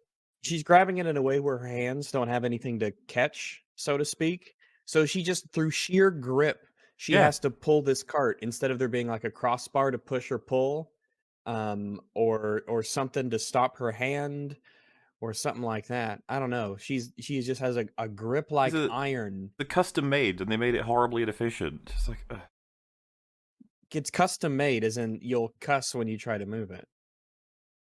Wouldn't the it. most efficient for him to be at the front of the truck and then lift and pull? With Oh them yeah, pushing? he probably Because should he's be having in to their push position. down and can't So if really they're push doing, forwards. if all they're doing is lifting, that's not too bad, especially because it's on the wheels. So I suppose it gives them something to do, and he doesn't have to lift while he pushes. I'm trying to rationalize this so it makes some level of sense. Well, so this was something that I had no expectation of this, and I don't think you did either, Rags. But the sheer journey these fuckers are on, I had no idea. I thought it was going to take like maybe 2 days, maybe. It's 2 weeks. Yeah, The director said it was 2 weeks. when it zooms out on the Thousands, map, I was like, millions "Fuck of me!" They just miles. went around a whole mountain, and that's like a fifth of a third of their journey. Like, what the hell? Why- Telling me why- no one notices these little friggin' guys walking across the Yeah, landscape? They have straw in filled their with hats. perils that apparently they avoided all of it, except this time where they just walked themselves into a swamp. Why? Yeah, well, they could have just stayed on the solid ground that you see in the context of the show. And I like when it zooms out and there's like this destroyed caravan next to him. You're like, oh, that's that last group of people they killed when they came along here. That's Just the left them thing. behind again. They'll head back then and check for bodies, for food, if you will. It's like, oh shit. That's how all the people got in the marsh. Those are just hobbits or Harfoots who fell in the swamp. Hey, is they only swamp water seem- they always only- right? Or is it Yes. different? Oh. Yeah, and the reason that they look very big in the water is because, as we all know, whenever you put a hobbit or a Harfoot in the water and you leave it, they start to expand as they soak up the water. So it looks like a normal-sized person after you leave them in there for a while. Yeah, they're just This explains everything. panning across this whole map, and I was what the fuck? And then there's this shot, and I legit was like, "Where are you? Like, what even? What part of Middle Earth have we gotten to now? Are they heading to Mordor? I don't know." And why, if you specialize in hiding and camouflage, why would you ever make a campsite in the middle of a beach where there's no cover around you at all? I don't know. Because that's not what they'd be looking for, right? If you're looking for Harfoots hiding, you're not going to be looking for carts with, you know, where they're partying in the middle of the open area. That's not what they were looking for. So they'd On be this scanning the direction. horizon, Sight. looking around. They'd see the cart and they're like, no, that's not them. We're looking for Harfoots hiding in the grass and stuff. And this whole thing reeks of saving budget for the fact that you never see the other hobbits. In this entire No. thing, there's about 2 other ones and that family. And there's supposed to be a whole village here. They even made them park away from them for basically no reason, just so it's like, wow. Which was we don't weird, have to right? pay 'em Because this week. they weren't that far ahead of them when they started using Spaceman to move the carriage. So why did they fall behind so far that we can't even see them like miles ahead? Sabotage. It's through the magic of editing. I love the Yeah, they are in the distance. several haven't hobbits thought like of the you can idea. see 'em. chopping away Yeah. at their wheels to fuck them up in the night. It's like Well, I mean, They drop no, you- pins on the you don't floor beat to your make you car. feel we haven't gotten to any lines We yet, haven't all gotten right? to the bottom Chronological, of any- everybody. any But we discussion of sabotage In the and dark of the trying to leave night, people behind. So, I'm betting you all at least love the song, especially the part where she said, "Not all who wander or wander are lost." That was great, right? It was a fun little. I think that's a great reference to a great man. And if he saw this episode of Flim, he would really enjoy what's been done with his work. Absolutely. He would appreciate Galadriel as a very strong character. He would appreciate Nori as a strong character. He would really appreciate Bronwyn as a strong character. Yep. Oh shit! I forgot about this scene. Next, doesn't it? The dinner plate people. The dinner plate people. Yeah, because I only know meta things about these people. They're looking for Sauron, right? Well, the show hasn't technically contextualized that. Yeah, they haven't They're really given us just much. Yeah, they're just looking at Thing, and they look nefarious. Right? Look at Yes. those eyes. They're like, those are. Evil. I'm evil. They flash like a memory, like a flashback of when he fell and all the fire and stuff, as if like just in Yeah, case you remember? forgot, just in case. No. That's an is this Sauron moment. Yeah, That's like the meteor thing being the Eye of Sauron. This is Steve's Is He Sauron episode. And so like they keep doing those I mean, they've been flashes, doing that the but whole then time, though, haven't they? well, yeah, I think this is the third time I think they've been doing it, and it sort of happens. There's a few of those across this episode where you think, oh, this guy's. We're now supposed to think that he's an evil man, and he's not, because the next episode is somebody else's Is He Sauron turn. There's something that intrigues me, like on the still picture you have here, Mauler. See the person holding the dinner plate, right? Yeah. And then look at the person's hood that's over them, and like, what is underneath that hood? Do Oh. they have like giant bat ears or something? I Just holy crap! I only just So that they noticed can that as you hear the said it. meteors better. Wow, that is a strange hood. Go over to Adar, because the theme of this episode is a bit of a like we take a step back to go 2 steps forward in the next episode. Okay, but we can't go yet. The war seemed to have started, sort of, and then it was like, not really. No, we're okay. Hang on a sec. And it's the same like all around Middle Earth, story wise. So this is like Adar is like, oh man, I like the sun. It's gonna be sad when I kill it. It's like, huh. Well, he also tortures his friend there. Oh yeah, we've all been there. I don't My know why only he does theory- that. Well, my only theory as to why he does that is because the Harfoots were so evil in the previous episode. He's like, well, I'm supposed to be the really evil guy, so I'm gonna have to make up for. Because he was really Yeah. nice to his orcs in the last episode. Well, the Harfoots were horrible. He's like, I've got to have to top this. Can't let him be There's- the most evil. There's a particular moment regarding that sort of concept that I can't wait to get to. That's episode 2. So episode 2 of our coverage. But yeah, you're right that this does feel like one of those. Look how evil he is. Even if he's the boss of orcs, you might have thought for a second there that he's not super evil. So he burns his own subjects, and they do it happily because they believe in him. I read that differently. I think that, I mean, it might be the case of being way too charitable to the writers of the show. Probably. Probably is. If you're being charitable to them at all, it's way too charitable. But I know I sort of read that as like this is an attempt to portray his sort of this is an attempt to show you what he's about to sacrifice himself. So like obviously he is like progenitor orc guy. He still has sort of the pull toward the sun. He is much more elvish than the orcs under him are. He's almost trying to make them see what it feels like, but obviously it hurts them, so they're not really going to appreciate it. But that's the setup for him then saying, when the sun disappears, look, I'm going to kind of miss it, but you won't suffer for long, because when the sun is gone, you will be fine, and this will be your world at that point. Put my arm in the sun. That's what I mean. I think I have no idea what they're actually trying to say. Obviously what their his- intentions are. his POV isn't that I'm going to be evil for the sake of being evil. It's that I'm suggesting that this scene exists for that purpose, to try and give us more of a sense of like, look, he's burning his own men. Oh, when from his honestly POV, don't- he's like doing some weird thing about the sun. It's the same with a lot of like evil leaders It's, when they do stuff like that. It is, but I don't think it's even. I think this is literally it's an excuse for them to sort of foreshadow the plan, the dimming of the sun. Because like the only reason this scene really exists is so he can then portentously warn that the sun kill will the no sun. longer be a factor very, very soon. The sun is going to dim, and then you will be fine. I don't think Well, I didn't wouldn't read saying evil that into it at all. But Be more than enough. The fact that he's like the orc is like, yeah, and that you can clearly see the skin is yeah, starting to sizzle, Ow, but he ow, ow, keeps ow, ow. doing it. It's like being mean. You are kind of just being a Yeah. jerk. See, look at that I've been orc's so- face. It's Oh, like, wow. Yeah. Like, yo, dude, You know, stop. You know what? the this- sacrifices why? I make for you, buddy. This is the scene where Bronwyn's the leader now. That's her dialogue. She's like, I know you don't want me for your leader. And it's like, so fuck off. What are you doing? It's a very Galadriel-esque line. Where Who it's like, are this you? is just your life now, accept it. I'm your leader. When was there ever a sense of like these people believing in the girl who makes stuff with flowers? I don't even.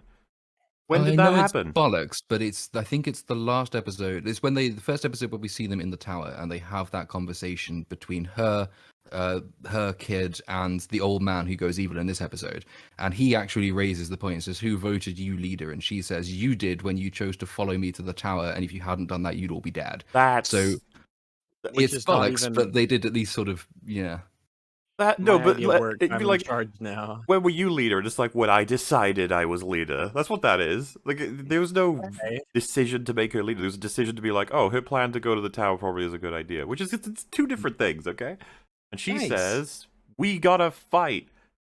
And it's like For our stand and right. fight this watchtower. And just you may have like just a normal person thought of like, well, you leave, right? We could like leave and not die. probably leave We are a because you bunch guys. of peasants.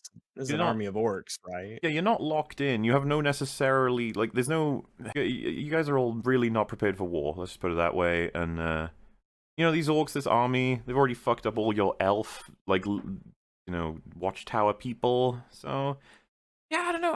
I'd like to entertain that thought. And then someone speaks up. It's Waldrig, the stinky old man. And you're like, oh, maybe Which he'll. one? Well, the stinkiest oldest one. There you go. Oh, that narrows it down a little bit. I got him on One screen. who That'll was help wearing you. the star. Oh yeah, that's right. He does. Yeah, he was among the dirtiest and smelliest of the peasants. And so he's like, I suggest a second option. And there I am like, ooh, here we go. Let's leave. And then he says, let's swear fealty to the orcs. What? There's the only two What? options: stay in the tower and fight them, or swear allegiance to them. There's nothing you could do. That's it. Thing is, they don't even use those options themselves. No. They do actually leave. So Yeah. maybe the people would have stayed if she'd said, actually, this is a better plan. This is the thing. You need more like alphas in this crowd. It's just one person to just be like, you're both insane. Nobody listen to these Oh, people. nuts. Fuck them. Yeah, Throw how them come out. blue dress lady's in charge? I didn't vote for you. Because she's the only one that has any color. She gets to be in charge. That's how it works. Everyone else is dark gray. It's a The field hue-based of dark hierarchy. gray. The brighter your clothes, the more respect and power you God command. bestowed upon her blue. So it's a Blue. leader color. And she dabba-dee dabba-died all over the townsfolk. Exactly. So Hell, the orcs are at a massive disadvantage. If they wanted to run away, just run away while the sun's out, because the orcs Yep. can't follow you while the sun's out. And also, being human, you can just stay up all night and run during the night as well if you want to. You can make double the distance the orcs can, and they're not particularly quick. It's just that the show sometimes forgets that the orcs can't go into daylight, so maybe they were anticipating the show forgetting that the orcs might this time go into the daylight. I don't know, but yet just do anything except maybe hiding in the tower or just doing something at this point, because even when they do enact their weird little plan, half of them just stand around watching, so they're not exactly the most proactive group of villagers in the world. no, none of them want to Oh, seem goodness. to live. Remember, they all left their village without taking food. What is Well, wrong I with you don't. people? I mean, can you blame them for not wanting to live? in this world. Like, Yeah, what I- secretly, each one of them wants to die, but they don't think anyone else thinks that. They think they're the only one. I thought it was funny because he's like, all right, everybody, let's go and join the orcs, woohoo. And this guy, the knife ears guy, is like, yeah, woohoo. It's like, Yeah. what the fuck? What's wrong with you? You were terrified of them seconds ago, but you're like, oh no, yeah, this is totally gonna work. 100%. Waldrig is correct. Any enemy of the knife ears is a friend of mine. That's probably it, yeah. And then when he's like, come on, Theo, come on, follow me, come on. And then he doesn't, and he just gives up on it. And it's like, man, Oh well, I wouldn't want to cause a social, faux pas here by. I just guess would have thought he'd put more effort in, Yeah, and Well, the yeah. sword at this point in the story is the equivalent of the One Ring. So this is like Mhm. a Nazgul looking at Frodo and saying, "Come over here, my child," and then Frodo saying, "No," I have cookies. and then the Nazgul saying, "Okay, fair enough." You keep They're it. We'll leave. Yeah, it's alright, It's, free will. it's the very thing that they've been digging up the landscape for however many hundreds of years looking for, and yeah, we'll just leave it there. And it has a similar effect on the wielder as the One Ring as well. It makes them feel powerful, it makes them desire it and crave it. So he should have always been angry at the kid for stealing it off him in the first place. If anything, he Yep. should be going mental at him. Yeah, not only did he seem chill with the fact that he had stolen it, he like explains vaguely that, yeah, we're gonna be joining Sauron. But the kid is clearly like, what the fuck are you talking about, old man? And he's just fine with it. Like, oh yeah, this kid's probably creeped out, has no idea what I'm talking about, but whatever, it's fine. The plan's working, I guess. Question mark. Yeah. Like, Maybe if He I can was keep the creepier, sword. he'd follow me. So yeah. far, so good. And they finally explain why they didn't take food with them to the watchtower from the villages, because when they're told to do a thing, they do it instantly. They don't collect their food; they just leave. They're gonna go Wait, join what? the orcs. It's like, you're already leaving. Don't you need to like say The pack things orcs up? have Say food. The orcs will feed Oh, us. I 3 see a guy hops and a holding cot, his sack. you know how to- A guy picked up a sack of We've got stuff. a carpet there, I think, or a blanket. Someone bring That's their something. carpet? That's wonderful. There is. You're right Orcs though. There love is a interior very decorating. small sack there. That could be several potatoes. I don't know. Mhm. Yeah, I guess if you can't go out in the sun, you would really appreciate good interior decoration. Spend a lot of time indoors. Wouldn't that have made a lot more sense if Adar's message was join us, we have provisions and stuff, we're not going to kill you, we're just trying to find a new land, something like that. Then I could better believe That's these why we- people, but at this point yeah. I just find this absurd that half the townsfolk are like, yes, let's join the orcs. That's a good idea. When we watch this, Rags, I think you said this, and I totally agree. Whenever like a scene ends and it cuts to, this is like an obvious like, oh, we're at Numenor again. It's such a like, ugh. But then it's like, well, no, there is no place in Middle Earth right now where I go, ooh, it's all just like we're here again. Half it's great, Numenor, great, fucking whoever it is, it doesn't matter anymore. It's like what are we doing over here then? Fine.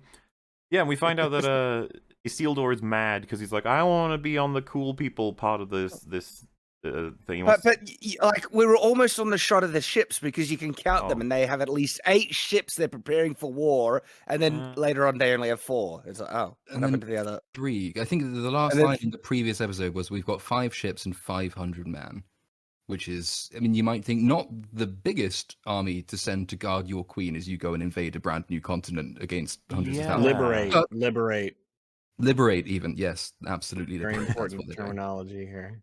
Well- And the worst thing about this shot as well is you actually see the size of the horses in relation to the boat. Yes, And I was gonna bring the that up. stable cannot physically fit in because I'm not even sure you could fit 2 horses lengthways across the sides of the boat. We're doing 500 soldiers. How many horses are going? As many as the soldiers. They're all Are they Uh, all well, horses? well, as yeah. Numenorean cavalry, they're very talented because they can ride 2 horses at once. So Whoa. really, you have 500 soldiers. That's 1,000 horses. That's how they get. That's how they get to Middle Earth so fast. That's how they get to the Southlands. There's so horses quickly. under the boats powering the boats. They run on Ooh, them. horse! Yeah, literal They're horsepower. not even on yeah. the water. It's like so. Presumably 100 horses in each of the 5 ships, and that's before a tragedy occurs. That means that more have to fit. God, it's so impossibly absurd they didn't give a shit. I think it's Isildur wants a particular like area of fighting, and Elendil's like, well, but why? Why should you? And I think he even appeals to the fact that he's his dad at one point, which is really fucked up in terms of how war ranks should work. Nobody likes nepotism. Piece of shit. And the thing this small thing I liked when Elendil is like, you basically like shirked all of your duties and you're an asshole while all the other men here have been like working their whole lives to actually do their jobs. So fuck you. And I was like, hey. It's true. Instead of actually quitting, which is what he wanted to do, he purposely sabotaged his own work and got other people fired in the process. This guy's an incompetent idiot. So why would you want him on the board? We ended up pausing a bunch when we were watching these episodes yesterday. Yeah. Because there was just you have to figure out the dialogue, but not in the sense of it's so multi-layered and there's subtext here and it's very meaningful. No, it's just like what the fuck are you saying? Why do you mean drinking seawater? What do you mean? It's so laden with these bizarre like analogies and parables. And I mean, generally the characters don't even feel like they're talking to one another. Like they're talking past each other or they're talking at each other. The conversations don't flow naturally because they're not real people. Or at the very least, like they're not even trying to come across as believable people. Oh yeah, that just sort of ends awkwardly.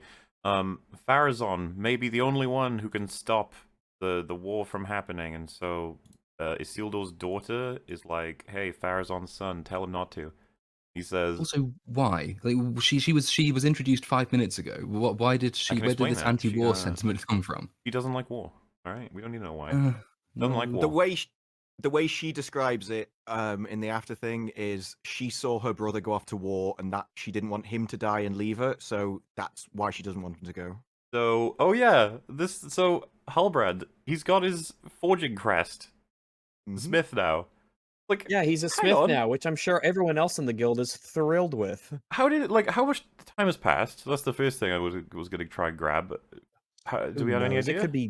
It could I don't be think it could be the third age by now. We don't fucking know. Because this is the thing about, I just don't vibe with the timeline at all. So am I supposed to believe that when we followed the Harfoots for that incredible journey, is that all of the world moving forward in time, or is that just them? As in, like, when we go to someone else, have we now moved forward 2 weeks? Is that what's happened with Numenor? Does anyone have a line for that? It can't be because I'm again skipping forwards, but they specifically say 2 days to get to that town, and only 1 day crap passes in the town, so they have to be different timelines. Right, they have to if be. they want it to make sense. God, it's so confusing. But like, so basically, I would hope that a decent amount of time has passed to account for all of the things, including but not limited to.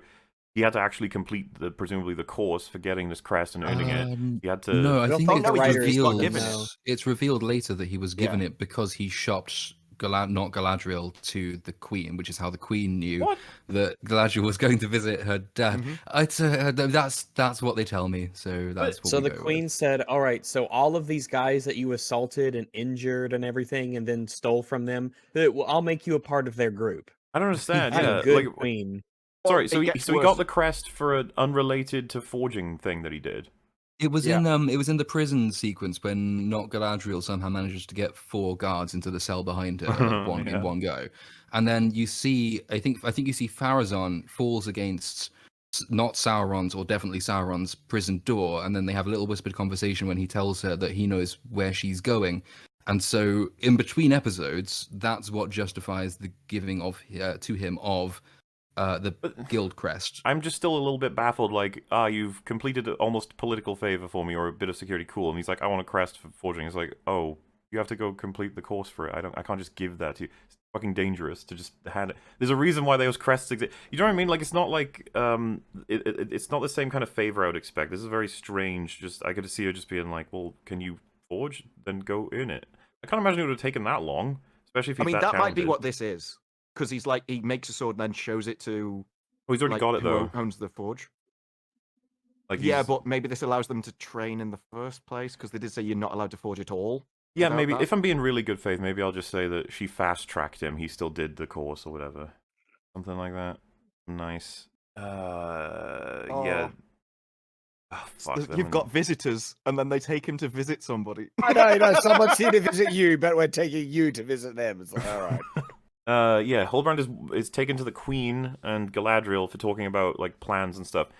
And I guess they ask him, "Hey, where are the orcs going?" And he says, "Toward the watchtower of Osterith." And it's like, how does he have any clue? It could be anything, right? They could No, be- and even then, that information would be months old. It's like, oh, okay, so the tower's destroyed then. If it, like, you know, Yeah, you're right. Actually, he should assume they've done that already. Yep. Well, then again, yeah, if he's Sauron, he would know the timeline exactly. But then again, Yeah, I would have thought that it would be what's going on. subject to pretty significant change when he's not there for that long. You know, anything could happen, right? Isn't it determined by how long it Also- takes to dig the trench, and that's determined by how many people they capture and keep alive. So And also, if the only way he could know the timeline is by being Sauron, the one thing he wouldn't do is reveal to everybody else that he knows the timeline. that's because- actually true. This is the part that I don't understand. I feel like this show is going to absolutely collapse if they really do reveal this guy was Sauron the whole time, as opposed to Sauron possesses him at the end or something. I don't know. What they're honestly doing, I feel, is that Sauron at this point in time is legitimately on potential redemption arc. He's actually wanting to put away all the evil is done, and he's not actually up to date with the plan of Adar or anything, which is Okay. stupid beyond belief. But that's what I think they're doing. I'll be curious got a about that different read on change of that. character then. I think he's doing a Sheev Palpatine, and Galadriel is his Anakin, so he is already evil, and he's trying to turn her over to his side. There's this thing that's like not necessarily connected at all to whether or not something is well written in terms of how dialogue goes, and it's just been really interesting to notice. Feels to me the shows that land on the good side versus the bad side when it comes to dialogue will have characters just noticing each other and what they're saying versus not noticing each other at all and what they're saying. Now, Yep. In this show, they've done it plenty of times already, but this scene has a really fucking big example where the queen is like, "So, you, big man over here, you're gonna be leading all of your men, your humans, into a big old fun kingdom. You're gonna be king, right?" And he goes, wait, what have you been doing? She's like, "Wait a minute, You did just let me in the guild yesterday. Yeah," and so she's like, "Wait a minute, are you like a bit fleamy right now? Like, what's going on?" And then Galadriel's like, "Oh, my companion is totally fine. Actually, he just he's fine." And Queen Regent's like, "Well, okay, I hope you are ready." He's by just the a little time." nervous. Yeah. And that's that not how blew my humans work, mind. just at all. Yeah. And I was saying to Rice, if we were in a call right now, and Lil Batoon is like, "Yeah, Fringy hates Wait, Mario and Sonic." Okay, We are in what? a call right now. We are in a call. So it shouldn't right be now. too hard for you to imagine then, Rex. Keep up. Jesus. So Lil Batoon is Okay. like, Mario and Sonic, Fringy hates it. Absolutely fucking outright hates it. And I'm just like, that doesn't match at all with anything. Fringy, do you actually hate it? And then you go, and then Lil Batoon's like, no, he does. And then I go, oh, okay then. Oh, okay. Well, that settles that. Like, nobody talks Next this way scene. ever. Nobody. I don't know why shows keep doing this. It's like to be like, oh, look at that conflict that we can't yet resolve. And it's like, no, it would be resolved right now. This is incredibly important. This is if you're going to be rescuing... Sending hundreds of men across the ocean to a foreign Yeah, land part as of a it is about liberating army on the word of an elf. installing their king. That's like a big element to encourage everybody that this is a really important move and stuff. I think the simplest way to, like, in the case of the queen, it's like, okay, so do you believe her or do you not, and you don't care? Because it's one of those two. Like, And you and can't she'd be just- retarded on either one because she'll be retarded to believe Galadriel here, and it's so obvious Well, that Halbrand doesn't yeah, want to do it. It's disastrous either way. Either she's an idiot or she actually doesn't care about this, which is completely contrary to everything that's been established about her up to this point. So, in conclusion, with this line, given that I've staked my name upon it, I should hope so, in reference to him leading men in as a king once they get there, it seems to me that she wouldn't even bother being like, oh, he will? Cool, when it's suggested in this moment that he absolutely will not. She, as Queen Regent, should be like, wait, are you fucking serious? I've been told this whole time you're 100% on board. Are you telling me you're not? You wouldn't go, and then Galadriel go, I no, raced he an is, army he and is. everything. He totally Like, we is. got That's the thing, ships it's like- ready. It's not even like you have doubts, even. Like, even if you got a doubt, man, Yeah. I'm committing a lot to, like, help here. Like, yeah, he fucking slaps down his little thing to symbolize that, like, he's the king or whatever. If I were Galadriel, I'd be like, Jesus fucking Christ, if the queen sees this, Oh like, god, she's oh gonna god, be oh god, oh pissed. god. This is all going wrong. Maybe I could just dress up some random elf guy as a Halbrand and be like, no, this is him, it's fine, we got the king, it's all good, we're going. And that is the only thing that links him to being that king. He's Yes. got a pouch that he says himself he took stole. off a dead man. And they're like, oh no, you're definitely the king. It's ridiculous. Yeah, and so he's like, you've used me, and then she went, I've convinced them to send armies to save your people. You manipulated me, really. Oh, that friggin' line! What a Actually, She's Actually, you're the downright one trying to abusive make me- in how she She speaks is. to people. fucking cunt. He's like explicit in how much he doesn't want any of this, and she's like, I've gotten all this for you, you're using me. It's like, Yeah, I know, like, I'm taking just away wanna your be freedom. king. But yeah, I'm taking away your freedom, but because the prison I'm putting you in has like nice cushions, you should be thanking me for doing it for you. It's like, holy crap! This is a slave master telling a slave they should be grateful. I couldn't believe it. I was like, Yeah. you cow. She's just so staggeringly unlikable in every way. Mm-hmm. They really fucked this up. Oh, Well, over to the we'll get there. Harfords, which once again I was like, oh god, here we go. we got Fucking- the cannibals. Yep. Keeping that in mind, right, because there's lots of memes that have been made from when we last talked about it. It's like, it really does come across that way, but keeping it all in mind with the fucking dialogue they give us this time around is surprising. We have our team who are like moving their way through this forest, and logistically speaking, they are in the same forest as the other Harfoot selection of people. They're actually quite close by now, because they bump into one directly. And it's like, oh, okay. It looked like you Yeah, guys they were caught up just... to him on the beach. Yeah, yeah. So I just I thought they had no hope in hell of catching up, but they have. So good for them, I suppose. Now we've got it's Yeah, so hard manpower. to remember the character names. They noticed there's footprints for the wolf, bear, pig things. And how? Man, Like, dead pig. it's miles away from the road. I don't even They're know not how quite they man-bear spot the pigs. footprints. And you know, this actually really pissed me off because they spent a good moment in was episode 1 showing that a wolf was watching them when they went to pick berries and everything, and they do nothing with it. And if they're trying to say that this is the follow-up from that setup, bullcrap. Piss off! They are miles away from that first wolf. There's no way that wolf tracked them out entire time. No, this is a new reintroduction that now they're running into wolves on their travel, which means that scene in that first episode was completely friggin' pointless. They would tell nothing. you. They would tell you that was introducing the wolf. The problem is this introduces the wolf, so... Actually, It does, exactly. This is the introduction. So yeah, I agree. What's the point of all of that if you're just going to do it again? And as you said, like, it's not like it was the same fucking wolf or anything. Like, it's like, he's back. Jeremiah the wolf. Go get you. And yeah, it just shows the incompetence of the creators of this show. Oh. And I think, Rags, did you say the way they shoot this is like they just walk toward the footprints directly as though they've been told to go there instead of, like, it's very unlikely they would have noticed it. They're on the road. They're walking around, and then we just see Nori and Fat just arrive there. They're just at the footprints now, looking down. Oh no! Yeah. They're like, "How did you We're even all the know way to over there. come Yeah, you got the here? road You there. just teleported here." So there's no reason for them to walk all the way over here and find these, but the show is just like, no, they did. And you're like, oh, okay. They even walk past a set of footprints which are closer. I only just noticed that as it scrolled down. It's actually true, yeah. So it's yeah, okay, well, you know, be scared, wolves. Then we get the next bit, which I was so fucking shocked that they did this. It's just doubling down. Basically, Lenny Henry's like, oh, being told by this lady, I don't even know who this is, his wife maybe, something, I don't know. But she's like, oh, not a good harvest right now. Must be because of that toll guy they have. And he's like, I don't know, what do you want me to do about it? And then she's like, we should have taken their wheels and left them. It's like, Yeah. oh, Jesus Christ. I don't like for all the implication that these guys are psychopaths, they really wanted to confirm it in this episode. It's nuts. Sabotage their cart to leave them to die in the wilderness.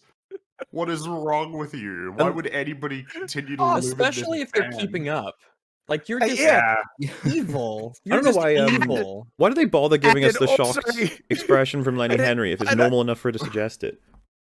And on top of it, right, this isn't for an actual crime or anything. It's for eerie portents that they're reading in the, like, it's, we can't find food because they got a person with them. And that's validation enough for them to, like, kill people.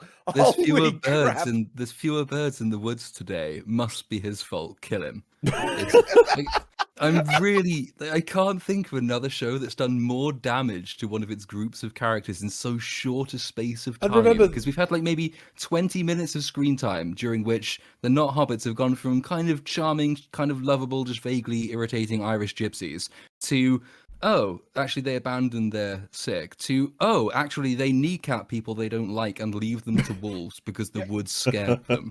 Yeah, the wolves start attacking. Everyone's panicking. And I was saying to Rise when we were watching it, I was like, so I guess they don't have like anything close to a warrior or a scoutsman, a hunter, anything among them that could actually like fashion any kind of weapon, right? To the point where they don't, not even like cutlery, anything. Like none of them seem to have any access to any weapons. They are just prey. Like they're like bunny rabbits, basically. Seems kind of dumb. No sharpened sticks, no gardening tools, no they anything. fear these they gotta wolves, have something. and they always have. They're considered like one of their top tier enemies. They always bump into. It's like, make a spear. You'll thank me later, okay? I mean, they post sentries in episode 1 to guard against the hunters, not obviously to fight the hunters off, but at least so they to could spot tell them everyone coming. they're about to die. Yeah, that's it. You just sound the horn, come out, lie down. It's your turn. Lucky for them, they're almost to the point of dying. It looks like Dory's about to try and break off like a branch to use it potentially as a spear, but what does Gandalf do? He turns up and he's like, I'm gonna get you. And he ground pounds. A famous move from the character Mario that he has clearly copied. So fucking OP, the ground pound. You could just spam it and it hits all the wolves. And it's like, ugh. Hey, he gets hurt, right? He gives his arm a little fleam and he's like, ouchie. So, context first, they are doing a little sparring stuff, and the first I think you said it straight away, Rags. Like, wait a minute, are they the actual swords? Are they using their actual swords to spar? Like, careful, lads! You fucking. They're practicing in the middle of a street on steps, and it's like, what? One, they could injure passerbys, and two, they don't have a barracks or anything to train in. Yeah. It's so stupid. Yeah, this. Because it just looks like they just set up randomly, and there even may be stalls nearby for like merchants. They're just like, "Oh, you doing this? Okay, that's great. I guess my fucking business for the day is shut down. That's fine. Just, you do you guys." And yeah, as you said, on the steps as well. Like, what a stupid way to add a variable where you're trying to teach them very specific lessons. And there's people trying to get past. It's like, excuse me, I've got a shop over there. Just to move. All right, no, I'll wait. Fine, sure, yeah, swing your swords around. Oh boy! It just yeah, happens so... to be next to Halbrand's forge as well. Just coincidentally, he's there at the sidelines. But funny enough, I think this is we actually because I went through this episode on Friday Night Tights as well, so it's like it's all very deja vu. But here we go again. So it opens with her saying because Elendil's like, "Oh, you could offer your assistance because you know everything and are really good and awesome and the best at everything. So you tell my men how to be better, please." And then she's like, "Alrighty, there are many ways to kill an orc." Really? That is her opening sentence from this genius of warfare. And you're like, I thought there was only one. I'm glad you were there to tell me, Galadriel. Thanks. I mean, we need a heckler in her audience to be like, whoa, never thought of that. Wow. It's a special magical ritual. Was I the only person that said out loud when they were watching it, stab them? Like, I was taking the piss when she said that line, and I'm like, what's the best way to kill an orc? Stab him. And somehow, right, those two lines are very close to each other, but there's a little bit of cringe in the middle, too. One more line, which says, but for you guys, I'll keep it strong and simple, did you say? Yeah. Yeah. You are stinking man boys. Translation, you're all retards, so I got to keep it really simple for you. Yeah, tell us what are the advanced now's moves, a good time Galadriel? to learn about killing orcs. This is the time, like right as we're about to step on the boats, essentially, and go off on this weird war across the world. Now, I guess we might as well tell you about killing orcs or something. It's like, have these guys not had any fighting? Well, they evidently haven't, but should they not have had any fighting experience against anyone? Because it's not just orcs that you can kill by stabbing them and twisting. Like, that's pretty much most humanoid creatures. You'd think they'd have been training with that basically since they first held a sword, which apparently, according to the show, was 5 minutes ago.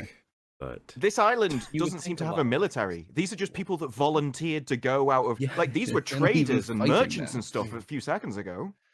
The Numenorians, people. You know, the greatest warriors in all the world, the Numenorians. Look at how great they are. They have to be taught to stab. What is happening?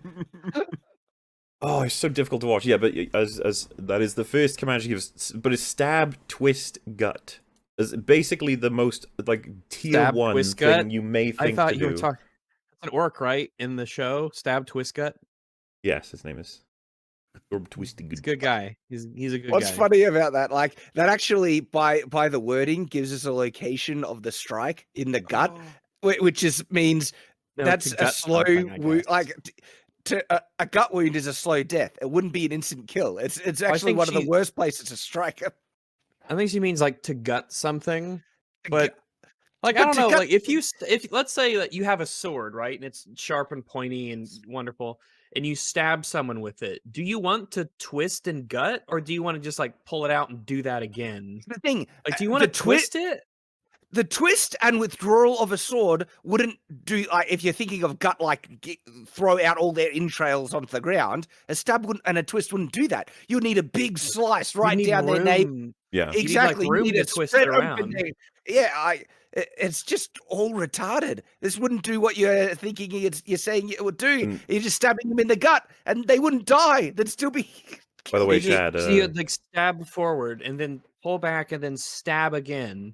And then just fucking have it's a party, man. Just keep stabbing until it's dead. But like it's none of worse this than that, twisting, gutting. because I've only just realised, I think this is meant to be like an Easter egg callback, because that's how she kills the troll at the start.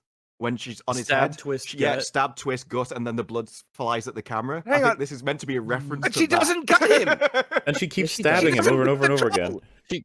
She guts his jaw. Yeah, This is- right at the end, Guts it that's in what the- kills she him. guts it in Guts the his head. jaw. That's it's You an ever elvish technique. gutted someone's head? You can That do happens all the This time. is You my gut classic people's move. jaws. I did like that bit where she gutted it by stabbing it through the skull. Oh, That's, yeah. Yeah, that's how you do it. You, By the way- that's where the twisting comes in. You stab, but then the twist he's scrambling. that lets you gut. If you were some fucking fool and you decided to stab, gut, twist, it would just it wouldn't work. It wouldn't work at all. Everything would fall apart. It'd be embarrassing, and everyone would laugh at you for gutting before you twisted. I thought it was funny that after she puts it forward and then pulls it back, there's this girl here who's just like blown away. She's like, Whoa! I never thought to do that with never a sword. seen that move before, man. Wow. See, Wow. I thought Did she was more twist reacting after the like- stab? and I thought she was reacting like, "Can you believe this crazy cow? She almost stabbed She us." almost killed. She almost stabbed us. killed If I Kevin. hadn't moved. Are you Kevin? Are you okay? But look how cool she looks, Shad. She's so cool. Come on. She even Stab said, twist. "Come at me." That is something I would totally expect her to say. By the way she actually does the twisting, I'm like, yeah, like wow, could you do that? If you've stabbed in someone with a It's tough. straight piece of metal, could you turn it 90 degrees like that? That's gotta be Well, really she's tough to do. incredibly strong, Rags, okay? She's like the strongest person in Middle Earth, I think, at this point. This is when he first starts attacking her and she's doing the dodges because she's so fucking cool. Look at this strike here. For a second there, this was getting me lost. I was like, didn't he hit her? He's like swinging and shooting up. And she only dodges Also, after it lands, if you will. hang on top of that, he's doing exactly what Yeah. she said. She's stabbing and she's showing him that it doesn't work. So why did you tell him to stab? Because would've that's worked. how you If kill he'd gone- orcs, not elves. Yeah, elves don't are work not- that way. So this is Elves relevant are to not- orc trading. Listen, this is really it's yeah. Orcs are stab, twist, gut. Now Uruks, those are twist, gut, stab. All right, and I elves see. are gut, stab, twist. He needs So to it's gut really- first, yeah. Yeah, it's like you got to know the patterns for every enemy that you're fighting. It's very class. She was leading them into making this kind of You know- blunder. They should have been. Oh, Like, she's so clever. He pokes to the top left and then pulls the sword right back and goes back to like a neutral stance, as opposed to Yep. just bringing the sword down on her and then she's dead. I point out that Not exact allowed. thing. They don't follow up any strikes with anything from. He just has to reset. And because what she does is so stupid, and they're acting like she's so great. But Rolla, I point that out in my fight scene autopsy. If he just struck down from that position, she'd be cut in two. But she's acting like I'm so great. When no, it's because he's acting like a Look at- complete noob. Did you comment on her Just watch expression? that, Look yeah. at that. Like, Ah, So proud of no, herself. what Why is did But that? they if he'd just follow it up? If he'd Why stabbed didn't- her stomach right at the start, she'd be dead because she doesn't dodge enough. And then his immediate reaction is to go straight for her face, which Yeah. would just kill her if she like. These are practice swords, right? Or are they just made to I was look like wondering practice on swords? that. Are they actually? It's surely it's not normal to do like practice fighting like this with real swords. They Like do that going in for stab. everything, though. That's like the Real it's one fake of those swords. tropes where Real when fake people swords. practice, they fucking practice with the real deal, the sharp steel. Well, yeah, because like, what if he actually does hit you? Like, you might be in some serious trouble. I Yeah, mean, and he even does. if you blunt a sword and you stab it in someone's face, that's going in. Like, there's no way Wait. that's protected. Yeah, Well, yeah. like why? Yeah, and he only you teach narrowly people how to deflects it and it fight still as cuts a through her clothing, so it's probably a real sword. So it's a real It does, sword. yeah. And what happens if like when you hold it up to someone's neck, they sneeze and accidentally cut their jugular? It's like, whoops, that exercise. It was fine Well, because that was Elendil's real having lucky. fun, okay? And that's all that matters. And look, she holds the blunt end of the sword to him, and people might say, "Oh, it's intentional." But later on in the fight, she holds the sharp end of the sword to someone as well. So it just goes to show that she's not paying attention to her edge position at all. also, it's probably minor, but like she's probably have her hair tied in like a ponytail. No, it right? looks So cooler if doesn't it get in her flows. eyes. Looks I cool. mean, I The don't know. Like, purposeful missing as well is painful, and he just Yeah. they're when you fall over swinging. down, it's just like well, there was one before where he swung and she like did a little like she dodged it. It's like I feel like if you just swung back, you would have got her. Like if you would just followed it through by swinging again, Yep. like you would have. That would have been And it. she look here, sharp edge now on him, where before it was the blunt edges. It's But she fine. dodges that Was it- swing Wait, was it the backwards. blood? So Oh, she can't wow. even see the swing to dodge it. So she has no idea if she's about to walk backwards into a blade coming straight at her. Have you She's like considered that Daredevil. she has all She's information clairvoyant. at all times? Yeah. Have you considered She this had is both, choreographed viewing poorly? and the camera. Dude, this guy going for that hit almost like as a surprise attack as well. It's just like, damn, careful. Like, we And really are getting he- close to killing her. Not that that's a problem. Bad are you guys? He goes to stab his mate, I'm sure, in that one. He doesn't even go for I her. don't, Looks I don't like even know what he was aiming at then. She didn't move much to dodge. It's like he just aimed at the floor. I mean, she is so smug throughout all of this. Yeah, You can see it's- why they might end up wanting to kill her. If I were doing anything, sport, whatever, and the person I was playing against wore the expression she wears when she's going through this, I think, yeah, I am actually going to lob this snooker cue at your face by the end of this game. I was feel really like they surprised both that they couldn't actually had him attack tag at her. the same time. I really Oh. didn't expect that when I first saw this, that she would get tagged. I was like, oh my god, wow. I would have thought maybe that Yeah, she would she's allow it to already- happen on purpose so that she, gives them some level of hope or something, not that it happened against her will. They might have been going for that though. Maybe. Never know Oh, anymore. this little elbow sends the guy for like. He's flies gone. off. No, he's Well, yeah. flying. That's Her a good way to strength really hurt compared your to own them. guys is to just like swing these wide horizontal swings like that when you're in this melee. Like, she And look, must they have back 20 edge. times the strength or something, because she's blocking full-on strikes with the most gentlest of taps. And especially when because later they're on not she does real the reverse strikes, grip are and it Fucking blocks them. face. Her strength must be... Rice, how crazy. would you not have that God, face when you are just a god person compared to everyone else in every regard? Oh, I feel like I'd just be bored all the time. Yeah. Well, it's just, what we learned from Saitama is that if you're like all powerful and nobody can defeat Wait, you, he just things get falls pretty over boring.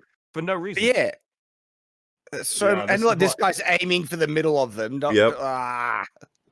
I find it really lame when people say that if you slow down every fight Look at scene that they that! fall apart, 'cause it's just not Yeah, true. what are they aiming She for? just- He opens his arm. He She opens just- his He hand. just lets grabs go, the like- sword Oh, off him. He just yeah, gives it to her. How did that That happen? one's great. What the Wouldn't hell want was to be that? And then he walks into the sword again. How did you do that?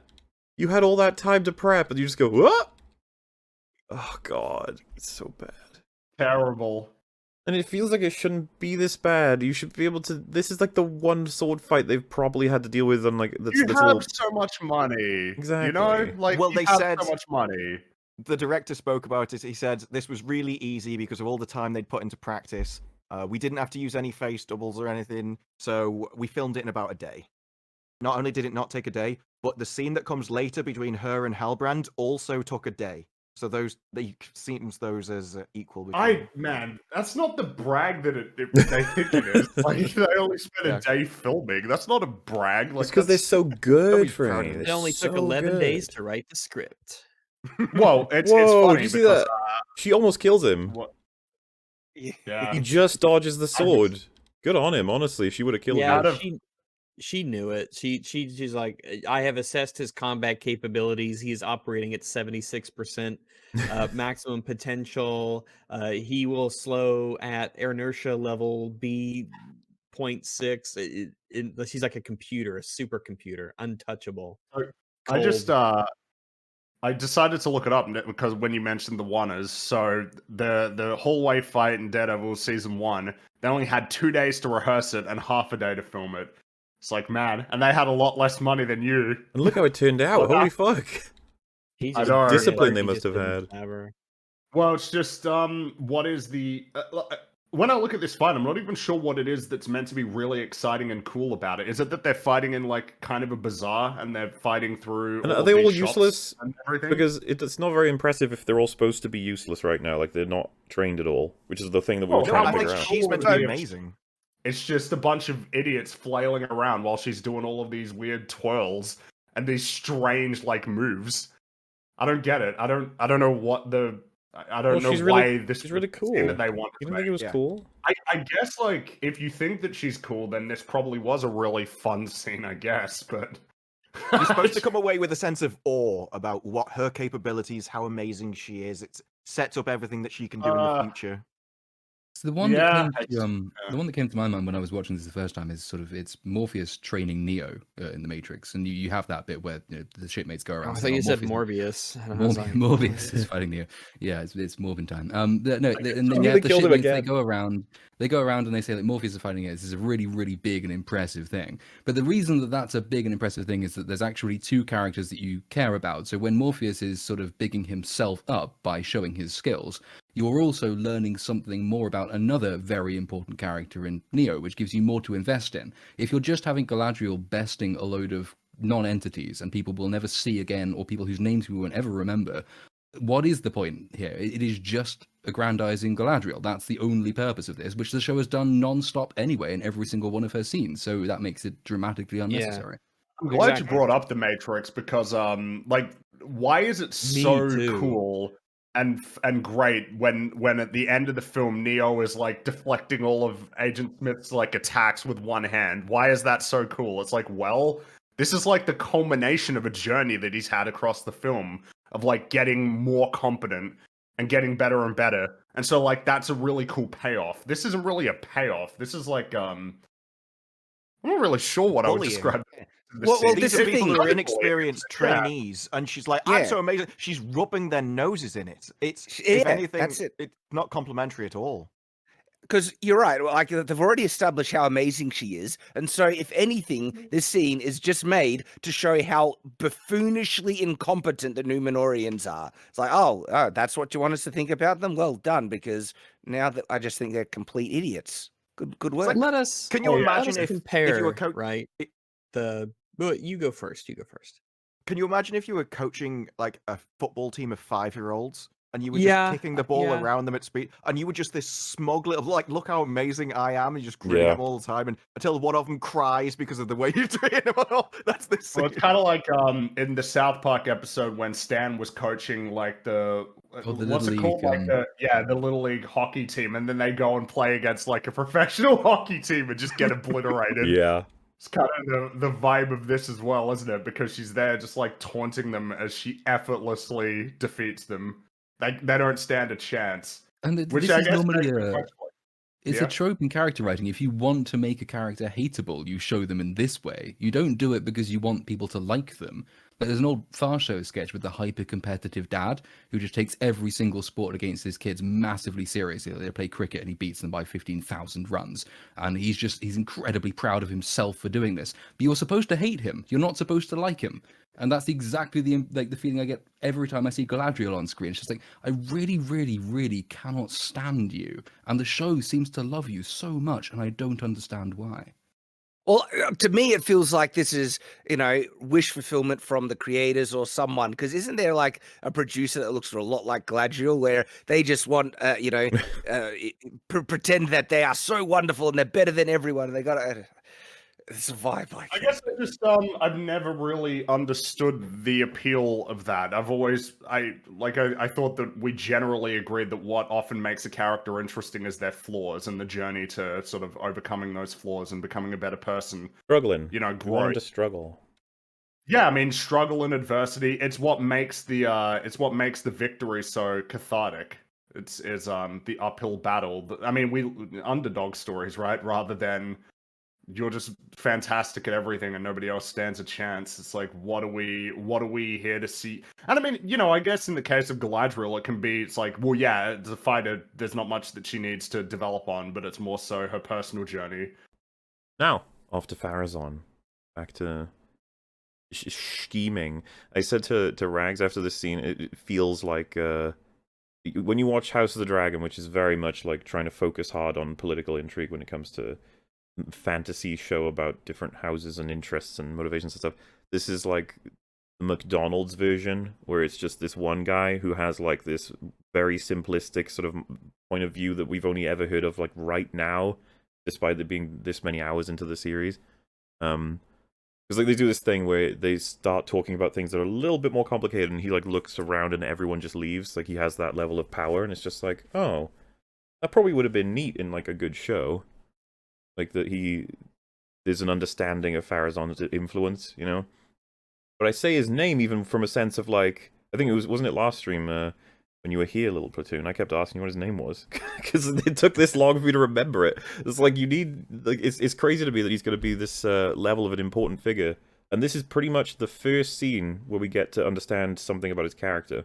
He makes clear it's about getting the ores, forest, trade, and tribute from the new sort of like kingdom that'll be built on top of the ruler being added for the men in the Southlands, right? That's what Farazan's like. We'll have a great partner there. This is a great reason to do all this. They'll owe us. That's his whole reasoning, and this is why I feel like it's completely limited as a political move compared to better shows with better writing. It's like, what is Farazan's understanding of the population over there? What does he know about them, how many there are, and their likelihood of even surviving, how splintered they are, this guy, and whether or not he can lead them and unite them?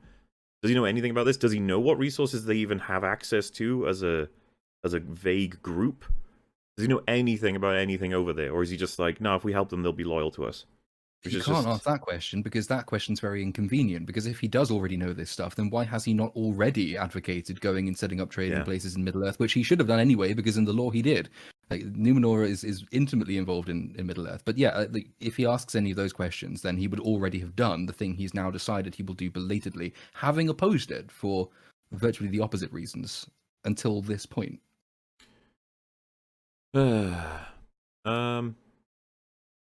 I would like to go and fetch a drink really quick, but you know, Rags, if you're here, wine you can... or lamp oil. So we're back with the Harfoots, and Gandalf, Gandalf, is like healing, quote unquote, his hand. I don't fucking know what he's doing. He's freezing water with his hand in a little pool, and then Nori is like, "Wow, you're freezing your hand. I better grab it." Yeah. Like, you'd assume if there's a mage next to you that he would understand what he's doing with the magic. He went off on his own to be away from everybody so he couldn't injure anybody, and she comes along, inserts herself, touches his arm, and then afterwards, when there's a backlash, blames him for it. And the actors even said themselves, oh, this is where she realized that actually he might be evil, and she assumed he was good. But no, this shows that actually he's bad after all. It's like, no, this is your problem, your fault, and you did all of the wrong things, and now you're blaming him for it. Dude, it's like, that is what this scene's meant to show, that he could be evil.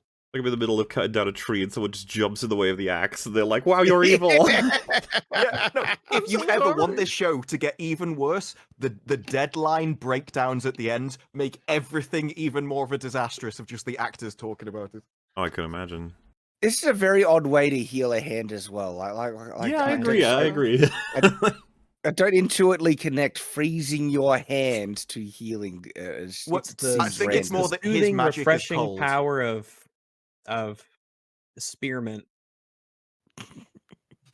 Like, and when yeah, he came down, his fire was cold, and so this is cold. So I'd imagine that's like the element of his strength or something. What was she doing? It doesn't even look like she's trying to drag him out of the water, which, by the way, horrible idea, because you'll just rip off his arm if you understand this to be the way that it is. That would be very funny. As was said, it's just like, this is a crazy magic man from space. Let him do his thing, woman. What are you doing? Let the magic man cast his spell. He clearly knows what he's doing. He's calm and he's saying the magic words. Keep your hands off. It was so unfortunate because once again, the show was like, yes, Nori is indeed dead. And we were like, oh, okay. And then she wasn't. Yes. Triumphantly. It was magic ice, which means it's not cold. It's just nothing. it's not... During this entire scene, she's got a second arm that she does absolutely nothing. I'd be like smacking him in the face now, like, wake up, you stupid. Like, no, I'm just going to stand here and pull gently. It's like it's dead. The way this scene runs, it's like, it's just, yeah, that's not an arm that she can do. Oh, there it goes. She's maybe now using it. Oh, maybe not. Yeah, she eventually grabs her old arm with that arm, but I'd be like, if you're trying to wake him up, like, old slap arm. him or do something. This is my new arm. That was my old arm. I don't want to play with you anymore.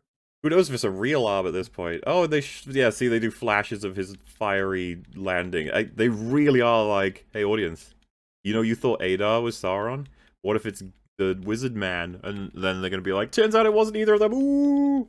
Like, if you thought for even a second, like, he must be evil because that was an attempt to hurt me or something, it's like, so why didn't he just, like, why would you even... He's clearly like, wait, what's going on? Hey, buddy. His method of hurting you was to put his hand in some water, then turn it into ice and hope you would grab his hand and then also have your hand turn into ice. He deliberately leaves you That's what I mean. because he knows, like, what he's doing might be dangerous. This show is so retarded. I just can't. I'm saying I can't be able to He deal even with tries to that. Like, apologize. Like, What? he approaches it. yeah, I wouldn't be surprised Yeah. if we get that scene. Like next episode, she's like, "I don't trust you anymore. You hurt me." Blah, blah, blah. Then by the finale, she's like, "Actually, It's what you like, did was an accident." Oh, like that. yeah. They're gonna treat that as like a 3-episode good. arc or some shit. Yeah, because she said that he was good, and then maybe he wasn't so Maybe good. you're not but you know good. what? Oh no. Maybe he is good after all. You could just see one of the writers be like, "This is what we call character writing." Oh yeah, you can see that. You can almost imagine in the writers' room where they wrote this down on the whiteboard and he smiled because of how smart it was. A lot of people wonder how we do this. Well, I can see that it does Why take a is lot that of the talent. voice? Why do you think that's the voice that the writers have more? Oh, it's just a random voice. Random voice plucked from the ether of voiceness. But I'm almost certain that's the one. 100% actually. Yeah, off she runs. Now we're over to the Dwarven Elves storyline, which we haven't touched in a while. Last we saw them was when he was like, "Keep my oath, bitch." Right? Was that the last thing from the last I have a episode? terrible Yeah, secret. it Here, have a was. piece of it. And my god, that gets developed real good. And I can't wait to talk about some of the cope that was on Twitter from this one. So, yeah, we open with like, "Hey, Durin, from Gilgalad." He's like, "So why are you digging so deep lately? What's that about? Seems a little weird. Seems a little unusual. What's going on there?" And then he's like, "Oh yeah? Well, why are the elves expanding so much? You guys don't usually do that so fast. What's going on there?" I was like, And then Elrond like interrupts him from saying shit. This show was very impressed with itself for getting close to saying the word shit, which I was like, aren't they allowed to say that? I guess they're trying to keep it They're like, eyebrow. Oh, that could be Yeah, I it, mean, yeah. So There are no Just swear words in Tolkien. They're just curses. Not anymore, baby. He pretty much did say it, just Elrond got in the way. Durin is like, "This table is made of stone that is so rare that whenever we find it, us dwarves, we only ever use it for tombs and monuments. Like, it's very He's saying sacred." it grows. He's saying like it grows deep or only grows Yeah. at certain depths. elevations. Yeah, certain depths. So, if he's correct, if that's true, he's implying that they must have grave robbed, is the impression I got. That's the That's impression. the impression I got as well. It's like, well, the stuff only grows in the places the dwarves are, essentially. So if you guys have it, kind of suspicious. Yeah, The and dwarves so- are uniquely difficult to steal gravestones from because you have to get into their minds to find it. Right, we find out later this isn't at all what Durin said it is. For all we know, it's just a random fucking rock that can be found in many places. In which case, what a gamble from Durin, because if they knew he was lying, that really looks bad for him. That he would have like guilted all these people on a subject that's pretty sensitive and very serious to accuse like the elves of grave robbing dwarves. Yeah, on what essentially is a diplomatic meeting too. Yep. And why did he do this? Because I don't know, he felt pretty smug about it when Elrond points out, it's like, "Oh, you lied, didn't you?" And he's like, "Yep." because he just wanted to screw with them. Yep. And No, it was to hide the mithril. But that turned, like, in literally 3 minutes later, it turns completely pointless. So the entire scene was redundant in the first place.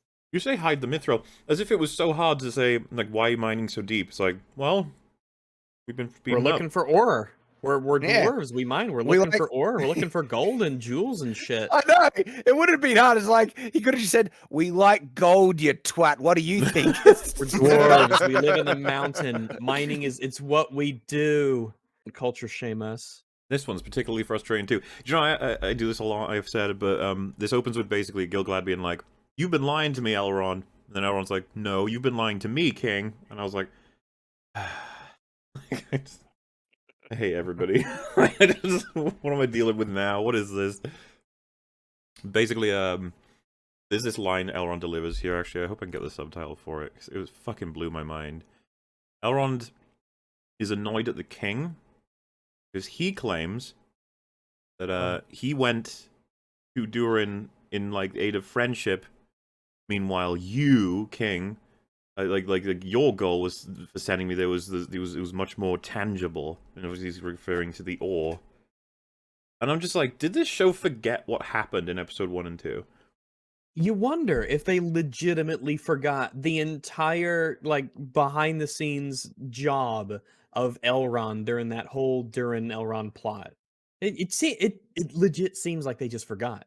Elrond was like, man, we need to build this thing faster, huh? How do we do it? And then Elrond's like, well, have you tried dwarves? And then Celebrimbor's like, huh. He's like now recanting this story as though it's not true that he went to the dwarves himself with a proposition. He's changed the story to I went to them with friendship in mind, and you were there for the ore. It's like, no, neither of those things are true. You went there to get workers, you liar. He's so full of crap, Elrond. I couldn't. I just like I legit was curious if they've forgotten. This felt like such a non sequitur to me when he explains his issue with the king and how he feels he's lied. The king just goes, okay. Have you heard of the High Elves? Well, he says, Recite a story for me now.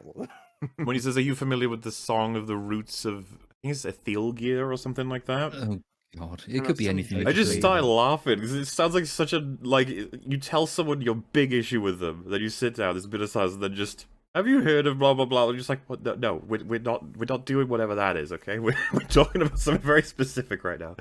But hey, I mean, why not, right? Let's tell a story.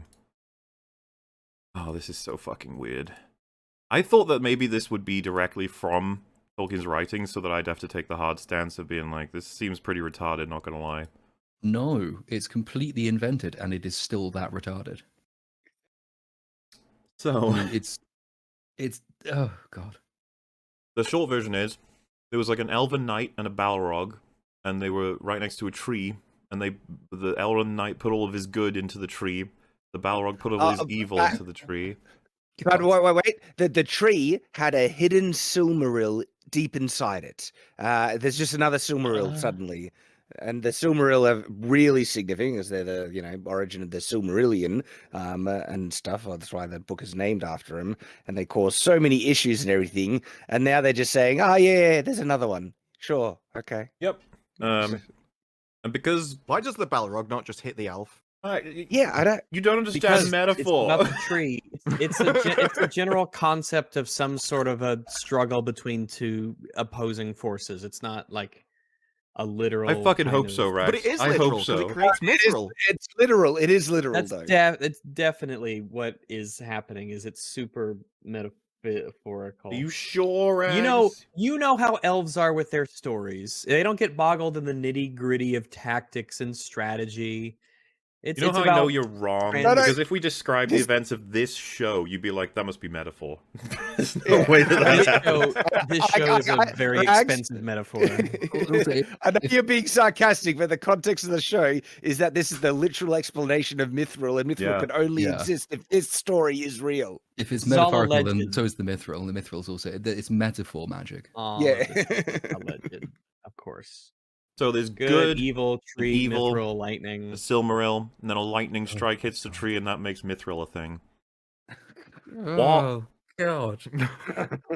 Anyone who is interested, go into the Silmarillion, and from, I think it's basically about chapter 6 onwards, is the alternative to this. So essentially, from chapter 6 onward of the Silmarillion contains all of the content, all of the material, all of these epic stories, and the sacrifices and the betrayals and the rich myth and world building that this show has just replaced with there was a tree and there was some lightning, ergo mithril, ergo cool. Just go and read that bit or listen to it on Audible is a really good version and just see like sort of the extent of the desecration that this redone version actually amounts to, because you're basically getting rid of the equivalent of Romeo and Juliet with vampires, werewolves, Satan, Balrogs, demons, collapsing cities, massive betrayals, 2 further kinslayings of elves against elves, the murder of elvish kings by dwarves, the massacre of dwarves by elves. All of this has been reduced to lightning tree mithril, which is why sort of people who kind of like Tolkien get quite pissed off about this kind of thing. Do people who like oxygen get pissed off by this sort of thing? Oh, yeah, not counting all the other reasons to be pissed off by this kind of thing. Back to the books, back to the books, back to the books. That was apparently their slogan throughout the entire thing. So what's really annoying is he basically just says Mithril, but without saying it, and then Elrond's like, so Durin was right. Which is like, probably shouldn't have said that, mate. Like, Because you're already implying. Elrond is really dumb. But it's okay, all right? We're gonna give him a chance. Like he was too rash. He can still It's- rescue it's it. You can be like- like, oh, Durin was just right that you guys Yeah, clearly have an it's ulterior like- motive. That's all. Yeah, then- does Durin have this thing? I'll never tell you where it is. Like, what? No, don't say that. So he was okay for a moment there, and then Gil-galad says, you know, like, so you admit it? There is an ore. And then Elrond's response here could just be like, huh? No, I'm saying that Durin was right that you guys are after something. But instead, he says, I only admit that I have a secret, but I'll keep it.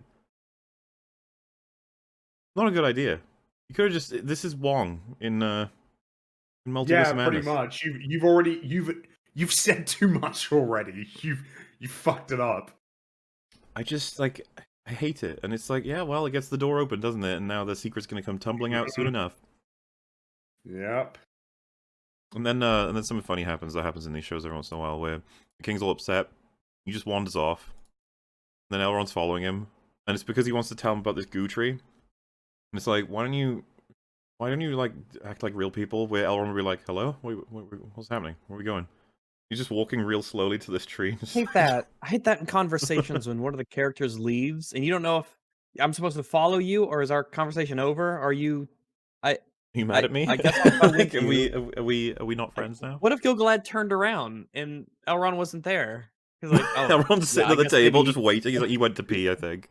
Gil-galad basically just says that, you know, we saw this evil goo before Galadriel had left, and we thought if she fucked off, that would make the goo fuck off, but it only got faster. I'd just be sitting there like, what was the logic there, mate? Like, what? You thought getting rid of Galadriel would get rid of the goo because, as he said in episode 1, if the evil isn't being like hunted and attacked, then it won't accidentally be encouraged or something. Like, wow. Which is I just mean- retarded logic. It's like, No. if we do nothing about evil's growth, that'll stop it from growing further. It's like, what? No, I will defend them on this one, right? Because if Galadriel return, you've all met Galadriel, right? So if she returns Yeah. and suddenly your tree descends into evil, and you're like, well, that bitch has just turned up. It's definitely her fault. We better send her off. It's like I'm fully behind that What's funny idea about that it? they thought she was so evil that she could corrupt the entire elven race, and she needed to be sent away. Well, the thing is, I'm he may fully still be behind right. that idea. He may still be right because she didn't leave. She's still around. She's just a little bit further away. Yeah, we need to send her off Tree. even further. We need Tree to has kill become sort of Galadriel. The audience is audience surrogate tree. Like this is the wilting of the audience every time she's on screen. Yeah, he's like, so did the dwarves find the ore then? And Elrond's like, look, some oaths may hold little weight to some people, but to me, my soul is bound to it. I don't intend to let mine slip away. Which has now become kind of an interesting thought, because that means that Elrond really does believe Gil-galad's telling the truth, and that the end of the world is nigh. However, he doesn't want to break his word that he would tell anybody about Mithril. Do you know what I mean? Like, we almost flip around now to like, Elrond, you probably should tell him if you truly believe what he's saying, which does sound a little bit absurd. very least, you could just go up to him and say, "Hey, man, the world's gonna end. Can I tell him?" Like, That- you know. That is the obvious plan B that never comes up. Just never does. No Yeah, like- character ever suggests this. Because if But, the world's going to end, I'm sure that he would be like, you know what? If the world is going to end, then yeah, you know what? I'm okay with you Oh, telling people it's chill. And to clarify, that does happen, but not before something Yeah. else, which we are almost at. Yeah. And this is the thing that everyone got mad at discussing online as well. So, yeah, why aren't they focusing on the fact that the world's ending? That was like my whole thing. Because Elrond seems to be completely believing it, so at this point he should just be like, oh shit, I'm gonna have to break my oath, right? Because I'd be retarded not to at this point, but... The only question he's being asked, he's answering anyway by saying, like, if I said, have you eaten a burger recently? Like, well, I would answer you, but answering that would break my oath that I wasn't going to tell anyone about what I did. Like, okay, so you ate the burger then. So, Yeah, Yeah. yeah. even as Yeah, if yeah, they you have are right. extra information about the myth, Yeah, role, but it's if the just answer a yes was or no no, question. yeah, if the answer was no, then you just say no. Like what? You Exactly. swore an oath that you would never It's say about you not did saying find it. Mithril? Yeah, that doesn't make sense. Elrond all but admits it because the line was like, Durin was right. And then he, like the king says, then you admit the dwarves did find it. And he says, I admit only this. I promised Durin to never reveal his people's secrets. Which is he basically saying, Yeah, so you reveal it. you just revealed it then, you freaking moron. Yeah, you're right. So he's already broken the oath there, but he's going to break it again in a sec before he decides that he will break it. So Great. Anyway, over to a little scene in the, I don't know, it's like a little tavern for the, or maybe it's in a ship, I can't tell, whatever, in Numenor, where Isildur comes up to his friends that he got fired, and the friend accuses him pretty quickly of like, you're only here because I got promoted and you want to use me to try and get onto a ship. we haven't Which is true. they haven't talked since the alley, right? I don't think they've. So this is the thing. It's like, oh, this could be a good moment to prove that that's not the case, because his friend's clearly upset at him still, clearly very paranoid about his actions, and he totally should be. But like, the show takes seconds to basically be like, yes, that is true. It's like, oh. Because yeah, there's actually something I like here, which is that if you ignore literally everything else, when he's like, you can punch me and then you can get me on the team, right? He does punch him twice. And then he's like, so I'm on the team? And he's like, no. Why the hell would I promote someone who's like an idiot saboteur of a very important ship that got several of his crewmates in danger too? Like, obviously not. I was just like, hey, good. Excellent. Good job, man. We shouldn't hire this guy. He's crazy. There's also the angle, I think you highlighted it, Rags, with how bad does it look that your first move as a lieutenant after you got ranked up was to bring in your disgraced friend and promote him. That's right. That's what I mentioned. Isn't that interesting? You get this promotion, and the first thing you do is you bring your friend back. Nepotism as your first line of order. I don't know. Maybe I was not wise to promote someone on such frivolous qualifications. Barazon's son sneaks onto a ship. We're finally here, everybody. So this was a moment of just like, I was like, what could he be up to? And do you remember in Pirates of the Caribbean where a whole ship is disabled, at least temporarily, by the rudder chain being disconnected? Like they just ground, for lack of a better word, a ship because they've done something very specific and it's difficult to repair straight away. Like, couldn't have been something clever like that, like cutting up several things that are important that can be repaired and the whole ship doesn't have to be compromised? Yeah, like he pulls the rigging off of a thing, or he like something clever, I suppose, something you could do stealthily. Yeah. Like they all wake up the next morning and they're like, "Oh shit, where's the steering wheel? I don't have one either." Or he puts he swims under the boat and jams the capstan or something, or puts a thing on the chain so they can't pull up the anchor. Something. So Well, I thought his intention was to blow up the entire fleet because he doesn't want them I going think there it might at be. all. I think it So, might be. If it was something like that, Holy they could go, well, they'll just go crap. tomorrow then. Which defeats the So I Imagine guess if he I- gets caught. Jesus.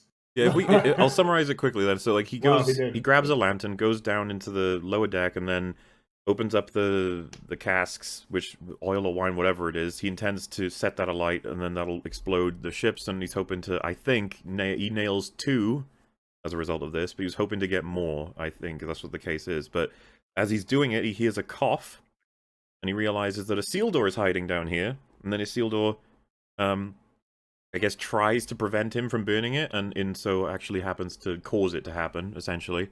And because his cloak is on fire, you know what? I'll wait for that actually. And they, and then they both jump out just in a nick of time. Isildur saves him, and then when Elendil questions them, the story is Barazon's son was out fishing. Isildur was he just happened by, and he saved him from an exploding ship because that was just happening. I'm afraid. And then, as we said earlier, they conclude a saboteur of some kind, a brigand, was doing it. Gosh darn. Not you two. Not you two, yeah. So, Ships are made out of wood, and wood is flammable, and that's not good. We don't want that burning, that ship. That would be bad. So maybe it's not a good idea to leave unattended lit fire lanterns just hanging around on the same deck next to your barrel supply of exploding, flaming, whatever this stuff is. And it's a wonder that your ships aren't just constantly exploding by negligence. Imagine, can you imagine being on the seas and like, oh, there's a wave comes by and it knocks the thing off, or a spark falls on the ground and the whole thing just explodes. Must happen all the time. Half of the losses of this fleet are just explosions. Just those explosions. that's why they believe the story straight away that they spontaneously exploded. Like, right. Makes sense. And then, of course, you think, wait a minute. He would have made all that ruckus coming down the steps. He turned on these lights, which Isildur would more than likely have been made aware of. So Isildur doesn't want to be seen here. He's a stowaway. So the last thing he needs to fucking do is cough, right? And the reason I'm saying all this is fucking hell that was lucky. The one guy who never wants to be seen or heard has no choice but to cough because of some situation he's in or whatever. And that's what alerts this guy that saves Isildur's life and in turn saves his own life. Well, I guess he would have been fine if not for all the... And gets Isildur to say, yeah, which it allows Isildur to do the thing that allows him to get to Middle Earth. And hang on, wait a second. He was about to throw the lantern on this TNT juice, and this is not a slow burn, right? It's an instant explosion, basically. The show is a very slow burn. What are you talking about? So this is the thing. We have to believe that he didn't know that's how that works.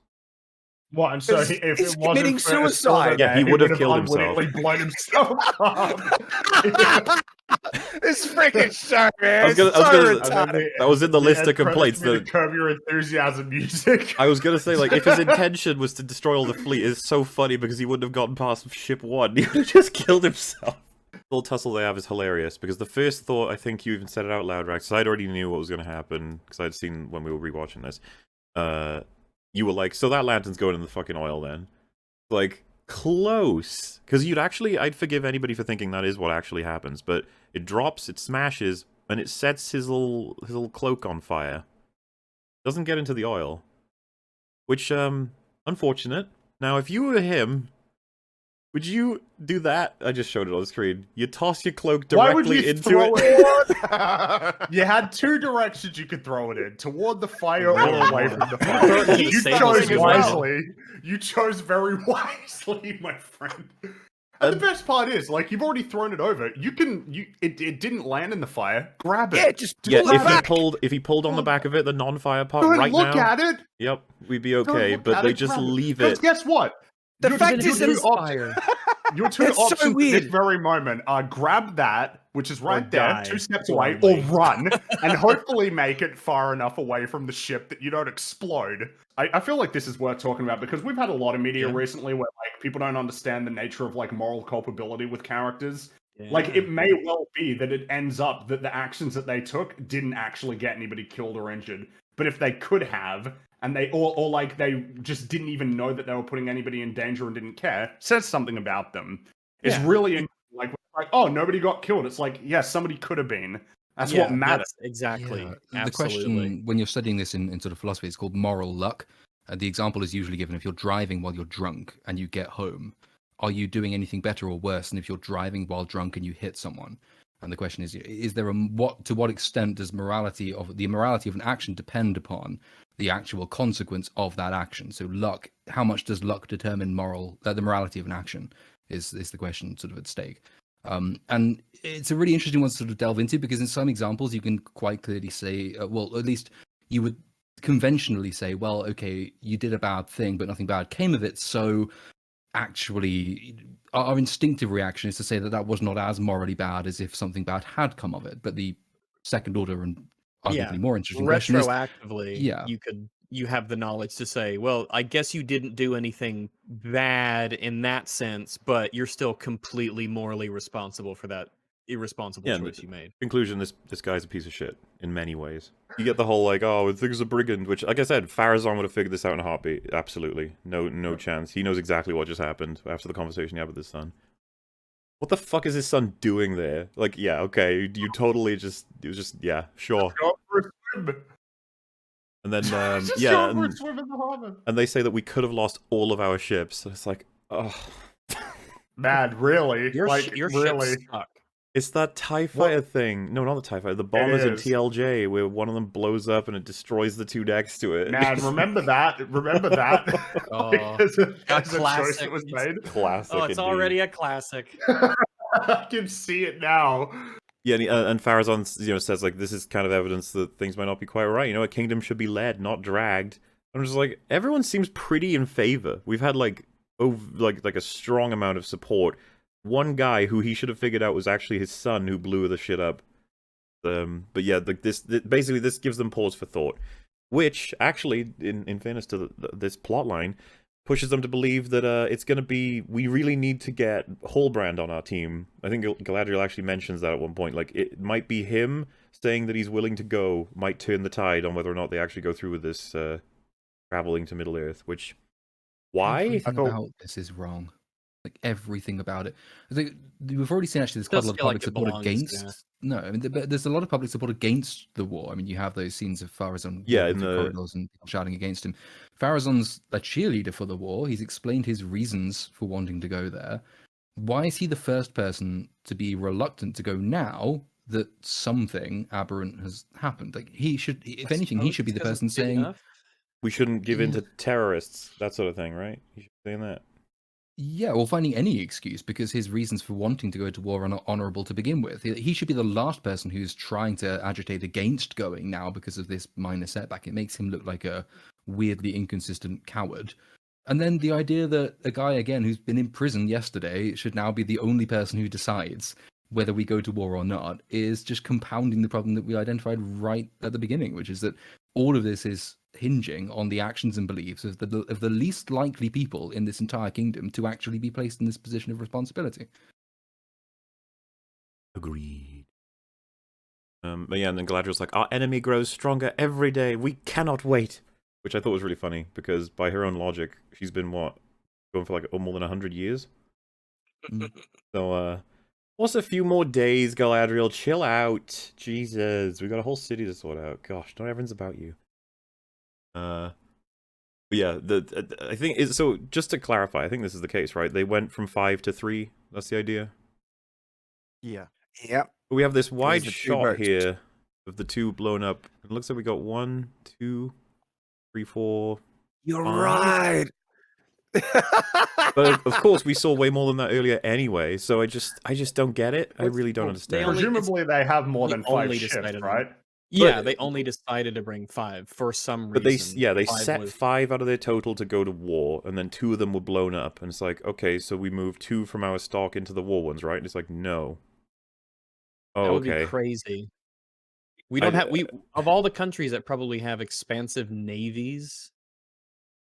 It's right, I'm lost because those ships aren't there for a luxury of their going to war. They're there logistically. So, like, we have to replace them, correct? And the show just hand waves it. Don't Huh. worry about it. It's only 40% of our fleet. And it's Fine, not I even as if they're worried about sort of defensive concerns or anything, because we've basically shown that they don't have an army, because the moment they needed one, they had to just recruit from random people in the street. That's weird. So it's not like they're constantly fighting people, and it's like, well, no, we can't spare these because they're needed for other people. So, we then just open a scene. I was so fucking blindsided by this. Celebrimbor is handing Elrond back Mithril. Yeah. It's Promise broken. like Oh, wait, yeah. what? Good secret there, Elrond. You But the bastard. the thrust of this scene, however, doesn't address that. He just says like, "Sorry, I didn't tell you about the whole world ending thing." And he was like, "Yeah, you probably should have told me that." And he's like, "Oh, I wanted to. Don't worry about it." And then Celebrimbor was like, "Yeah. So anyway, the Mithril, yep, it's our salvation. I've tested it. It's amazing. It can saturate every lost elf with light. It's really the only thing that's going to save all of us." And I'm just like, "How did you? Have you been testing When did this that happen? this rock? Like, did you do all of that with Elrond's Mithril? Really?" Did you have when did all this happen? Unless, of course, yeah, he's been testing Mithril that he has, but I don't think that makes any sense, does it? No. That's No, Elrond's it was bit of Elrond's mithril. one. Yeah. I don't think it makes any sense. And so So it might have happened. yeah, we're stuck at Elrond just passed him the. So Elrond was like, "I will not give Gil-galad the ore. I will give it to Celebrimbor though, and you can do whatever you want with it." Well, the weird thing about the oath is I won't tell you about it. There was never an oath about the bit of mithril that he got given. That was the stupid thing about giving it him in the first place. Elrond threw it to him, and he was like, "Is this Mithril?" And he goes, "Don't know what it is. Could be anything." mate." I can't tell you my own. Yeah. I don't know. He just handed me this. I don't know. It was weird. I don't think it has anything to do with anything else. Mercury, for all I know. I don't know. But yeah, then there's this fucking. Sometimes you wonder. You're just like, that's so hilarious. Elrond is like, "So I must break my oath to save my people." It's like, you broke it already. It's like, what do you mean? And yeah, so in response to Elrond saying that, he says, "Your father was once asked why he must do a thing that he didn't want to do, and he said because he was the only one that could do it, which doesn't really address Elrond's issue at all. Well, yeah, it goes back to conversations try to use emotional appeals and flowery prose in order to convince people of things instead of just being practical with them and saying reason A, reason B, reason C. Yeah, it's the same thing as like I don't know if I wanted to go save somebody who's on a raft out there in the ocean, but I don't know I can even do it. I might kill myself, and the response is, "Well, the sea is always right." The C is always right. That And you is just be true. like, "Does that? Something Are to you keep in mind. saying I should kill myself, or that they deserve to die if they die, or that? Where are you going with this? Or like, Because why do being I? like, Yeah. Elrond, you are the only person that can break your oath. It's like, I know that. That's Can anyone break your oath like, but yourself, Elrond? He's like, no, I guess not. What? But anyway, yeah, you're just waiting for them to just be like, well, just explain to the steward in the situation. All you gotta do. And if he's like, I don't care, I hope you all die. It's like, well, then you've Well, got a bit of in a that question on your case, hands. yeah, then I suppose maybe I'm gonna break my promise. You're a dick. And then we get to the I'm sorry I manipulated you, now I would like to manipulate you scene. Oh my One goodness. thing I love about this scene is that it doesn't go on forever. That it does eventually end, and this hellish torment can cease. And you'd be forgiven for thinking it never ended. But it did eventually end. Was It does ending go to it. on a while. I love having two characters that I actively do not like talking to each other in their own self-righteous fucking ways about how wonderful they are. It's I just don't. What a useless pair of losers Yeah, taking up valuable screen time. basically says that he doesn't want to do the stuff she wants him to because everyone will eventually find out what he is, who he is, what he's done, and he can't be handling that. And he's done such horrible, horrible, horrible things. And then she's like, well, sometimes to find the light, we must touch the darkness. When I It's heard like, it, I I was just know like, what evil is because what? I've seen darkness or I've been around evil, so I'm aware of what goodness is. Like, what are you actually saying? Yeah, because if she's saying This you is have to do a little bit of evil to know what doing good is, I'd be like, what the fuck? Yeah. It's like, what do you know of darkness? Who did you lose? And she's like, my brother. He goes, what happened? And because there's a pause, it's kind of funny. She just goes, he was killed. And then it's like, it's like he was killed by death. eventually says, Sauron did it. And then he's like, why do you keep fighting? She's like, because I cannot stop. Just break that down. It's like her reason is basically because. She's actually asked if it's revenge that's motivating her, and she says no. But revenge is the only thing that can explain the fact that she can't stop. Well, yeah, it's a what else would it nonsensical be? denial to make. Well, it'd be the threat of the end of the world, right? Not even. But Well, she does. She aware of could have that? said that. There's a lot of justified reasons that she could say, like, I don't want anyone to experience the pain of loss like I have, seeing, the battle that they're fighting Morgoth or a brother. I think that could have worked. Or, we can't let evil spread. There's so many easy answers, and she just says, because. And it's like, oh, Because wow. I can't stop. Because me. Because me.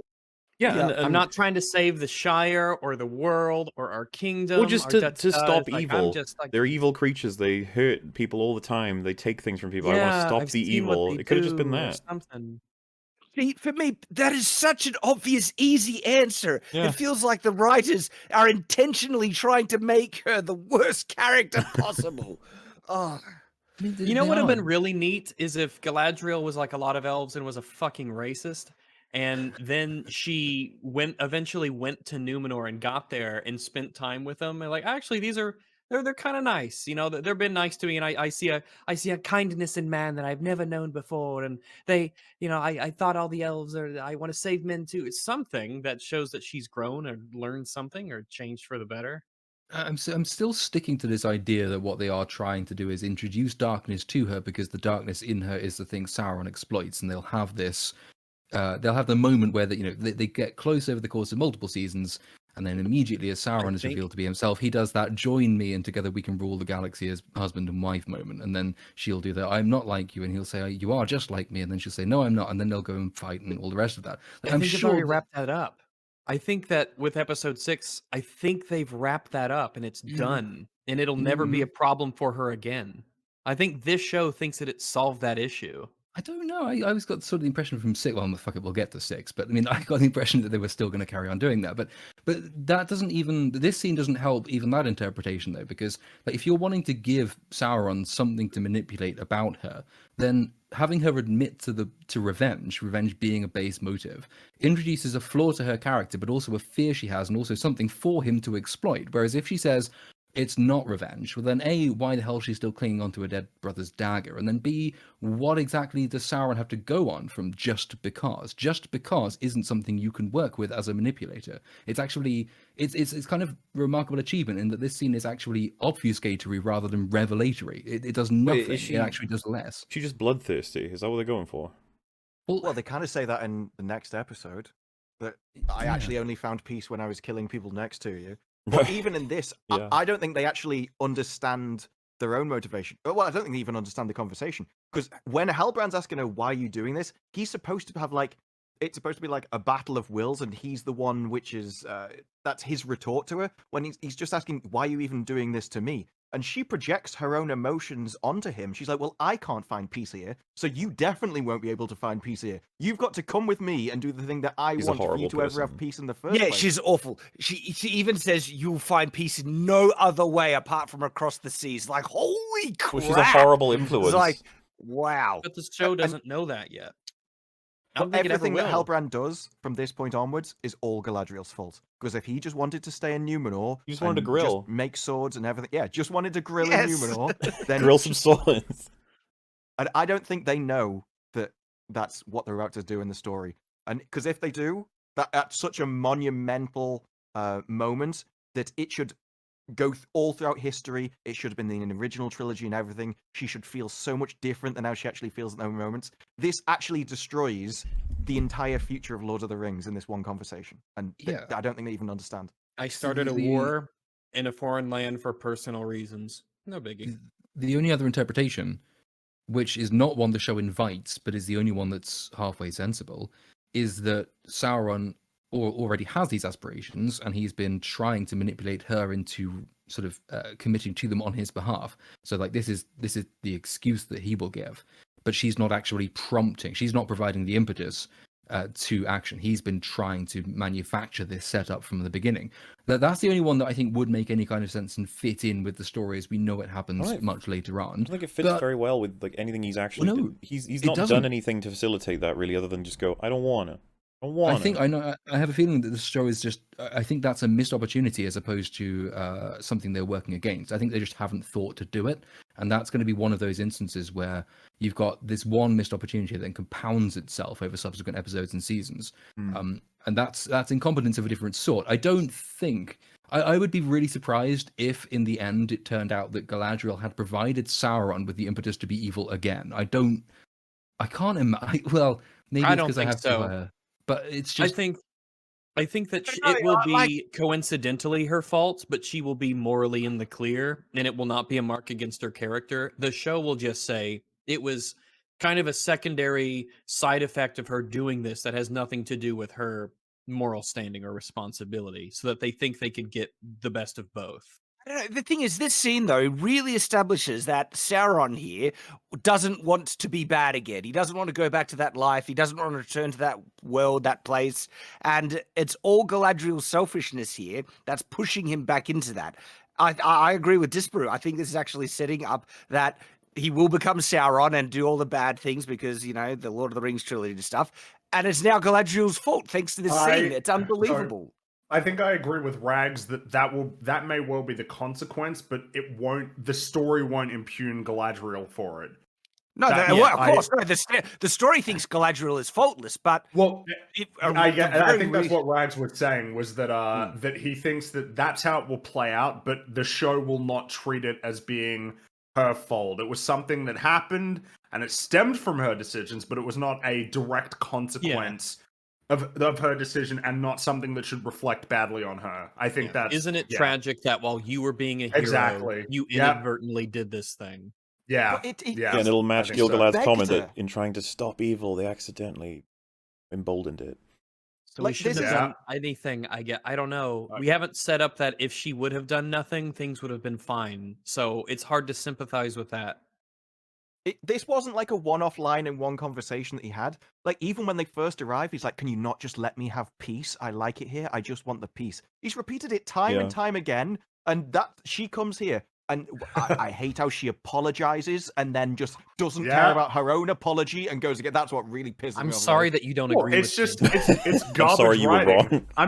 I'm sorry I used you. I need to use you now though, please. Like, Well, and it doesn't. Now that we've settled that, I do need to use you. It doesn't still stop there, by need the way. you, yeah. We also have another part of this conversation that drove me nuts when she recants the episode 1 events and says, "My men mutinied me." It's like, no, they didn't. In fact, you mutinied the king. You fucking took your own orders. You were like, nah, fuck it, I get to do whatever I want. And they were like, no, we are months over our orders, we're going back. If anything, you're the crazy rogue. But she remembers the events as she was mutinied. It's amazing. Yeah, she's the victim. It's like, But like, that to me, I think the writers would tell me, like, well, no, they did mutiny. I was like, no, it's too late. You've written it so that she has recontextualized events to sell herself as more of a victim than she actually was. She's a piece of shit. It's too late. You've already ruined it. And she has no idea why Gilgalad sent her away at all. Like, that was No. a reward for coming back. At worst, she could have thought, well, they didn't want to send me off to go back up the Eraganer, but she agreed to it. So this whole idea that anyone thought she was as evil as Sauron, at no point in episode 1 and 2 was that even suggested. You know what's funny as well is if she did manage to swim all the way back to shore, and then she climbs like wherever she needs to go to get directly to Gilgalad, she's standing there like incredibly wet, covered in mud, like these crazy eyes with like red veins in them. She's like, "Why did you send me away?" And he just goes, "'Cause you're fucking nuts. That's why." Like, I figured you would have figured that out by now. But yeah, she just continues to be the most awful person. We now cut to, you remember all the first hour of this stream where we talked about how a bunch of people decided to swear fealty to orcs? We're gonna catch up with them now, see what they're up to. Yeah, so they turn up, and it's funny because the actor is like, "Lift us up, and like I pledge my undying service to you, Lord Sauron." And it was such a moment of, at least to me anyway, that he like frowns at him, and you're like, oh, this is gonna be like a weird move from him, right? To imply, is he Sauron? And the next episode, he's like, I'm not Sauron. They're really enjoying making people think that Halbrand isn't Sauron, I guess, because it's all such nonsense, right? Like trying to bait that it's not Gandalf or Adar or whoever else, when it's just like, was that the whole point of this show? Just to be like, which one's Sauron? Which one? And it's kind of baffling because he's like, he like grabs him by the throat and pushes him over, and he's like, are you not Sauron? Okay, fine. Whoever you are, I'm loyal to you, I guess. And I just kind of found it as like one of the most genuine human moments in this whole show. Was Waldring just being like, dude, if you're not, that's fine. I didn't mean to call you whatever. I'm saying I'm your slave. Okay, it should be okay. Are you chill? Like, what's going on? I didn't mean to upset you. Like, I don't know. You wanted my allegiance, you got it. All right, here I am. Let's go. I don't know, build infrastructure or something. I don't know. But then something awkward happens. Adar, like, the only bond is blood, and you gotta draw blood, and they give him Waldrick a knife, and they suggest he's gotta do something to kid here, or teen guy here. What did everybody think was happening here exactly? That he wanted Waldrick to kill this guy in order to show that he really was loyal. So, yeah, I guess he does it, because we don't see this kid again, so... Rip. He was your favorite character, right? Done. Somebody's favorite character here, I think. Was that guy? He's Fringies, yeah. Yeah, Fringies. Sorry about that. I'll say for him, he's a better actor than the main teen guy is. So, possible miscasting. Yeah, I think... Also that. Yeah, more reasonable explanation. Wouldn't it be funny if the most common conclusion is the only one that was well cast was Disa? It's like, she's alright, she's kind of fun, we like her. It's like, oh. Well, I mean, just everybody else, there's a lot of wooden acting in this, unfortunately. There is. No more than we the don't guy even on the have left Ents here. So, go back to the Watchtower, and they're practicing some archery. firing arrows into a wooden door, which frags, right? If you're gonna be I imagine that if you're spending all this time and effort sharpening arrows, making the arrowheads, getting them all nice for this battle, you're practicing from 20 feet away by shooting at a hard wooden door. Like, I don't know, man. I feel like you're gonna lose a lot of your arrows doing that. And he gives them a little pep talk, I think. Or rather, no, they're like talking about why the elf is here, I think. And he's like, because you guys hate us, and it turns out that we are pretty evil, I guess.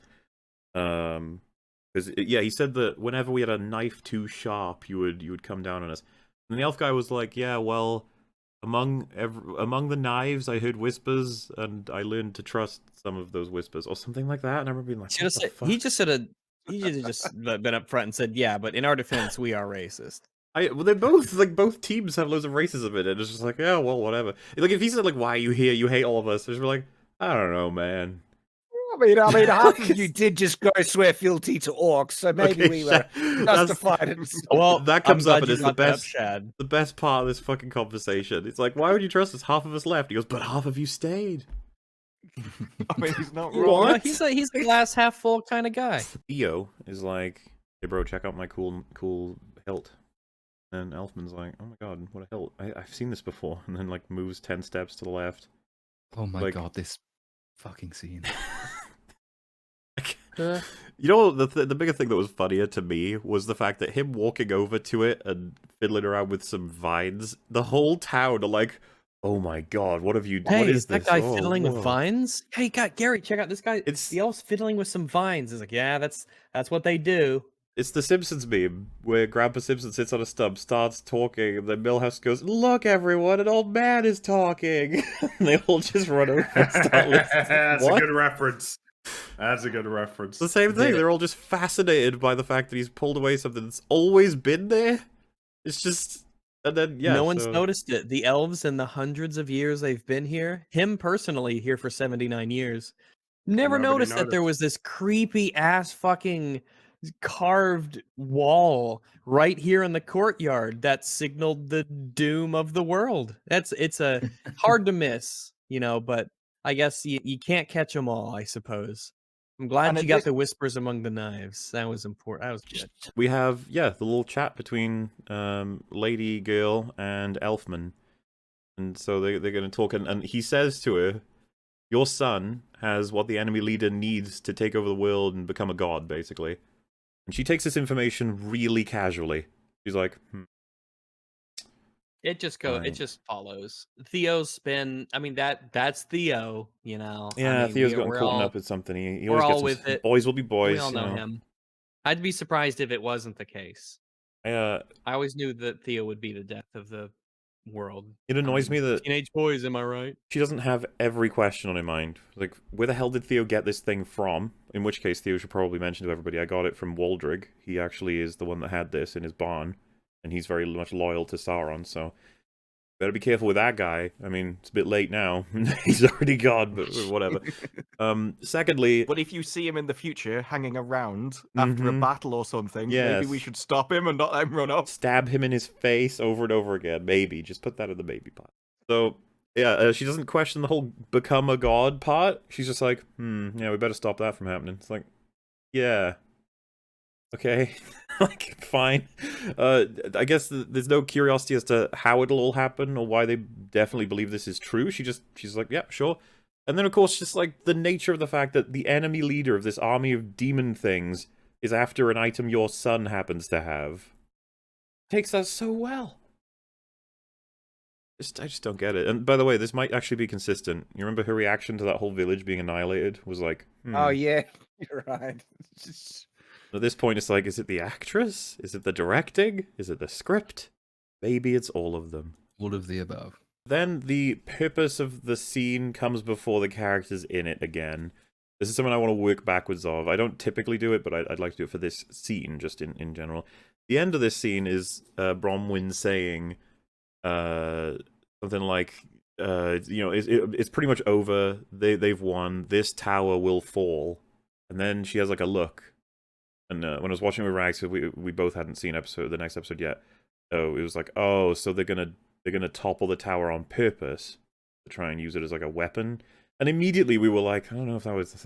First of all, how are you going to set that up? And secondly, like, how's that even going to work? That seems pretty unreliable. You know, just all the normal thoughts. But I guess we'll put them to All one the thoughts that would side. arise. Someone, Yeah, yeah. we'll have to talk about that. I did not pick up on that. Like, this tower will fall. I thought it was just them saying, being overtaken, like defeated in battle. That's what I think. That's what she is saying. They're trying to be clever 'cause writers. She has the realization. I think you're pointing it out. I think the writers is actually foreshadowing now. Now that you pointed out, and it just makes it more stupid. Yes, for me. it really It's does. like, But really, the point I want to make is they wanted to get her to say that line to then very cleverly be like, it will fall, but not in the way that you think. How do we get her to say that line? It's like, well, we needed to despair a little bit, right? So let's have the conversation go that way. And man, they went insane. This is a lady who, like, constantly is the leader and the hopeful person and will take you through everything, la la la. In this conversation, when he explains, like, oh yeah, we've got this sword, we've got this is our resource, this is our situation, she just, like, 180s her personality to the point where she's like, we're all destined to be horrible, horrible people. We joined Morgoth as blah, blah, blah. A bunch of us have left. We're not going to be able to beat them. It's all over. We've lost. We're dead. And even Elfman's like, dude... yeah, calm down. What the hell? And Where did this come from? She Is says it a lot. Is it that time? Are you? She walks out into the like public square and just starts declaring that we're all fucked. We're just dead. It's like, what the? Just a reminder: we did not elect you as our leader. Don't It's listen not to her. You even- didn't even elect her. It's fine. It's not Just even because in you get to wear blue private. doesn't mean you're better than us. To do this in public in front of the people Yeah. that you just let it. You are the reason they're still here. Yep. And now you walk out into the crowd and say, "Yeah, maybe I was wrong. Maybe we are all just dicks." And so let's just give up. No.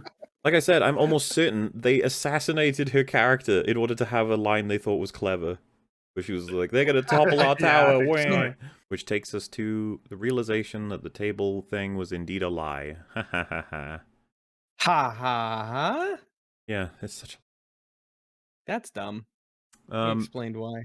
And so Elrond is trying to get the thing that he wants to say out, and Durin says, enough with the quail sauce, give me the meat, and give me it raw.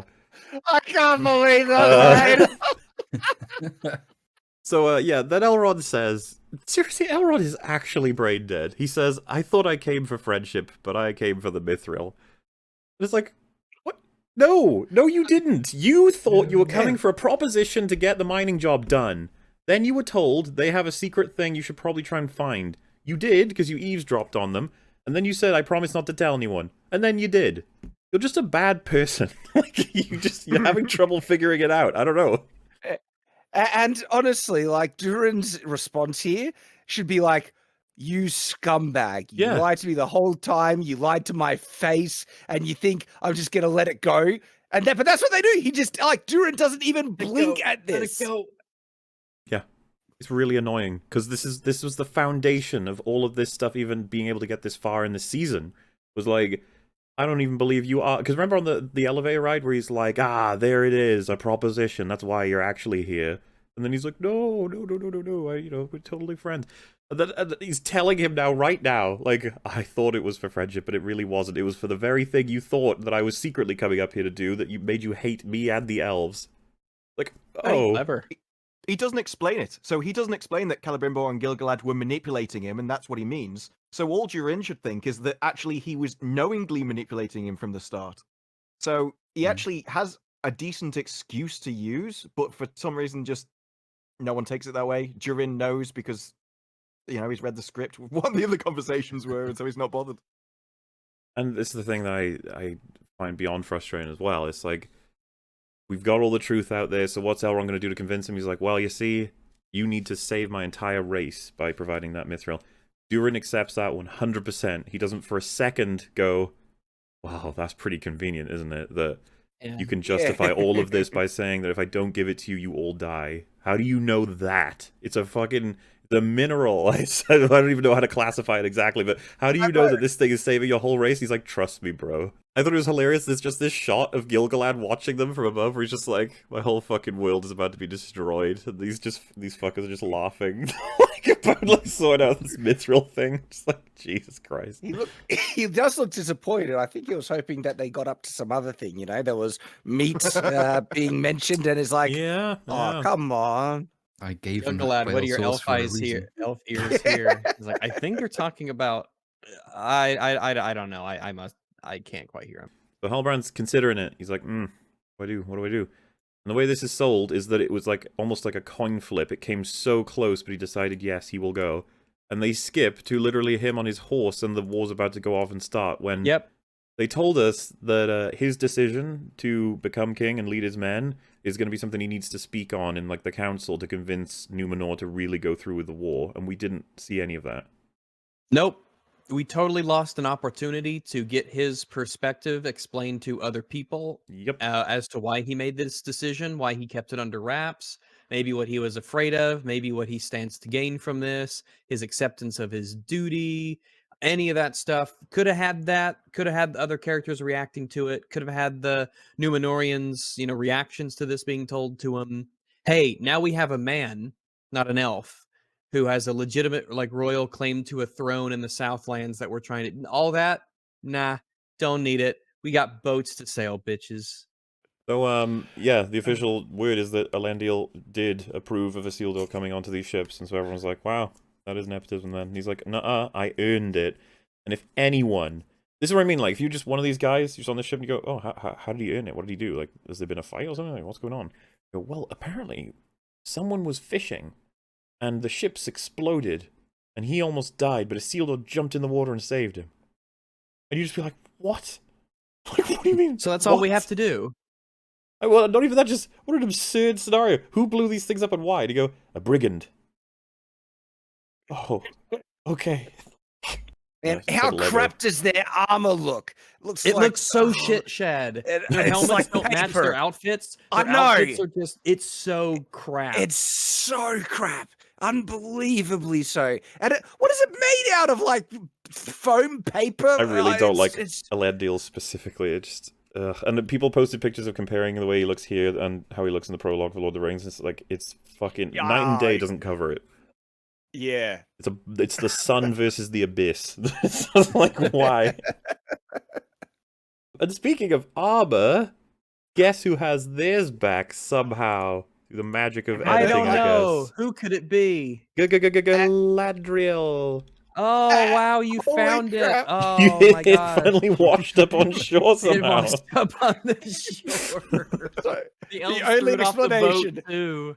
The Numenorians who hate elves had like a specifically set of elven armor set aside that's perfectly tailored to her size and proportions, that happens to also have the symbol of the guy who made the Silmarils on it, the person that she hates. But okay, Fair sure. enough.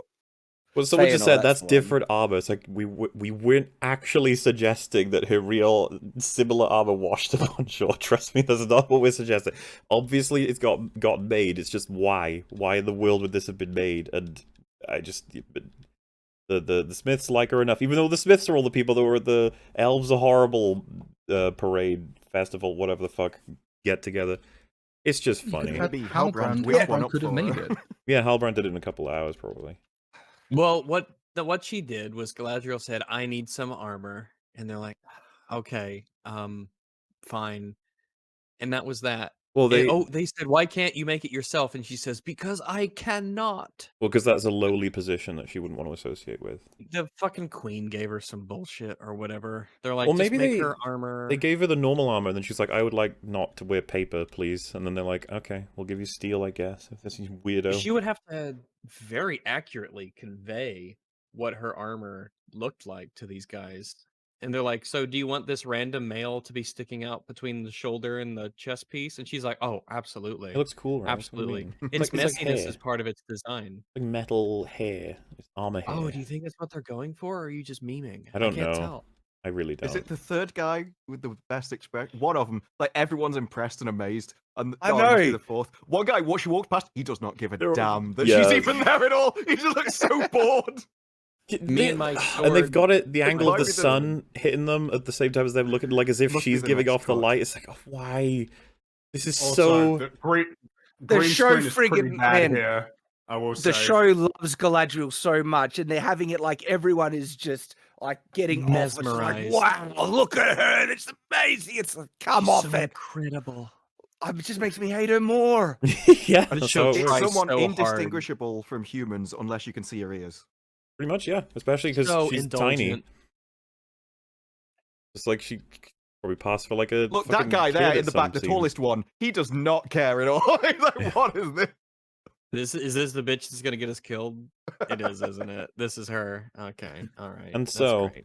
after nearly 6 hours of breaking down more rings of power, we're at the point where they're leaving the harbor to go to war from Numenor, which you'd be forgiven But for this thinking time- that's what was happening at the end of last episode. But nope. But Halbrand's going with. Yeah. So- That took an episode. Halbrand was given specifically different colored armor because reasons. He's given man armor, okay? Main character armor. Halbrand doesn't look Yep. terrible, at least. Oh, still looks pretty bad. Not as bad as the white one. You're right. But It's so it's compared to them. This shit is fire compared to that. Yeah, in awful, comparison. awful. They have a scale obsession. I think they just- do that. That episode is so bad. This episode was so bad. It's all so bad. Like, they're still amazed. Oh, she's shaking his hand. Yeah, we're gonna Oh do my it, guys. goodness. Yeah, let's go save the world. And in that shot, you got to see kind of all the guys on board and the size of the ship. It is like, is there what, maybe 20 men? I know, right? And it's like so 80 or below, I guess. Boats and stows, boats and stows. At this point, to get everybody in, they'd have to have like the lifeboats on the side, just rowed along with them, and then they trade out who's in those every so often because they just don't have Right, enough room. like- They call How them window seats. Opening scene is Adar. He's dropping some seeds into the ground, the soil, and covering them up. He's dropping some big, fat, hot seeds into the earth. He's feeling bad about the fact that a bunch of people are gonna die. Mainly his orcs. Because, you know, Yeah, it's almost exclusively his orcs, it seems. yeah, you wonder about its character exactly, what Adar up to. You do wonder where they're going to take him in general, for those who've seen this episode, for exactly what the plan is. But I suppose that's fine. And he's a very compelling character, you know. He has his is it Lord Farquaad moment? He says, "Some of you will die, but that is a sacrifice I am prepared to make." I wonder when we should sort of break down his plan. Like, is it when we find out exactly what the plan is, or, you know, before you enact the plan, we should go over it? I'm not sure, because there's a lot to say in terms of the approach. What they really want, as was stated in the previous episode, is that hilt. They really need it. And I guess they just knew it was in this village somewhere. That was the general information. And then at one point it was discovered that the kid had it, because he stole it from Waldreg, who I guess his dad gave it to him and so on, from all the way back when they were doing fights with Morgoth and stuff. Family heirloom. That's confusing. So he has it. It's passed down as an heirloom, but no one ever told him, or indeed any of his ancestors, what it was or how to use it. No, well, Is why that- would they? There was a big old statue that explains it in the Watchtower. He's just rousing up his orcs. It's like, we're gonna go kill. It's gonna be great. You guys get ready. And it like kicks off straight away. He walks them right up to the Watchtower. And it was pointed out by Rags when we were watching it straight away. Just, wow, one archer with one good shot just kills Adar right now. Which Just walks in, no helmet. We have our elf who's been practicing for hundreds of years. It's like, man, you should have just shot this guy. it's Took just out crazy. the Yeah. commander right here. Yeah. The Watchtower is entirely abandoned, except for Elfman, who's waiting. And we, the audience, are like, what in the world? What is going on? Oh my gosh, This- what is his plan? Man, yeah. Yeah. Very lost here, and they're all just piling in. But if you think about it, it's like, wait, as we were speculating from the previous episode, they did seem to mention or imply the falling of the Watchtower. So, maybe that's his goal, to topple it. But then you're like, man, they had like a night, or even hours to set this up. what is the nature of it going to be?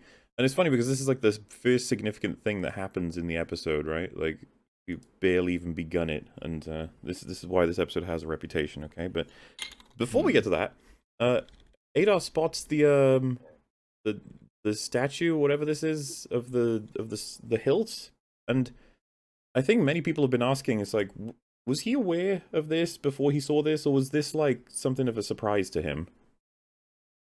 I couldn't tell you. It I almost can't- seems I like a can't tell. trap. Well, it just looks like when he looks at it, he's like, ooh, and then they're like, what? And it's just like, yeah, this is where we put the sword. Like, did you know that? Or did you not?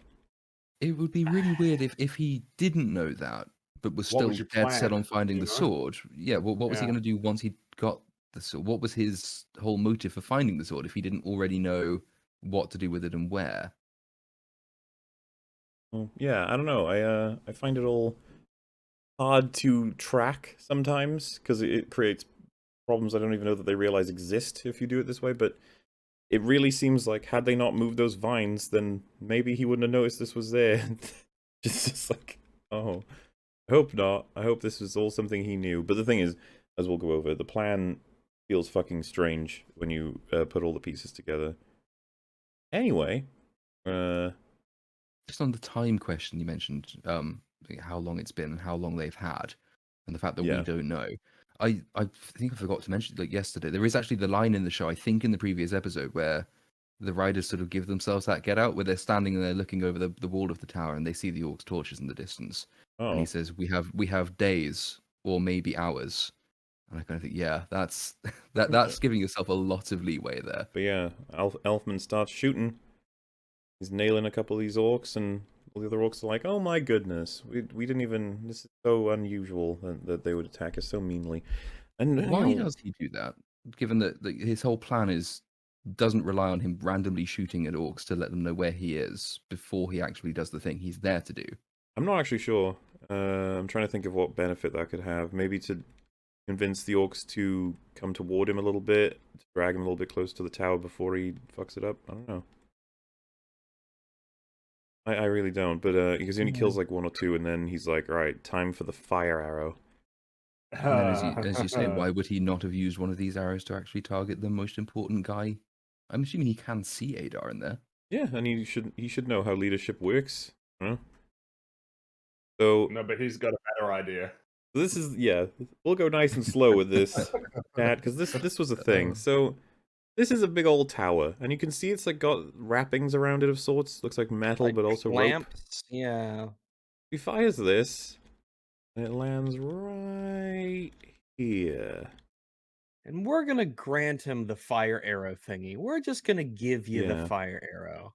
Fine, you have a fire arrow. That was a thing, definitely. So you've got your fire arrow.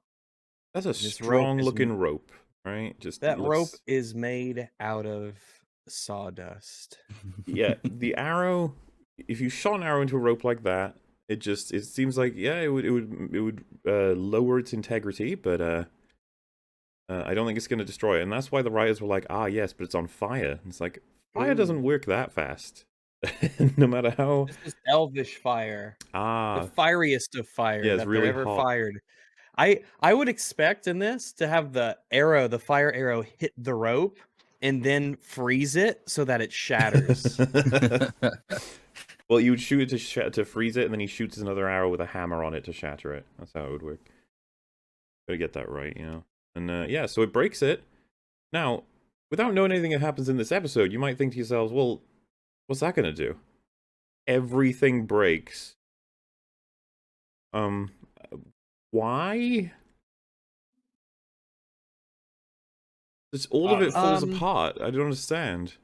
And the way that it falls apart is bizarre. Now, you might be thinking to yourselves there in chat, like, what is he just gonna run off? And it's like, well, no, if we crash the tower, then we're gonna have to trap them in there, because they could just walk out, right? So he does this very genius thing here. He kicks that rock off the edge. It's got a chain attached to it. He pulls no the one's chain. noticed. And see here, it's pulling this plank, or like, would you call that a plank of wood, or is it just a big stick of wood? I don't know. I call it a beam. A beam of wood, yeah. and it pulls it in the absolute perfect possible way, because there's so many ways this could fuck up, trust me. And the doors get locked down I'll as a trust you, result of the Mahler. weight. I'll trust you. Thank you. I'm an expert of wooden beam door closing scenarios. But Does this violate any beam rules? I think it does. That's my opinion. I'm Huh. sticking to it. I'll try and show it again now. Hang on. You have to be careful about that. Hoppytisms, but you'd think that you could have had maybe something else, some 2 chains he could pull that close the doors from the outside that look kind of inconspicuous when they first break in. Because this could just screw up in so many ways. As I said, it just I kind of hate it. But yeah, obviously the orcs can't figure out how any of that works, so they all just get themselves killed by trying to open the door the regular way. Then they're a little bit silly, you know. But yeah, just an insane plan where none of it really should have worked. I don't see why it did. And we eventually just discover that, yeah, he was the only dude. There was no backup dude to help him out. There's no real backup plan. And so you're like, so if they didn't go to the orcs and they didn't stay in the watchtower, where are the people then? We'll find that out soon enough. Before then, the tower is continuously splitting and blowing up. And even a part of the wood splinters off and just impales an orc. It's just like, Jesus. It's very important that we got that shown. All because one bit of rope got burnt. The whole thing is falling apart. Adar has his, like, Gothmog moment where, you know, the trebuchet throws that big old boulder at him and he's, like, refuses to move. I don't understand this. Like, Waldrick is desperately like, please, sir, you know, you're gonna die, father, please don't do it. And he's like, strangles him. I hate the portrayal of bad guys in shitty media. Like, of course Adar starts strangling him. You're like, why? Because he's angry. It's like, what do you mean? He needs to be doing shit right now, Adar, but he's like, throws Waldrick to one side and then seemingly looks like he's gonna leave, but yeah, the whole tower goes down. What a great plan. It really did work. And it's just something doesn't they look like he's stepped far enough away to avoid that. I don't think one step is enough to get out of range. Well, a lot of people are saying plot armor. Yes. It's And then I was like, wait a minute. You're showing all of our friendly villagers here. Celebrating. It's like, this was just an option the whole time. You could have just left. That's what you did. Then, are they just lighting torches there, or did they already have torches lit when all this was happening? Because if they already had any torches lit, all it would have taken is one orc scout to look which over they should have and sent be like, to be sensible. Just hang oh, on, they're all there. Yeah. Yeah, that's really stupid of them. But we need lights because we're gonna do a scene here. So there you go. Hopefully that explains it to you. See, they're all holding little lanterns so that we can see them. But yeah, they're back in the village, and I think the subtitle is, well, the dialogue is like, right, quick everybody, we got to get going. We got to set up, you know, our defensive of this village. It's like you could just keep running. Oh, and then it's over to the Numenorians. Yeah, there you go. The iceberg. Yeah, that's what I principle. saw. Because, like, yeah, a lot of people are confused. I love the chit-chat promenade. Mithril-powered high-speed turbo engine. Galadriel's room. That's a good touch, yeah. So yeah, we're on the Numenorian ship, and Isildur's walking around because he's bored, I guess, as he often is. And unfortunately for him, he bumps into Galadriel. An awful fate for any character in this show, because she just can't wait to tell you how much she's better off, whatever way it may be. What is it this time, actually? It's something to do with her. She's able to see over the horizon, right? They Oh yeah, decided apparently she Lucy can and see the through elves can solid. see. He throws away an apple he's barely finished. It was annoying to see. All right, it's wasteful. But yeah, she says she can see land already. This world isn't flat, right? It is currently. It is flat. Yeah. Well, I don't. I thought it turned spherical after the fall of Numenor. Yeah, the god turns the world round to punish them when they invade Valinor, but this Then how world can is there be a different. sunset? Well, the sun, there It are literally goes above and underneath. yeah, so it still works in that way, but there's no sort of underside of the earth for it to light up when it's disappeared from the night sky, and No, there's but how can it go beneath the horizon if the world is flat? still a horizon if the world is flat. I mean, the world isn't unendingly flat, so there's an edge of it somewhere. Oh, like it's like a disc, Yeah, yeah, Discworld, and then and it goes no under world. the edge of the disc on the other side. Yeah, it's Yeah, and Comes, then goes down, goes around the bottom, what's on comes the up the bottom other end? side. Bottom side, Uh, rather. the void. I think is it's just that this nothingness. Has anyone peeked There's- over the there's- side and looked at the void? I don't actually know where the edge of the world is in the Silmarillion. I don't know if they ever visit it, but like, the sun and the moon are Well, essentially NASA has a fleet of ships around it to make sure that no one ever goes there. like, it's all a massive That's why you conspiracy. can't take pictures or no one. There's no witnesses. Well, they do let you Add see on it, but then they inventory. don't let you come back. Yeah, but the world should be flat at this point, but I don't think the show's going to do that. So assume for the sake of this that it's round. I guess. I suppose, yeah. In which case, you can't see. The horizon's in the way. Your elf eyes can't see through the planet. It's just funny. Don't remind me of like good elf senses, considering everything we've seen in this season. It's like just tell me the opposite at this point. It'll make more sense. But Good elf senses do not include common sense. something I thought was funny in this scene is that she asked him, "Why'd you join?" And he says, "Because like I just wanted to get away." How disappointing Oh. it would be to hear that as Galadriel if they could keep her in character for 5 seconds. That she believes this to be an incredibly important and righteous sort of act, and there's this guy who's like, oh, sort of here, whatever. And yet, It's not even You know, I true. wanted to First see the meeting, world, I he- guess. Not he even Get out true, of yeah. that. want to get away. Get out of that amazing, glistening alabaster city.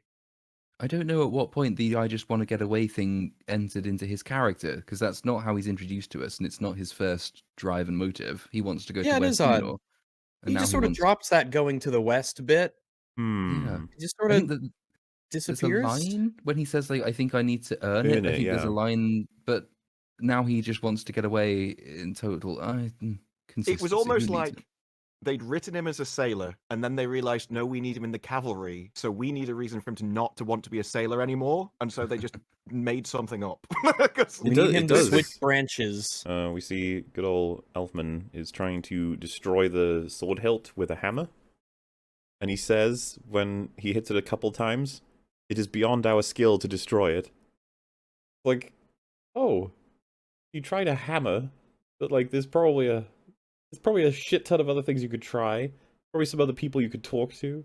And then, of course, you don't even have to destroy it. You could just dig a really big hole in a distant part of a forest. That could be pretty good. Madness. That Drop would it in never the work. lake above the dam, or So yeah, she's back to being full-on leader again. I just thought that was funny, right? Because I know that you can have moments of despair, but it's just for the fact that she had this big public breakdown of how we're all gonna die, we're all evil, it's all over, to now be back to like, all right, everyone listen to exactly what I say. It's like, I feel like Elfman should be leading at this point. well, he gave the better speech of the two of them. He did. And he's the most sort of consistent of them, and the one with the most sort of leadership qualities. But And skill. I guess in universe, I mean, if the people are still sort of skeptical of the elves, maybe they wouldn't trust him. But But they trust her, by gum. Like, okay. I And guess so. isn't he kind of in the lead anyway? I mean, he handled the tower thing on his own. On this, he's the one behind all the military strategy. He's the one that will be telling them to fill in the holes, set up things here. This is going to be our plan for the battle. That's basically the leader. What does she actually do of leadership in this whole episode? I don't even know. Yeah, I think you're right. Like, she sort of just agrees with what are his plans. And by the way, I already wanted them not to do this. I wanted them to fucking leave. But when I found out, it's like, yes, fill the holes. That's going to be one of our major jobs. Like, guys, this is not a good place to just... This is just a bad place to defend. You Then they couldn't give be up 2 more seconds later. exposed. They just put some wood on it in the end. They don't Yeah, even it's fill it in. bullshit. Like, look at this huge hole they're trying to fill with soil, and there's many of these. And, like, all you need is one of the digger orcs to fuck it all up really quickly, and that's it. And what's crazy is that they had this whole day to prepare, but they had no reason to think they had this day to prepare. until the day started up. I mean, like, the orcs could easily have just come down and started attacking them, but they all treat it as though, nope, they won't attack us until next night. And it's like, oh. I don't know if there's an answer for this. Where are they getting all of their warfare resources from? They have shit tons of arrows, and I know that You're supposed to think they just made them. in a day. Like there was that very brief scene of like making a few swords and a few arrows. That's where all this is meant to have come from. They've got Just shit make it a day. tons. This is a day's labor, you know. You've got enough arrows and everything to fortify a town. That's why you don't keep it handy, because you know you can just make it in a day anyway. Yeah, there we see Homer is still alive and well, holding his little spear there. Gonna be interesting to see him To get defend, involved. yeah, he's ready to defend his people. Yes. There's a really funny part where even though I think Elfman is more inspiring than Lady, he's like, do you believe we will make it through this? Or something like that. They'll go, yeah. And he goes, do you believe we'll make it through this? And they go, yeah. All right. So like, oh god, we all gonna die. This fucking dumbass shit happens. He's like, Mum, remember when I used to have nightmares? What did you tell me? And she was like, oh, I remember. When you would come to me as a child and be like, having bad dreams, I saw a spooky gremlin, blah, blah, blah. She'll say to him, in the end, this shadow is a small and passing thing. There is light and high beauty forever beyond its reach. Find the light and the shadow will not find you. Like, what? Mommy, what the fuck did you just say? I love the idea she tells this to, like, a 5-year-old. They're just like, we get this wonderful payoff where, she talks to Man Elfman, who's like, remember the seeds from episode 1? And it's legit like, wait, what's the... Oh yeah, the seed. Like, it's tradition for elves to plant a seed before a fight. And then she just says in response to that, new life in defiance of death. No. It feels like such a huge jump. And he'd just be like, did someone Did you else hear the tell you bad guy that? say that? Like, yeah, because you don't even speak that way. Why would you? But I guess, yeah, they planted together and then they have a big old kiss. This is a long time coming. This relationship has been incredible. Absolutely. It's so well developed. I know why they love each other and how they met and what they see in one another. How long they've known each other, everything they share. It was a really emotionally impactful scene. Yeah, and What's weird is that he's been here for 79 years, so like he would have known about her as an infant. You know, no. he would have watched her grow up. There was a ticking clock. No, I didn't even think about that. Why did you tell me that? God damn it! I can't wait till she's old enough to fuck. Oh yeah, he says one of the Valar watches over growing things and those who tend them. The rest we shall plant when the battle is over. A new garden. You, me, and Theo. I'm just thinking like Theo. That's the kid in it. I'm almost thankful. Yeah, that no, I was just fucking volcano like, hell explodes. no, Theo's gotta. Theo ain't living with us like that. Yeah, well, he's just like, come on, we're gonna get this. It's gonna be great. We're gonna win. And so leads us to the night. The orcs, they're coming. And so, can orcs not touch water at all? Were you saying? Is it like acid to them or what? Yeah, they no sort of servant of Sauron can. They've always hated the water, and it goes like right back. But he pours to... the water in his hand in the prison camp. Oh yeah. Yeah. Good point. Fuck it then. I don't care. Well, I was gonna say anyway. If you look at this, Right, like, then. there's clearly a way for them to get across this without going over the actual bridge. You know. Yeah, I mean, they could just go around. In theory, they are not supposed to be able to go into water. They hate the water. All evil things hate the water. It's why the Nazgul, they refuse to go into the river in Fellowship of the Ring. Evil distrusts water. The water is linked to Umwe, I think, is the Valar, who's always in the water, and they've always hated it. But as you say, apparently the show kind of forgot that in the last couple of episodes. But they've remembered it now, so that's why they all have to go across the bridge. So they're coming across the bridge, getting all spooky. One of the orcs are told to go and inspect the little area here, and it's like, oh god, what's gonna happen? And it's just basic filmmaking stuff. We see the object, they're hiding behind the object, he's coming around, he's about to look, and then there's no one there. Where'd she go? I'd be as confused as him. I don't blame the poor guy. He got done dirty. Yeah, he's one of those situations where you're just like, what in the world are we dealing with? He climbs up here and looks. Now, this is quite a field of view he would have here. Keep it in mind, as we go, oh, so this is where they were. Now, they've framed it in such a way that might fool you into thinking that this made sense. It doesn't even come close to making sense. He would have seen those two the second he jumped on the little thing, but they're pretending he didn't because the camera didn't see them yet. That's got to be one of the most common dumbass action things ever. If you're not on camera, you don't exist. Yep, don't worry about the camera. Now, he went up there to go check that, and so you're probably thinking, like, yeah, if these guys are going to stealth kill him then, why didn't she, like, go around and try and split his throat, or just get a quick... It's the worst attempts at a stealth kill. Well, so I was going to say, Just right? the most lethal part of the body. Yeah, chat, for those of you who aren't ready for this, look at this image. She's like, "Rah!" She's clearly got a weapon in her hand. Where are we going with this? What's going to happen? Where are we? And yeah, she is screaming, by the way, which she really fucking shouldn't be. But okay, come on, let's get this insta-kill. Where's it going? Oh, and fucking VLC flumed, but you can probably see what that was. He stabbed him in his foot. Yep. You defined this action moment as her getting a free shot, and she chose to hit his toes, arguably his foot. Like She didn't even twist, stab, gut. No. Or stab, twist, gut. She didn't even do that. What the fuck? It's incredible. And so yeah, she does that, and then he goes, "Ooh, that hurts."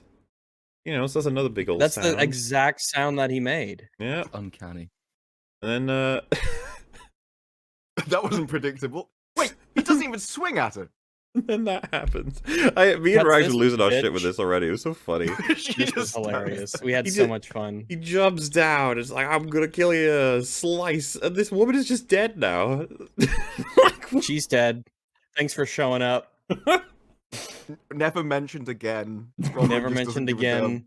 There's no horror at her death. There's no like expression that your friend was just killed next to you. It's it's just like the Harfoot thing. A small community where everyone knows everybody and you grow up together and someone dies in front of you and you're like, you just don't even have a reaction to it. Whatever, it's fine. Especially if the only reason that person died is because you stupidly stabbed the orc in the foot rather than killing Exactly. it. I mean, she is the reason this woman is dead. What was she doing when Should he have aimed stabbed her for in the the head foot? moment.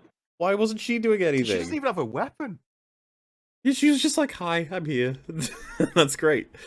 So he swings the torch at her and it doesn't work. He swings his sword at her and she... I don't know what that was, editing-wise. And then she swings and now he's Yeah, dead. She looks like a master fighter now. She's really good, especially considering she's fighting with a farming tool. And it's such a, like... The choreography-wise, like, I swing and miss, you swing and hit, and now you win. It's like, oh. I would have thought you'd want to try and argue, like, she did something. Okay, I guess he's dead. And the most bizarre part is, she can now continue the plan. The stealth mission. And it's like, oh, did no other orcs notice this? All the war cries and the swords clanging and stuff? No? Okay, that's fine. No. It's like it's absolutely entirely unnecessary. Like that entire thing changes nothing about what then follows. You could have. It actually does skipped it. damage. Yeah. Yeah, it just makes things It make shows less that sense. our main character just doesn't give a fuck that this, I assume, friend of hers that she's protecting just got killed in front of her eyes and she has no reaction to it. In all of that, Well, by the at least I way, guess- all of the orcs are now across the bridge in that amount of time. There was like plenty to come. Then we have that crazy nonsense 30-second action scene, and now all of them across. It's like, oh, not bad. And yeah, none of them have noticed this is happening. Anyway, they crash the other side, so now they're trapped in this Yeah, big that old would have been fire a pit. subtle little hint. Because they're all little wearing detail. masks, or a lot of them are anyway. But I have a feeling that when they were filming it, they probably were all orcs. Something, I don't know. I get that impression too, honestly. But yeah, they did this, and what was weird at this point for me was that I immediately realized, like, so this either it's a fuck up on the filming side of things or something, because like this is nowhere near their whole forces, nor should it be believed this is their whole forces. This is like a very small amount of orcs, so I would probably be stressed the fuck out right now as the leader, because I'd be like, we've just trapped what looks to be a rather small amount actually of a fraction of their men. So we should be looking around, because I have a feeling any smart commander like Adar's probably going to have it so that they're going to attack us from other places while these guys are just like the fall guys almost. But nobody thinks about that. Why would they? No, they don't. Why would Blatantly they? small It's amount only a of life people, or death though. situation. Whatever. Don't spend time thinking about it a little bit. It's fine. You'll be fine. You have arrows. But yeah, so Yeah, when we were well- watching this, Rags, I think you were like, I mean, yeah, they've thrown a carriage on one side and the other, but it's wood. So if you're going to be killed, surely you'd be willing to kick some of this stuff maybe and Yeah. even jump over it. Fire you is hot, sure. However, you can just jump over. It's not actually that Mhm. big of a deal to jump over a campfire. It's quite a mundane thing, really. You could just like, especially if you realize that there are archers popping up left and right, and you're clearly wrangled in this fire two lines. You just leave. Really, you can just leave. You can just use your legs and leave. That's how Just people walk over hot coals, because it takes time for the heat transfer to apply to your skin. And so if you do it fast enough, it's not going to be that big a deal. Especially when in the Yeah. middle of one of these, you can even see there's a big gap between the Yeah. fire. Just jump through Yeah, it. you can just leave. Also, this You is can just actually leave. it's a dare I say a rare W. It's like a minor W among a huge L for the Wait, did you see show. that where that arrow went? I didn't actually. What was it? He's like aiming at the sky. So you got this guy who's like, I could just kick this open, and then he does, and then they all get out, and it's like, oh my god, that's amazing. Like, I just never would have thought you guys would have that level of intelligence because of this show. But good for you, I guess. And the thing is, it's still a huge disadvantage because they can only get out from that small area, and you've still got a shit ton of archers all shooting that choke point. So, yeah, there's and there's already not that many to begin with. We're looking like what, 20 left? Not really much. I'm probably underestimating that Maybe actually, but yeah, yeah. 30. 1, 2, 3, 4, 5. Yeah, probably 40. I mean, by the time they get the Sorry. next volley of arrows out, and there's not many archers left among them, but the big reason I'm trying to highlight this is that they are now preparing their battering ram, and it's like, guys, I'm sorry, but there's archers up here firing one arrow per, let's say, 3 seconds or so. Yeah, do that next. You're all gonna die. Like, it doesn't really. What? And so I was I saying to appreciate Rags, your dedication to the craft, but you gotta go. when watching this, it really felt like a video game where the enemies are all attacking this place that if it breaks, then you lose, and that you're just trying to kill the enemy before they can do that. And as you put it, right, it's like the building has a health bar, and for every hit with the ram, it goes down, it goes down, it goes down. We've all played these levels before; it always happens, but it doesn't really make sense in TV show world. Like, these guys are desperately trying to break in here, presumably to get the hilt, but it's just like, yeah, but if they get shot and killed, you got to kill the archers first, guys. You have no chance otherwise. So this is It's just like they watched like a castle assault, and because, well, what happens first? Well, they always set the barricades on fire at first, then they get past that, then they break through the keep gate, and like, well, we don't have walls, so we don't need to break through the gates. No, just do it anyway. The battering ram comes first, and then after the battering ram, that's when we kill the people. yeah. It's like we could these rooftops are actually easy to get up on. We find that out very soon, actually, that they can just get up on them. So we should try that. But yeah, they're trying to create tension here of like, oh gosh, if they break into the tavern, and I was just like, Why no, do they go to the tavern? Yeah, it'll be fine. And besides, the tavern people, hopefully they have some spears, because the second that they even dent the wall, Well, yeah, the you'd have 5 people in remaining there with orcs. spears and sharp sticks to poke through the windows and poke Yeah. through the door. Like that's gonna provide a pretty decent amount of resistance. You would think, except that However, requires they be sensible. And I think all they did was they gave Theo alone, like one kid, one spear, and he's the only person in that room with any kind of weapon. Then we get this even though shot. there's inside there were clearly like fighting age men. But before we progress, why do they have such an investment in barricade or breaking down the door of the tavern? To get the hill. I already went over this just now. What the fuck? Oh, do they know the hilt is in the tavern? We know that No. that's their goal. They're trying to get that. Yeah, But do they, they, the do orcs they told know the that it's in audience. the tavern? They have to. Well, they shouldn't, but the characters told the audience that the tavern was the keep, and because the audience knows, the orcs must know as well. I was So well. in I was already universe, fast they forwarding shouldn't to know. even if they know the hilt's in there, they shouldn't be attacking the tavern yet, because it's just doom. Because they're just You gonna have get to killed. kill all the defenders. But like, yeah. if you look at this shot that comes soon after, it's like I feel like our numbers have grown now. The orcs, I mean. And then it's like, oh, but they get flanked by a whole bunch of people with spears and stuff. And then they Peasants. drop their battering ram, and it's like, but didn't they just? I thought that they were showing us that they'd been using. God, whatever. Fine. I like how they set it down. They don't actually drop it. They just like set it down like they know it's a prop they can't damage. Yeah. It's really fragile piece of It's expensive. But what's pretty cool about this moment, I will say, is that this crowd of people is led by Homer Simpson himself. He's getting right. He's getting stuck Homer. in, doing a great job. Unironically, the character that I care about Does the he twist? most in the series is this is Homer here, stabbing an orc. He's not a fighter. He's not a warrior. He's just defending his Farmer people with his and his cow. land. He's just doing his best. He just had a chocolate cow, and that was upsetting. Yeah. He's just getting real stuck in. He's doing a great job. And the archer's still fucking people up. And at this point, it's just like, haven't you guys won now? Surely it's over. Like, there was really not that many of them left. But then, oh, they are backstabbed. One of the archers. And it's like, oh, yeah, I'm surprised this didn't happen faster. This is an actual thing the enemies were doing, was sending more people up to get the archers from behind. It's like, God, timing, guys. If you'd done this a little bit earlier, you may have saved like a shit ton of your own orcs. And then I was thinking, is that what this is, or is this just one stray orc that decided to go up into the rooftops? He just took it upon himself to. He was like, you "Wow, know, we're there's archers idiots. up there. We I should go should get do the something." archers." Yeah, we should have brought shields. I don't. Oh, is this the moment? I think it is. Yeah, this is it. So, our elfman is trying to get this one guy in front of him. He seems to be winning.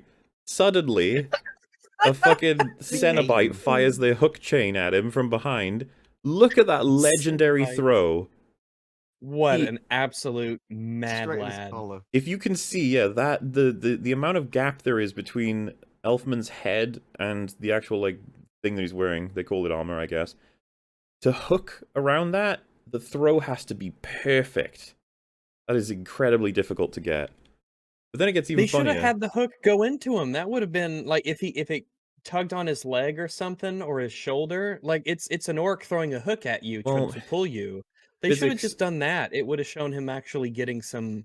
For a you know, hook throw, you're gonna damage. have to like dig that in your personally, right? You can't just toss it and it would do that to a human. Like it's gonna. Well, if you hook it around him and then you pull, depending on where it lands, I Yeah, think it would could drag and absolutely then get into yeah, you. there's a chance. But anyway, It could have gone in as like a collarbone or something. here Or we it are. hooks around his mail or something. Something more love this believable bit. than Yeah, this was one of the many times me and He's- Rags had to pause because I lost my shit laughing at this. So Yeah. I think he's gonna go for it. Don't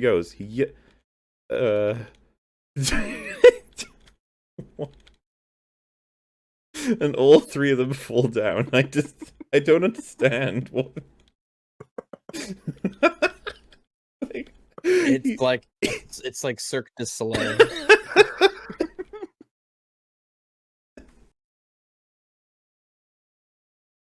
Okay, that's probably good enough as a selection. How many seconds is that? 2, 3, 4, 5. Cutting it close, but that should be copyright free. So yeah, falls off the little rooftop there, and then hits the ground. But our chainman, look at him, he's getting back up straight away. There he is, and he just sort of leaves. Off he goes, out of frame. And you're like, oh, that's weird. He probably should just follow up and kill the elfman. And it's like, oh yeah, well. He is. He's back. It's just like, what was that? What's the what? He's just like, I'm out of here. Fuck this. No, I'm not. I'm back. Here I go. It's I don't know what would have been told to him when they were filming this that would make this make sense. I don't know what he's doing. Do you think it was like I need to give Elfman a chance to sort of refocus? I think he realized he was in front of the camera, so he's like, "I've got to come off at the left, so I'm not blocking the camera's line of sight. Oh, You can see the moves." This would make some sense if, yeah, the original way they were supposed to film is that the chainman falls off so far that he goes behind the camera, like you just said, and so then we can imagine he rolled off way further, and now he's running back to hit Elfman. now he has to get Unfortunately, back, yeah. we can see him. He's in front of the camera, so he gets up, walks away, and then walks back in. I think that's it. And they just didn't care. Oh yeah, and then an enormous orc turns up. I still don't know why this is the only orc with no weapon. Yeah, he doesn't have a Awful. fucking knife. He could have won already, but no. Oh, did That's you see just he did a cool that's their flip, word though? for throwing things. Uh, Oh um, yeah, this is. He is. It always makes me laugh when he does these flips. It, I it's just- meant to be like some kind of Brazilian fighting dance move. Someone did name it on Twitter, but I forgot what it is. It's like Really? capoeira fighting or something. Yeah. When he's like, I wanted to bring a lot of myself and my culture to the role, that's the sort of stuff he's talking about. Again, Oh. he's fighting with his feet, so it's consistent. Dude, he does all these like. So he's like, oh, look at like, I'm just so fluid in how I can do all this stuff, and then he just takes the punch. Look, it's like, nice, dude. Like, It's even a I huge one. try to sell me as this like character Wait, that does can he jump lean all around. into And it? stuff. Yeah, because he's preparing to give the sense that he was punched, right? So he needs to go forward and then go whoa, like, but because he's not actually punched. But it's so funny because it just when you slow it down, it looks like he's like, punch me, do it, yeah. He Like, does sticking just your sort of fist do all through my this. face. He gets punched in the face. And It's not very clever. punch that hard from a dude like this, it's just like, man, Ow! staying conscious is gonna be tough with that one. But yeah, sure, fine, it's possible. Surely the next move would be to punch him in the face again. No, it's to throw him. Which, funnily enough, you'd be like, what an idiot. But he does throw him pretty hard into a, stone wall. But he's fine. Fine. Do you remember when that happened to the random girl in Moon Knight? And we were all just like, so she's dead. Like, she gets, like, tossed by one of the monsters into a brick wall. Films seem to Throwing- think that you can throw a human being hard enough, like throwing them through the air into like a brick wall. It's like, oh man, winded me a little bit, Yep. as opposed to shattering many bones. So he gets thrown again, and then he just spots this little splinter of wood that he's like, ah, this is perfect. Stabs him in the leg with it. I think he like stabs him over and over again. For some reason, this giant orc man is just like unable to attack him this whole time. He's just like, ah, I'm getting staggered by you hitting me with this twig. Oof, ouchies. Oh no. Gets him in the back of his, I think it's like his ankle. I'm not sure. And then kicks him. God, do you remember And he Aragorn never versus lost his Lurtz? sword. I was thinking Lurtz, yeah. That fucking It was fight never is so much legendary. better, Satisfying. yeah. He fucking Oh, fires that's his such a shield great- into that's such a Aragorn, good and you point. think for a second there he's decapitated him. You're like, Jesus Christ. Fucking Yeah, and throws then an actual real stabs him knife in at the- Viggo Mortensen. So cool. But then he gets Yeah. stabs it in his eye, and I remember watching this and be like, "Oh, you're probably not gonna Oh. die now." The Elves have Orcmen- this oh, passive. Elfmen. If your character, because in this, you of course you choose your class, but also your race, and the elves' passive is that they could just randomly look around and find wood to use as a weapon. Yeah, you're Isn't right. this, It's the not second or third time he's spawned a twig, and the twig has been Saved his life. incredibly important to him. I really do think that would be one of the things, if you could have a conversation with the writers for the show, you're just like, I need to sit you down. Twigs are not knives, okay? And they're like, what do you mean? Like, I don't understand what's happening. They're sharp and pointy. If it was only stabbing him in the eye, okay, I'll give you that. Yeah, but it's yeah. like the leg and everything. I'm like, no, stop. I want to know what his thought process is for this. Just having a piggyback ride. I'm after gonna you've jump stabbed on someone with a you. I twig. gotcha. He's Just not having even- fun. And look at him. He's just holding on. He's not actually doing anything. Yeah, other people try and break the neck or something in this position, but he's just hugging him. Yeah. Oh, I was so. He's trying to And he's break the just neck, but he tapping has his to look arm around gently. and find a twig first. He's just like, let go, please. Get off! This is a fair fight. Yeah. He forgets that he can just pull him off until this next bit. And he's like, oh, I remember now. I'm big and strong. I guess I could do things. But yeah, it was really good. He didn't just toss him straight into the well. That would have been funny. I thought that's what they were gonna do, and then I was like, oh, but what's gonna happen after that? That makes things awkward. But by the way, there's the second time he's been harshly tossed into a very hard rock wall on the back, and he's like, I'm alright. We're fine. Fine, I'm a protagonist. I fear no blunt force trauma. Well, not when he has his twig, right? That's how he knows he's safe. Do you think he's gonna get a twig shield too? He is a security twig. A twig shield. Yeah, and then they have what I could only describe as possibly the goriest thing in this entire show, randomly. Yeah, It goes on forever. But I didn't understand where they were, like, why? Why did you want this moment? Basically, he yanks the twig out of his own eye, and he starts bleeding profusely out of it, and he's just dribbling it all onto the Elfman's mouth. And it goes on for quite a while as well. It's not Yeah. even a short Kinda thing. My gratuitous. guess was that this is the Lurtz moment, when Aragorn stabs him and he pulls himself along the sword. Oh, And that that's the this thing might they were actually going be, for? yeah. This is a parallel they're trying to make. Like, remember when Aragorn fought Lurtz? This is way as cool. So There's so many other scenes though where the connections of the sword with the person that are off camera, and you think, well, maybe they're doing that because they want to preserve an age range, or they said this was a family show, and then they put a scene like this in. You're like, this is not family friendly. Because we have like 3 people getting cut on the neck with knives or something, and we don't see. And it's not even this part either. It's also when such and such gets hit by an arrow later, and they're just like showing blood pouring out. I'm like, what are we doing? they're not very consistent on it at all, because they seem to try and avoid it, and then suddenly it's like, no, we're not avoiding it at all, and you're like, oh, Oh, okay. alright. Then okay. Because I Did think they Lord of the swap Rings has directors? consistent gore. You know, like one of the things that comes to mind, is it Aragorn or Boromir that chops the head off an orc in Moria, and like you see a big blood fountain comes out? Oh, yeah. That's Aragorn. I think. Maybe they might have avoided a blood because I know that's why Lurtz and stuff. There's no blood coming out of him because they had to get that PG-13 rating, and they had mentioned specifically that when Lurtz gets chopped up, they don't have any blood coming out of him to avoid the rating. Interesting, because it's pretty quick. The one with the Aragorn where he kills it, and a lot Yeah, of people and assumed the that was if it's darker, yeah, that's it true. helps too. But like it was left over from almost Peter Jackson's history of the more flattery horror movies he'd made as well, and it was just like a cool aspect being mixed in, because there's a lot of a lot of the fights in Lord of the Rings, they have like some pretty harsh stuff happening, but not quite like this. It's kind of hard for me to categorize, but look at that blood. It's just pouring out. It doesn't even look quite like it's doing it in a way that it would actually happen. It's chocolate. Yeah, Chocolate and It looks pretty gelatin. bad. And they really wanted it to go into the Elfman's mouth. Like, why? Yeah. And he doesn't close it at any point. He's like, oh, chocolate. Yeah, yum, yum. It's like that cow.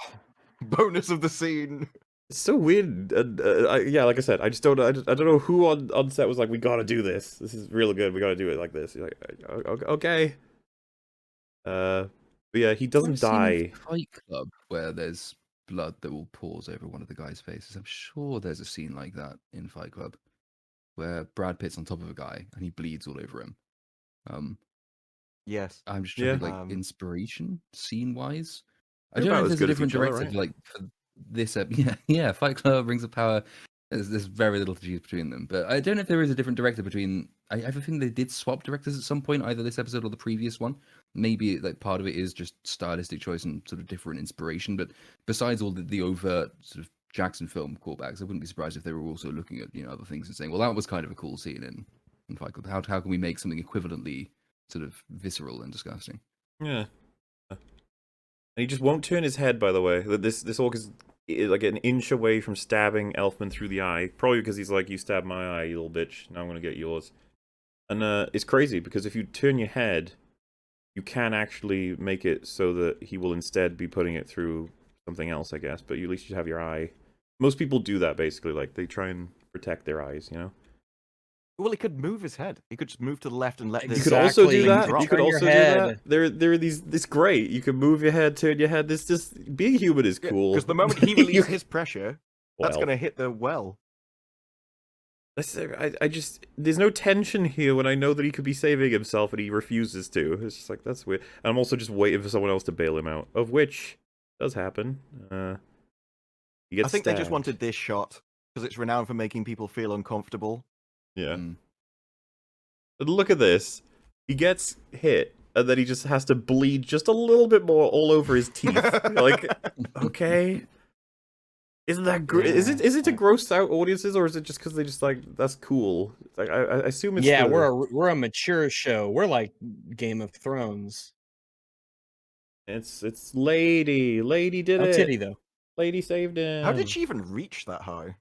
I don't know. I mean, looking that's why they make it look this way. She had to like really get up there. There is a cool moment here where Elfman appreciates Homer's work. You are one of the best dudes here. Great guy. What you're doing. Excellent stuff. And you'd think, like, this is time for an elation, right? We've done amazing, right? And then Elfman realizes something. And I'll be honest with you guys. I spoke with Rags at length about this when we watched it. I was like, yeah, didn't we already know this? I thought we Yes. already knew this. And so the realization is we've it's been tr- fighting our own this whole time. We've been fighting the villagers. The villagers were sent in to attack us, and we've attacked them and killed them. That is the realization. Go ahead. Oh my goodness. Um, This should be a moment where there's not a. It's not like a. Like we knew this was coming, and now we're facing the fact that we had to kill people who used to be our friends, and we already have issues with them so quickly turning against their own people. I think, yeah. but Well, we've actually got like yeah, 7 issues here all at once. Like, first of all, they were all orcs. All we've been killing is orcs. Suddenly, it's like, no, actually, they were humans. Like, yeah, okay. Like, I think you did a little bit of filming trickery there, but that's fine. You know, whatever. Secondly, this implies then that all the people who went to swear fealty to the orcs were told by Adar, "I'ma send you in to kill your own bitches," and then they're like, "Oh, maybe it's that whole blood pact, blood bond thing. Go kill him, something. prove it, whatever." And turns out, not a single fucker of all of these were like, I'm just gonna go. I don't actually want to. And not a single fucker was like, when I get here, I'm gonna take my shit off and go, I'm actually on your team, I'm on your team, I'm on your team. I got information, I can help you out, or try and sabotage the orcs or anything. It's like, nope, all of them They committed. all were fully committed to this course of action. They were like, I'm gonna die trying to kill my friends from the village. It's like, huh. Okay. I was completely out of sync with the scene at this point. Like, they were like, how sad is this? And I was like, I don't know. I mean, I guess they chose to attack so. and they got killed. Like, I don't know. And I think part of the component that's missing for me that the show probably thought was there was that they were forced to do this, which I don't agree with. They weren't really. They could have ran away. They then have their Shaku moment. You guys remember Shaku from Two Towers? A little tumble off the cliff. Yeah, where he's the I last do orc remember. who's bleeding, and then he gets to tell us a little bit more about what happened to Aragorn to let the characters know. But this And he orc fucking here dies. says, wait, what does this orc say actually?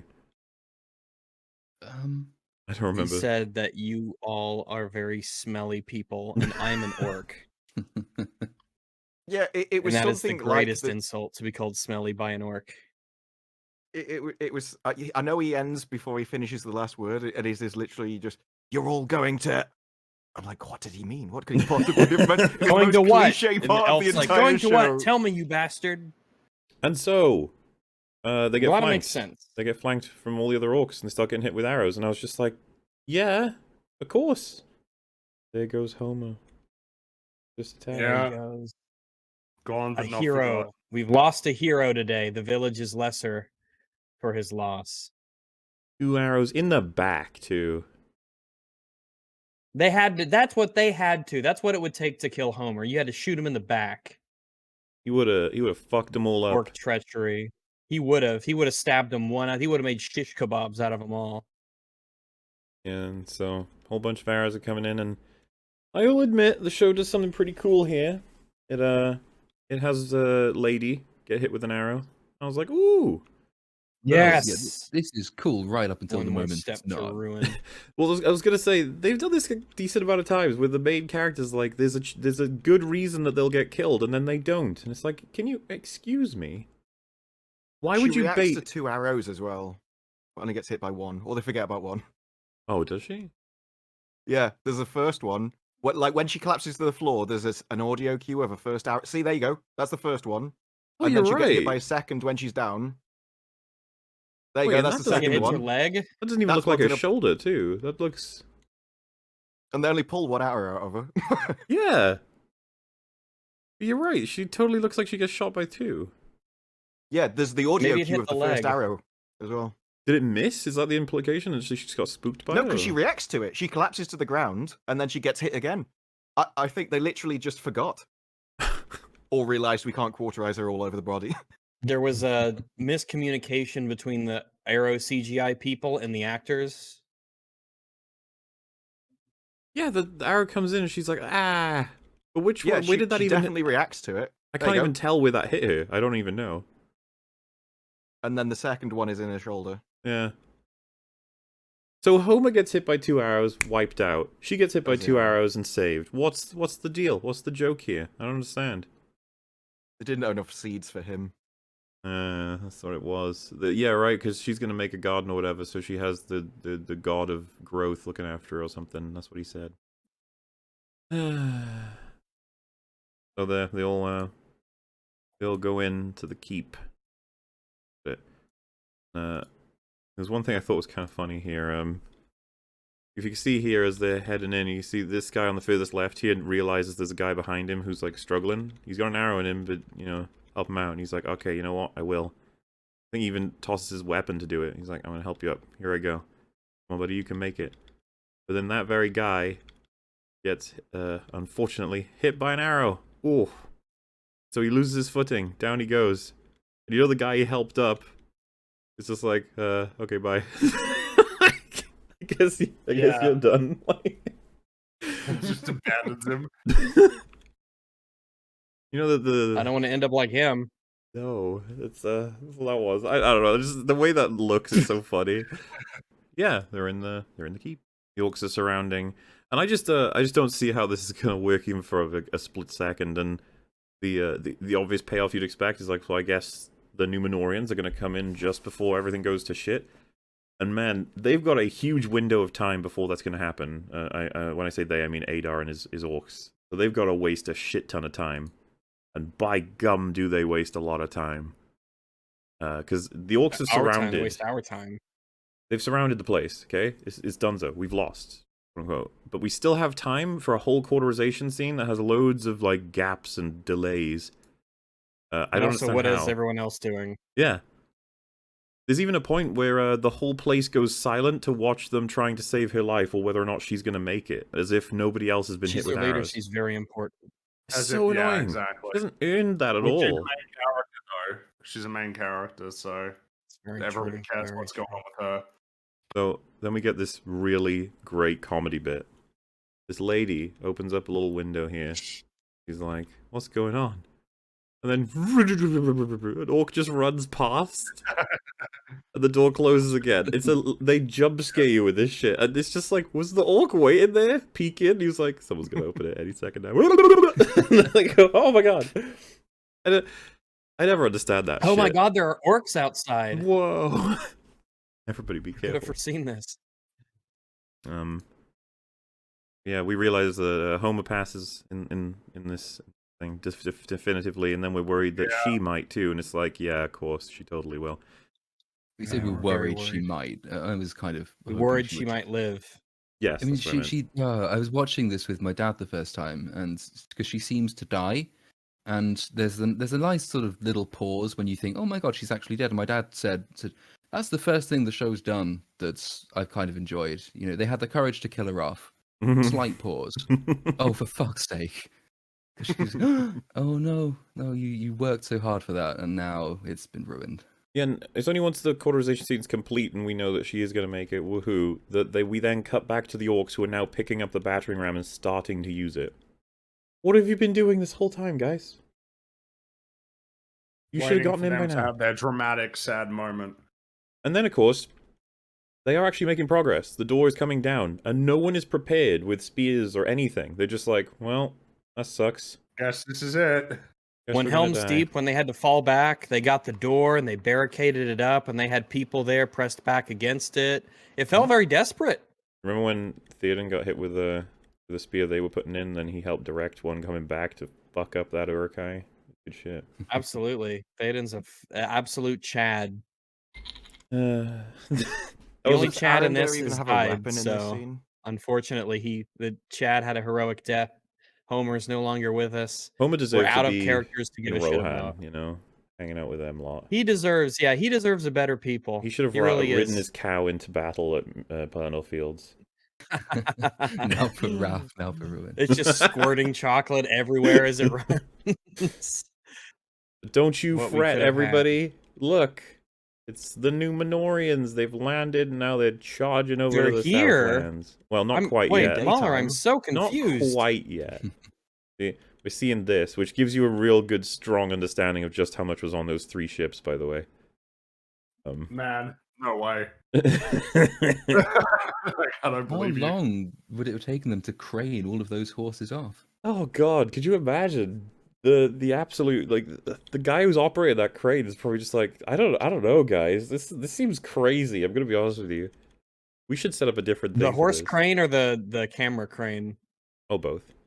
In a minute. Oh, I think VLC was just fucking up there. Flash frames.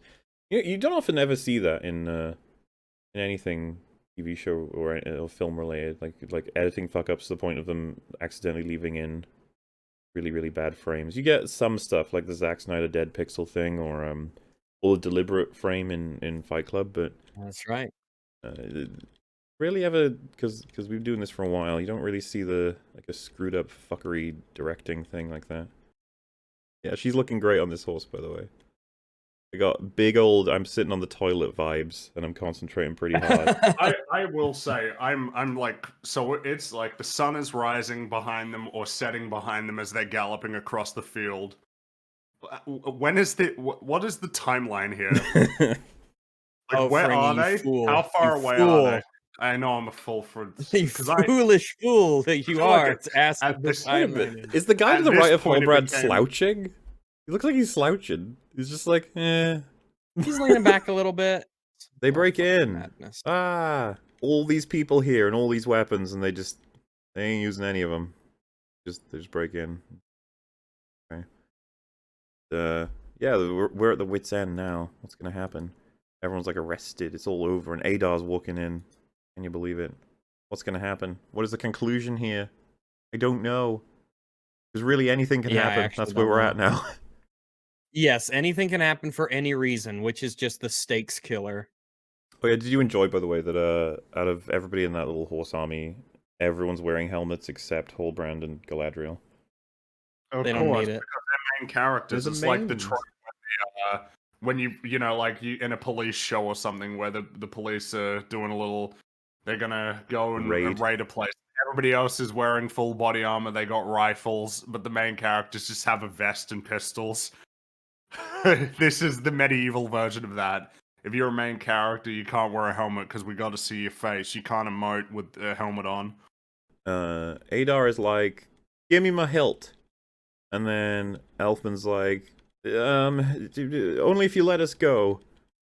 And I again, this is one of those tiny things I actually like, where Adar's just like, fuck you, man. After everything we've just gone through, really? No, I'm just gonna start killing people. Give me the thing. It's like, yeah, that's probably fair. And then he kills some people as to be like, I'm a threatening person. And then Elfman says, why kill people for such a small thing? Or something like that. Which, isn't Elfman the one that explained it's going to turn him into a god? Yeah, like he knows that it's important, right? Like he understands. I thought he that. understood how important this thing was. So just like it's like, yeah, of course he cares a lot about this thing. He said he needs it a lot. I think when he's captured by the orcs in episode 2, is it? I think it is, or 3, whichever one it is. And you know, the first conversation he has with the warden guy is that the orcs have been ransacking villages looking for a weapon. And then, you know, he gradually understands that that is what the weapon is, and then he recognizes it has a connection with the statue thing. Like, of all the people in this room, the person who has probably the most understanding of what the sword is probably Don Lemon.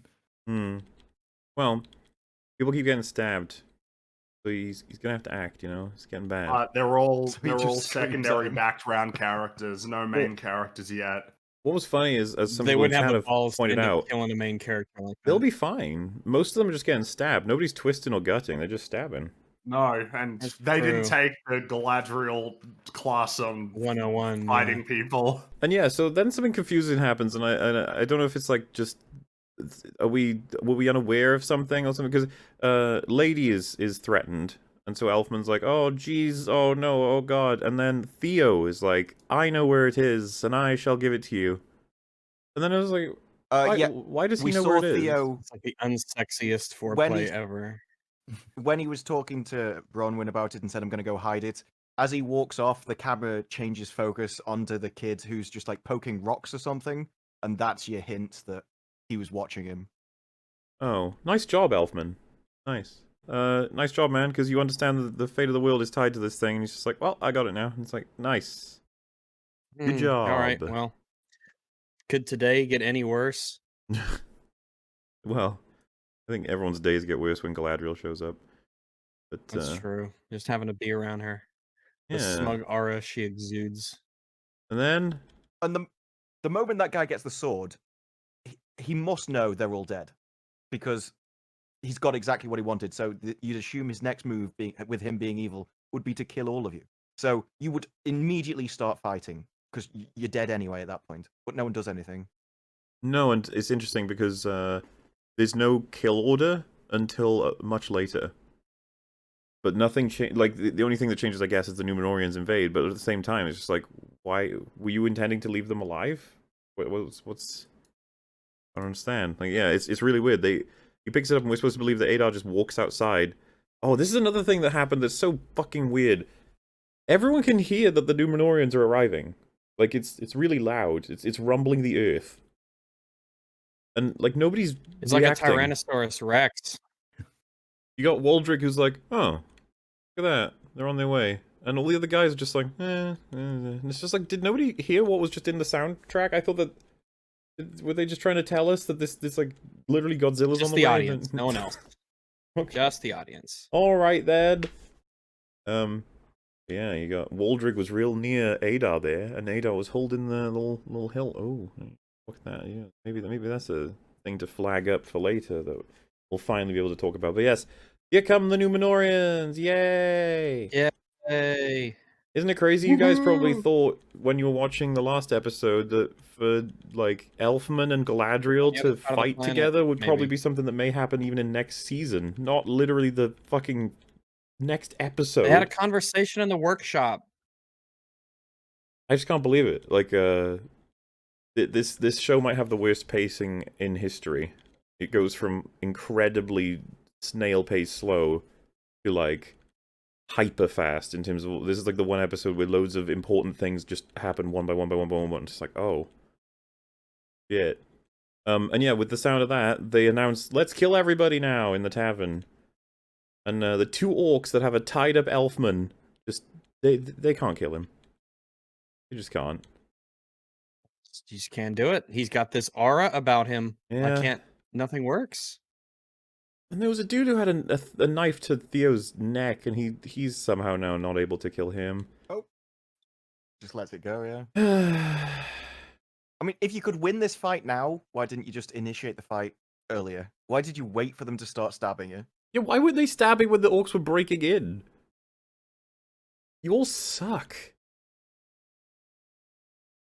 So hard to keep track of, like, how anything has... They even pretend to have stakes in this hole. But, yeah, here they come. They even crossed the little bridge. Good thing they didn't blow up the little bridge with wine, you know? Otherwise, the Númenóreans wouldn't have been able to get across it. Well, they knew that they were coming, so, you know. Exactly. And you see so many more cavalry enter this fight than ever actually partake in the fight. In that first one, there was like hundreds on that one screen. Now look at all these! Yeah, now and You then when the outnumber them fight 10 to actually 1. starts, it's like 20, maybe. Like 20 or 30 people at most. The unending I line hate of horses everything about goes this back to the chain. tree line. I mean, that's a huge number. That's another thing, the orcs, like... I never know how many there were. I never know. And I don't know how many there are now, and I don't know how many they need to kill right now. There's no sense of, like, scale for any of it. Sort of have action happen. We get the really cool moment coming up soon where they hit a bunch of them with a chain. You guys remember that? That was pretty legendary. This was the masterpiece scene, right? For a lot of people? Oh, they were so proud of this, they put it in the trailers. This bit. Which is an interesting choice, because, like, fuck me, it's episode 6, and it's a big old twist, or thing for... I mean, for people who are invested in this story, I guess they actually consider this to be something of a wonderful thing that this happens in terms of just like, oh, what a great payoff.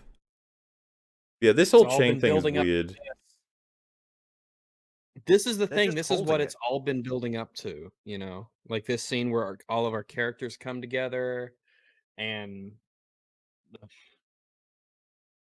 So, are those chains, are they attached to the horses? Because there's no way, if you're just holding the chain in your hand... You wouldn't get dragged you're off gonna... by... Yeah. Correct. Or even just drop the chain. That's because the you can orcs see aren't them fighting holding with their it. feet. Oh, If the classic orcs mistake. were fighting with their feet, then And they Well, would they nobody, be didn't. like, They kills didn't numbing plant their down the wall. roots. They listened to Galadriel, and look what happened. They were, yeah, they had the stability buff. They were unaffected by crowd control skills and effects. Yeah, man. Imagine being Hate Elfman. to You'd be like, "Fuck, I'm lucky." Incredible. Luck, I'm fucky. It's what even is gonna happen in episodes 7 and 8 then, in terms of just like, is it more settling down and accepting reality sort of thing? 'Cause I guess it is 2 hours, possibly more. So Perhaps 7 will be like the discovery of Galadriel, like one of the corpses in Pompeii, and then she'll be revived and break out of the rock. someone will cast a spell She on her. comes out of it, yeah, like she's been deep fried, but she breaks out of it. Yeah. Because yeah, we gonna join up the Harfoot storyline to these guys before this season ends? Oh, I don't think so. I think they'll be there on their own little separate thing. I mean, because like Oh this yeah, is happens. my that trio guess. of women will find him probably. This happened so fast that I wouldn't keep anything off the table now in terms of what they could just randomly do. Maybe Durin will fight with Galadriel and Nori against Adar next episode, right? You're right. I have no fucking clue. Oh, sweet. We finally got this moment. So, if you guys didn't know, Galadriel's pretty damn cool. I would even go as far as Very saying cool.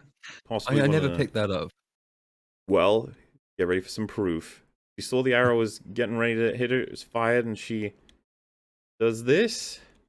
Oh my god. And she only had to do that. It's past her now. She could just get back on the horse. But Well, no. No. No, this is that's this not is cool actually what enough. they teach you in horse school. They say this is the best way to decapitate a person. And you might be like, what? She is miles away from him. Boom. Off goes Oh, his it's even head. worse in slow motion. Look at that distance. It's just like, what was She is that? He, like, absolutely not explodes. within range.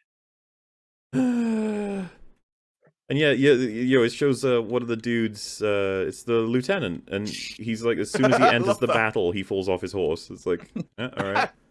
No, he dives off. I He wish I doesn't- didn't get that He does it promotion. deliberately. Well, it's funny because I'm pretty sure him, Elendil, and Isildur all come off their horses in this fight, don't they? I think they That's need to not knock good. at least one of them off because they need to give Adar one later and he didn't bring one with him. So it's kind of necessary because he has to steal something. Yeah. Well, I guess I'm just Elendil, pointing out though, that, at like, least he's backflipping all gets over a pulled off horse by and an stuff while the rest of these guys are just like, whoa! look, he's like, I'm going to tackle you specifically to the ground. It's worth it, I don't need a horse. And also his helmet comes off, because now we can recognize who this character is. Yay! I mean, that's got to hurt. Falling off a horse like that. Yeah. Or diving off the horse. It's like And- a rugby tackle from altitude. Well, and at this point, I was really realizing, I was like, fuck, these guys haven't seen warfare at all in their entire lives, right? These guys particularly, because they're all youngins. As they're far as we training. know, this is their first battle.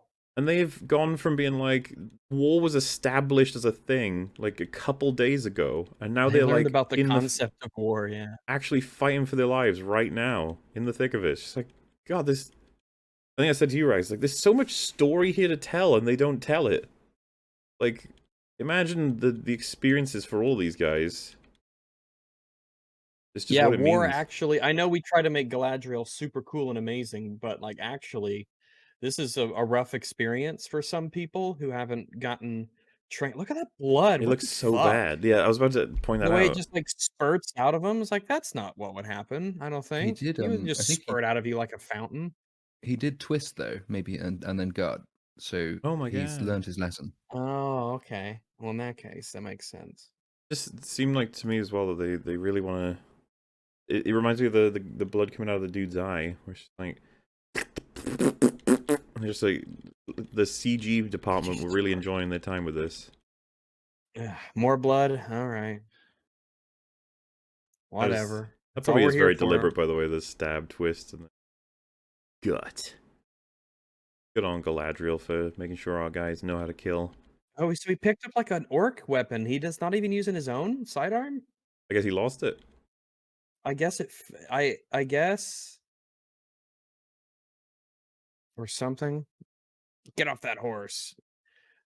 You should resist that more being pulled off your horse. Yeah, you'd want to stay on the horse. Actually, that's one of those big realizations most people don't realize. Actually, You bring in a horse, some people won't jump off them immediately. It's an interesting choice, like this guy had, but recommend against it, I I think. love how that guy's getting blocked, and he just keeps doing the same move over and over. Like, you could just stab him. You Yeah. couldn't block it from that position. No. It's just, to me, it's just like, look, fighting is happening. Isn't this war amazing? 'Cause I'm pretty sure it's already like half over. But yeah, this guy who's like terrified and sort of weaselly as he's been characterized up to this point. We get a conversation after this fight where he's just like, war's not my thing. I'm good. I'm gonna stay here. I'm sorry, man. Sorry, you signed up, man. Yeah. We still gotta. The war's not done. Like that was one skirmish. And Literally volunteered. you, I don't like. I sympathize, but we actually have to keep fighting. It's not over. When you see the volcano erupt, he's like, I'm not into this. This is not me. I don't want to fight a volcano. I didn't sign up for a volcano. Like, well, that is technically true. Yeah. Oh yeah, there's this moment where, so, he is a member of the Queen's Guard then, Isildur, and then she signals to him, you can go play if you want. Is that what this is? Yes. I think you're meant to think he's like being impetuous, and he's like wants to gallop off, and she notices, and so lets him go because he breaks rank. Yeah, because I couldn't tell if it was that he'd been given permission or if he's just fucking off. Oh no, she definitely nods at him for him to go, but I think the first bit is meant to be him like he just can't keep in position because he's so desperate to go in and fight. I think they might have just been incompetent. I think what he was supposed to be looking at was his dad struggling, but they show us his dad struggling after he seems to make that decision. It was like continuity just feels off. But yeah, Elendil is getting tackled by like 3 orcs at once at one moment, and none of them decide to do anything permanent to him. Let's just put it that way. They're weaponless and they're just there to grab him. Which we've seen before with orcs, you know, they're like grabbing. What's bottom doing? Is he just holding the horse? Yeah, he's trying to keep the horse steady. He doesn't want it to be you know. That's good. I guess it'll make it easier for his friends if he keeps the horse still, so they can work on pulling the guy off. That's very thoughtful. I expect this kind of thoughtfulness from Adar, but from the rest, you know, I guess I'm surprised. So yeah, we get this epic moment of Elendil could be dead. Who knows what's going to happen? And does get saved. And you'd all have expected it to be Isildur, wouldn't you? But it was Halbrand. Oh, a little paper cut. I don't really know what to make of it, like, in terms of what do they want us to conclude from it. It's just, I guess, overall that he's still thinking about whether or not he's a good guy. Is that what this whole thing is? I've got no fucking clue. There are I don't even 4. think he's thinking about being a bad person at this point, as far as I know. Elendil is dealing with 4 orcs at once, by the way. Yeah, Galadriel met up with little Mr. Elfman, and she was like, where's the leader? I just want to kill the fucking leader. And he's like, oh, he's over there. Don't let him escape with the thing that he's hanging on to there. And they don't show us him saying anything else. It's not impossible he didn't say anything else, but I was just like, why didn't you tell her that literally the fate of the world is in the hands of him having that object? Just saying, like, don't let him escape with it is like, doesn't really encompass the issue, does it? Yeah, we need to be working harder to convey this information. And we've had so many logistical issues at this show, but this one is pretty fucking great. What did they just show us? It was Adar's run off into the forest, Galadriel's following him, and then Halbrand spots this happening, and he is, let's just say, they are moving away from him, and they've got quite a head start. That's what we see. So then he's like, I'm gonna get involved too, grabs a spear and starts heading towards, presumably, where they are. They start up their horse chase, and it looks pretty straight. It doesn't look like they're going in some big half circle or something. And then we have this shot happen where somehow Halbrand has gotten in front of them. Was anyone else baffled by this? I'm gonna be honest. I think your guess is gonna be as good as mine, because that don't make no fucking sense. How do you try to catch up with someone and then get ahead of them? I feel like we've missed scenes. You fast travel. I don't see how it would work at all, because the guy would be escaping. At what point would he go in a direction that would put him on the path of somebody who was from the battle. You know, like how do you get cut off by somebody who was from the battle unless you turned around? I don't Because, even like, there's no logically, way. logically, you'd have him moving, like, not only just away from the battle, but probably away from the keyhole as well, because he wants to buy time for the guy who, at this point, is running over there.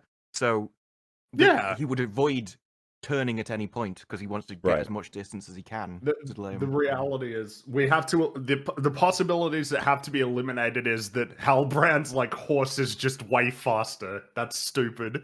So like So much If it- faster, like But double the Is speed. she on a special white horse? That's you assume Couldn't it's got catch to be the up. special one.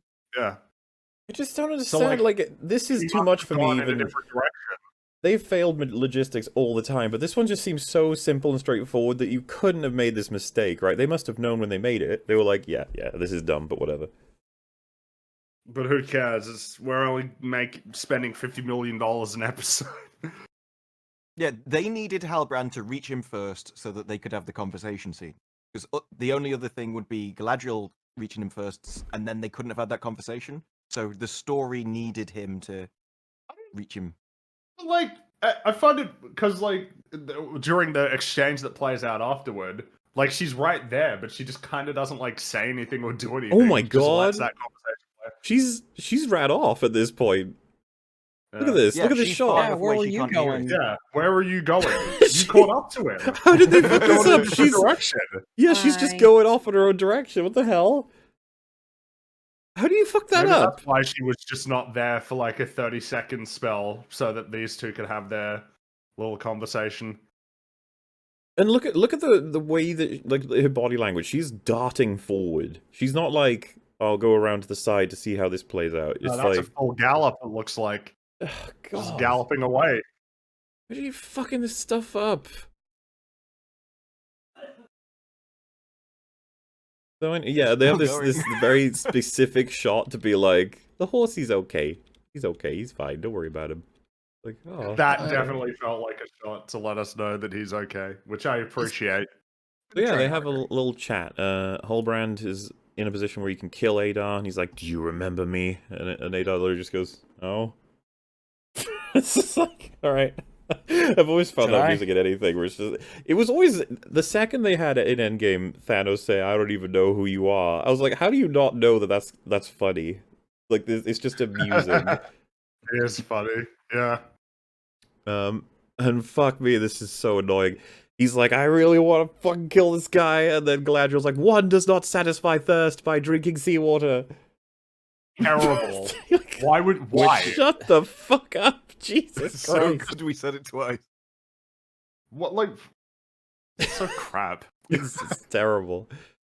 It's time for the interrogation. Galadriel's gonna talk to Adar, figure out what the hell's going on here. Galadriel's like, where is Sauron? And Adar does a sort of like, huh. You know, like a non-answer. And then she goes, perhaps we should put some orcs in the sunlight. Like, wow! Just Why have they even taken torturing orcs your prisoners of war? Jeez. Why are orcs prisoners of war? It's built on one after, because isn't this after the point at which they've had the conversation about whether the orcs were slaves, and she said she's acknowledged that the orcs were slaves, and I think she even used that against him at one point. So she's not just advocating torturing prisoners of war; she's advocating torturing slaves who had no choice but to be in that war. It's not the most sort of pleasant suggestion to have come out of her mouth. But yeah, I guess with that one, he does submit then. He's like, okay, Jesus, fine. Sauron wants to heal the world and craft a power not of the flesh, but over flesh, a power unseen. He bid as many people as possible follow him north. Try as he might, something was missing. A shadow of dark knowledge kept itself hidden, even from him, no matter how much blood was spilt in its pursuit. This is all gobbledygook to me. I don't know if anyone is grabbing stuff from it. She says, okay, whatever. Where is Sauron? He's like, I killed him. I split him in two after he says, like, I sacrificed enough children for his aspirations. I killed him. And she just goes, I don't believe you. And he goes, you don't believe an Uruk did it where your army couldn't? It's like, well, no, they've never had the chance to kill Sauron. Have she even met Sauron? I don't think she ever actually... Yeah, we've been looking for him. Yeah, it's like, when you say couldn't, it's like, well, I mean, we barely even know if he's actually around. So anyway, she threatens to kill everybody in his bloodline. As you do. It was a bit awkward. She goes on this big old rant, like she's one of the edgiest people ever. She talks about for a while just how much I can't wait to fucking kill you, make you suffer, make everyone you love suffer, just standard stuff like that. And I always thought it was weird because this comes after him basically arguing like orcs kind of just want their own land, which is quite an interesting thing to say. Because you might be inclined to be like, oh, well, can we work with them a little bit? And it's like, no. Just highlight the fact that the orcs keep killing everyone and destroying everything. Just say that to Adar. You seem to be evil all the time. Yeah, everywhere. you seem to do evil shit all the time. What's that about? And Adar could be like, oh, we do it because you guys deserve it, or fucking whatever. Just get something like out of him. But instead, her response to him saying like the orcs would like their own land is, I'm gonna fucking kill all of you. Like, okay. She can't even keep that consistent, because so she saves his life in the first place because she wants to interrogate him, and then he pisses her off, so she says, well, I'm going to keep you alive and make you watch as all of your bloodline dies, and then she pivots again to say, well, I'm going to kill you first, and I would like her to pick one, and maybe follow that one through. He's just kind of chill this whole scene. He's just like, yeah, whatever. And I guess it's because we know that he knows. He's already won! What a villain. What a great villain. He's got to be pretty worried here, expecting like for the boom to happen at any point, and it still hasn't gone off. Oh Getting yeah, nervous. that would be really tense. It's like, oh, what if that fucking old man tripped on like a little bit of mud or something? And What if is he got dead? stopped by someone? What if the soldiers found him? What if something? So yeah, this is obviously the scene where they kiss. Sorry, this image just looks like it. Okay, I was kidding. I realized just as I said that, I was like, oh god, there's people in chat would be like, wait, really? It's like, no. But yeah, I know the show's bad. It's not that bad. give him a season. Yet. So yeah, she's told like by Holbrand, hey, don't you do that. And so it's like, well, gosh darn, this whole scene is we just find out that this guy Adar, he's definitely not Sauron. Who could it be? And Holbrand is like, and I really like, I'm getting them vibes, at this point, I'm 99.836 sure that he is Sauron. There's still a chance that he's not. And then they get their scene, which is pretty cringy. They both talk about how they've never felt more at peace than when they were killing things side by side or something. Yep. Wait. The bloodthirst. Yeah. I don't even know what to make of that. I'm just like, oh, that's great, you guys. Hope you're doing okay, I guess, in your heads. I hope this is all therapy for you, just annihilating people. Oh my god, look at that. Look at that mail that she's wearing, that quote-unquote mail. Right. Oh. I mean, her other arm's worse. There's an actual Yeah, fold. you're right. We've got like a vertical crease going on there. You can see it on the right, on the left. Oh my, wow. That's a shirt. Lady says... 55 million? Jesus. Yeah, Sorry, the Queen says, as I understand it, these townspeople are alive because of you. And she's talking to Lady, not to Elfman, by the way. Which is just... Really, Elfman did a lot of the heavy lifting. Elfman was clearly the guy. All of it. But it's even worse. She doesn't say, oh, this was a group effort. This was the whole community coming together. Homer was super important. Elfman, pretty much, if he wasn't here, we'd all definitely be... No, she says... Yeah, many people died in its defense. Yeah, like that's what she should be saying. But she says, a burden I never wanted. And it's like, Yeah, like... fuck you. You selling I don't even I want to be tried here. Throw away in the last episode when I thought, well, maybe I'm just going to not take this up. You are happy with gonna everyone join the dying. It's when you have your superhero try to save people or acknowledge when he can't save people with just even like a glance, or like if somebody falls in battle and you just get that glance. It's the little things. And here it could have just been, yeah, I didn't do this alone. Like, it's the village saved themselves. And no. So that's like a 1-2 punch of cringe. They throw in a third punch. Her response, the they Queen, is as like that is what most people who are good at it feel. You just want to the die. greatest of leaders. Like she's You're been so promoted as one of fucking the greatest leaders of all amazing. time. Mm. I guess I could imagine that if they wanted to write it better, it would be the point that like a lot of the best leaders are people who don't want to lead but are thrust into it. Like Yeah. they accept the Yeah. responsibility. And you but don't they have can't do it. that person saying that about themselves. No, they would never say it about This is themselves. basic That's shit. possible. It's like, I'm narcissistic, and then the Queen's response, I admire that. That is- And then she's just like, hey, if you were looking for some relief, this over here is Lord Hallbrand. He's your king. He's your king. You're a great leader. No, give it up. Yeah, like, and luckily everyone's really happy about this instead of being like, I didn't fucking vote for who you. the fuck is this guy? Who's this guy? Where's he been this whole fucking time? So Galadriel Got it. hands back the hilt, and I am calling it the hilt for now. Okay, I'm going to. We'll get to the other thing. What do you It's mean the- it is the hilt? It's in the bag. hilt for now. Of and- course it's in the. Of course it's Of the hilt. course They it is. checked. So Elfman's holding it, and he walks over to Theo, and he's like, "Oh boy, we've done it. Here we are." And he's like, don't torment yourself over the fact that you gave up the hilt. Don't worry about it. Don't feel guilty. And I was just thinking to myself, like, I don't know. He's not really got anything necessarily too guilty to be over in the sense of if they were going to ransack that whole place, they would have found it. So if the logic you're going to run with is that, then maybe you could just say, like, either we die one by one as he's trying to get the hilt, or I give the hilt up and we take our chances on whether or not we'll die. But it makes me think, like, so he is, once again, he is aware that the world is in the balance by giving up the hilt, right? I don't know if he knows. Maybe not the world's in the balance. I think he knows that it's very important, but I don't. Well, I don't think even he would have predicted what it actually did. No, but I don't know if he nobody. knows that it Not would. even the audience would have predicted. It's like, nope. Theo explains that's not why he's feeling down. Theo says, when I was holding that thing, when it was in my hands, I felt power. Like, oh. So when I heard him say that, I was just like, oh, so we're doing like the One Ring sort of stuff. This guy's in trouble. He's getting a bit of that addiction. You gotta look out. Gotta be careful. And so Elfman says, well, rid yourself of it. Once and for all. Get rid of it. And he's like, how? He says, here, hands him the hilt. Go and give it to Numenor. They can toss it into the sea. It's like, what the... And then he walks off. What the fuck? It's like someone explaining to you, man, you know that meth I tried? It was really fucking good, to the point where I'm actually kind of worried about myself. And then this guy just comes up to you and says, you hate meth? You want to get off meth because you're so addicted? Well, here's a whole brick of meth. Why don't you go throw it in the ocean? Like, what? Like, why would you do that? Meth makes me feel powerful. Meth makes me feel really good. Here, then, have this brick of meth. You. How about you go get rid of this for us? I couldn't, like, it's unbelievable. If someone is addicted to it, you might be like, you know what?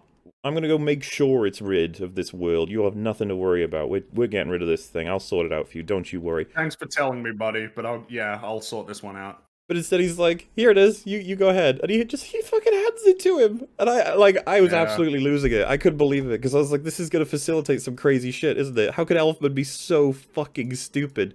So, yeah, the reason why this doesn't have the consequences you might imagine, because, there's something else to realize here. I was confused for a second when I first saw this. I had no idea how they could possibly be saying this is reality, sort of thing. It's one of those moments where the show thinks it's very clever, right? It's like, we've put things in place. Got him! Like, if you're paying close attention, you might have spotted that this was a potential. But you could already tell as he's unwrapping this, wait a second. That doesn't look at all like it should. He still hasn't realised himself yet, though. No, nobody has, which is, I suppose, the first thing to talk about, but... we have an issue. There is an issue. Oh. You might be... I'd be remiss in not saying there are several issues. This is like, wait a minute. That's not the hilt at all. That's... But it was the bag. What? I don't know what has happened here. Elfman is pretty familiar with this thing, and he managed to hold this without even realizing. And like, not noticed. Beyond, and so you're like, where's the real one? Waldrig has it, and he's gone back to the watchtower. He's activated the sword, and he's plunged it into this thing. There's this big old slot on the floor underneath the little statue that depicts the sword as a key. He stabs it down. It opens up a little spillway for a dam, essentially, for water. It piles out, and it all flows down the big old trench that we saw them building this whole time. And the trench ends in an opening to a volcano that is dormant, and it plows all the water in there, which activates the volcano. It erupts like fucking crazy. And it seems like there's some level of supernatural shit going on here. It's like turning the world to darkness as well. Like the ground is even becoming, I think we're going Mordor mode is the idea. You guys remember Mordor? It's quite dark. It recontextualizes everything we've seen up to this point in terms of what Adar's plan was, which is, I need to build up my orcs, capture some humans, dig up that trench, ready to open up the dam to activate Mount Doom, and to do that, I'm going to need to get the hilt, of which I don't know where it is at all. I just hope I'll eventually find it. Presumably he knew he was going to put it here the whole time, or did he discover that this episode? I'm not sure. So, he finally defeats the villagers, gets a hold of that hilt, and he's like, "Nah, I'm too clever. I'm gonna hand it to Waldrig and get him to enact the plan while I will become the decoy." It's just unfucking real that old man Waldrig with his stupid little spooky hilt is the reason Mount Doom exists. It's pretty insane, isn't it? I can't. All And the this events is of the like- Peter Jackson films. It's all because of Baldrick. He is the key to everything. the key to Mordor. Also, they see this guy here near the center of the camera. We'll just get Oh, squashed. oof, look at that. Boom, boom, boom. And vaporized. No, he just does the weird tism. He's like, oh no. With a volcano just fully launching to that degree in front of these people within that distance, I was just like, so all of you are dead. I'm pretty sure that's how that works. Yeah. If you can see, that's Theo near the center of the camera. That, like, detonates, and look at him in reference to this. It's like, oh, he's fucked. That's annihilate him. And then you get another shot that's here, and he's like, whoa, that was close. I'm fine. It's like, oh. That nearly hit the Queen as well, by the way. And Elfman. That would have been so funny if, like, one little comet just wiped out Theo, Elfman, and Queen Regent. And Bronwyn. That would have been great. Oh, and Holbrand was We there have as well. to have new characters. Yay. Reroll on new characters. Yeah, maybe It's these for the ones will be best, alright. okay. Why Yeah, does he still have no expression about what's going on? I don't know. By the way, this is not something you want to be seeing. This is one of those moments of like, ooh. Oh, I need to leave. I need to run. You see the old man to the left there who's heading towards us? That's a good move. You see the people He's to like, the fuck, right fuck, fuck, who fuck, are fuck. running Why are they toward the bubbling smog? into- That's a bad move. That's because they don't actually know what's in front of them. That's a big old green screen. They have no idea. Nobody They're told going- them while they were filming, I guess. So he's just sprinting into the fucking smog because that's what you do. It's vaporizing everything. What are they gonna do to justify this? I told you she'll be a little dirty. But like, do they understand? Am I to believe that this is No, just a Fringy, they don't. magical explosion that is actually less harmful to you than a real person? Like if because in a real world volcanic eruption, if this happens to you, that's it. It's It is over. an evil volcano, so that they'll freeze rather So than it'll burn, be but otherwise- less. It'll be less violent and dangerous and potent. Well, That's what gets me. She's dead. I He's so dead. everybody is. I don't know how. I don't. Is because people in chat are memeing like, well, it's evil, so it's not hot. It's like I guess I have to presume that that's the way that it works in this show because it's over. But from like a pure visual storytelling standpoint, what do the writers actually think I'm meant to believe here? Because when I watch this, it's like, oh, is that the end of the show? Like, that's it. They lost. Yeah, this right here is Galadriel. Look, she's doing okay. And you might be like, what? I got nothing for you. Nobody does. The whole internet doesn't. Nobody understands Yeah. this. Everyone is very confused. Can't explain it. Can't rationalize it. You might think that sort of thing might, vaporize a person. Well, Galadriel's too cool for school. Well, they do make sure to show us that all the buildings got annihilated, but as you are well Yeah, aware, the buildings. Yeah. And I'm not a scientist, but I assumed the burning point for like wood and stone was a little bit higher than for hair, for example. Incorrect. But Not elvish hair. Elvish no, hair is or indeed human hair, given that all the plot relevant humans are also still that's alive. true. They show us that some people have died from this. Like, oh, How? I don't understand. I was like, Look, a did lot they of get people hit die. directly by the fucking meteors? Did Yeah, they I think stuff fell on them is probably the direct reason why. damage? It can't. Yeah, well, it can't be you- to do with the volcano. It has to be something else, like a different thing that killed them. You find out in the next episode, like, there's only one boat and Numenorians going back, so presumably loads of them died to the volcano because they Oh, couldn't yeah. have died in that tiny little fight. A bunch of them got wiped out by. It would have been events as a result of the pyroclastic flow. It couldn't have been flow. It couldn't have been the flow itself because we saw that doesn't do. They all got It buried in doesn't do houses. anything. What's weird is it coats her in like ash. Yeah. Or Cheeto dust, as I remember Az was put. Very like, oh, it did that. Okay. Flaming hot Cheeto dust. Galadriel looks all around her, where she is, and there are several dead people. And it's like, oh, I guess they got hit they by, die? bullets from some of the volcano's guns that I dodged or something. I don't know. Gas. So, she's wandering around, and she's like, Elendil, Halbrand, my friendos, and she just chooses to ignore the screams of a woman and a baby. That was weird. I don't know why That's strange. like, you didn't have to make it that way, but you chose to. Sure. Okay. You'd think a baby crying would be something of an alarming thing in the middle of this situation to a point where you want to go help, but she's busy. She's gonna go find Halbrand. Well, she I doesn't think would highly think of that a mortals. good character generally would, yeah.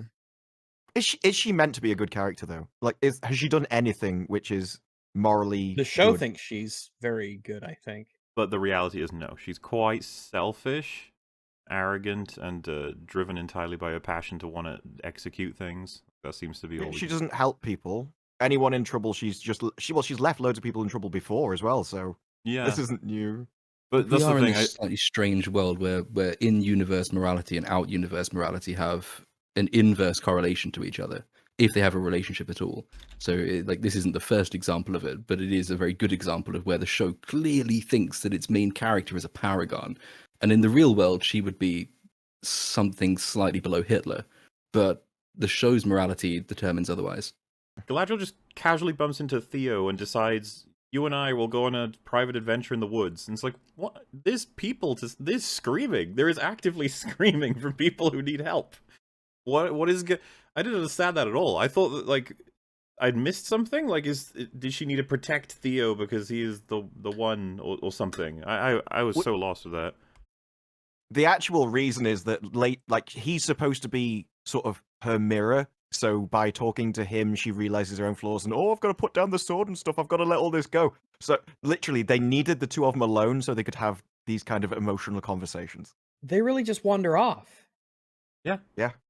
Wow. There is Yeah. people And screaming remember, as they're walking off. Yeah, it pans over. There are 2 meters to the right of them is a man screaming on fire. And he's like Yeah, trying to that's get right, from yeah. underneath some kind of like. It's absolutely unreal that they would show this to us. That's It really wild. perplexed They me just that as well. leave. It's like, how long has he been burning for? Like, how much time has passed since that? Has he just I been mean, he's lying probably there crawling at least around medium on at fire? this point. At least medium. He's probably It's just like, crawling oh, away. You going? You going? Okay. Yeah, guys, please, Theo, please, we grew up together. You know me. Oh no, you're taking the elf bitch with you to the woods. You're not going to the woods, are you? I need help. Please help me. It's so I weird then, can't because have we no time. then The pan a Numenorians little were bit right about further, the elves. and we're off to already like the other characters, the other main characters. You got Isildur, his friendo, and the Queen, and it's like, wait, so Galadriel was right next to them at one point, but she just wanders off into the woods. They both do. They just fuck Logistically off. speaking, like, this part is bizarre because you might be thinking, well, wait, how is Isildur here? Where's Elendil? They were together, weren't they? And it's like, that's a great question. Keep that in mind for later. Because We Elendil ends up reset somewhere between else. episodes. We shuffled the board. You are where you are. Yeah, That's the way of things, I guess. it is quite literally that. They shove people in places they really shouldn't be. Oh, and Guy died. The guy who was like, oh man, Yeah, guy from Place. he was The one friend of of the people. friendo guy. He had a few Yeah. lines of dialogue, and now he's gone. Anyway, one less mouth to feed. Yeah, So the queen is like, guys, come on, there's a bunch of innocent people trapped in this house. And then they're like, help us, we're trapped in this house, and they're all screaming, and our heroes collectively try and get them all out of there. And I guess, in conclusion, all of the innocent people are saved, but Isildur the whole house falls on him because a stone, was it part of the stone, like, chimney displaces? It just fell over or something? Yeah, it's like... Yeah, and he fires her out of the door he's holding a big, massive pillar, and he just pushes it towards her slightly, and she flies out of that door as if she's been shot by a cannon. And what are these bodyguards doing, letting the queen go into a burning building when their only job is to protect the queen? Do you understand? She's very, very selfless. Okay? She's not like Galadriel. She at least cares more about people than Galadriel does. She gets fucking rewarded for it. Yeah, we'll see what happens to people who try to save each other. But yeah, so he gets a building fall on him, and everyone's very sad, and we presume dead, which is an odd choice. We've talked about this before. We're going to put certain characters in peril.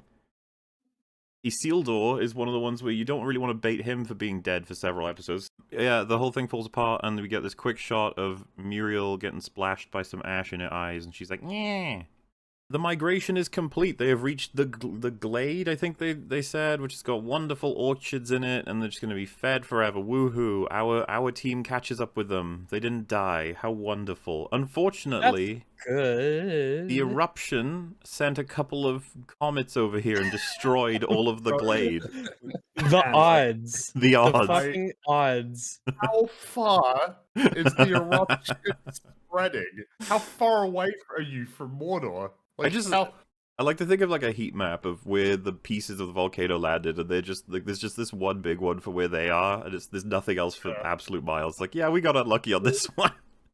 If the debris is getting sent so far that it's reaching all the way out here, then all the people who were right next to Mount Doom could literally see it. You're done. It's over. So then there's this really weird sequence, because they zoom out at one point, and it's like, oh, I see. There's about, I'd say, 10 trees, and it looks like 4 of them, maybe 5, have been struck so hard they're like, you know, worthless now.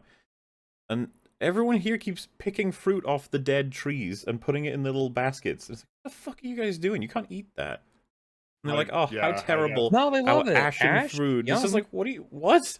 Why are you picking? You leave it on the burned an apple to a crisp, right? To the point where it's like flaky with ash. It's really good for you. All that. I'm surprised all that carbon. It remains as like a solid thing when they touch it, just instead of just disintegrating.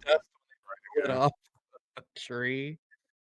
They're trying to catch it in the air, trying to eat it. Well, someone said, well, is it for the seeds? So the thing is, there are healthy apples in other parts of this area. But they all seem to, like some of the characters are off grabbing those, but most are just like, oh, look at this ash apple, let me put it in my collection. Yeah. It's like, what? It's very bizarre. They all seem very pro him and want him to solve all their problems now. Their opinions shift like the wind or whatever. No, the wind's more consistent than. So, yeah, they're watching him fiddle around with a tree, and he starts yelling and doing his spellcasting shit again, and they one for one do the exact same shit they did last time, where they got to interrupt him and fuck with him while he's doing his spell, and then they get hurt, and then they're all like, wow, he's kind of evil, huh? And it's like, ugh. God, people, they just... Even he kind of takes responsibility for it when they're all he looks staring really at him. sad. And it's like, I'd be like, well, it's not my fault. You walked into the tree. Yeah, just stay the fuck away from me when I'm yelling about spellcasting. He's clearly like, it was gradually looking like it was fixing stuff, and then this stupid little girl is like, whoa, walks right up to it. You have Genius Nori here, is like, oh my god, Dilly apparently is her name, which is pretty funny. But Dilly, get back. So when someone is about to have something fall on them, what do? You usually grab them and pull them away, right? But instead, Nori grabs her to then tackle her forward. Why the fuck did she do that? Dilly, get back. Throws her forward. Like, I hate this shit. If I saw her do that to try to say, like, my daughter did that to save my other daughter, I'd be like, why did you try and kill her? Why did you try and kill both of you? What the fuck was that? We have what are you trying to do here? We have just established that the meteors have eliminated their food source in the area, and we know what they're like. So maybe this is one of their ways of, surreptitiously creating a banquet. Look at the dad's face, by the way, once the tree branch has fallen. I raised that bitch. There's Nori causing problems again, like literally every day it seems. Every fucking day.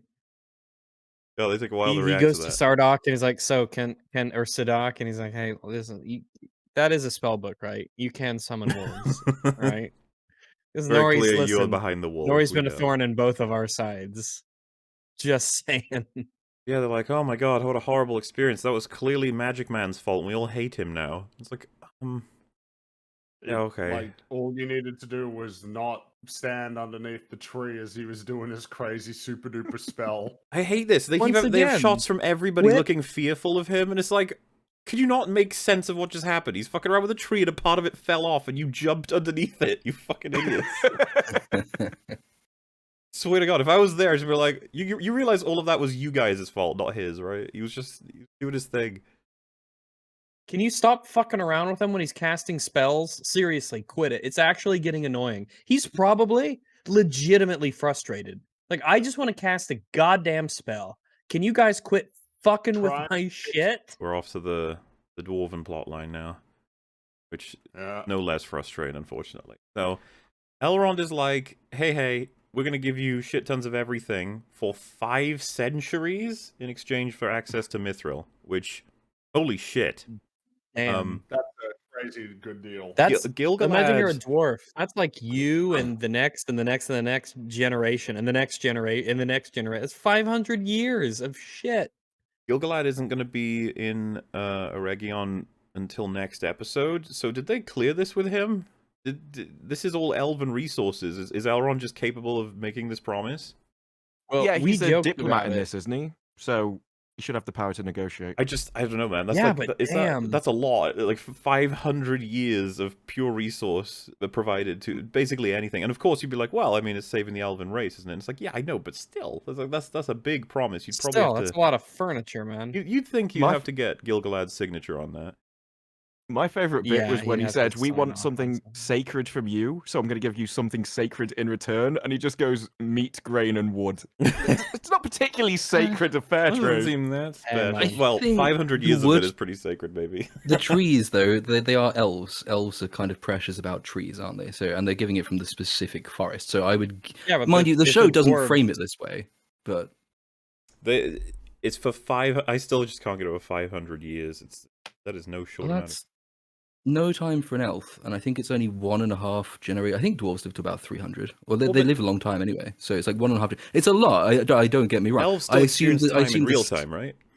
Well, not according to the last 2 episodes, when the reason he hadn't turned up for 20 years is because he doesn't realize that 20 years is a long time. I don't understand So, how who a the hell being can knows? operate in the same way that Elrond does, while also having 20 years go by like quick. I don't understand how that works. He's in the moment all the time, isn't he? He's talking just like everybody else. It's not like time is speeding past. That's yeah. Always been the problem with immortality that it should still feel just as long to you. You just have like a longer memory and stuff, but people treat it as if, oh no, I'm just going to sit in this room for 1,000 years if nothing. Yeah, exactly. Yeah, that's how. That's Yeah. also been one of my issues with immortality that I bitch about. Is like, yeah, you live to be 1,000 years, but a day is still 24 hours. You're not just going to be like, oh, it's just a day. No, it's 24 hours for you too.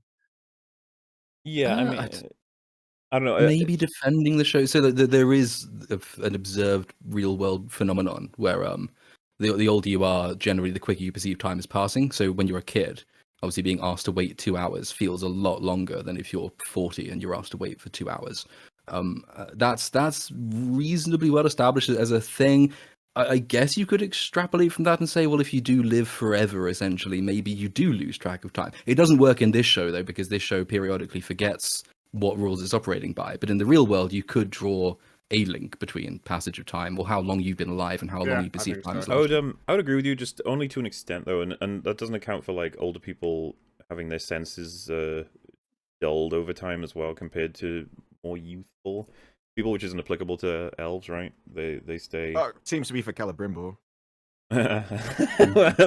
Let's ignore this universe, okay? Because this one's weird, but sure, fine. Because I'm assuming it's still worth a lot, right? 500 years. Even the dwarves are like, holy fuck, 500 Absolutely, years. that seems like a lot. Yeah.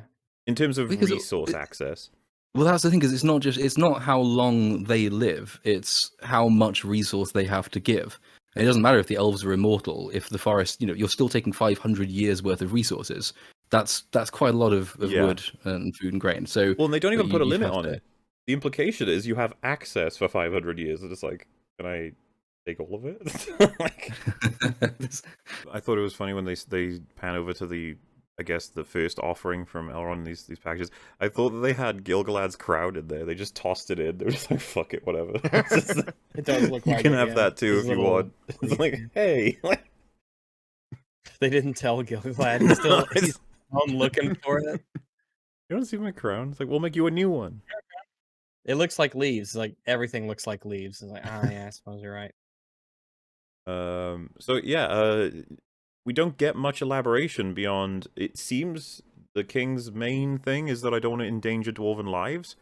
But Elrond says like the deal would be that we have access to your mines, the elves. Like, so we're going to give you all this stuff in exchange. You let us work the mithril.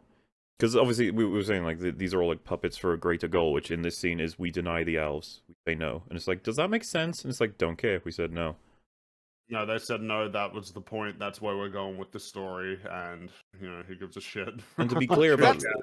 the full argument that's provided, it's that they're gonna die. And then he's like, do you expect me to just, watch as my friend dies? And the response to that from the king is that wiser people had decided long ago that the elves would die, and to defy their will could destroy the entire kingdom we have, or even Middle Earth. And it's just like, what the fuck? Do you actually believe What? that? Like, would So you what apply happens this if something logic bad to you happens to guys? us? Yeah, like what Yeah. if the Dwarven Kingdom is struck by some blight? Are you just gonna be like, well, that's what someone decided Well, long I guess ago. some fucking god or something wanted this to happen. So all right, And, whatever. There's a lot of that in this episode and the next one about essentially preordained Galadriel says it Valar before deciding she things. changes Yeah, her mind. the wizard does as well. They've set a path for you that your feet have to follow, that your Follow heart the can't, or something like trail. that. Yeah, even the bit where Galadriel's in the middle of an ocean and keeps meeting things. It hints that the Valar are responsible for that. It's throughout the entire series. It's very odd, to be honest. Yeah, Dees is like, fuck it. He's an idiot. And then he's like, no, maybe he's right. And then Elrond turns up and he's like, sad. Durin's sad. We just have to, I guess, come to terms And with the we're fact that sad. everything just, it's not going to work out. 'Cause we're here. I'm kind of annoyed that the elves kind of gave up on negotiations too. Like, Yeah, okay. there's no round 2. There was no. I was like, all right, well, I guess that's not something that they wanted. Maybe we could do something else. Maybe we could. I mean, we're building this tower. We just built this tower with. I guess the tower's done now. I don't know. That's really quick that they got this whole fucking tower built, and the dwarves were helping with that. I suppose this is never brought up again. That's just done. You'd think that would be like a big sort of what was wait like two. I can't believe I'm blanking on the word. Like the cooperation between two groups. Symbiosis.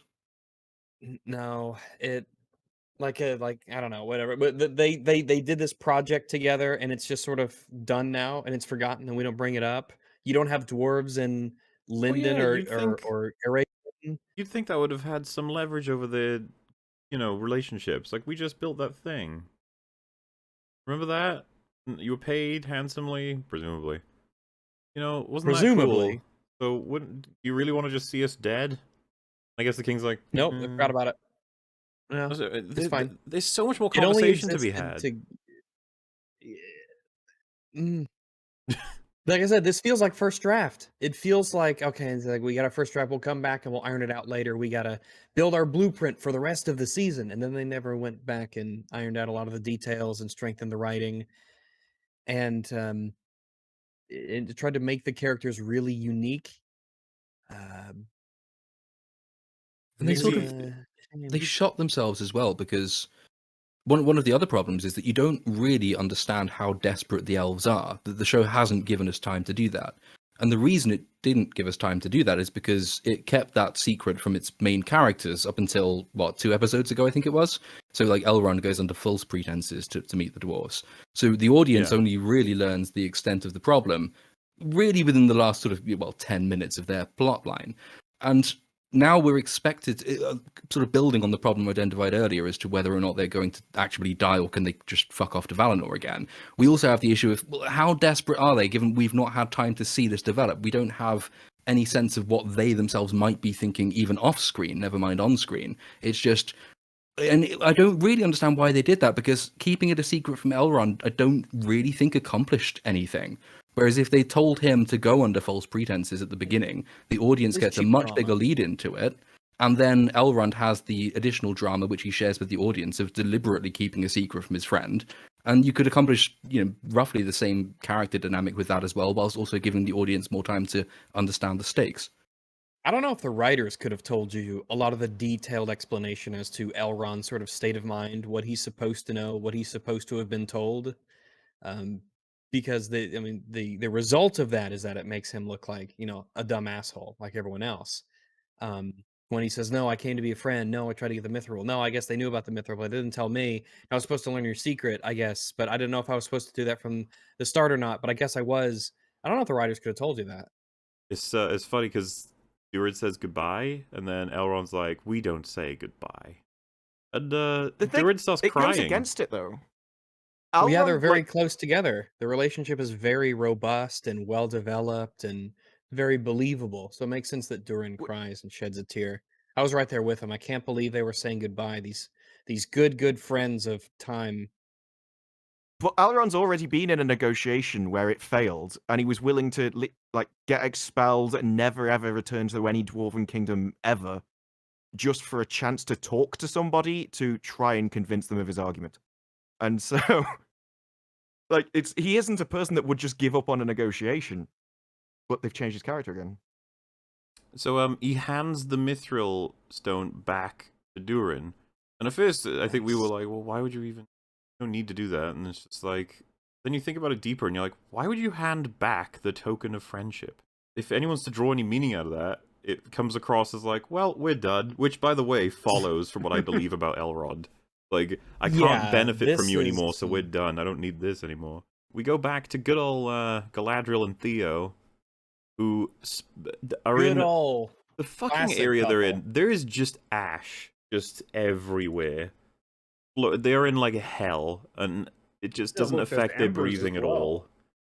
Nope, ash has no effect on breathing, evidently, in the Lord of the So Rings lame. universe. Don't Durin is a appreciate Theo coward. wearing. Is it blackface? I guess they both got soot face, so yeah. Face. Yeah, Like he's like, "Let's Tonga. go kill some orcs," and Bermuda. she's like, "No, idiot, we're outnumbered, we're outforced." And it's just like, "No, you're not. You're Galadriel. You could kill like 1 billion orcs." Yeah. Very, very strange. And yeah, then he's like, "Why are you so bothered? It's not even your fault." And she's like, "Don't you know? It actually is." And he's like, and then I think they both Ow. try and talk about how it's definitely their fault individually. We meet up with Elendil, who's like, "Oh man, isn't it sad that everybody's so rough right now because of that volcano? Oh geez, oh man." And it's like, hang on, what are you doing here? You're with your son. Is confusing. You're with your This son is that way whole further time away, and and now space you're over thing. here, Yeah, and what you're looking happens, for your like- son. How did this happen?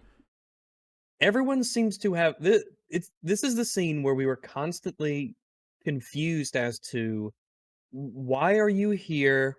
What happened? I guess you were all in the village and then you left the village, but different people left the village to go to different places. You didn't check for survivors. You didn't help the wounded. You didn't confirm it. Yeah, because he would have had to have What bumped into the queen. happened? He would have had to have bumped into everyone else when searching for Yeah. people. Because they were in the street. He just fucked off. Everyone just sort of left. And they're like, well, I hope all the people survived and they find us in the woods or something. Yeah, and they struggle to tell him, like, "Oh, your son got hit by a house." And this part infuriates me, because it's like, "Oh, so what did you do about it?" And they're like, "Well, we left." And it's like, so there's a house on top Yeah. of him back there. Do you see if he's dead? Like, "Oh, well, we assumed." And it's like, okay, well, whether or not he's dead, I'm his loving father. I'm getting that body. I'm gonna go find him. Fuck you guys. I'm gonna make sure. Yeah, I'm gonna check. I gotta make sure. But I gotta know. But he just doesn't. He just doesn't. And he should have been there in the first place. Spoilers, he fucking leaves Middle Earth. Like, he just he's like, I'm out of here. It's like, you didn't even know if your son's okay. Just like, oh, he was trying to save somebody, some stuff fell, we didn't see him again. It's like, okay. It's So no, that it's fine doesn't- because he actually says in that last scene before they leave, he says, "It's called we'll leave a battalion here to go back and see if any of the people we left behind are still alive." So Man. Unbelievable. that's fine. The whole reason he's pissed in the rest of the episodes now is because he's lost his son. It's like, you didn't confirm that, like any normal father who loves his son would. But okay, Elendil, you do you, buddy. Doesn't take the news well, but I guess why would you? I get frustrated watching him do that shit, because I believe that he would race off immediately wherever they said they saw him. He never would have I left the can't- town. No. You get a lot of those moments with all the characters where it's just like, why can't you just be normal? Yeah. The writers other need to stuff ask to do. themselves, what would I do in this situation, knowing all the things the character is supposed to know? Well, I guess I'll leave Middle Earth. I hope my son's okay. I'll leave And- Middle Earth to come back later. And They also could have hope my used- son's okay. They could have used Muriel as an excuse for him to leave the town because she's the queen, and so he's like torn up. But I have to Yeah. get her out of here because she's in danger. But that takes precedence. But and rather than that, it's just, oh no, nobody cares. Everyone just leaves. Everyone's out for themselves. They're all evil in this show. I could totally see him be like, you know, not necessarily fuck the queen, but I could totally see him being like, you, guy who was helping, you come with me and show me where you last saw him. Queen, you go with my top King's Guard or whatever. They save. I gotta go find my son. Then she could be like, I need you, and he's like, my son needs me. You know, that sort of thing. That could have been fun. Yeah, like, is your duty to Numenor or your son? And he's like, my son, crazy bitch. And then he punches her in the fucking throat. Punches her in the eyes because they're not useful anyway. And then he fucking T-poses on her. We go back to Theo and Galadriel, and Theo's like, man, it sucks. My mom's probably dead. Elfman's probably dead. Everyone's probably dead, right? Probably. And then Galadriel says, do not fill your mind with guesswork. It'll make it hollow. Something like this. I'll get the quote exactly. Basically, yeah, it's a really... This What- show's full of really bad advice. He says, what cannot be known hollows the mind. Fill it not with guesswork. This is a woman who spent centuries roaming the earth looking for Sauron, just guessing at his location. Yep. Sure. There's... Or is that the point? She's gone on an arc. She's learned that was a mistake. Was it? Well, there's You would have there's a ended bit up of in that later with Valinor, him. and she would have been able to fight him at all. As 'Cause when- Elrond puts it well- in the next episode, I was wrong to doubt you. You were right, like, about everything. No, I mean, I'm memeing. I don't think that that's what they were going for at all. I think that was just meant to be like a smart thing that she said, but it's really weird. It's just another weird saying. Then we have a whole scene to say Muriel's blind now. Rip. I was saying when it Oh happened, no, not Muriel. the thing is, the scene itself is like fine in terms of how it's revealed. Be like, I would asterisk that with where there was confusion on my part because she was staring forward and so was he. He was staring forward too, and I thought they were looking at something. The two of them. well, I mean, it gets pretty. They do a visual of Elendil dodging a twig, and then he looks up to see her dodge it, and she doesn't. Just narrowly gets past it. Yeah, which is kind of that's like the It feels pretty giveaway. It's blatant like at that point. Yeah. And then, so I- it that put comes in my before them mind- both looking in the same I was direction. just imagining the entire journey up until this point, and at no point have they gone below a low-hanging branch, because then she would have just been twatted right Yeah, off her horse. And Not would only have been that, but very just funny. her I climbing guess onto the he's gone horse to while the being horse, blind. got is- onto the horse. Yeah, it's gonna be surely Yeah. it would have been given away at this point, but maybe they weren't thinking about it. But, I don't know. He picks it up, and then she's like, "Oh shit, you noticed?" And to me, I was just like, "Probably should have just told him, Yeah. right?" Like, he was gonna figure this out. Like, I think a lot of people would eventually.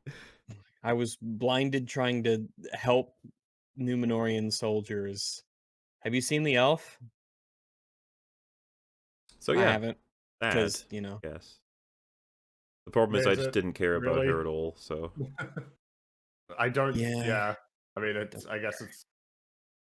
Yeah, like if she was more of a character, just like if everybody was more of a character, then this could have been more potent. But alas, Gary, how you doing? Good. How are you? Can you hear me okay? Yeah. Yes, we can. We're up to when Totally Not Gandalf is excommunicated because he made a branch fall over that they both jumped underneath for no reason at all. While trying to save the tree for them and get them Yeah. food. Right. Of which he was successful. It was a until delayed that. sort of thing, you know.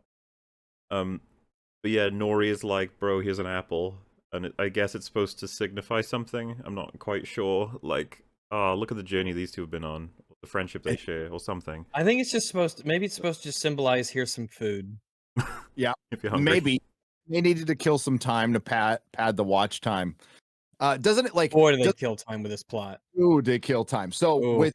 with Nori pushing her sister towards the tree. Yeah. And this is all over like a tree branch falling down, and it didn't instantly heal. Doesn't it make you kind of rethink how these little assholes like abandon people? Like maybe somebody just has a sprained ankle, and they're like, "Fuck, this guy's dead." Well, I guess we Yeah. saw them do that, right? We're gonna turn them into the yellow sunshine berries. If you get my drift. Yeah. You just gotta wonder how extreme they get. Like some guy, you know, he just farts. They're like, "That's it for you, buddy. That's a social faux pas. You can't be doing that." Yep. Smells like death. Your death. So yeah, he walks off, and we get just the funniest shit. Nori's like, you know what? I should have stayed on the trail. That was my big mistake. I didn't stay on the trail, Mum. It's like, yeah, they're really doing that. This whole season, they've just been having us say, "You gotta stay on the trail, Nori." She's like, "I don't want to stay on the trail. I'm gonna off the trail." Now she's finally like, "Oh boy, I should have stayed on the trail." Second act low point for Nori. She's realizing the error of her ways and is doubting whether going off the trail is good. They but don't do she's a a very good job moron. of making us trying to get us to sympathize with her, because And given how much there's almost like time these characters have had, that's Yeah. insane. No, but everything she says in this scene is wrong. If she didn't go off the trail, then she never would have found him, she never would have rescued him, and they would have been left behind by the other Harfoots, and they all would have died. She's literally Exactly. saying, Yeah, me and my yeah. entire family Yeah, should but the die. show's logic is that the reason why her dad had the injury in the first place is because she was too busy off the trail. Which was so to retarded. help. Doesn't make Even sense. though everybody else What in was the she gonna village do could for have that? helped. Well, I there don't was know, so many she fuckers was- sitting down when that was strict happening. Harfoot code. Only families are allowed to help families. That's why you have kids, because if you don't have kids, no one can help you legally. No one is allowed to assist you in any way I just want to know what happens to the people who struggle to walk because they're just getting old. Do they just get left behind? I Yeah. guess so. Fuck them. So yeah, she's like, Theo, this isn't your fault, and don't take that burden because it'll be really hard for you to put it back down. And I'm just sitting there like, do you actually know what Theo's done? I'm assuming she has no context because he's probably talking about all the shit with the hilt, right? Mhm. It's amazing how Does much she know we say anything that. about that even? Because she Does she- wasn't there when. Does she even know the hilt did this? Does anyone I know? don't think she does. Does she never X looked in the character package. know that X character did a thing, or does X character know that X event even happened? It happens all the time. The knowledge levels are all over the place. Yeah, so it's just like, I I don't feel know if people guilty. know. I'm not gonna tell you, don't tell me why. I'm just gonna say you're not. It's like, all right, thanks, sweet. This is very encouraging. You have no idea who I am or what I've done, but you're telling me it's not my fault, so I'll believe you. Yeah. Well, she absolved Sauron, so why not absolve this guy? You know. Yeah, that's fair. Yeah, she seems to say that to everyone. Because later on she goes, well, I didn't actually mean what I said to you, that nothing mattered. So she'll just tell people whatever she thinks they need to hear to kind of be a useful tool for her in the future. Because if this kid breaks down, he's going to be a trouble for her. So even this could probably be self-interest. I can't have you having a breakdown. Then we get, once again, they establish something that I don't think works very well. He pulls the sword out of the hilt slightly, and it makes a shing sound, and then all the orcs go, "Rah, blah, blah, blah." There's someone clearly That's over what all there. swords have to do. It's a Hollywood mandate. Whenever you pull a sword out of a sheath, it has to go shing. If you want to establish that, right, fine. like gun I think noises. it's goofy, but fine. It's loud enough to activate all the orcs that were over there. Okay. And then they Why didn't they just have "Oh, it to where when he's scooting back, he puts his foot knock on a a rock branch? or break a twig. Yeah, Yeah, anything something. normal. But the orcs look around. They're like, "Oh, I don't see anything. Let's go." And then they're like, "Whew, we're fine." And he puts the sword back in, and it doesn't alert them this time. It goes, shing, it goes. It's like, It'd be God funny if damn they it. did the exact same sound effect but reversed it. yeah. But Why establish that and then break it immediately? Like, ugh, can't keep anything Well, straight. why have this scene? Delay. Why does Adding. she even? You're wandering through enemy lands. There's orcs everywhere. You're the only trained fighter amongst the two of you. Is this really the right opportunity to be handing over your sword to a random child you just picked up in a burning village 10 minutes ago? Oh Make a yeah, soldier that's him yet. that is a thing is that happened yet? He's like, can Oh, I? is that not the? I think this a little bit later. I don't know why he just took his sword. Maybe I can't remember if that's happened yet. But he's just like, You give it up. am I a warrior? Can I be a warrior? And she's like, yeah, here's the sword, I guess. That seems to be what happens, right? And I'd probably be like, what the fuck are you doing? You're gonna need that sword. Give him like, if you're gonna give him anything, give him the knife, right? Yeah, give him something else, or just tell him just don't fight. Don't fight. I ain't no Boromir. Just don't fight. Don't get into conflict. I will Yeah. protect you until we get to wherever the fuck it is that we're going. Because Why are we've we somehow here? found a trail to the Númenórean camp Yeah. from the village that leads to an army of orcs. Like, how did this happen? We are in the woods. There, I don't even know how. That would be a nifty scene if they're like, "Which way are we going?" He said, "Normally I'd use the stars and the sun, but it's just so blotted out. I can't even tell." Why are they all It's- going in different directions? I don't They all left from the know. same place, No going one to the same place. knows. Nothing No. It's that- logistically lines up in the village to the Númenórean camp. Well, Nothing. they go when they need to go for the sake of drama and for whatever they need. Everything, the characters in the world just bend to the whim of what they want to happen without any regard for the decisions that they would actually make. So, we come back to Durin and good old Elrond. And Elrond is doing the thing again, where, if you remember when he was talking to Gil-galad in the other episode where he was like, I went to Durin in aid of friendship, but you sent me there looking for something, did you? Like, boo. And we were all like, excuse me, Elrond, you went there. Like, you're a fucking liar. Elrond is Cartman. He's Cartman. Yes, he's Cartman. He doesn't even. So, he's like. we get yeah, the best I totally example fought a now. dragon when I... So, Durin is like, I'm not going to drink water right now, self-discipline. I assume what he means by that is to space it out or something. Because, you know, I I take water don't if you need it. actually know. Because it depending on what the relationship could be, that would be, I'm not going to take the help of an elf or something like that. I don't know. I'm gonna I go should be able best to faith know. possible and assume we need to drink where the intervals lie, self-discipline, right? Like I don't know, but Elrond's then like, you think that's gonna bring you success? And I'm just like, so you're like, self-discipline? Drinking water? No, self-discipline. Oh, The very concept of Probably? self-discipline, will that bring you success? It's like, typically yes. Yeah, this is good. My Self-discipline read of is that was actually it's an expression, it's a euphemism for stubbornness, and not so he's using self-discipline as an excuse to sort of press on regardless, because he's angry at this moment. He's pushing forward at the expense of his own health beyond the point at which it's reasonable, and he's sort of aware of that, and Elrond is sort of aware of that, and so that's it's almost tongue-in-cheek was what I took from that. But maybe I'm being too kind to the writers. No, No, I I think hadn't you thought got of a it that point way, but that makes sense because they also then refer back to the previous time with their duel between them, and he was angry in that moment as well, so it would tie together. If that's what they were going for, it could have been made a little bit clearer, because I legit was confused that he was being critical of the concept of self-discipline, but if he wasn't referring to that at all, he was just like, I don't know, at that point, I'm just like, Durin, what the fuck are you doing? Drink water, mate, you know? Like... Yeah, reframed like that, it sounds like because he's angry, he's like channeling his said rage. He's trying to channel his rage into the mining like he did before, and that's But how like, he beat Elrond. he's sitting down and having a breath, and then he's like, hey, have some water, and he's like, no, self-discipline. Like, I think that the argument would work better if he was continuously hitting with the pickaxe, and then he was like, dude, have a break, and he's like, self-discipline, elf, you know, blah, blah, blah. But, like, having a sit down and not drinking, I'm just sitting like, why not? So, like I said, I thought what he was trying to say was, like, save the water or something. I don't fucking know, whatever. Anyway, Elrond is like, oh, you won that contest, did you? And he's like, yeah.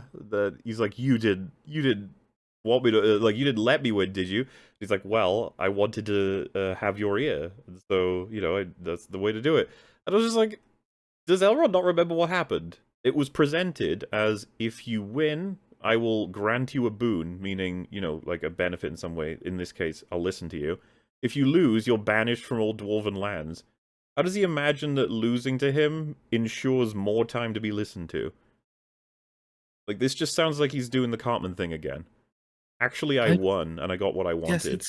it's kind of a no-lose scenario. So obviously, if he won, which he must have known he wouldn't have won in the end. I think that's the admission when he admits that he was winded, so he knew he couldn't realistically have won. And then you have the line after that says, "Well, can you at least escort me to the exit?" So I think that does sort of work. It's not done particularly well. I think it does make some kind of sense though. Like he went in knowing he was probably gonna lose, but it was an opportunity at least for him to get Durin's ear while he was led to the exit. Of course, that all falls apart if Durin says, "No, fuck off, I'm not leading you there." But we sort of forgive that, I guess. I think there's an element of sense in it. What becomes a little bit more tricky is that Elrond has effectively lied to Durin every single time they've spoken at this point. So he turns up and he says, "I need your help." And Durin complains that they haven't seen each other for 20 years. And so Elrond backtracks and says, "I came because 20 years is too long to be away from a friend." And then it turns out he's pivoted back to, "I need your help. And by the way, I came to you under false pretenses, even though I couldn't have known that because I was really after the Mithril.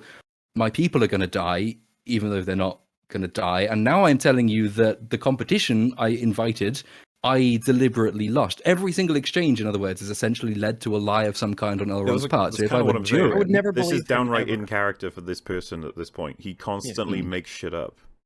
Yeah, if Elrond told me the sky was blue, I would fucking check. Yep. Can we be sure about this? I don't think so. Like, you might believed it right until prescriptively you told have the me. magic power to make it not be blue anymore because you said it was. But yeah, I should probably address, by the way, this is them digging. They are digging because Durin has forbade it, but they can try and maybe do it themselves and get access to that mithril, which we find out even a thimble of that stuff would make a hell of a difference, any amount they can grab. And, you know, which is just kind of interesting to think about because they don't manage to pull that off. But when digging, they actually crack through and they find a huge deposit of this stuff, like a huge vein. Yeah, Durin catches them, the king, and he says, "Right, elf, you're banished, and Durin, I'm gonna have a chat with you." And I was just like, "Whoa, consequences."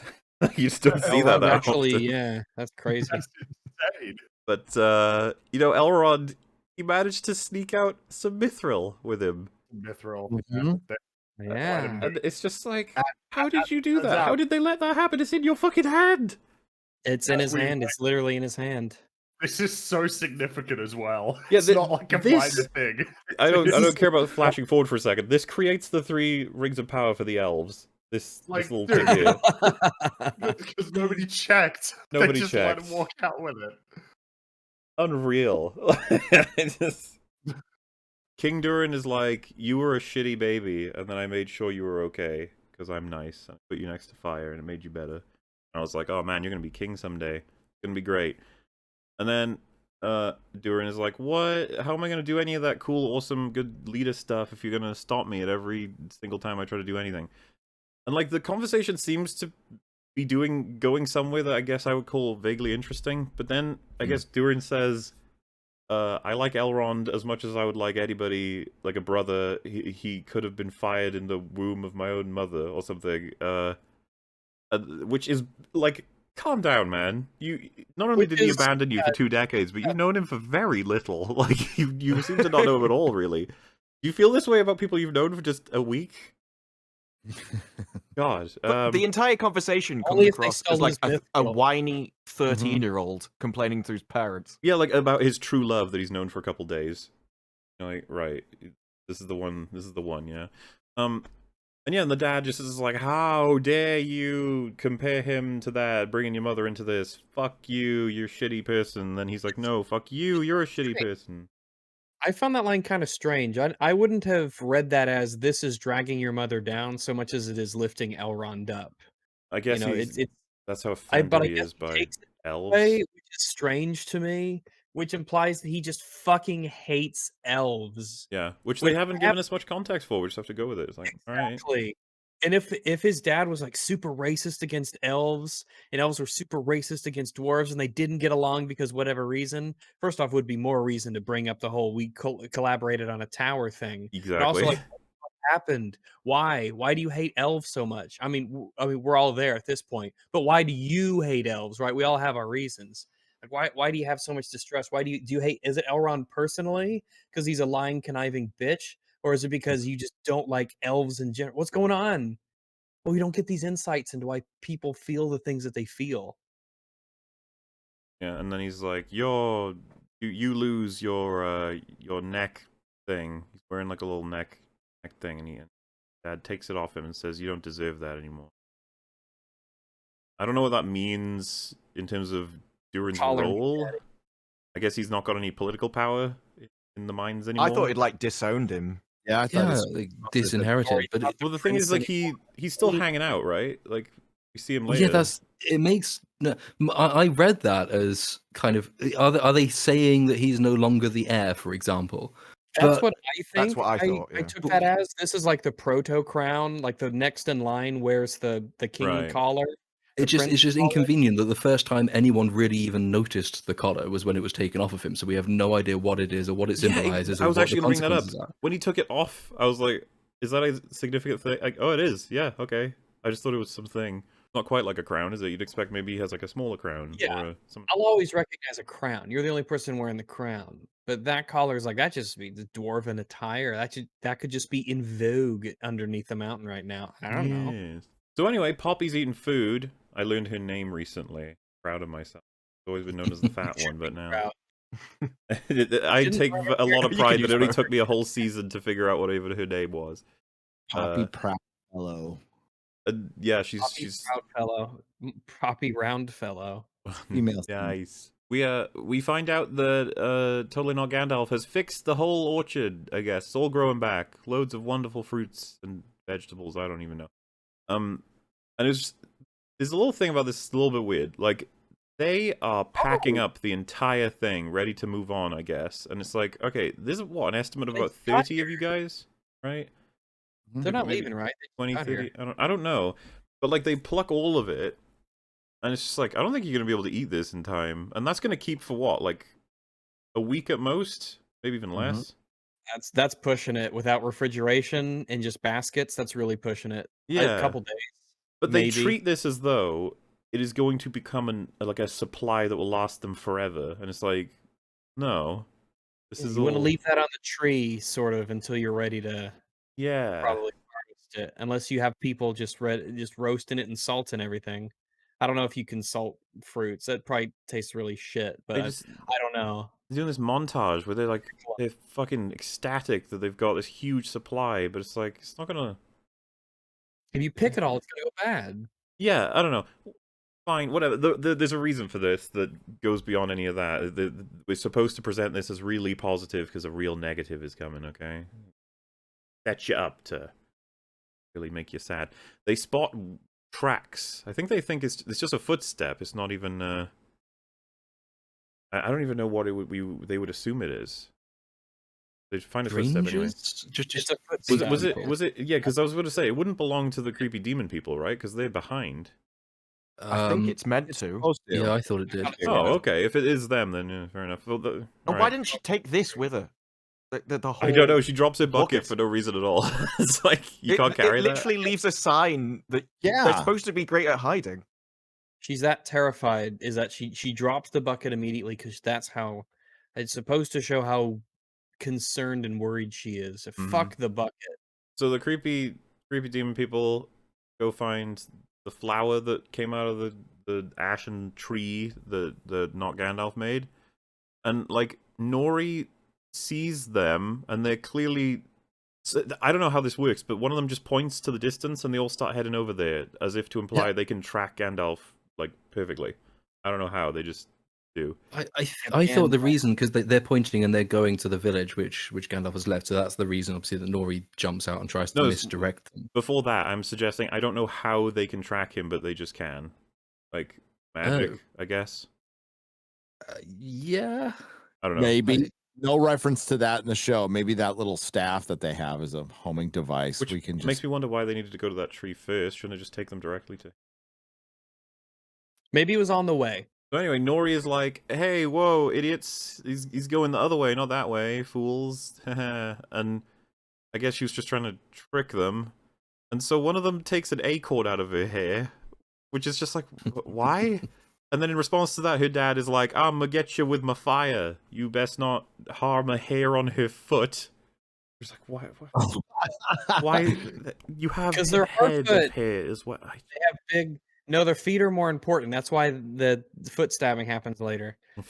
If you know how if you stab, it's like if you stab someone in the thigh, it could cause internal bleeding because of how big the blood vessels and everything. That's what it is for Harfoots. Actually, if you stab in the foot, almost certain death. Mhm. Anyway, Harfoot dad fails to remember fire is cold in this universe. Yes. It doesn't do anything. Cool. This See? is like the 5th instance of fire not being hot. Fire just isn't fire anymore, except for what it is. We need to recognize, however, it's a normal thing for every other show, but we need to recognize that this is a father concerned with his daughter's safety and actually kind of does something about it. Oh, I guess so.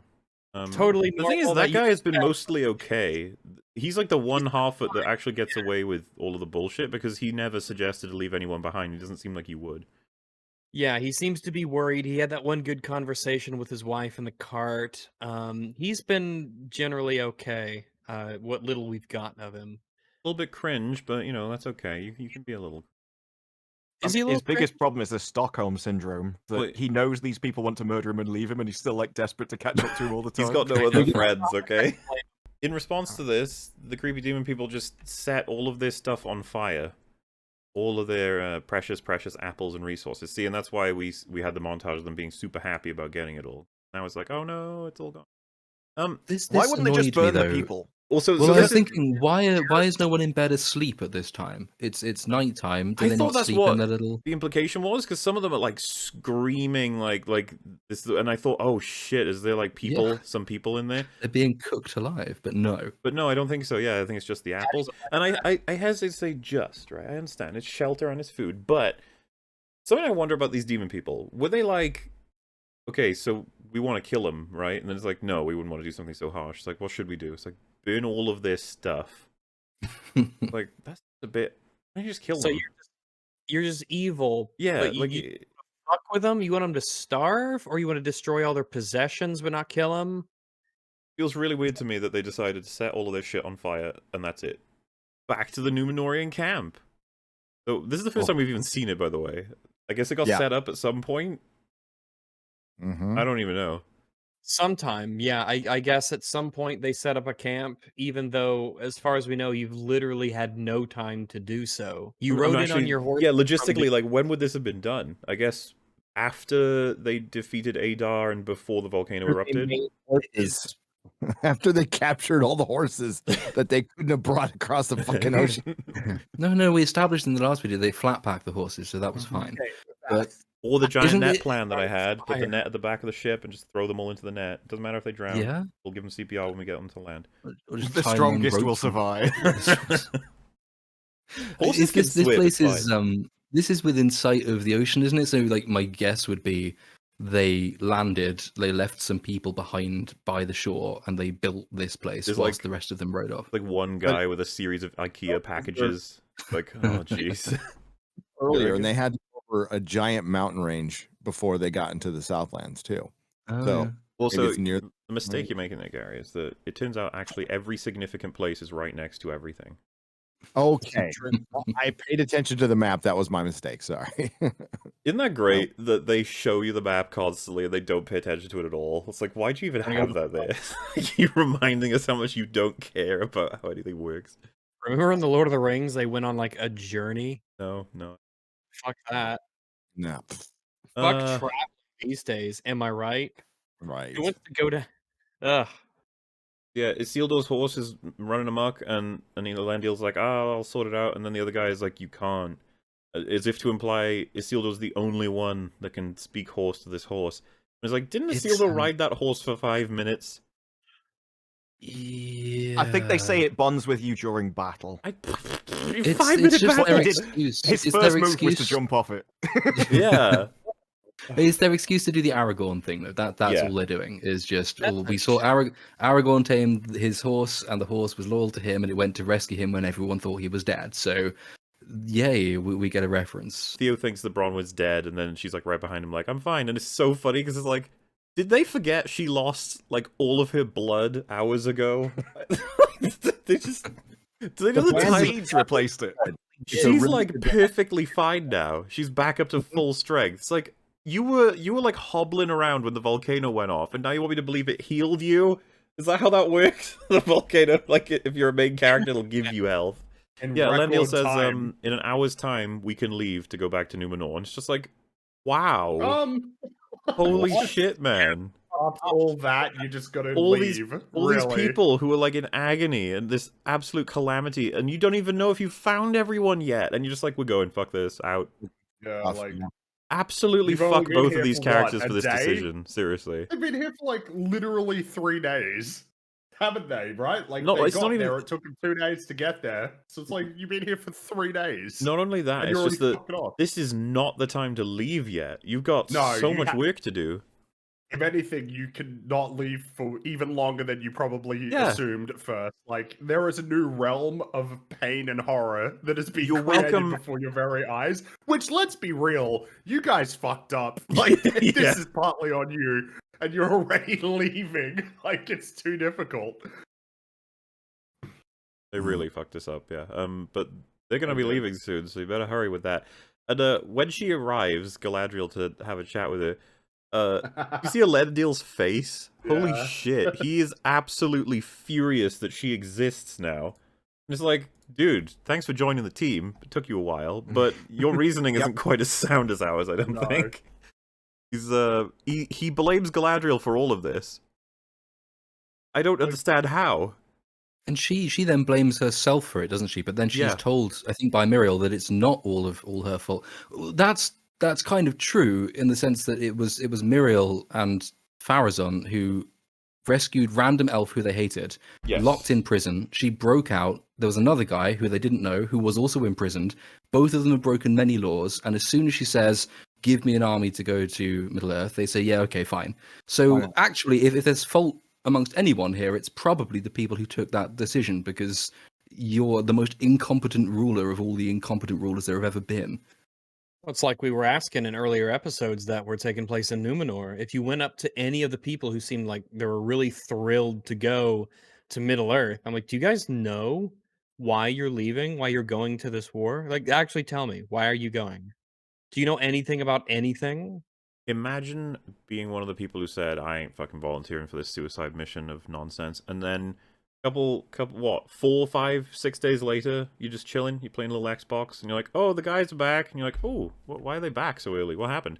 Well, the queen is blind, we've lost 2/3 of our men, they're panicked, bloodied, and wounded, and they say they need help. Also, a volcano went off next to them. It's like, what the fuck? What kind of place is Middle Earth? Jesus Christ. Not to get too far ahead of ourselves, but like the guy we followed in the battle as the king, we did He's the bet king of evil. He's actually Sauron. Could we have fucked up any worse? By the way, How we want you could to we go back. possibly been more shit? Yeah, can we have reinforcements? Like, no. No. We're never going to Middle Earth again. Also, you're fired. He's like, just let us know, what did you gain? And they're like, okay, that's gonna be difficult to explain, right? 'Cause the list isn't very long. Yeah, Muriel's like, woohoo, yay, we'll do it, we're gonna come back, we're gonna fight with you and the elves, it's gonna be great. Captain, let us leave. And there's like this awkward silence, she's like, Captain? And he's having a moment, he's like having a cry. And I just love this for the awkwardness, because she's blind, right? So she's like, I got, hello? Hello? Galadriel has to say, oh, he's Well, over there, he's just crying. Galadriel is not blind, yeah. So as you can see from this shot, Galadriel's looking at him, and you can imagine Galadriel's just like, well, he's just give us. Did he lose his hearing and she lost her sight? What happened? Oh, tragic. They were all looking at him. Well, yeah, because Even even Muriel's looking looking at him. Yeah, like it's just funny because Muriel's the only one who's just like, guys, everyone's quiet. Hello, like what's going on? Is he here? Is he dead? Like what the fuck happened? And you just know that there would have been an awkward end to that scene, but they cut, so it's fine. Is Bronwyn there? Oh yeah. Yeah, she's at the back. Shouldn't she be healing people who are No, like with no Gary, she said No, she said they've all of already our healed them. wounded, the She's not an bones have elf. been set and the wounds have been like bandaged or whatever. We're ready to leave. That's what she says. It's like, fuck, you did that fast. So back with the Harfoots, and Oh no! God. it just it's the kind of thing. A scene begins. Oh and, no, like, God, not the Harfoots. every time you try and give it a no. chance, it just falls flat in his face immediately. So, Nori's like sitting there despondent, probably because of the fact that she feels partially guilty, at least for this. And the dad is like, "Don't worry, it's gonna be all right. You know, like, we need help. Let's get to work." And the mum says, "Don't lie to her. She's too old for that now." Like, what? What the It's fuck? horrific. Tell her that things are shit and it's her fault and Yeah. fuck off. Just sit on that. Just sit there and die. Is essentially all I'm saying. Tell her to kill herself. What a twat! Like, you know, you're trying to make your kid feel better, and then the mum is like, "Don't do that. Tell her the truth. The world is shit." World is shit and we're Harfoots. And he's like, weeping? Is that all you think we have left in us? And once again, I'm like, fuck! You're having two different conversations, nobody's listening to each other. Like, what kind of response is that? When you're just like, let us have time to weep, and he's like, you think that's all we have left in us? Like, well, no, I just mean that right now, can we weep? Like, it's like, why are you... I'm switching between my favor of these characters based on how stupid the other one is. Like, oh, it's like, you're That's like, good the writing. Yes, that's how you get intelligent characters, by making everyone around them stupid. We get a little speech from the guy, and my god, this set you off, Rags, I think, but it sets everybody off. Basically, they're like, you know, there are creatures out there. Some of them have their minds, or their forests, or their kingdoms, or whatever, like referencing all different kinds of races and stuff. And he's like, but Harfoots, we stay true to each other. That's what we do. It's like, what the fuck are you talking about? Can you believe that? Can you believe that? After Why everything wrote we've that seen, shit? really? My office into a house of lies. The most backstabbing, cruel, callous, unfeeling, They even malicious little contemplated taking fuckers. Their wheels. They contemplated stealing their wheels to You know- leave them to starve and toil. Like, You know, you can quote me on this, but at least orcs will stab you in the front. And it wasn't even contemplate. She actually, like, she was telling him that he should do it. It's only because he was That's true. horrified that it didn't actually happen. She was more than willing to go down there and do it herself. it's just they're a horrible community. They Yeah. they don't stick together. They do the opposite of that. If you can't keep up, tough titties. Like, see you later. See you in the afterlife. Like, it's, But if you What a- do keep up, we'll make sure you can't. Yeah, we'll Yeah. make sure we'll Naturally, laugh if at you- your ass. If you do keep up, we'll sabotage your efforts to stay alive. Because And if you Yeah. die, we will mock you. We will laugh at you, like the guy who Yeah. got killed by bees. Yeah, we'll create chats where we and when you're starving to death, we'll surround you and watch you as the life fades from your eyes. They even double they down on it continue in fashion. like a couple of seconds when one of them unironically uses the line, "We've left too many people behind." yeah, Well, no, you nobbled them and probably You ate have them. engineered their demise amongst yourself. It does make you wonder about those stories, like the bees. It Yeah. turns out they've just covered him in honey and stuff. They're like they were Dropped the him ones into that got a him bee done. pit. While he was asleep, and then throw a beehive into his little cabin. And lock the door. Lock the door, barricade it. That's why it was so funny. You just get the fucked up imagery of like a really dark forest and these red eyes, and they're feasting on one of their own, and you're just like, oh Jesus, the Harfoots, run! Yeah, it's like the fucking basement from The Road. It's just terrifying. Yeah, he says we got that fucking. I think it's a trailer line. Why do you Like, we think got Patty's so hearts. fat? They're fattening up Patty. That's the only explanation. You mean Poppy? Poppy, whatever her fucking name is, the fat one. If they're a bunch of little cannibals, that would make more sense. It It'd be more would. I honestly, Maybe I was think they've thinking given us enough Peppermint Patty, which is a information candy. to infer that they are. I'm pretty They sure are we eating know. But yeah, he says we got hearts bigger than our fate. And it's like, fucking full of And he shit. looks into the camera. They're so proud of that line. Yeah, The trailer you're and right. He everything. does look right into the camera. Jeez, that's kind of creepy. Nori decides from that inspiring speech she's going to go grab not Gandalf and warn him about the coming demon people, which is interesting because they're ahead of Harfoots? you. They're way ahead of you, like a Like, day ahead Yeah, of like you. you ain't going to be able to warn him of shit. Whatever's going to happen to him is happening to him. Yeah, you have to know where Wizard is. You have to know where the Cringe Squad is, Yep. and you have to be able to You have get to be able there to catch up. fast enough to reach one without bumping into the other along the way. Yeah. And you're a Logistically, little the Halffoot, deck and is- he's just like a full-grown man. He can presumably walk faster than you. Probably So- twice as fast, at Absolutely, he least, will. Yeah. They even Uh, reference it, yeah. Like you've got big legs you could walk past. We can't. I think it's Sadak who says that. I just thought it was funny that you suggest this, and then Sadok is like, going off trail now? As if to be like, this is it, oh, she's going off trail, guys. She thought my going off trail was gosh. bad, but she's gonna deliberately go off trail now. But she's not going to go alone. Her friend's going to come with her. Remember, it was nobody goes Yeah, off trail, ride nobody walks together. alone. This is someone's going off trail, and they're going with You're not someone. supposed to do that. We It's would never great. allow someone to do that. So, Oh no. yeah, Chungus says she'll go with her, and then the mum says I'm going with them. It's like, what? Why? What are you gonna do? You guys have never done this before. You always abandon. What's going on? And then one of them is like, they're gonna need someone who knows how to track if they want to catch up fast. Sadok, you go with The them. trail finder, right? Yeah. So, it's just so, like, so the dad is just going to let the mother of his children, possibly. He doesn't- Very questionable. if you remember, his reaction Got to it. her saying, I'm gonna go is, are you sure? It's not, no, I should go, or you shouldn't go, it's too dangerous. He just goes, yeah okay, I guess. It's like, what? You're They gonna got go his fight the fucking ankle? fire-spewing demon people, and you're just like, well, good luck, love. Hope you're alright. They have to have 3 girls to 1 guy. That's a pattern I've noticed in the show, by the way. Well, he gets killed, so it's 3 girls to no guys. Yeah, well, you got to make them expendable. They have to find a new red shirt male to fucking die. A man is the new red shirt. New red shit. By the way, Oh. Elfman has just fallen out of this story. He gets one moment here where he's just like, do you think the queen will come back? And Galadriel's like, I know she will. Elfman? Oh, Don Lemonless. Okay. He doesn't do anything in this episode nor the next one. He's just kind of gone. Yeah, you forget about him and Bronwyn. Everyone wants to do that with all the characters. They Theo just don't let seems it. to really. Oh yeah, where the fuck's Like- I don't know. Well, they're in the tent. They just like meet up in the tent. All of our characters. Theo's like, "Oh, hi, mom. I'm Oh, glad well, you're not." Speaking of that, dead." Rags, in this conversation, he mentions, "Oh yeah, by the way, since our king is injured now, or whatever." And then the guy's like, "Wait, what? Your king?" He's like, "Oh yeah, Halbrand. He's since last night we grabbed him and been trying to heal him of a spear wound to his belly. He's in one of the tents.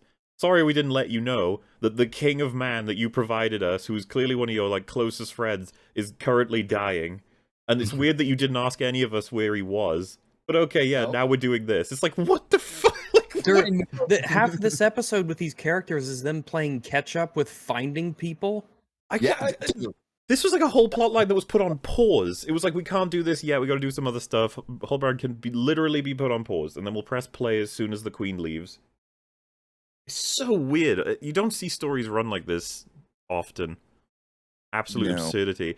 Because Galadriel, if you remember, we were complaining about this near the beginning, right? She hears babies screaming, and she's like, Halbrand, Elendil. And it's like, oh, she really cares about those characters. She found Elendil. She gave up on Halbrand, I guess. And look at the state of him. Like, that guy cannot get on a horse, let alone ride anywhere afterwards. He's got like let alone ride for 6 days. Well, so here's the funnier thing. Without rest. How did he get lanced in the belly by an orc when he was right next to all these people in that street? The volcano went off. Did he run away into the forest, get stabbed, and then run back? Well, I assumed it was full of self-inflicted. spears. I just I have no idea what they Yeah, want how me to did that imagine happen? happened. I don't understand. When did you get stabbed? Were you not wearing armor there? I guess I went through your armor. So some people are saying he's faking it. So he gets surgery from elves. I don't know. But did he stab himself That's in what I order think, to be yeah. taken to the elves, which is where he needs to be to enact his master evil plan? Because Galadriel even says at one point something like, when he says thank you, she says, "What, for bringing you here?" So that's when she's kind of realizing. But that's what kind of hilarious to think about. If she had like seen the wound and been like, "Yeah, that'll need a few stitches. You're gonna have to wait here. I'm gonna go to Eregion now. Bye." Or something. Be like, some shills out there are saying that like everything, if you go back and watch, everything is part of Sauron's plan. I'm just That makes saying. I feel like he couldn't have known. No, that's the thing. No, I know that it's fucking insane because if you go back and look at that, like it would be impossible. I've actually mapped it out. I've got little notes on it. It's insane. This It's isn't a show for maps. all the time he's saying, "I don't want to go back to Middle Earth. I just want to stay in Numenor and grill." Like that was all part of his plan. Stupid. I'm now picturing like he walks over the horse, goes around the corner, grabs a spear, goes to himself, and he's like, "Ah, god damn it! Okay, this should." Oh, I didn't even know that I was wounded. It must have been the adrenaline. Then like yeah, pulls out the spear, waddles over to them, hoping to get found. And he's like, "I feel," and he falls over and just dies from bleeding out. It's like, oh, And remember, in episode 1, Arendir said that the elves don't even have medics. So Right? I don't even know why oh they're yeah, going they there. have some Back other and check. Artificers. And that's what he said. Right. Artificers, yeah. They make beauty for the Weird soul name because for they a don't healer, need but alright. medics. So yeah, I guess that was the plan. He needs to go to Eregion, so he's gonna fake a wound, quote unquote. I still think it's hilarious that means he would have sneaked off to just get himself stabbed by himself. Sure. Okay. It's like, you're a genius, Staron. There was no way that he could have convinced Galadriel to go there with her for any other reason, be it political or anything else. Had to be that this is a fucking gamble. So now they begin their horse journey all the way to Eregion, which you could take a guess for how long that would take, but we find out next episode because time Next jumps scene. all the way over the road. And I'm not a medic, but surely bouncing up and down on a horse for 6 days and nights would tear your wound open. Mhm. I imagine Nah, it'll be does fine.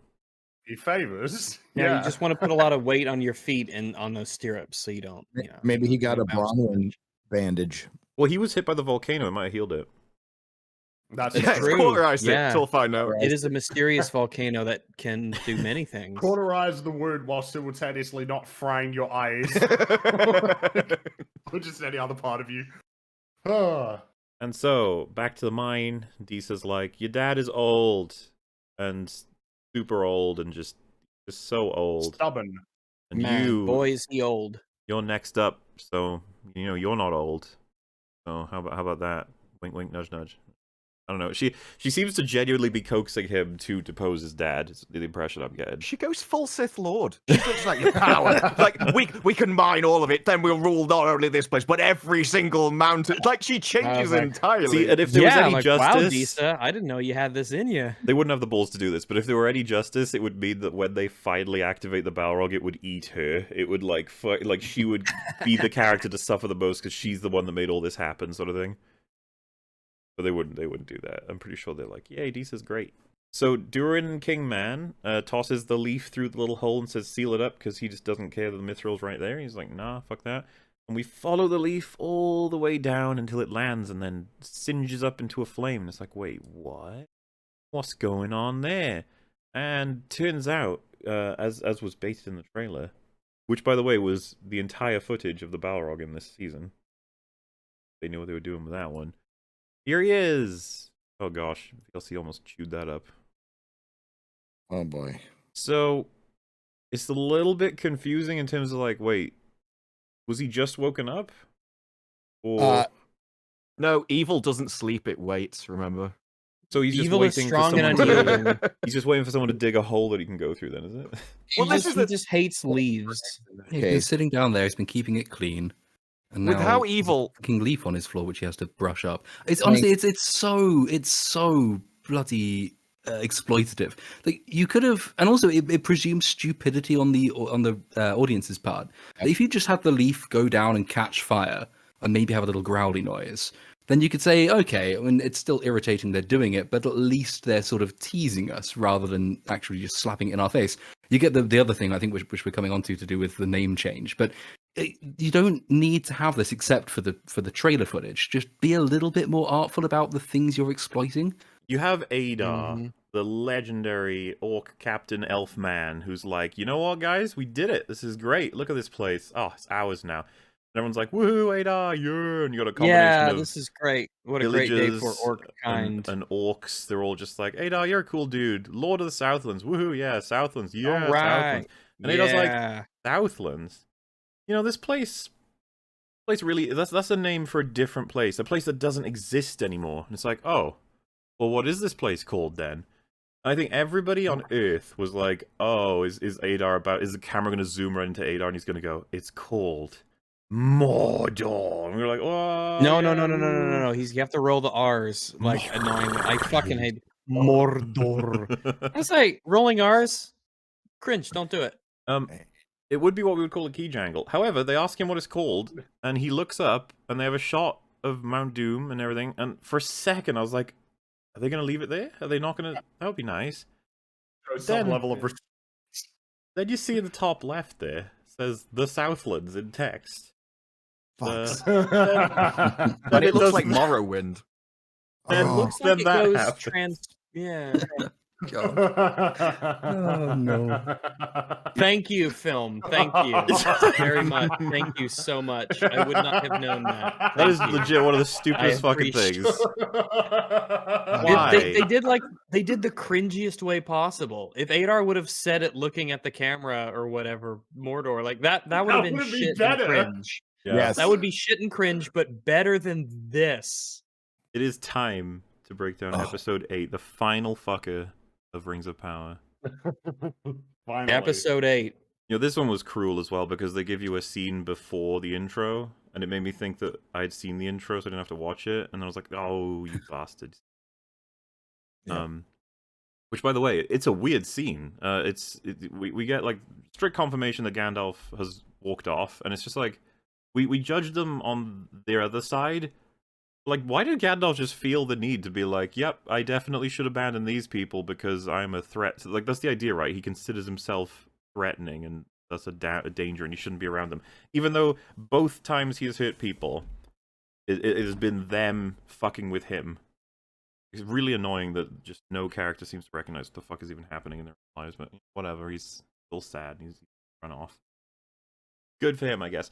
But then, he looks at his apple that was given to him by Nori, and he just, like, it starts playing flashbacks where she's like, you're not a peril, you're good. I was just like, oh my god. Out. Like they had to put that voiceover over because we're morons. Oh, dude, they not only do it because we're morons, but it comes back later in what is one of the most embarrassing moments of the episode, which is a tough sell in terms of, like, wait, that is? And it's like, well, there's a couple, but her saying you're good to him, it's really important, you know? It'll come back. No. So he spots a short person, and he's like, oh my goodness, that's probably a half-foot. Where are you running off to? And this happens. I want to be specific with this, because I thought it was so funny. Right. Got it up on screen, you can see it. So you see this? He's like, and falls over. Like, oh, he's tumbling. He's tumbling. Where's he gonna go? See him drop here, and it's like, there goes the apple. Very low amount Oh of my momentum. goodness, there it goes. Yeah, right in front of him. Very low momentum. And he's like, oh, jeez. Now, my assumption here is that It's like a football. we chop down some kind of larger scene. Because he's like, oh, geez, my apple. I best go pick that up. And as you just saw, that's going to be what? Like maybe a foot in front of him. This is where it is. What the fuck happened? He launched that fucker. One of the rocks, it formed like a ramp. He's like Muriel coming out the house. And it just Just- fucked Are we up. supposed to interpret that as they're fucking with the apple with magic or some shit? Because I was like, what the hell? Fast travel apple. They, Well, let's get to the part where the change happens because I'm wondering what's the point of it. Oh yeah, well, so yeah, for anybody who's like, what is happening here? It's Nori who's running around, and it's like, wait a minute, why is Nori running around? And she eventually stops. Gandalf's like, "Oi there, friendly or friendly, right?" I'm not- Nori. Are you a pair? And then she does a creepy little like, look at him, it's creepy. See, she's looking all dead-eyed. Blinks. One, go. I always find her amusing whenever I see this demon witch person. Always funny looking. I think it's because they wanted to be intimidated, and I'm just like, yeah, okay. It's Mam and Am. Yeah, Feminem. Feminem, how Super I like scary. Who am I? Slim lady. Oh yeah, and we learn in this scene that they're like, "You are Lord Sauron. We worship you. Woohoo!" And he's like, "Whoa!" And it's like, "Wait, but what was all that? What was the point of all that? What was the why Why'd you steal my apple? Why'd you pretend to be someone who's a friend of mine? Why are you doing all of this if you just wanted to walk up to me and say, "Hey, man, we serve What's you"? up? because I'm gonna the totally real- bow to you. Oh, First the real- impressions are important, so I'm gonna make our first impression be that I lied to you. now look at when they bow. Yeah. Slim lady bows, like it looks like she's mounting something. She bows really strange. She walks like that too, in the whole thing. She walks like kind of like Spider-Man in the 70s TV They're show. just Look at weird look at tism that. people. Looks like They she's are- mounting a whole cock right there. That's what it looks like. Yeah, I see what you mean. Like, she does not kneel. She, like, She goes... looks like she's "Whoop." half frog. Like slips the hip a little bit to the side, like she's working She's something got- out. You know. So Gil-galad is arriving tomorrow, and it's sad because we're gonna have to tell him that we fucked up. Is basically what Elrond says, and we couldn't save the world. And I was like, you're just casually mentioning this now. This is like this is like your whole life right now, and it has been for Celebrimbor too. That's all you guys have been thinking about, and I hate it when they do that with dialogue. It's just like, hey, by the way, Gil-galad is on his way, and it's gonna be really sad when we explain to him we failed. I could just picture Celebrimbor slapping him, like, shut the fuck up, dude. Like, that's our whole thing. I know. And then he looks at the Mithril, and he's like, if only there was some way to do more with less. Oh, I was waiting for him to go. It needs to be small and round and rhyme with sing or do. Maybe I'll think of it later. So, they establish it's been 6 days ride from, I guess, the encampment to Eregion. So, Sauron should be dead, but I guess maybe his body doesn't work like normal people. I don't even know at this point. Either it goes back to that space and time thing. We've talked about it before about traveling, but if you're traveling with a wound so grievous that only elvish medicine will save your life, and you're just bouncing around on the back of that bitch, and you're just there, and there's no, like, he's hunched over, and that's all we get. Yeah. There's no. Well, sense remember, of he's we up and can't running ride in about too an hour. fast. Oh yeah, he's Yeah. he's good to go. Like, it's fine. Don't worry about I'd it. be more No, it's concerned about the horses than about him. Like, I know Numenorian horses are supposed to be much better and stronger than ours, but if you can find a horse that can ride for 6 days flat at a sprint without rest, there's a reason that Genghis Khan's empire sort of eventually contracted because it got so big, but he kept it running because he had way stations with fresh horses, because horses cannot actually go at a gallop for all that long. They definitely can't go for 6 days These are and nights. Numenorian horses. I They're don't met- think even they Numenor could do is the that. home of the horse lords, as we all know. That's They why can they're command so good their at horses running. to keep going.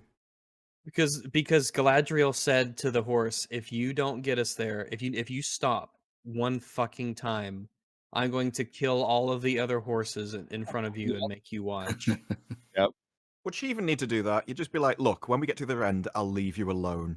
It's like, okay, I'm running. I'm not stopping. I'll never ride you again. So yeah, Elrond's like, wait, King of the Southlands? How did you cross paths with him? How are you here? What? And I was like, Elrond, great questions. I look forward to her answering them. But unfortunately, her response is, well, how are you here? Uh-huh. And then he's like, I know you fair, are. What am I? fair enough. It's And the way he nods at it. That's what gets me.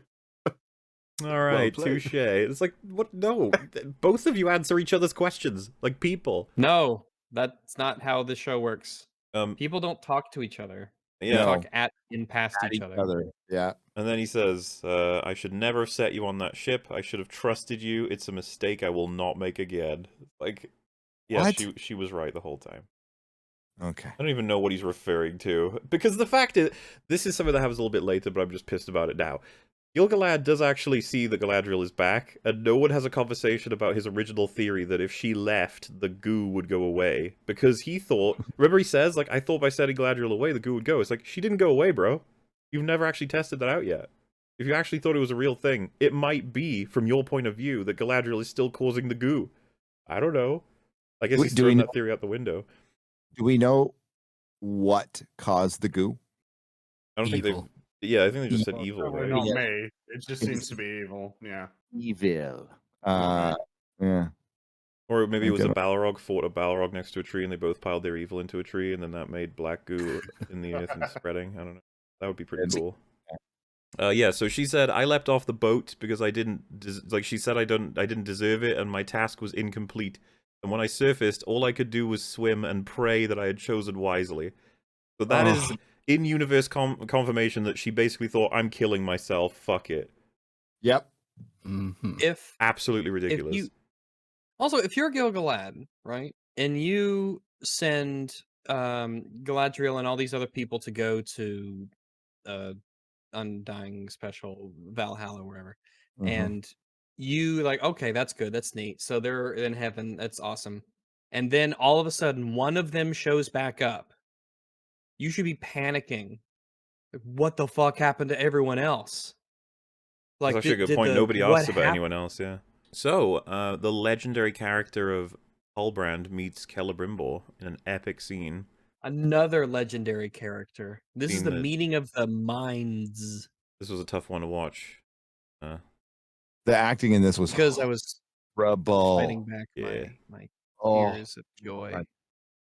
So, Halbrand's like, this is peculiar. What is it? Just picks up the mithril, because apparently it was just on a desk. he refers to himself in the third person to begin with. He's like, oh yeah, "We're out." Celebrimbor is like, this is Celebrimbor's workshop. Like, Yep. oh, I'd love to meet him. And he's like, oh, well, he is here. It's like, what are we doing? I guess he's just having a moment. He's having like, I have a fan, I have an admirer, and it's the most evil play a person bit on the earth. Like, God damn it. So yeah, he picks up the mithril and Celebrimbor's immediately like, oh, it's not enough. Like, why are you even talking to him about it? You don't even know who this man is. And he's like, have you tried mixing it? And he's like, well, I wouldn't do that because it'll dilute it. And he's like, yeah, but what if you were to mix it with something that's good though? And then he's like, what? Like, combine it with like other rare things and then make it better. And then Celebrimbor's like, whoa. This whole time I've been mixing it with shit. Master Dang, Smith, that's right. Master Smith of the Elves, as the show took time to tell us, doesn't understand how basic metallurgy works. And it's like, I pointed this out on Twitter, and someone underneath said, yeah, I too object to this fantasy show because it got metallurgy wrong. I was like, I don't think you've got the point there. That's not what I'm taking issue with. It doesn't matter that it's metallurgy it matters that it's his expertise, and Yes, it could have been a it's made-up correct. thing. It could have been magic casting, and he's the greatest wizard of all time, and then this other, like, rookie wizard is like, have you ever tried casting a spell with your butt? And then he's like, whoa, that's amazing. Butt spell.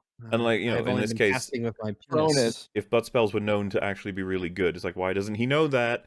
The idea here is obviously that Sauron needs to have a particularly important component of the construction of these. So what is it? And it's like, well, he can tell Celebrimbor the secret to combining them. And honestly, because they're so stupid, they probably should have done it off screen. And Celebrimbor's like, I couldn't quite figure out the way to do it, but that Halbrand fella of yours, he's been working with me, and we've managed to figure out a couple of shortcuts here and there, and a couple of things that, you know, this, that, and the other. Like, nice and vague, so we can't judge it. But you actually just openly have him say, combine it with other metals. And then it's even worse than that, because Celebrimbor's like, oh no, that doesn't work because it'll make it impure. Then he's like, yeah, but what if it didn't? Like, it's so bad. What if you use the right ingredients? Yeah, and that's it. And then he later says, like, oh, you know, I got this from the Southlander.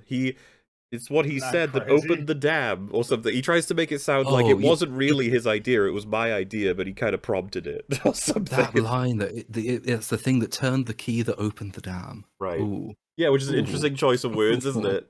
And I wonder why they decided to use that choice of words. Is it because they need to fast forward things again? Yes, it is. So we're over back in Numenor, and old dude is getting his tomb sorted out. He's kind of losing his marbles. He starts talking about the doom of Valyria. I mean, the doom of Numenor. That's the one. It's all gonna fall apart. Bad tism's on the way. And I can't remember. Does he think he's talking to his daughter? I think he does, right? Yeah. And he's like, we gotta restore the old ways, or our people will be lost. Like I said, when it comes to old bedridden kings mistaking women for his daughter, he's really low tier. Really low tier. Not my favorite. Yeah, there's way better one out there right now. Isn't that weird? That happens in the same. Yeah. It is kind of strange. It's that thing in it where it's like, if I had a nickel, it's not a lot of money, but no, weird that it happened twice. I had a nickel for every time a dying king thought he was talking to his daughter. So anyway, he wanders over to his little Palantir room and opens it up, and unfortunately that means that she gets to now use it, because there's no, like, nurse in the room. There's no one in earshot, even, that maybe takes care of these things. And to be honest with you, with him being this senile and kind of crazy, is it good that he still has the keys to that room? No. Probably not. You should probably You not. don't like You know. the To be car fair, the dementia. Palantir room, it doesn't have any shields because no one would be crazy enough to open it.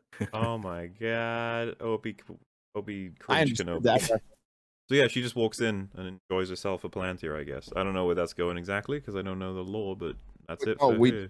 Oh no, she doesn't exist in the lore, so it can go wherever it wants to. Like she's just been made up. I'm trying to remember how she even got here in the first place. She was drawing. She was an apprentice, yeah, to She was- do his tomb his likeness icon. to his tomb. She was in. She was in Oh a yeah. competition. It was a competition for the likeness of his tomb. Yeah. I feel like they would have settled this ages ago. Someone in the guild would have high honors for, and you wouldn't give that shit to an apprentice. You'd give it to like the master carver of the guild. You know, to make the king's face out of stone for his They tomb did is this a to big add deal. female energy to the family, but she's going to be the impetus of the faithful breaking away. Mhm. They're going to make her the centerpiece of it, and not a Lindil or oh man, a Isildur, who we haven't talked about because he's totally dead, right? Like 100%, totally. Isildur dead. So dumb. When Isildur gets out of that building, he'll be really upset that no one. His like, dad came and got abandoned him, but then it'd be like, it's worse than that, mate. Everyone abandoned you. Everybody. Yeah, Yeah. he doesn't give a fuck. They Orcs. sailed back to Numenor. It's gonna You be got a bu- hard-footed, my dude. Yep. That scene's over. We go back to the place, and they're like, we're gonna build you a crown made of mithril, Gil-galad, that's gonna save the world. And I was thinking, like, surely you'd probably want a pointy stick, so you can, like a wand, so you can rub it all over the tree and stuff. If it's on your head, you sort of, like, awkwardly aim your head around a bit, right? Or is it just really, it's got a strong I'm aura? imagining that they make a wand of mithril and they start rubbing it on all the trees So Hey, if it works. in the forest. They go to all the trees. He's fluttering around with his wand. He's like a fairy. He's like a pretty princess. Like, sir, you have to do it to save the world. He's like, it's okay. I feel willing." gay though. Yeah. Yeah, Gil-galad's a little bit depressing in this scene. They like, oh, we gotta make that and we can save the world. And he's like, too late. we dead. We're just dead. gotta- Fuck it. Too late. If you guys had made this like a week ago, maybe, but it's too late. Fuck you. Black If pill. only we'd learned about Oh. this sooner. If only we told Elrond the gravity of the Exactly. situation. Ugh, quicker. so fucking to dumb. begin with. This is totally not our fault. But also, yeah, he says it's too dangerous and stuff. And Galadriel, who's just here, by the way, we haven't had any conversation for her and Gil-galad at all. She's just here. Nope. And she says, sometimes the perilous path is the only path. I wouldn't be standing here otherwise. He just looks at her and he goes, you shouldn't be standing here at all. I was just like, that was kind of funny. You're the king. Tell her to fuck off. It was, tell her a lot of things. It's like, you betrayed a whole bunch of shit. We got loads of words to... We're not allowed to speak. The script won't let us. Never mind. So, when he complains they didn't do this fast enough, Celebrimbor says, angrily, I almost had it sooner. It was only in speaking to the Southlander that... And then he cuts him off to say, the low man? This idea was his? It's like, okay, before we continue, what is Celebrimbor saying when he says, I almost had it sooner? It was only when I spoke to the Southlander that I actually managed to do all of this. So, like, he's angry at what? Getting a shortcut where he wouldn't have had it without the Southlander? Yeah, that was confusing to me too. Like, he's like, you It should sounds have like- done this faster, and he's like complaining that he's doing it faster than ever before, but he also could have done it. It's like, you couldn't have done it faster. This was already faster. Is it? Yeah, Really like we weird. missed- Yeah. a slight Kinds of like, things that remind you the writing's pride. really bad. And it Yeah, there feels was to that. me like they were trying to find a way to force him into saying the Southlander to then trigger Gil-galad into saying, like, why the fuck are you playing around with that low man? Which is like, okay. But yeah, so he carries on. His suggestions were the key that unlocked the dam. This is the power of the unseen world, not of flesh, but over flesh. What the fuck is that supposed to mean exactly? Like, in this context? Yeah, I thought that it was sounds supposed to make kinda the goo creepy. go away. It does. Like, what was this again? Saving the Make it elves? You sound talking like about a creepy having power weapon. over flesh? What are we talking about here, man? We And just want to then- make the goo go away, my dude. And then you find Yeah. out, like, power over flesh. Where did you get those words from? And he's like, who cares? Whatever. And then she's like, was it Halbrand? It's like, Why would you assume Halbrand said like? Well, because at this point she thinks Halbrand is Sauron, but she's not But sure. why? Because of everything that's happened previously in the episode, like I can't remember the exact details, but there's been enough hints that she thinks he's not who he says he is at this point. I don't Which is why remember she there sent Harry being. to look in the first place. Like, But Adar was the ones that said those words, and he got it from Sauron, presumably when he was working with him, which is the link. Yeah, but when that's the link between them, but not the link between Galadriel and this. No, Yeah. like I thought there was a complete absence of stuff at this point, which I was going to say Galadriel. that's my big complaint with this: is Galadriel's no reason to distrust Halbrand yet.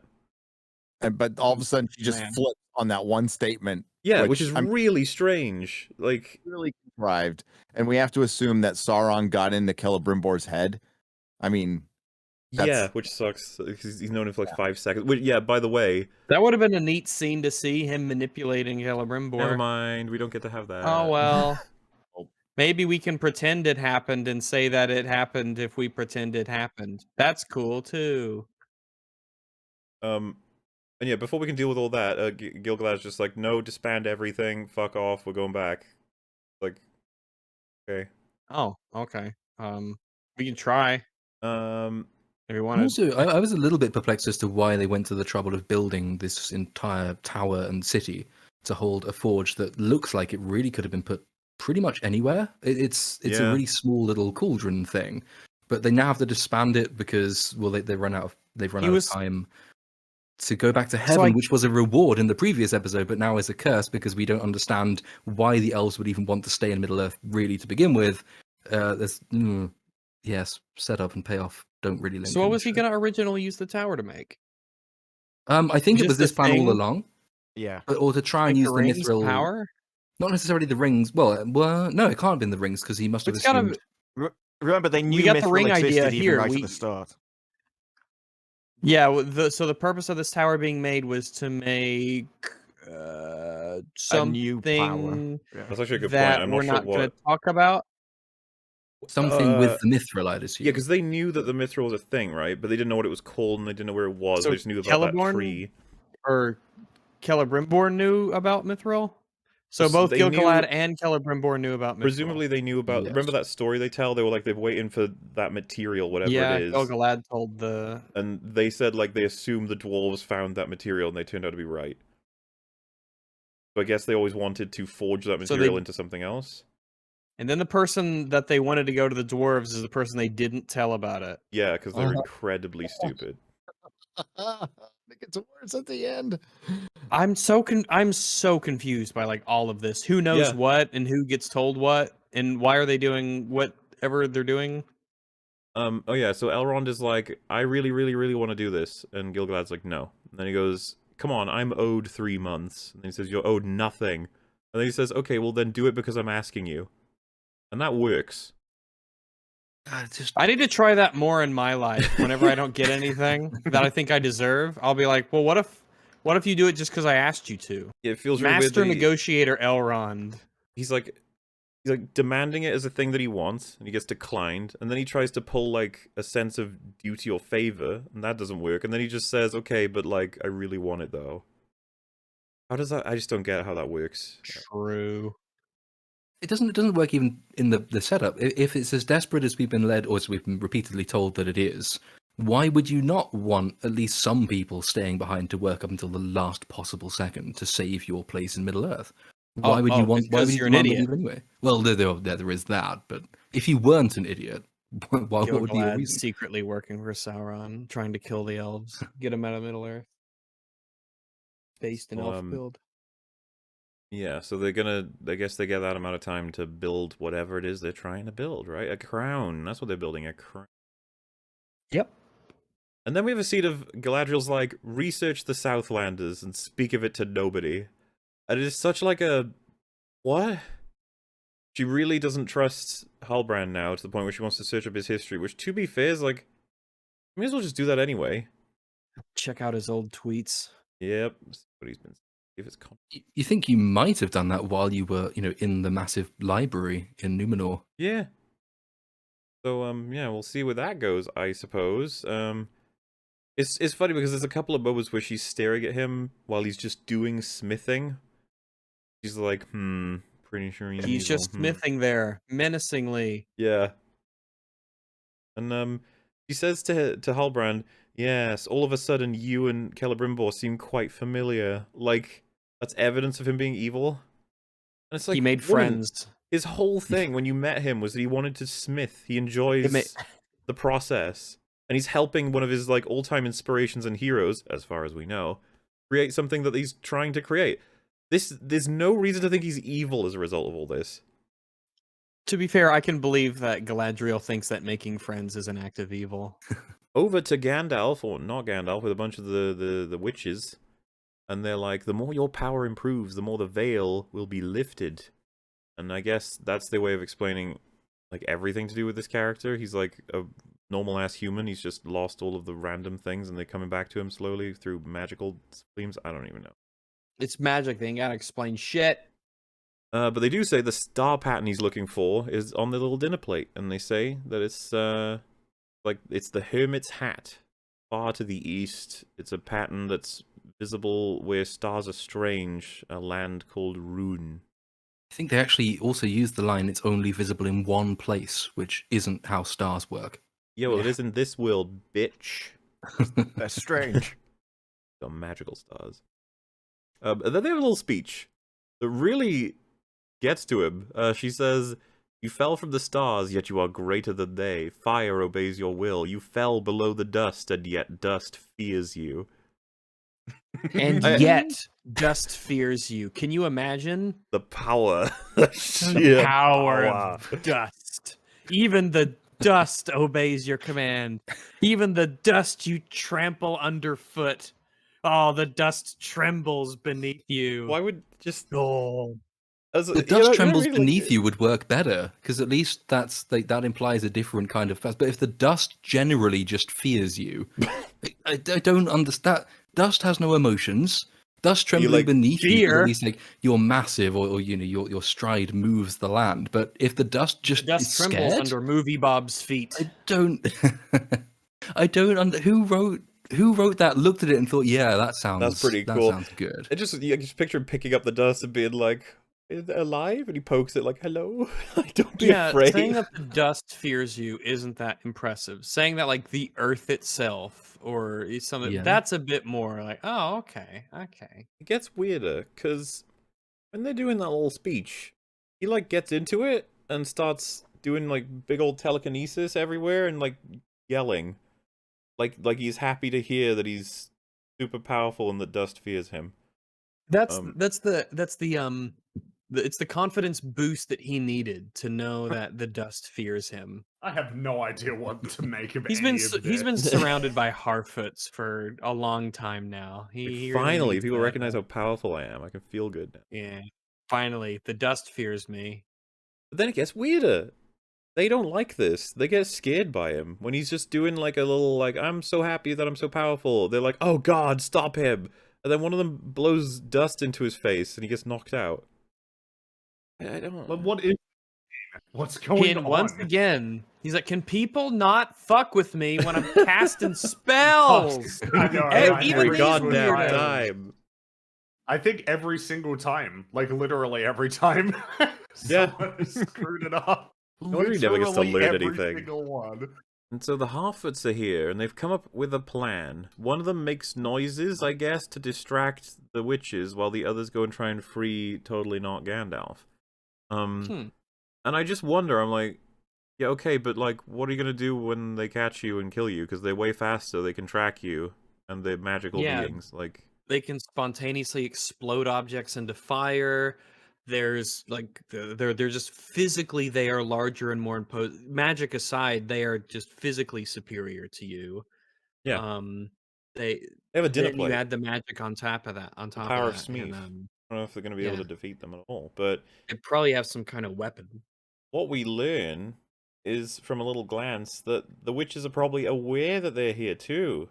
This isn't going to go well at all, apparently. Uh-oh. So the Harfoots get around to freeing old Gandalf there, and it turns out that's not Gandalf at all. It's a fake. It's the shapeshifter. And he's not even turned into the lady yet. He's done the eye thing. And it's like, oh no, what's going to happen now that you've done that? And Nori is like getting all spooked, but Sadok is like, I'll grab his leg, you run. Doing a hero thing, you see. But then the ambush happens. The other ladies come from around the corner, because this was all a part of the plan, you see.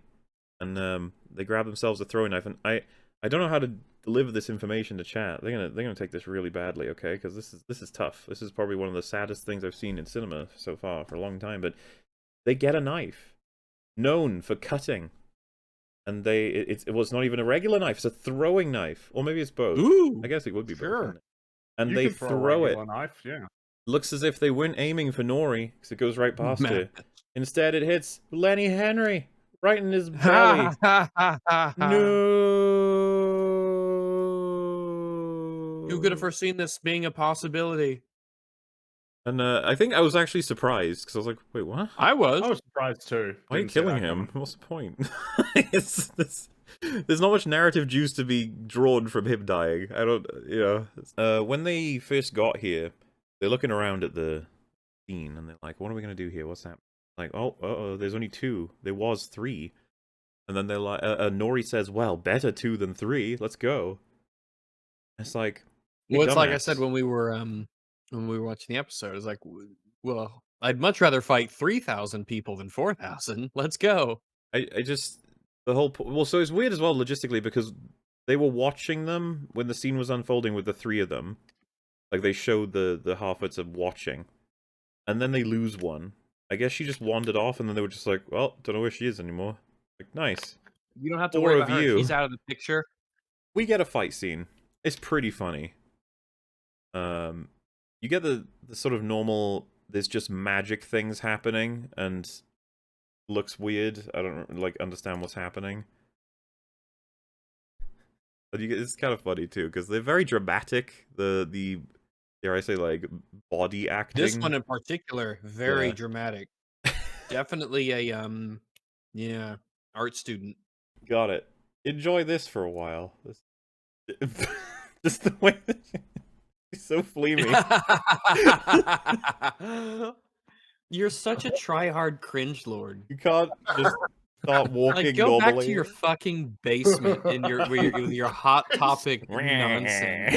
I'm gonna So get weird. you see this, you're like, oh boy, what does this mean? What's happening? And well, they managed to handle it pretty well in Star Wars. And that's kind of, but look at this. She goes, hurrah! Then he just goes, and turns 90 degrees. Don't do that. I'm not upright anymore. Oh, here I go, spinning all the way back the other direction. Why Now are I'm you going even doing this that? way. God, the try-hard face on this witch. Holy shit.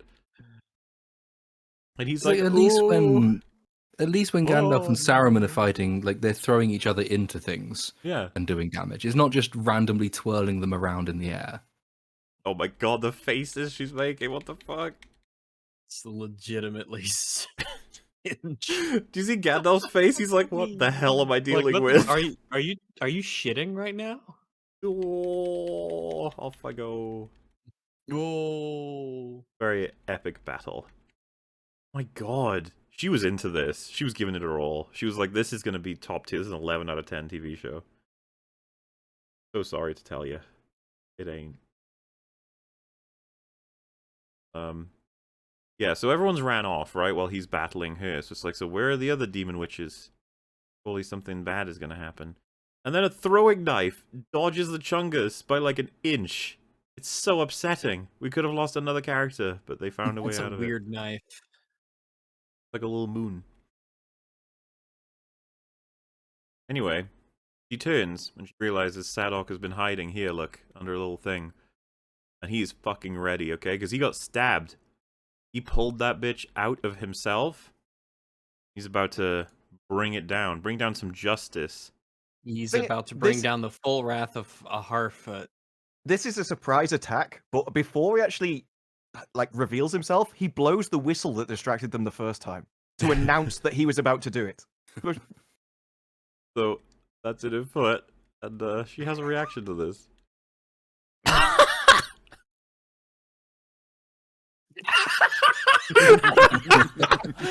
Oh my god, she looks like Yoda when Yoda goes back and Oh, goes, you're right. That is like Yoda. It's just like Yoda.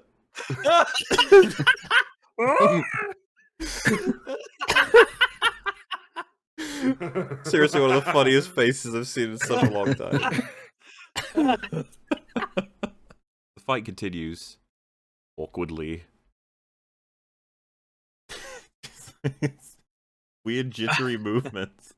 What was weird is that one of them said, "Make him see," and in response to that, she's about to hit him with the staff, I guess, making an angry Yes, face. that- Look at the face! Oh my!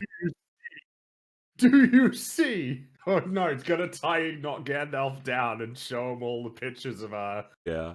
the holiday that they went on. God, she's so into this. Anyway, they throw a rock at her, and she's like, "Ow!" And it's like, what? It's a rock. And then like, the person ducks down, and they're Oh, actually yeah. like tormenting her with just throwing pebbles. Oh god, so hard to watch. So dumb. But they throw enough of them that she drops the staff too, and then Nori takes it. She's just waiting for that. That's part of the plan, I Yep. get, or maybe just incidentally. Was it part of the plan to get her to drop the staff? Yeah, 'cause or- she wants to give it to the wizard man who can defeat them with the staff. That's obvious, right? How did you Okay. figure that out? So anyway, she burns the whole forest down. Because, you know, Yeah, As as you you do. bit awkward. She sets a forest fire here that could likely wipe out the entire thing, though. It's so huge when they zoom out. It's just like, god damn, you're kind of an asshole, aren't you? Whatever, I guess.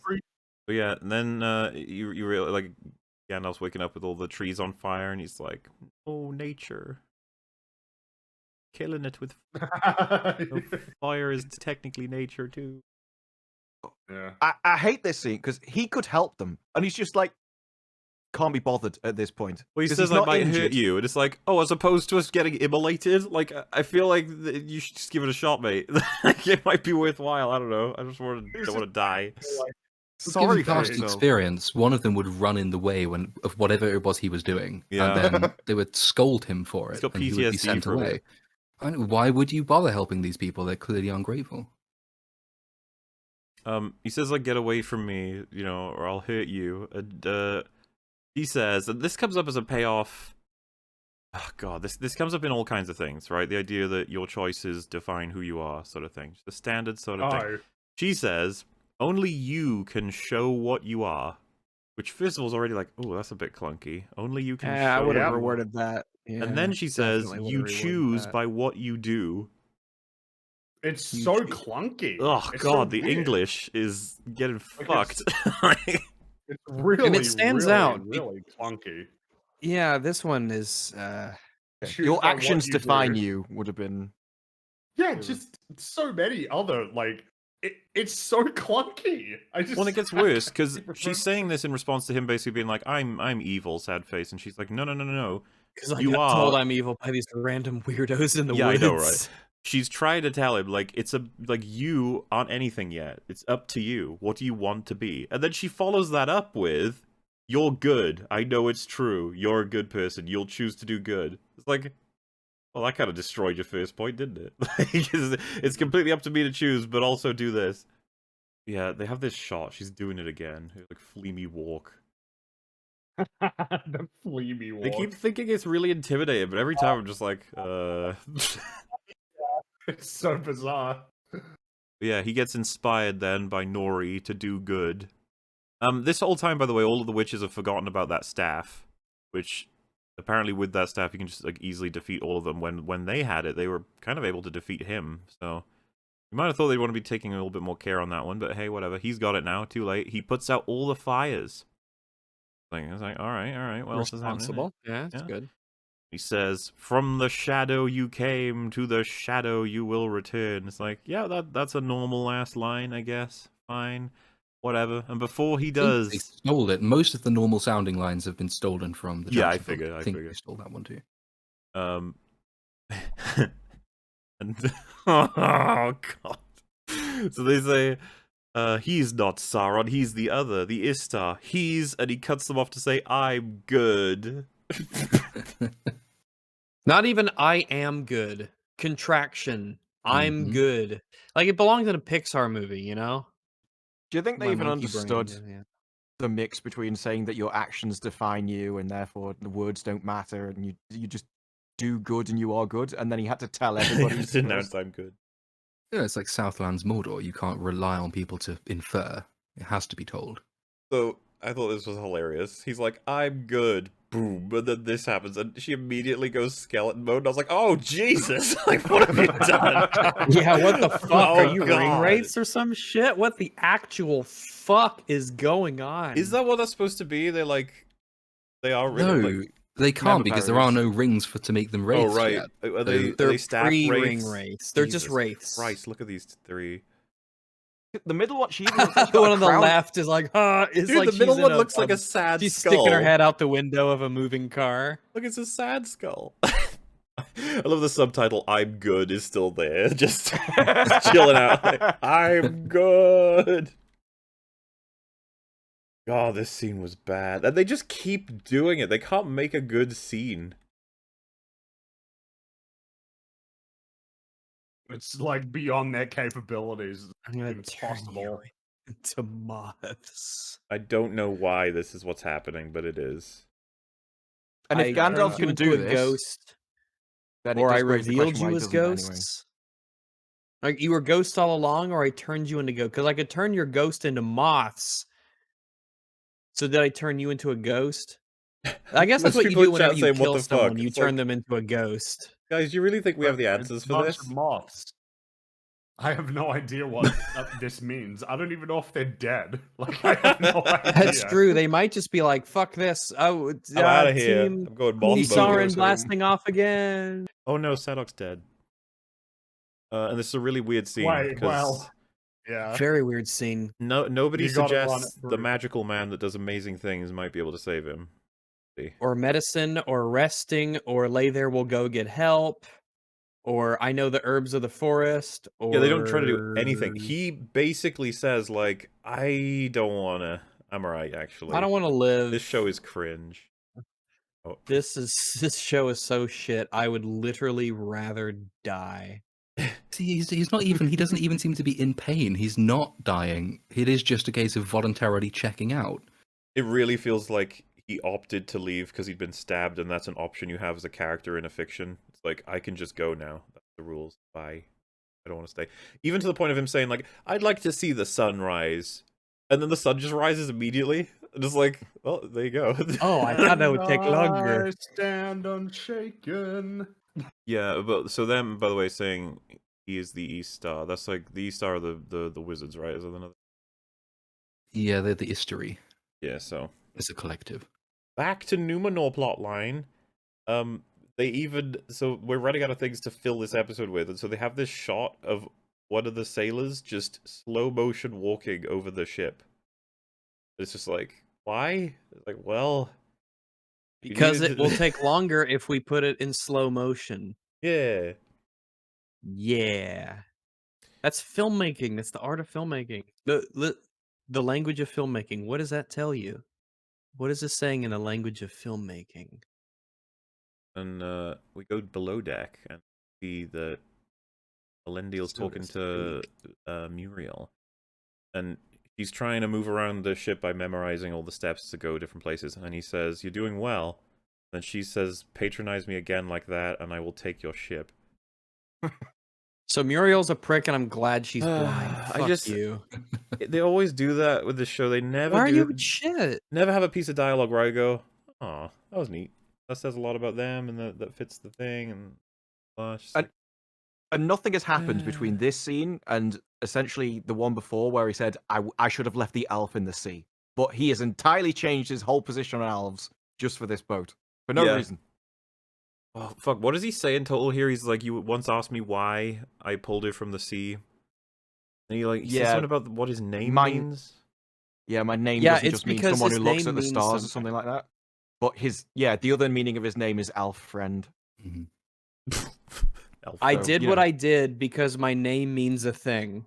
Yeah, that's good. They wrote that and they had him say it, and it's so stupid and it hurts his character so much? Did you do it because it was the right thing to do? Because you felt sorry for her? Because she reminded you of someone? Because of it doesn't? No, it's because my name means elf friend. So if I see an elf, I better help him because I don't want to have an ironic name. Well, and she says in response to all of that that like my father once said about faith that you should expect like there will be a price and that you should like be unwavering.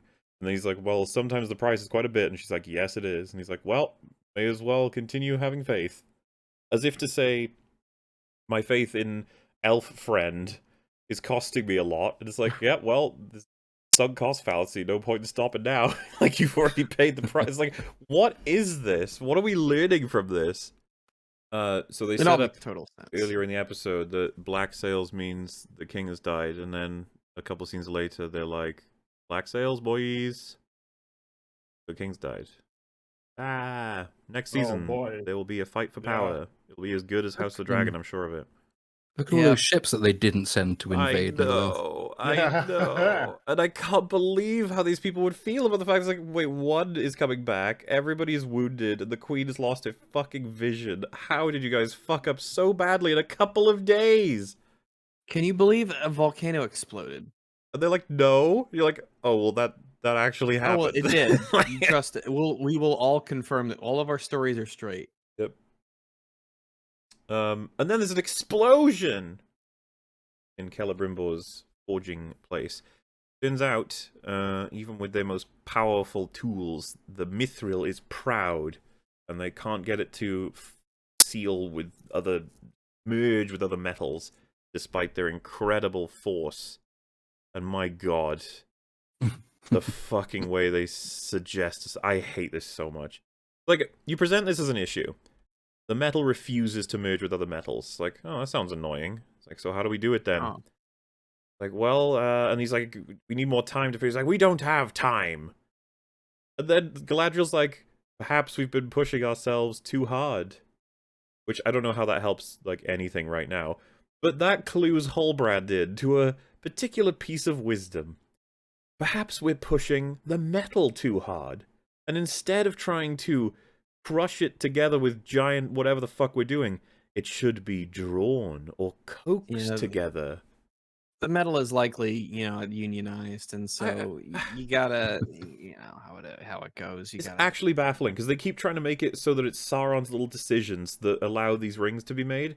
But right now, we've already had the absolute dumbassery before. But this time, it's how do you merge metals? And it's like Celebrimbor was literally smashing them together like a Barbie and Ken doll, just like, come on, do the thing.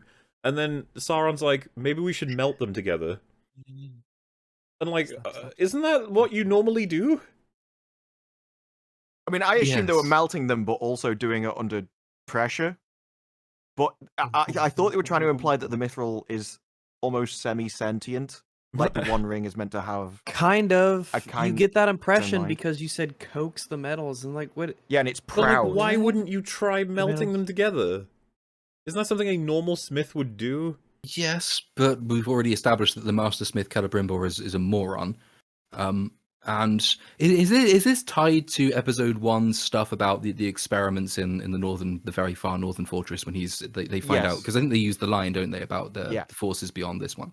And so this is sort of Sauron's moment of realization as well, I guess. So you could kind of excuse it on the grounds that he's put a lot of work and research into this, and so he's jumped to this conclusion because of that past work and experience where other people might not have done because they haven't done that work. But my whole issue is that this is something that Celebrimbor would try. It's like, how do we fucking hit a hole in this wall and we have 3 tools, a hammer, a chisel, and a blanket, and you're like, well, try all 3, see what happens. It's like a video game at this point. Like, this is not complicated. I don't know why he keeps solving these problems ingredients this way. to discover new recipes. He comes down to tell Galadriel the good news. But the thing is, they're gonna have to make something smaller than a crown. You know, something smaller, but kind of like a circle. A bracelet. Like a maybe a breaker bracelet, maybe something else. I don't know. Hey, whatever. And then she's like, "Hey, tell me who you are." And he's like, "Whoa, what do you mean? You know exactly who I am." She's like, "Nuh-uh, who you really are." And he's like, "Oh, Galadriel, I don't know what you're talking about." And then she like tosses that's hilarious, by the way. Like she tosses the thing and it's like slightly in front of her. as if to imply, come and pick it up. And then she explains what it is after he's looked at it. Like just an awkward, like, are you gonna tell me what that is? Or are you gonna... Then he goes over and picks it up anyway, right? To have a look. Just funny, because just be Look clear. at all these people who aren't related to you. Like, all right. Okay. And yeah, so she's exposed him live in 4K that he's not in the line of men. And he says, well, I did tell you I wasn't. And then she was Which like... is a fair response. Fair point, yes. It is entirely a fair response. I'm just saying, like, so think about the motivations of him right now. Does he just want to tell her he's Sauron in this scene? Or is he seeing this as I'm cornered, I'm going to have to tell her? I guess he wants to because he isn't cornered. Whether or not he thinks he's cornered, I guess is... I'm I just trying think to tell he if sees he's this an as his idiot or not. opportunity to lure her to his side. Yeah, I would argue he's a little too did early it, on but that he did one. it in a he did it in a super creepy way. He Yep. did the. They always do it that way, Rex. Steel, Every time. Every time a villainous character tries to tempt a hero over in something shit, he shows them a pillar of skulls and says, look, this can be yours. Like... Wahaha. He never tried. Yeah. So annoyed. Yeah, there's this moment I thought was just kind of funny where she's like, but you saved me on the raft. He's like, you saved me on the raft. It's like, well, you both... Whatever. No, she didn't save him at all. I was The gonna only say, I thing didn't she did think on that that in. raft is, like, give him a hand up backward to get back on, which I'm sure he could have done on his own. And then she says, you convinced Muriel to save the men of Middle-earth. And he's like, well, you convinced her. And then I was just like, yeah, that's true. And I think Galadriel knows that. She was pushy as fuck. Like, unless you're talking about that final speech that he gave that we never saw.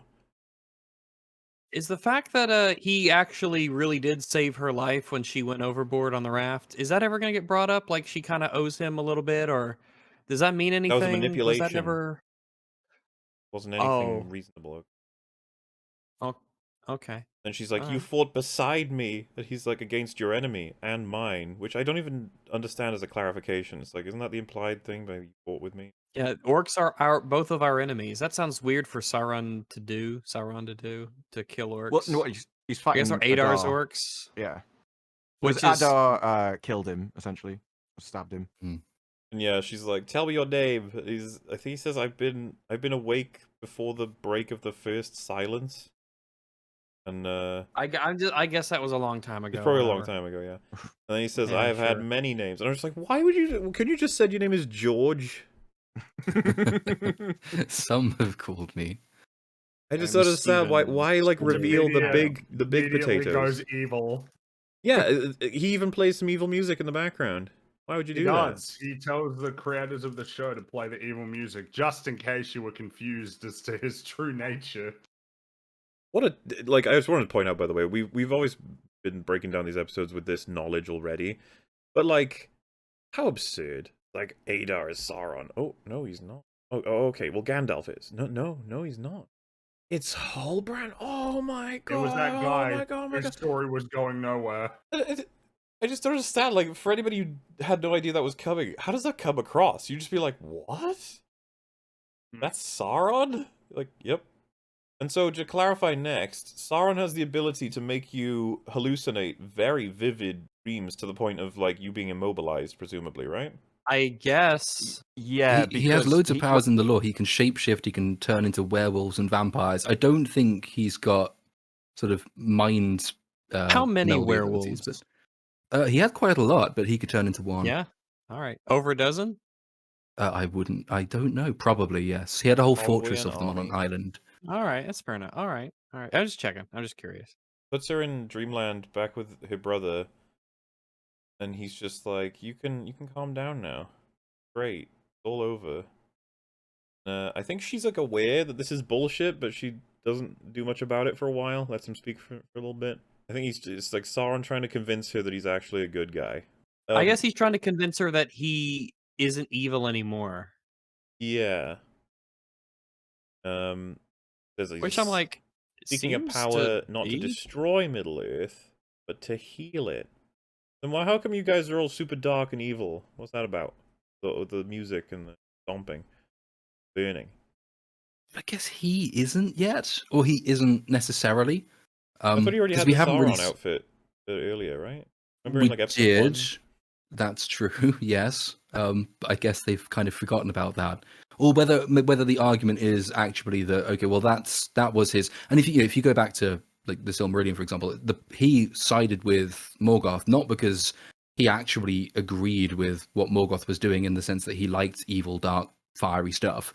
He did it because his first and abiding love is this sense of like cosmic order, and he just thought, well, Morgoth wants this and he can get it more quickly than I can. I'm not actually evil. I just think that this is the most efficient way to do what I want to do in terms of establishing order in the world. And it happens to be that Morgoth then turns him evil after that invitation. Obviously, we've got none of that in this show. It depends how much they want to backfill in subsequent seasons as to whether they do that. And I get that's the only way I've been able to sort of read his subsequent I'm not evil, I just want to heal the world. Yeah. I'm not a dark force, I'm value neutral, essentially. I just want order. He's the ultimate technocrat. And I don't it's just really weird trying to read in. And I think going back to the thing you said earlier, like people who didn't know what was coming, how would they have taken this?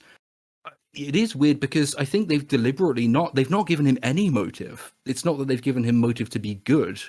This isn't a choice between good or evil. It's just a case that, well, if we keep him completely blank, then we can do whatever we want with him. It will jar when the audience sees it, but at least then it allows us to get to this point without doing too much work as writers.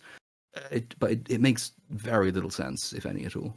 He says, you killed my brother, and then he says, Galadriel, why would you say that? And it cuts back to it, and they were like, when you say you killed my brother, you're going to want to be feeling a lot here. You're feeling a lot. There's a lot of feels, so we're going to need you to cry. And then they filmed it, and she wasn't crying, and she was having trouble with this. She was like, fuck, I can't get the tears out. And they're like, we can do the thing. We'll cut away from you, and we'll cut back. We'll have the little squiddy bottle, and we'll get a couple of tears going. It'll be fine. They didn't put it in her right eye, though. Instead, they squeezed 3 tears into her left eye and nothing in her right eye. And so it just looks super awkward to me. I don't believe this is a genuine set of tears right now. I think this is an awkwardly put. Oh, you've got the scene up, man. Yeah, they're doing a big old shout at each other. Really... The main thing I want to highlight from this conversation I find really funny is she's basically like, he's like, I thought we were friends. And she's like, you're a friend of Morgoth. And then he's like, you're being mean. Wow, I want to be a good man. She's like, nothing can redeem you. And he said, but you said I could. And then she goes, yeah, but you deceived me. And he goes, yeah, but you said anything could work. I just think this whole dynamic is hilarious. She's legit listening to Sauron say, I could be a good guy. Then she's like, nah, you're super evil. Like, he's why never would You're you going to be evil forever and you could never change. Why not entertain this, Galadriel? Just be like, okay, be a good guy then. Prove it. Well, Instead he of was being like, actually "Ah, honest with her sorry, the don't entire matter." time. What's that, sorry? He was actually honest with her the entire time. He said he wasn't the king of the Southlands. She forced him there. He wanted to be in another island. She brought him here. Yeah, and he Everything that's actually still happened, fought with she was her. in control of. And he actually did everything she told him to do, and he managed to fix Celebrimbor's problems. Like, I know that she's holding against him that he's done a bunch of stuff, including killing her brother and everything, but he's basically just saying, like, yeah, I regret all of the past stuff. You said that we have evil deeds in our past and we can be redeemed for them, right? And she's like, no. Yeah, he only came back when he was like, well, I want to find peace over here. I want to leave my past life behind. And she said, no, you can't. There will be nothing for you here. You have to go back. Yeah. So, this is all her fault. Yeah. You'd be dead without him. Surely that balances the scales somewhat with the whole brother thing, right? Also, there's this shot. I think that like this is one of the ones on Twitter, right? That people are praising. Cinema. It's a little too predictable at this point, like the kind of things that just get praised in like film and television, Twitter. I'm just saying, man. Rings of Power viral praise involves a screenshot or maybe someone saying "yay" about like a concept that's barely in it. Meanwhile, Rings of Power, House of the Dragon goes like trending after the recent episode because of a particular actor's performance and across all of the episodes and what that story means coming to a close and all clips of him talking about it. Whereas in this case, what is one to say about this imagery like that is longer than a paragraph? What is one to say about this that isn't what it is? Right, that it's a shot of Sauron and Galadriel's reflection on the water, and you think it kind of looks cool. Like that's what else is there? Yeah, and at one point during this, when she gets mad at him, she says, "I should have left you on the sea," which really doesn't make sense. It's like, Did he? He saved You didn't leave. He saved you. Yeah, in Yeah, fact, he it did was the save you. Numenorians that really made that choice. I'm getting some whether to leave. Kenobi Vader vibes. You've come here to destroy me. Yeah. Oh, I can't believe they wrote that. Yeah. So yeah, they get really mad at each other and they create several good thumbnails. Well, you gotta Outing. show it, right? Yeah, I will.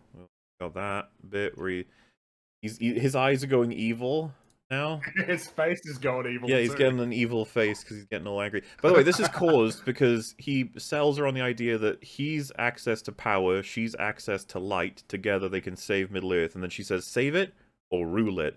And this is where he fumbles. He says, I see no difference between those things. Instead, he should probably have said, save it. I plan Yeah, to but save again, it. that would Save be it. lying to her. I don't think he's ever lied to her. He's just In that telling case- her his worldview at this point. Yeah, but like, for one, I'm assuming that that's going to be something of a, like, he's deceiving, right? Isn't that his whole thing? I thought that was the whole point.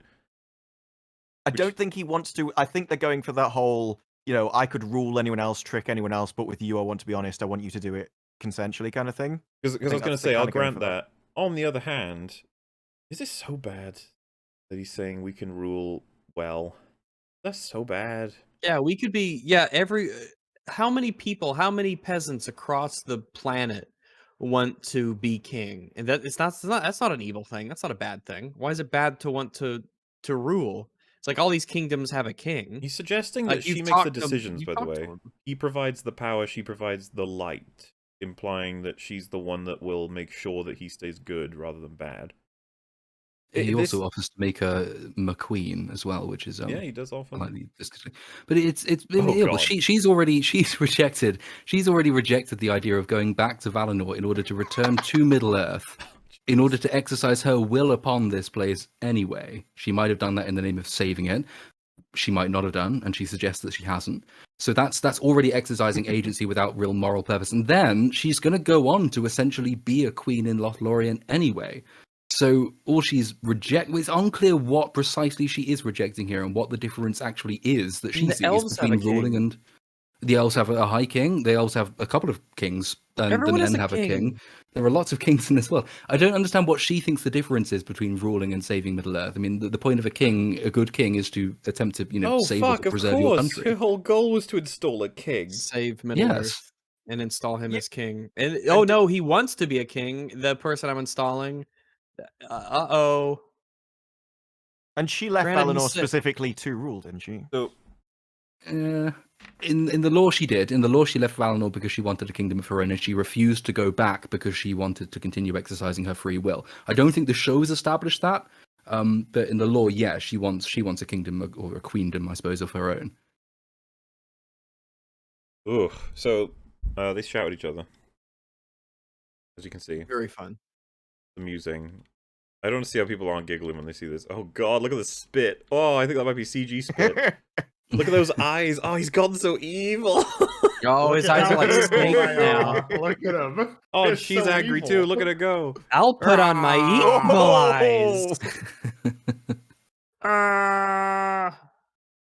Oh no, the blade stopped and now she's drowning. Rip. May remember this time where I saved you? Yeah, this time that's not happening. I'm gonna get you this time because you've been mean to me. Yeah, by the way, I saved your life. I put myself at great risk to save your life. You're welcome, by the way. Oh god, there's so much stupid left in this episode too. There is To be fair- actually, unfortunately. The Hotfoots is like 10 minutes of just literally nothing you can skip Yeah, past. that's actually true. We'll get through that bit fast. It's more so the Wasting when she gets time. back into real world. God, it's like I'll try and go through slowly-ish because there's a lot in terms of how this breaks down chronologically. But yeah, she wakes up in the special little river outside of Celebrimbor's little building of orgy building, and Elrond's there, and he's like, "What the hell is going on?" She tries to kill him, of course, because she's Galadriel and she's a very strange person. That's how she greets people, I think. And she's like, "Prove you're Elrond. Where did we first meet?" I want to stop right there, okay? What have we learned about Sauron? Like, well, he can access your deepest and most meaningful memories. He can even make you hallucinate anything he wants, seemingly. So, first and foremost, how do you know this is real? You shouldn't know this is real. He's supposed to be able to shapeshift, that's one thing, but now they've introduced, as you say, this memory sharing dynamic. But the only, if I were working very hard on the writer's behalf, I'd say, well, if he killed her brother, then at least he knows something of, well, no, because he wouldn't have known that it was her brother. So, oh no, he would, because she told him. I get maybe because he had direct involvement with her brother's death, you could just kind of force your way to saying he has at least some knowledge of that, whereas he would have none of Elrond's backstory. But I think that's complete compensation. Well, someone said it's because it's not glowy. It's like, that, you know what, that could be it. When he drags you into a little simulation, it's all glowy. But question number 2, because I don't think we could solve that first one. Anyway, 2, why would you ask to grant like some piece of information from the past when, number 1, Elrond might not remember? Like, there could be a chance. It'd be awkward. It'd be really awkward. You'd be like, "Oh fuck, it was like a birthday I don't party. remember how I met it was plenty of it was people it was that so long kid ago. with 1,000 years ago, goddamn. Yeah. Meanwhile, would Sauron know? It's like, more than likely, yes. He seems to have full access to your deepest and To your darkest memories. Yeah. So why would you even bother? How does this help you? Like, Sauron could be like, "Oh, we met at the summer glade you were dancing," or whatever the fuck it is. And she's like, "Oh, thank God." And he's like, "Yeah, I'm Elrond. Yeah. Definitely." Why'd you say that, Elrond? Why'd you laugh, Elrond? He's like, "What?" I What? just What are you was talking thinking about? of a funny. I didn't say anything. Something funny. I was just talking to myself. Yeah, you wouldn't I get like it. to do that. Yeah, I'm Elrond. So, And yeah, it's also worth noting that Elrond doesn't seem to react that much to Galadriel nearly fucking killing him. stabbing Yeah. him.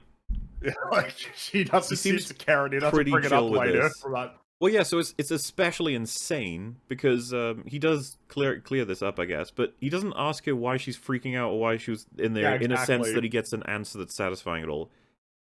I don't know if it's too early to say, but she doesn't tell people what happened here. Which is why in the world would you not tell anybody what happened here?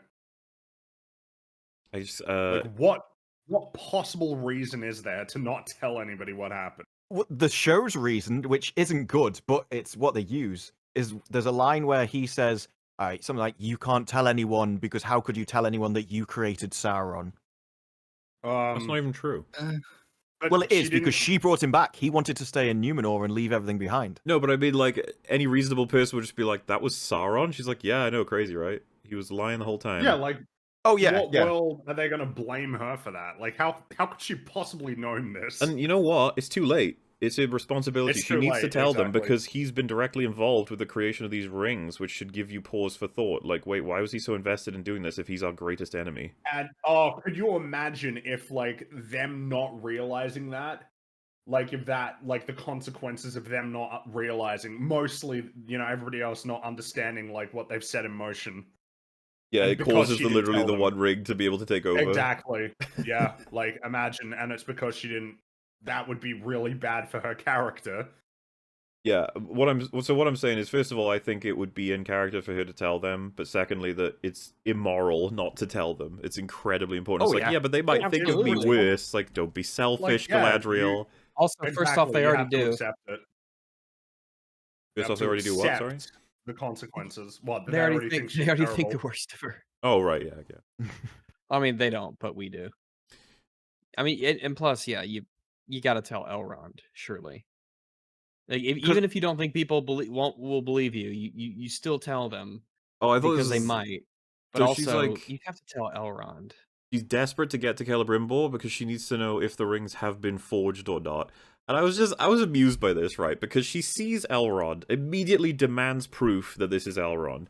Then she walks around and she eventually gets to the tower, sees Celebrimbor, and talks to him as though he's definitely Celebrimbor. It's like, oh, we given up on Yeah. the whole Sauron could be anyone thing? Okay. Because Like, pathetic. She did it do for one that. person, and then she gave up.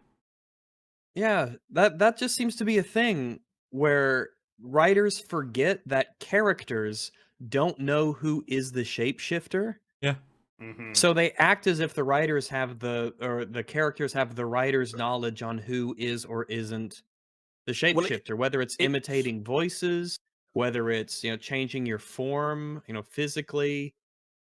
It wasn't shape-shifting though, was it? It was dream world. So once she's out of the dream world, she assumes she stayed out of it, kind of thing. And so, for those wondering, how could she possibly get away with not explaining this? Well, Elrond, the fucking spineless loser, says, why is it that you're saying we can't speak to Halbrand ever again? Where did he go, and what happened in that river? And Celebrimbor is as well, like, what the fuck happened there? And she says, Elrond, you once said you'd never make the mistake of not trusting me. You'd never make that mistake again. He's like, oh, you're making it difficult to keep that promise. So basically, don't ask me. And ironically, Okay. in this moment, I half wondered whether Galadriel was actually Sauron in disguise at this moment. Like, you have the Thing dynamic at play. Like, maybe, because there's a hard cut between the last time we see her, maybe this is actually him, and that's why they proceed with the forging of the rings, and she's deliberately not telling them anything about him. I thought that could have made a really interesting show, so of course that's not going to be what happened. Fuck, I just realized the one time Elrond keeps a promise is the one time he shouldn't. I think they're playing into the whole Galadriel is evil idea, because I think in season 2 they still want her to be going after Sauron, and they still want the will she, won't she kind of love thing between them. Oh god. Man. I don't want to have to Wow. watch that. I got a 2-year Well, buffer period, I guess, but still. Yeah, because this is pure Yay. dark, and they even get Elrond on side, like right at the end. So they give up on asking her what happened. They just don't care anymore. They're like, oh, whatever. When it's just like, what incredibly important news. I have confirmed that Sauron is not only alive, he was with us for a while. Like, gather all the information we can. Try and get spies. Tell people what Halbrand looks like. That's one of the many potential ways he'll look. There's so much stuff to do. It's so important. But no. I want to keep it a secret. I don't want people to know I'm fucking useless. Everyone's useless. I was like confused when I was first watching this. I was waiting for the scene where she would explain it. But just no. And then something really fucking strange happens. So Celebrimbor says, should we proceed? And she says, no. And he's like, oh no. And then she says, we must make 3 rings. 1 will always corrupt. 2 will divide. 3 will give balance. Your logic is impeccable. That's incredible. Fucking stupid show. That's incredibly stupid. I've never heard such a harshly dumb interpretation of what those numbers can mean. You could have said 1 will provide leadership, 2 will provide balance, 3 will provide chaos. Yeah. I mean, she's never played PlanetSide 2, obviously. That was the just can't idea that believe it. 3 different factions Or will balance each other out. StarCraft. Yeah. So she's under the impression that you need 3 because when 2 people disagree, you'll have a third person to sort it out, as if nothing else could ever happen. What if 3 people get corrupted? What if 3 What if people 1? disagree? It's already bad if 1 gets corrupted. Exactly. I don't By understand- definition, if 2 people side against 1 person, by definition, you've got imbalance. I do love that though. 1 is corruption, 2 isn't. It's like, why? Why can't you Why have 2 can't of the 2 people ones? be corrupt? So fucking dumb. And you were planning on crowning Gil-galad. It's not gonna be 1. Fucking hell. And yeah, she says the powers we forge today must be for the elves alone, untouched by other hands. Wasn't that the plan? Well, yes and no. So none of this should be happening. Obviously, I agree. there are so many. I do. Where do you even begin with the issues? Like, there are supposed to. I think there is 19 rings in total.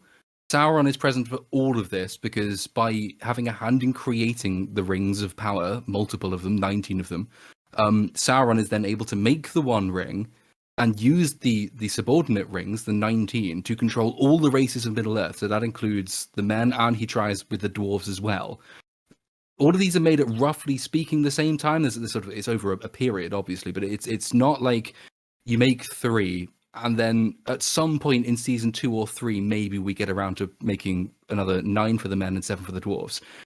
But because Sauron isn't there anymore either, Yeah. how do they even introduce these for the purposes to which they're put? You want to know? End of season 2, the dwarves will get them. End of season 3, the men will get them. End of season 4, the 1 ring will be forged, and then end of season 5, it'll end with someone going, and here is born Bilbo Baggins. Oh, Look at this cute little gosh. baby Baggins. That might actually do that. I His wouldn't own be spin-off fucking series. surprised. I wouldn't be I might surprised actually. either.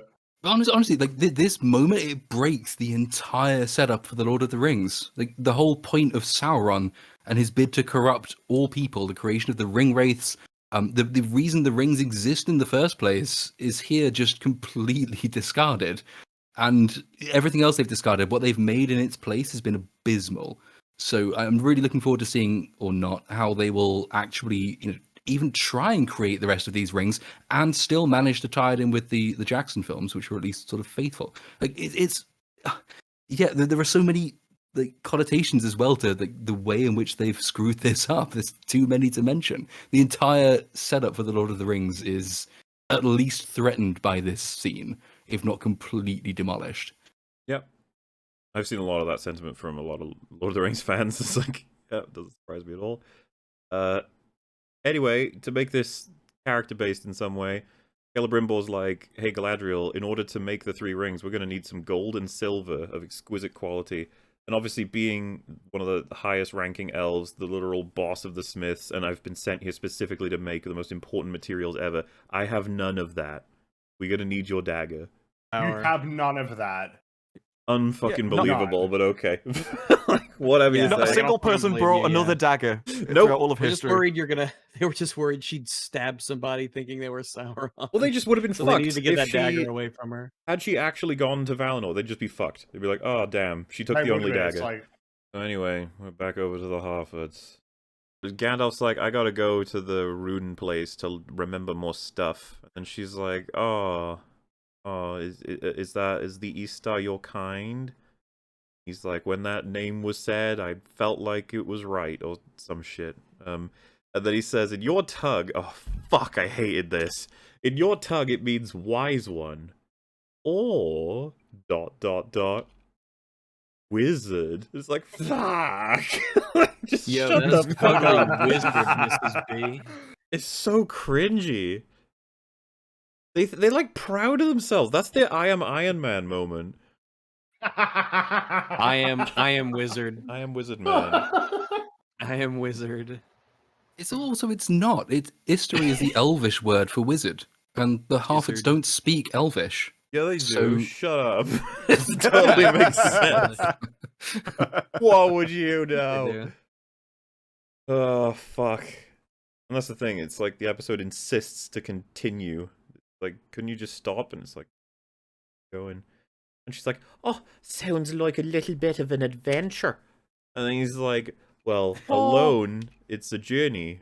Because adventures have to be shared. No. No.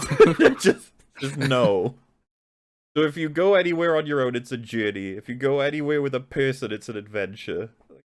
what is that? Like, this is just, you just made that up. You just made that up.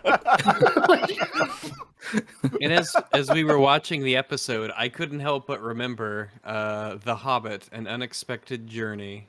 Well, yeah, but that's just Bilbo. There's no other characters. That's true. There's only Bilbo. Otherwise, it would have He been was the only called an one who went unexpected alone. adventure. Unexpected, yeah, adventure, yeah. Hero's journey is always done alone. There's never anybody else I tagging just- along.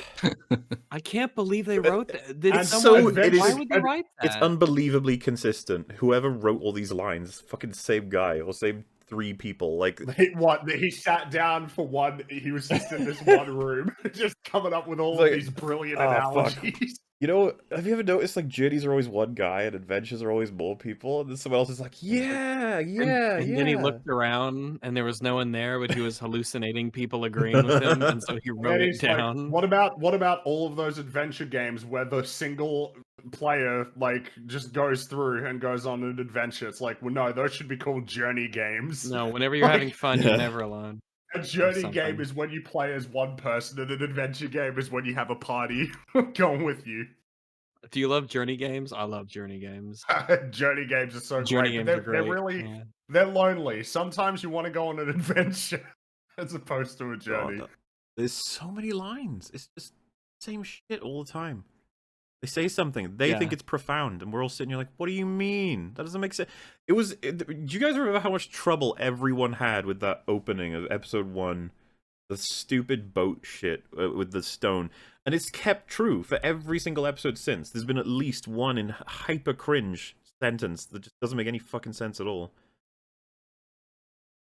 And you can tell when they made it, they thought it was so clever. I thought it was incredible, brilliant, profound. Oh, it's so funny. She's like, "We're gonna be heading downhill," and then Chungus says, "You're holding the map upside down." Cool. This, by the way, is very important that we see this. Not anything else. We need to wrap up this episode. It's hilarious. This is the comedy. Now, this is the end of the season. We got to end things on a really high, fun note. And you know, the Harfoots are they're just so fun. They're just so fun. And so we got to have that map thing. And there you so go, that- Rax. They said nobody goes off trail, nobody walks alone. Oh, it's better when Sadok said it. There it is. They recognize that he's dead now. Well, the whole map thing It is to the make it. acknowledgement that he's dead, or it's the acknowledgement that he said a thing better than someone else. Yes. He's No funeral, no burial, no putting flowers on a grave, no grinding up to make sausage or whatever the fuck they do. Just done. He's gone. That was the map thing. He was the map reader and the pathfinder.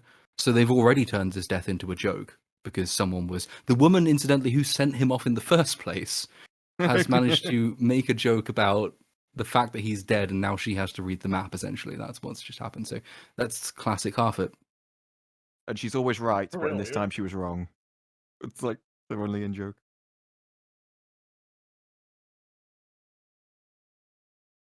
Pretty good stuff, really. Pretty good. I don't think. Are we ever going to see the Harfoot people again beyond the main lot? Obviously. Hopefully not. I hope not, but I could see that happening again.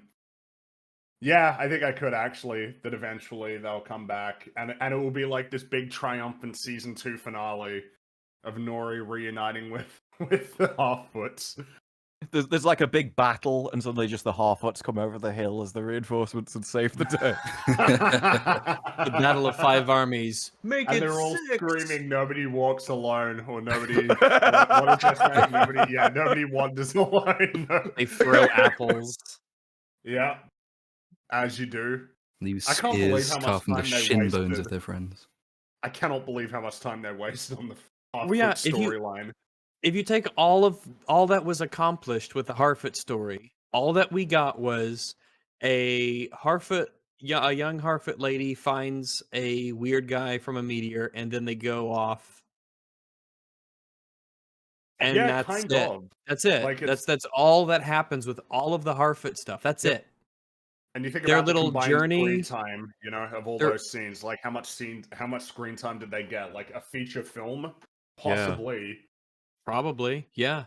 The This whole show wastes migration so much thing, the time. Stardock, the fat one, the family there was stuff, getting left behind. It's all none Nobody of that. goes off trail, and then she goes off trail, and then she regrets going off trail, but then she ultimately chooses to And then deliberately she's go off trail vindicated. again. That's right. Vindicated for going off trail, and that's it. And that she took will 2 hours. inspire Gandalf's love for the hobbits. Because Nori is fucking awesome. She's a great girl who's just out there for fun, adventure, and goodness. Remember, she convinced him he's good. Not female Bilbo, not female Frodo. That was actually the one thing that did surprise me. I was convinced that female Sam was going to go with female Frodo, but that didn't happen. I was surprised. I thought they would keep her around because I thought that they would bank on her being comedic relief. Yeah, I don't know. Maybe she will come back. Maybe she's the one who'll come back in season 2. Like she'll Maybe, run yeah. or waddle rather and catch up with them. Be like, I couldn't leave you She'll roll after behind. them. I couldn't Oh. do it. You're so wonderful, Nori. I went off Other trail. Harfoots. You're going off trail. I'm going off trail. The wizard's going off trail. We're all going terrible. off trail. And they'll nick the And they- line where she says, "If I take one more step, it'll be the farthest away from home I've ever been." Oh my god! I'm Don't you addicted to dare. consuming flesh. Don't you dare! Stay away. Start with sticky fingers all over things that don't belong to you. She'll proclaim her love of potatoes, much like myself, but They are good. So I've Talk been about letting her it play in the gaffer. background and keeping an eye on it. I have nothing to say about any of this. She's just saying goodbye to everyone, and it takes 10 years. yes, It's like they think that they've earned this. we care. They think we care Well, about that we their care, shit yeah, characters. that we even care about this. Farewell. I couldn't care less. Nope. You're terrible people, and I hate you. Mm-hmm. If it, the only to the extent I feel an emotion, it's relief for her that she's getting away from them. Yep. She I won't did get like that. eaten or whatever. Yeah. It's like she's just decided that no, I should stay on trail, I should stay with everyone and stop running off. And her family just turn around and go, "Can you please piss off? We don't want you here anymore." I would go find with that it guy. a little suspicious that she's like, I'm going to go on a solo adventure with the crazy, creepy hobo from space. Is that okay, Mum and Dad? Yes, go. Oh, okay. Yeah. Yes, this is. I mean, follow your heart. Yeah, follow your heart, and you will. Yeah, definitely. You should do that. It'll make you happy. So then we get Very strange. the biggest payoff of the season, the moment we were all waiting for. Me, Rags, and Fringy cheered when it happened. So I clapped. just on my before side. Nori gets out of there, oh my god, we get a slow motion hug from Yes, Angus right here. I like how they said goodbye, and then they said goodbye again in slow motion. As someone in chat has said, I cried. I did. I couldn't hold it back. This was I incredible. cried. They've been through everything together. Just wow, you know. And as was just mentioned, she did say goodbye earlier, but that wasn't quite the same. This is different. This is slow motion, which makes you feel more, if you know what I mean. It's a filmmaking technique you probably don't know, where you can see something slower and it'll make you feel things that are different than regular motion. Because we saw them hug in regular motion, which isn't not really as cinematically fluidly eccentrified in their elocution. If you understand what I'm saying, it's a little bit complicated. In slow motion, it doesn't. Well, you have the opportunity to remember and to relive all of the many deep and meaningful conversations that took place between these two characters. Well, like, why do you yeah. keep going off the trail, and why are you so unlike all the other Harfords, and why do you insist on going on adventures? And along those lines, just very, very meaningful and profound conversations that added so much to both their characters. Well, do you remember when Nori woke up and she was just eating stuff, and then she said, "Go look at how much food we have." That probably one of my favorites. And that will stay with me for at least a day. Mm-hmm. Maybe that's why she's so grateful. She's like, yes, one less person mean more food for me. Thank you. She's very thankful. Great stuff. I like the idea that they go back to them in season 2, and it's just Podge sitting there picking her teeth with the bones. Apparently, they were I fattening me up survived. to eat me, but I ate them. Oh, jeez. like, Harfoot life is like a BR. It's just the last person alive with. They all like split into big old groups until it just gets down to the last two. Yeah, so they have a very emotional goodbye, and it's so emotional. They're crying. They're both crying. She says, "You'll come back, right? You promise?" And she's like, "I will." So I think it'll be incredible at the end of season 5, where she finally comes back, and these two can share a bigger hug that's even in slow emotion, with many tears. She rides in on an eagle. Oh, definitely, yeah. An eagle that it has a sword in its mouth. It'll be Sauron's. It'll be like, I defeated him. Definitely dead. So, scene is still going.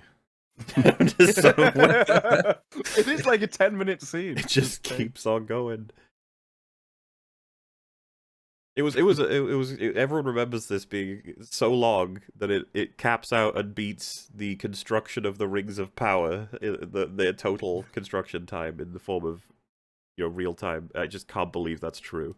Including Sauron's manipulation into And the entire explosion, like the thing. fail attempts, it would still cap it out. It's like, how is this possible? This is called the Rings of Power. Like, what? But they just knew that we were all highly invested in this. It's still going, by the way. I've just let it play. I was curious how long this would last. Wasn't there that line of dialogue that I just saw there when he says, "Are you sure?" And she says, "I've never been more certain than ever." And the next line of dialogue is, "If I look back, I couldn't leave." Right. Maybe that's supposed to be quirky. They highlight the fact.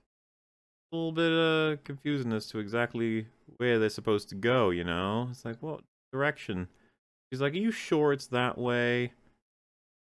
He says, well, there's a sweet smell on the air this way. Like, well, that doesn't tell you anything, does it? And he's like, when in doubt, Eleanor Brandyfoot, always follow your nose. This pisses off a lot of people because this is them being like, this is Gandalf. And it's like, no, it's not. This is a crazy hobo. Stop. Put it away. Sit down. You're going crazy with power. Okay, you need to stop. There's a sweet smell this way. You're standing next to an apple tree. Yeah. So that probably has something to do with it. And actual Gandalf says that in Moria, where they're not in an open random field, there are quite it makes clearly sense in Moria. delineated. Yeah. There's 3 directions and he smells fresher air in one of them, right? Meaning it's closer to an exit. Maybe he's like a shark and he can smell blood from like 300 miles away. I don't know why smelling sweetness would mean that that's where he needs to go. Is the place you're going sweet? Is that... No, 'cause it Maybe it can't just be, means fresh air. Like the Harfoots are in one direction, and he's like, if we go over here, there is an finally get away odorous from the stench. fungus over here. I don't know what it is. It could be your friends. Like, oh. They're going to Nirn, which is next door to Mordor. It's not a sweet smell you're looking for. Well, then they'll find out halfway through season fucking 4. They're like, oh, we need to go to Mordor.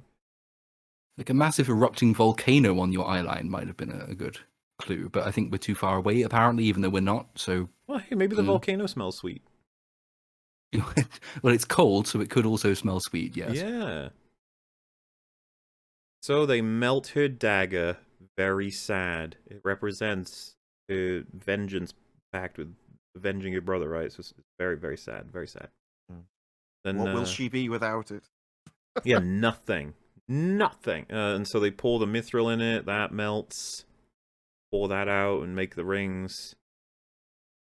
It's sort of like this realization of like, yeah, we're seeing it and we're gonna see them all. They're gonna make all the fucking rings eventually. And this mithril was so fussy that it wanted only like gold and silver from Valinor, but as long as you include a bit of steel, it doesn't really care about that. It's fine. It's not even separating it out. Just lob the whole thing in there. Yeah. Who cares about no. impurities? Coaxing it in. They're coaxing it. Okay, coaxing. They are Coaxing coaxing the whole thing in. I don't like how Never he mind. drops it into and it splashes. Like, bro, place it in. Coaxed it in. You gotta coax it. It'd be funny if it they over like there. put it on the table near it and then they hope that it crawls over because it's like, do you want it? Yeah. Just go grab And it. as someone said yesterday, when it's spinning, it kind of does look like the Eye of Sauron because they drop it bang in the middle. That's great. They like their eye imagery.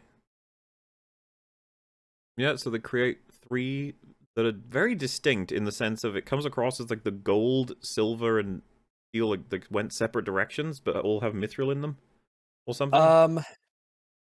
He chucked all the mithril into one pot. That's what I mean. So now, Grant, I'm no blacksmith or metallurgist or anything like that, but wouldn't they all be the same color when they came out? That's what I thought. But I don't know. Maybe put food coloring in the 3 splits. I once they're in legit there. don't know if there's something you could do. I just don't know, but I would assume if it's all poured from the same source, it would be the same color. Yeah. Also, as the rings are being forged, something very dramatic is happening, and it's kind of hilarious. It feels like a music video. Elrond's like walking around, and then he walks toward where he found Galadriel in the river. And he's like doing a big think around the area, and it's like, oh, what are we gonna find? He looks down and he sees that thing that describes that the line of men was ended for Halbrand's like the kings of the Southlands or whatever.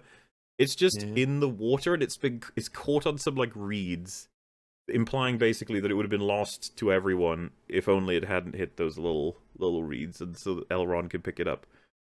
And now, It's a good thing it's still readable. Oh, you excellent! know? Yeah, it's not like the water would have destroyed it by now for sure. It's totally fine. Yeah, the ink and everything on the page. Yeah. Yes, it's right there. How unfortunate. Yeah, and so he reads it, and legit, I immediately was just like, okay, this won't change much, right? It'll just mean Ah, he knows that Halbrand would have not been the king of the Southlands, which you could probably have Not by inferred blood, already yeah. with the fact that Galadriel has said he is banned from this place. Like it's doubtful she would have had that perspective if he was still he legit. lied about being king, which is weird. You seem to be quite the advocate for him earlier, but that's fine. That's fine. But Maybe you didn't tell me that either. the way they film this, it's as though he's racing against the creation of the rings. Like he's trying to get to the top of the tower before the rings are complete or something. I found it very strange. I wasn't sure exactly what they were going for. But No, I think that's accurate. Yeah. Well, they wouldn't have to have these confusing little montages if they didn't spend 36 minutes with Nori saying Yep. goodbye to the fat hobbit. And so yeah, Celebrimbor's like, woohoo, we did it. She's like, woohoo, we did it. And Elrond's like, ooh, and he's holding the scroll. And I legit don't understand what they're trying to tell me. Like, what does he now know? What is so like? He's like, I know that Halbrand isn't actually the king of the Of Southlands. royal blood. It's not like he Southland knows blood, he's yeah. Sauron, though, right? He wouldn't have inferred that too. I don't think so. Please tell He me he couldn't didn't. Surely he couldn't know. Which means Yeah, it's a but- possibility in this show, but I mean, He knows- couldn't, right? That Galadriel has been acting weird. He knows Yeah. that Halbrand basically gave them the ability to make the rings in the first place. Yep. And so he probably knows they've been made for an alternative reason in some way.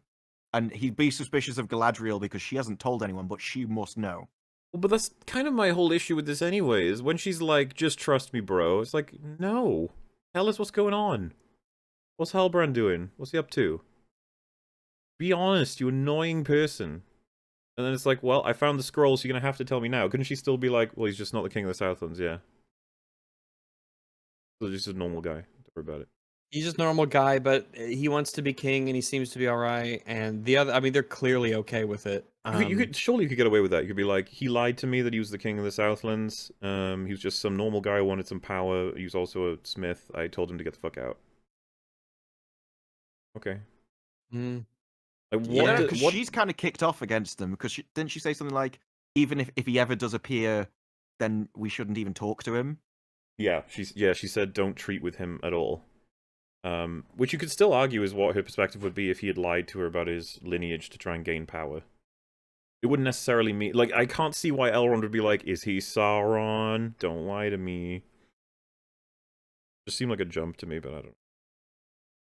We'll have to see. That'll be for Season 2 to show us. But they're the rings, everybody. Yep, there they are. Just, do you have any favorites? What's your favorite? I can't believe... Like, is the implication that if they had a decent amount of mithril that the rings would be better because they'd be pure? I assume so.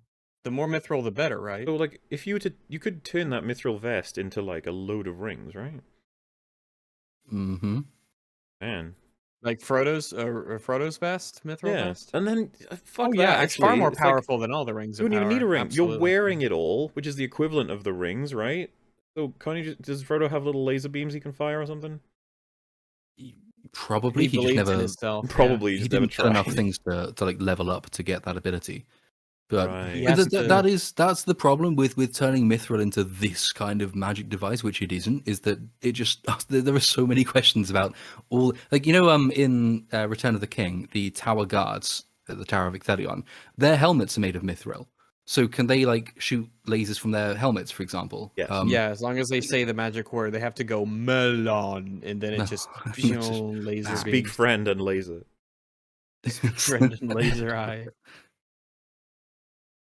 But yeah, the rings of power have been created for the elves now. That was a great journey, wasn't it? It literally happened in the space of like half an hour of episode. It went from being like an impossibility to happening complete. And even that's a really dodgy decision. Sauron wants you to make a thing with the mithril. And when he first started, it wasn't going to be multiple rings, it was just the one. But, you know, he wants you to make rings with mithril. Yes. So she thinks she's scuppered what she doesn't really know is his plan, but suspects is a plan by having 3 instead of 1. Wouldn't you think that... I mean, what's her reasoning there? Has she No not just, idea. as far as she knows, tripled his chances of success? Given that the forging of any ring is going to be something he wanted to see happen. Would it not have been more sensible for the elves just to say, you know what? Well, maybe the risk is too great and we should all just go back to Valinor instead. Would that not be the safer option? She'd have to convince them that, yeah, she'd have to convince I them still about think the it's Sauron retarded. She thing didn't and just that it's- tell them Sauron's behind all of this. Is she that worried that they'll be like, wow, you suck, you didn't spot him earlier? What Anyway- if she had told them it was Sauron, then they wouldn't have made the rings because they thought it was too risky. And so they would have gone back to Valinor, but now she's so like revenge driven even more that she wants to stay. So she's willing to have these rings created so they don't leave. So she can get revenge. Which makes her worse than I was Sauron. about to say, Yeah, Jesus I'm Christ, how not- much I do they want to think she's damage her evil. character? I mean, they've been pretty thorough so far, so. Yeah, I mean the show opened with her literally just wanting to leave someone behind in the snow who's 5 foot behind her. So she's not against sacrificing people to get revenge. But she'll learn by the end of season 5 to be a better person or something. And she'll go back to being normal. Probably in the last 10 minutes. Yeah. So then we get this yeah, we shot. see how An eye of Sauron. Oh, how clever, how quaint. And look, there's yeah. Mordor in it, and lightning. God, this show's so cool. Mordor's the thing from Lord of the Rings, if you guys didn't know. It's a big volcano. what? Why is there Oh, lightning? that sounds like a dreadful place. Does if volcanoes make lightning? Yeah. They can do. Doesn't I think lightning the like that- writers. I mean, that could have come from the thunderstorm above it, I guess. I don't even know what's going on in this place. It all seems very evil. I guess lightning's evil. It's an evil place. You know how it goes. I think the writers think they're being very clever here because so Sauron is kind of a satanic figure, and the modern conception of Satan comes from Milton's Paradise Lost, and in Paradise Lost there's a section on describing Lucifer setting out from heaven, which closes into this wild abyss where he stood on the brink of hell and looked a while, pondering his voyage for no narrow frith he had to cross. And I wonder if in this scene they haven't thought we're going to be really clever and be Miltonian about this, and we're going to have Satan standing on the brink of hell, pondering his voyage as Sauron looks out over Mordor. See, now this is a shot that they should teach Film school. in Yeah. Filmland. Can you Mordor was believe created that- by a sweaty hobo. It's unreal. It's legitimately incredible. I would have never guessed.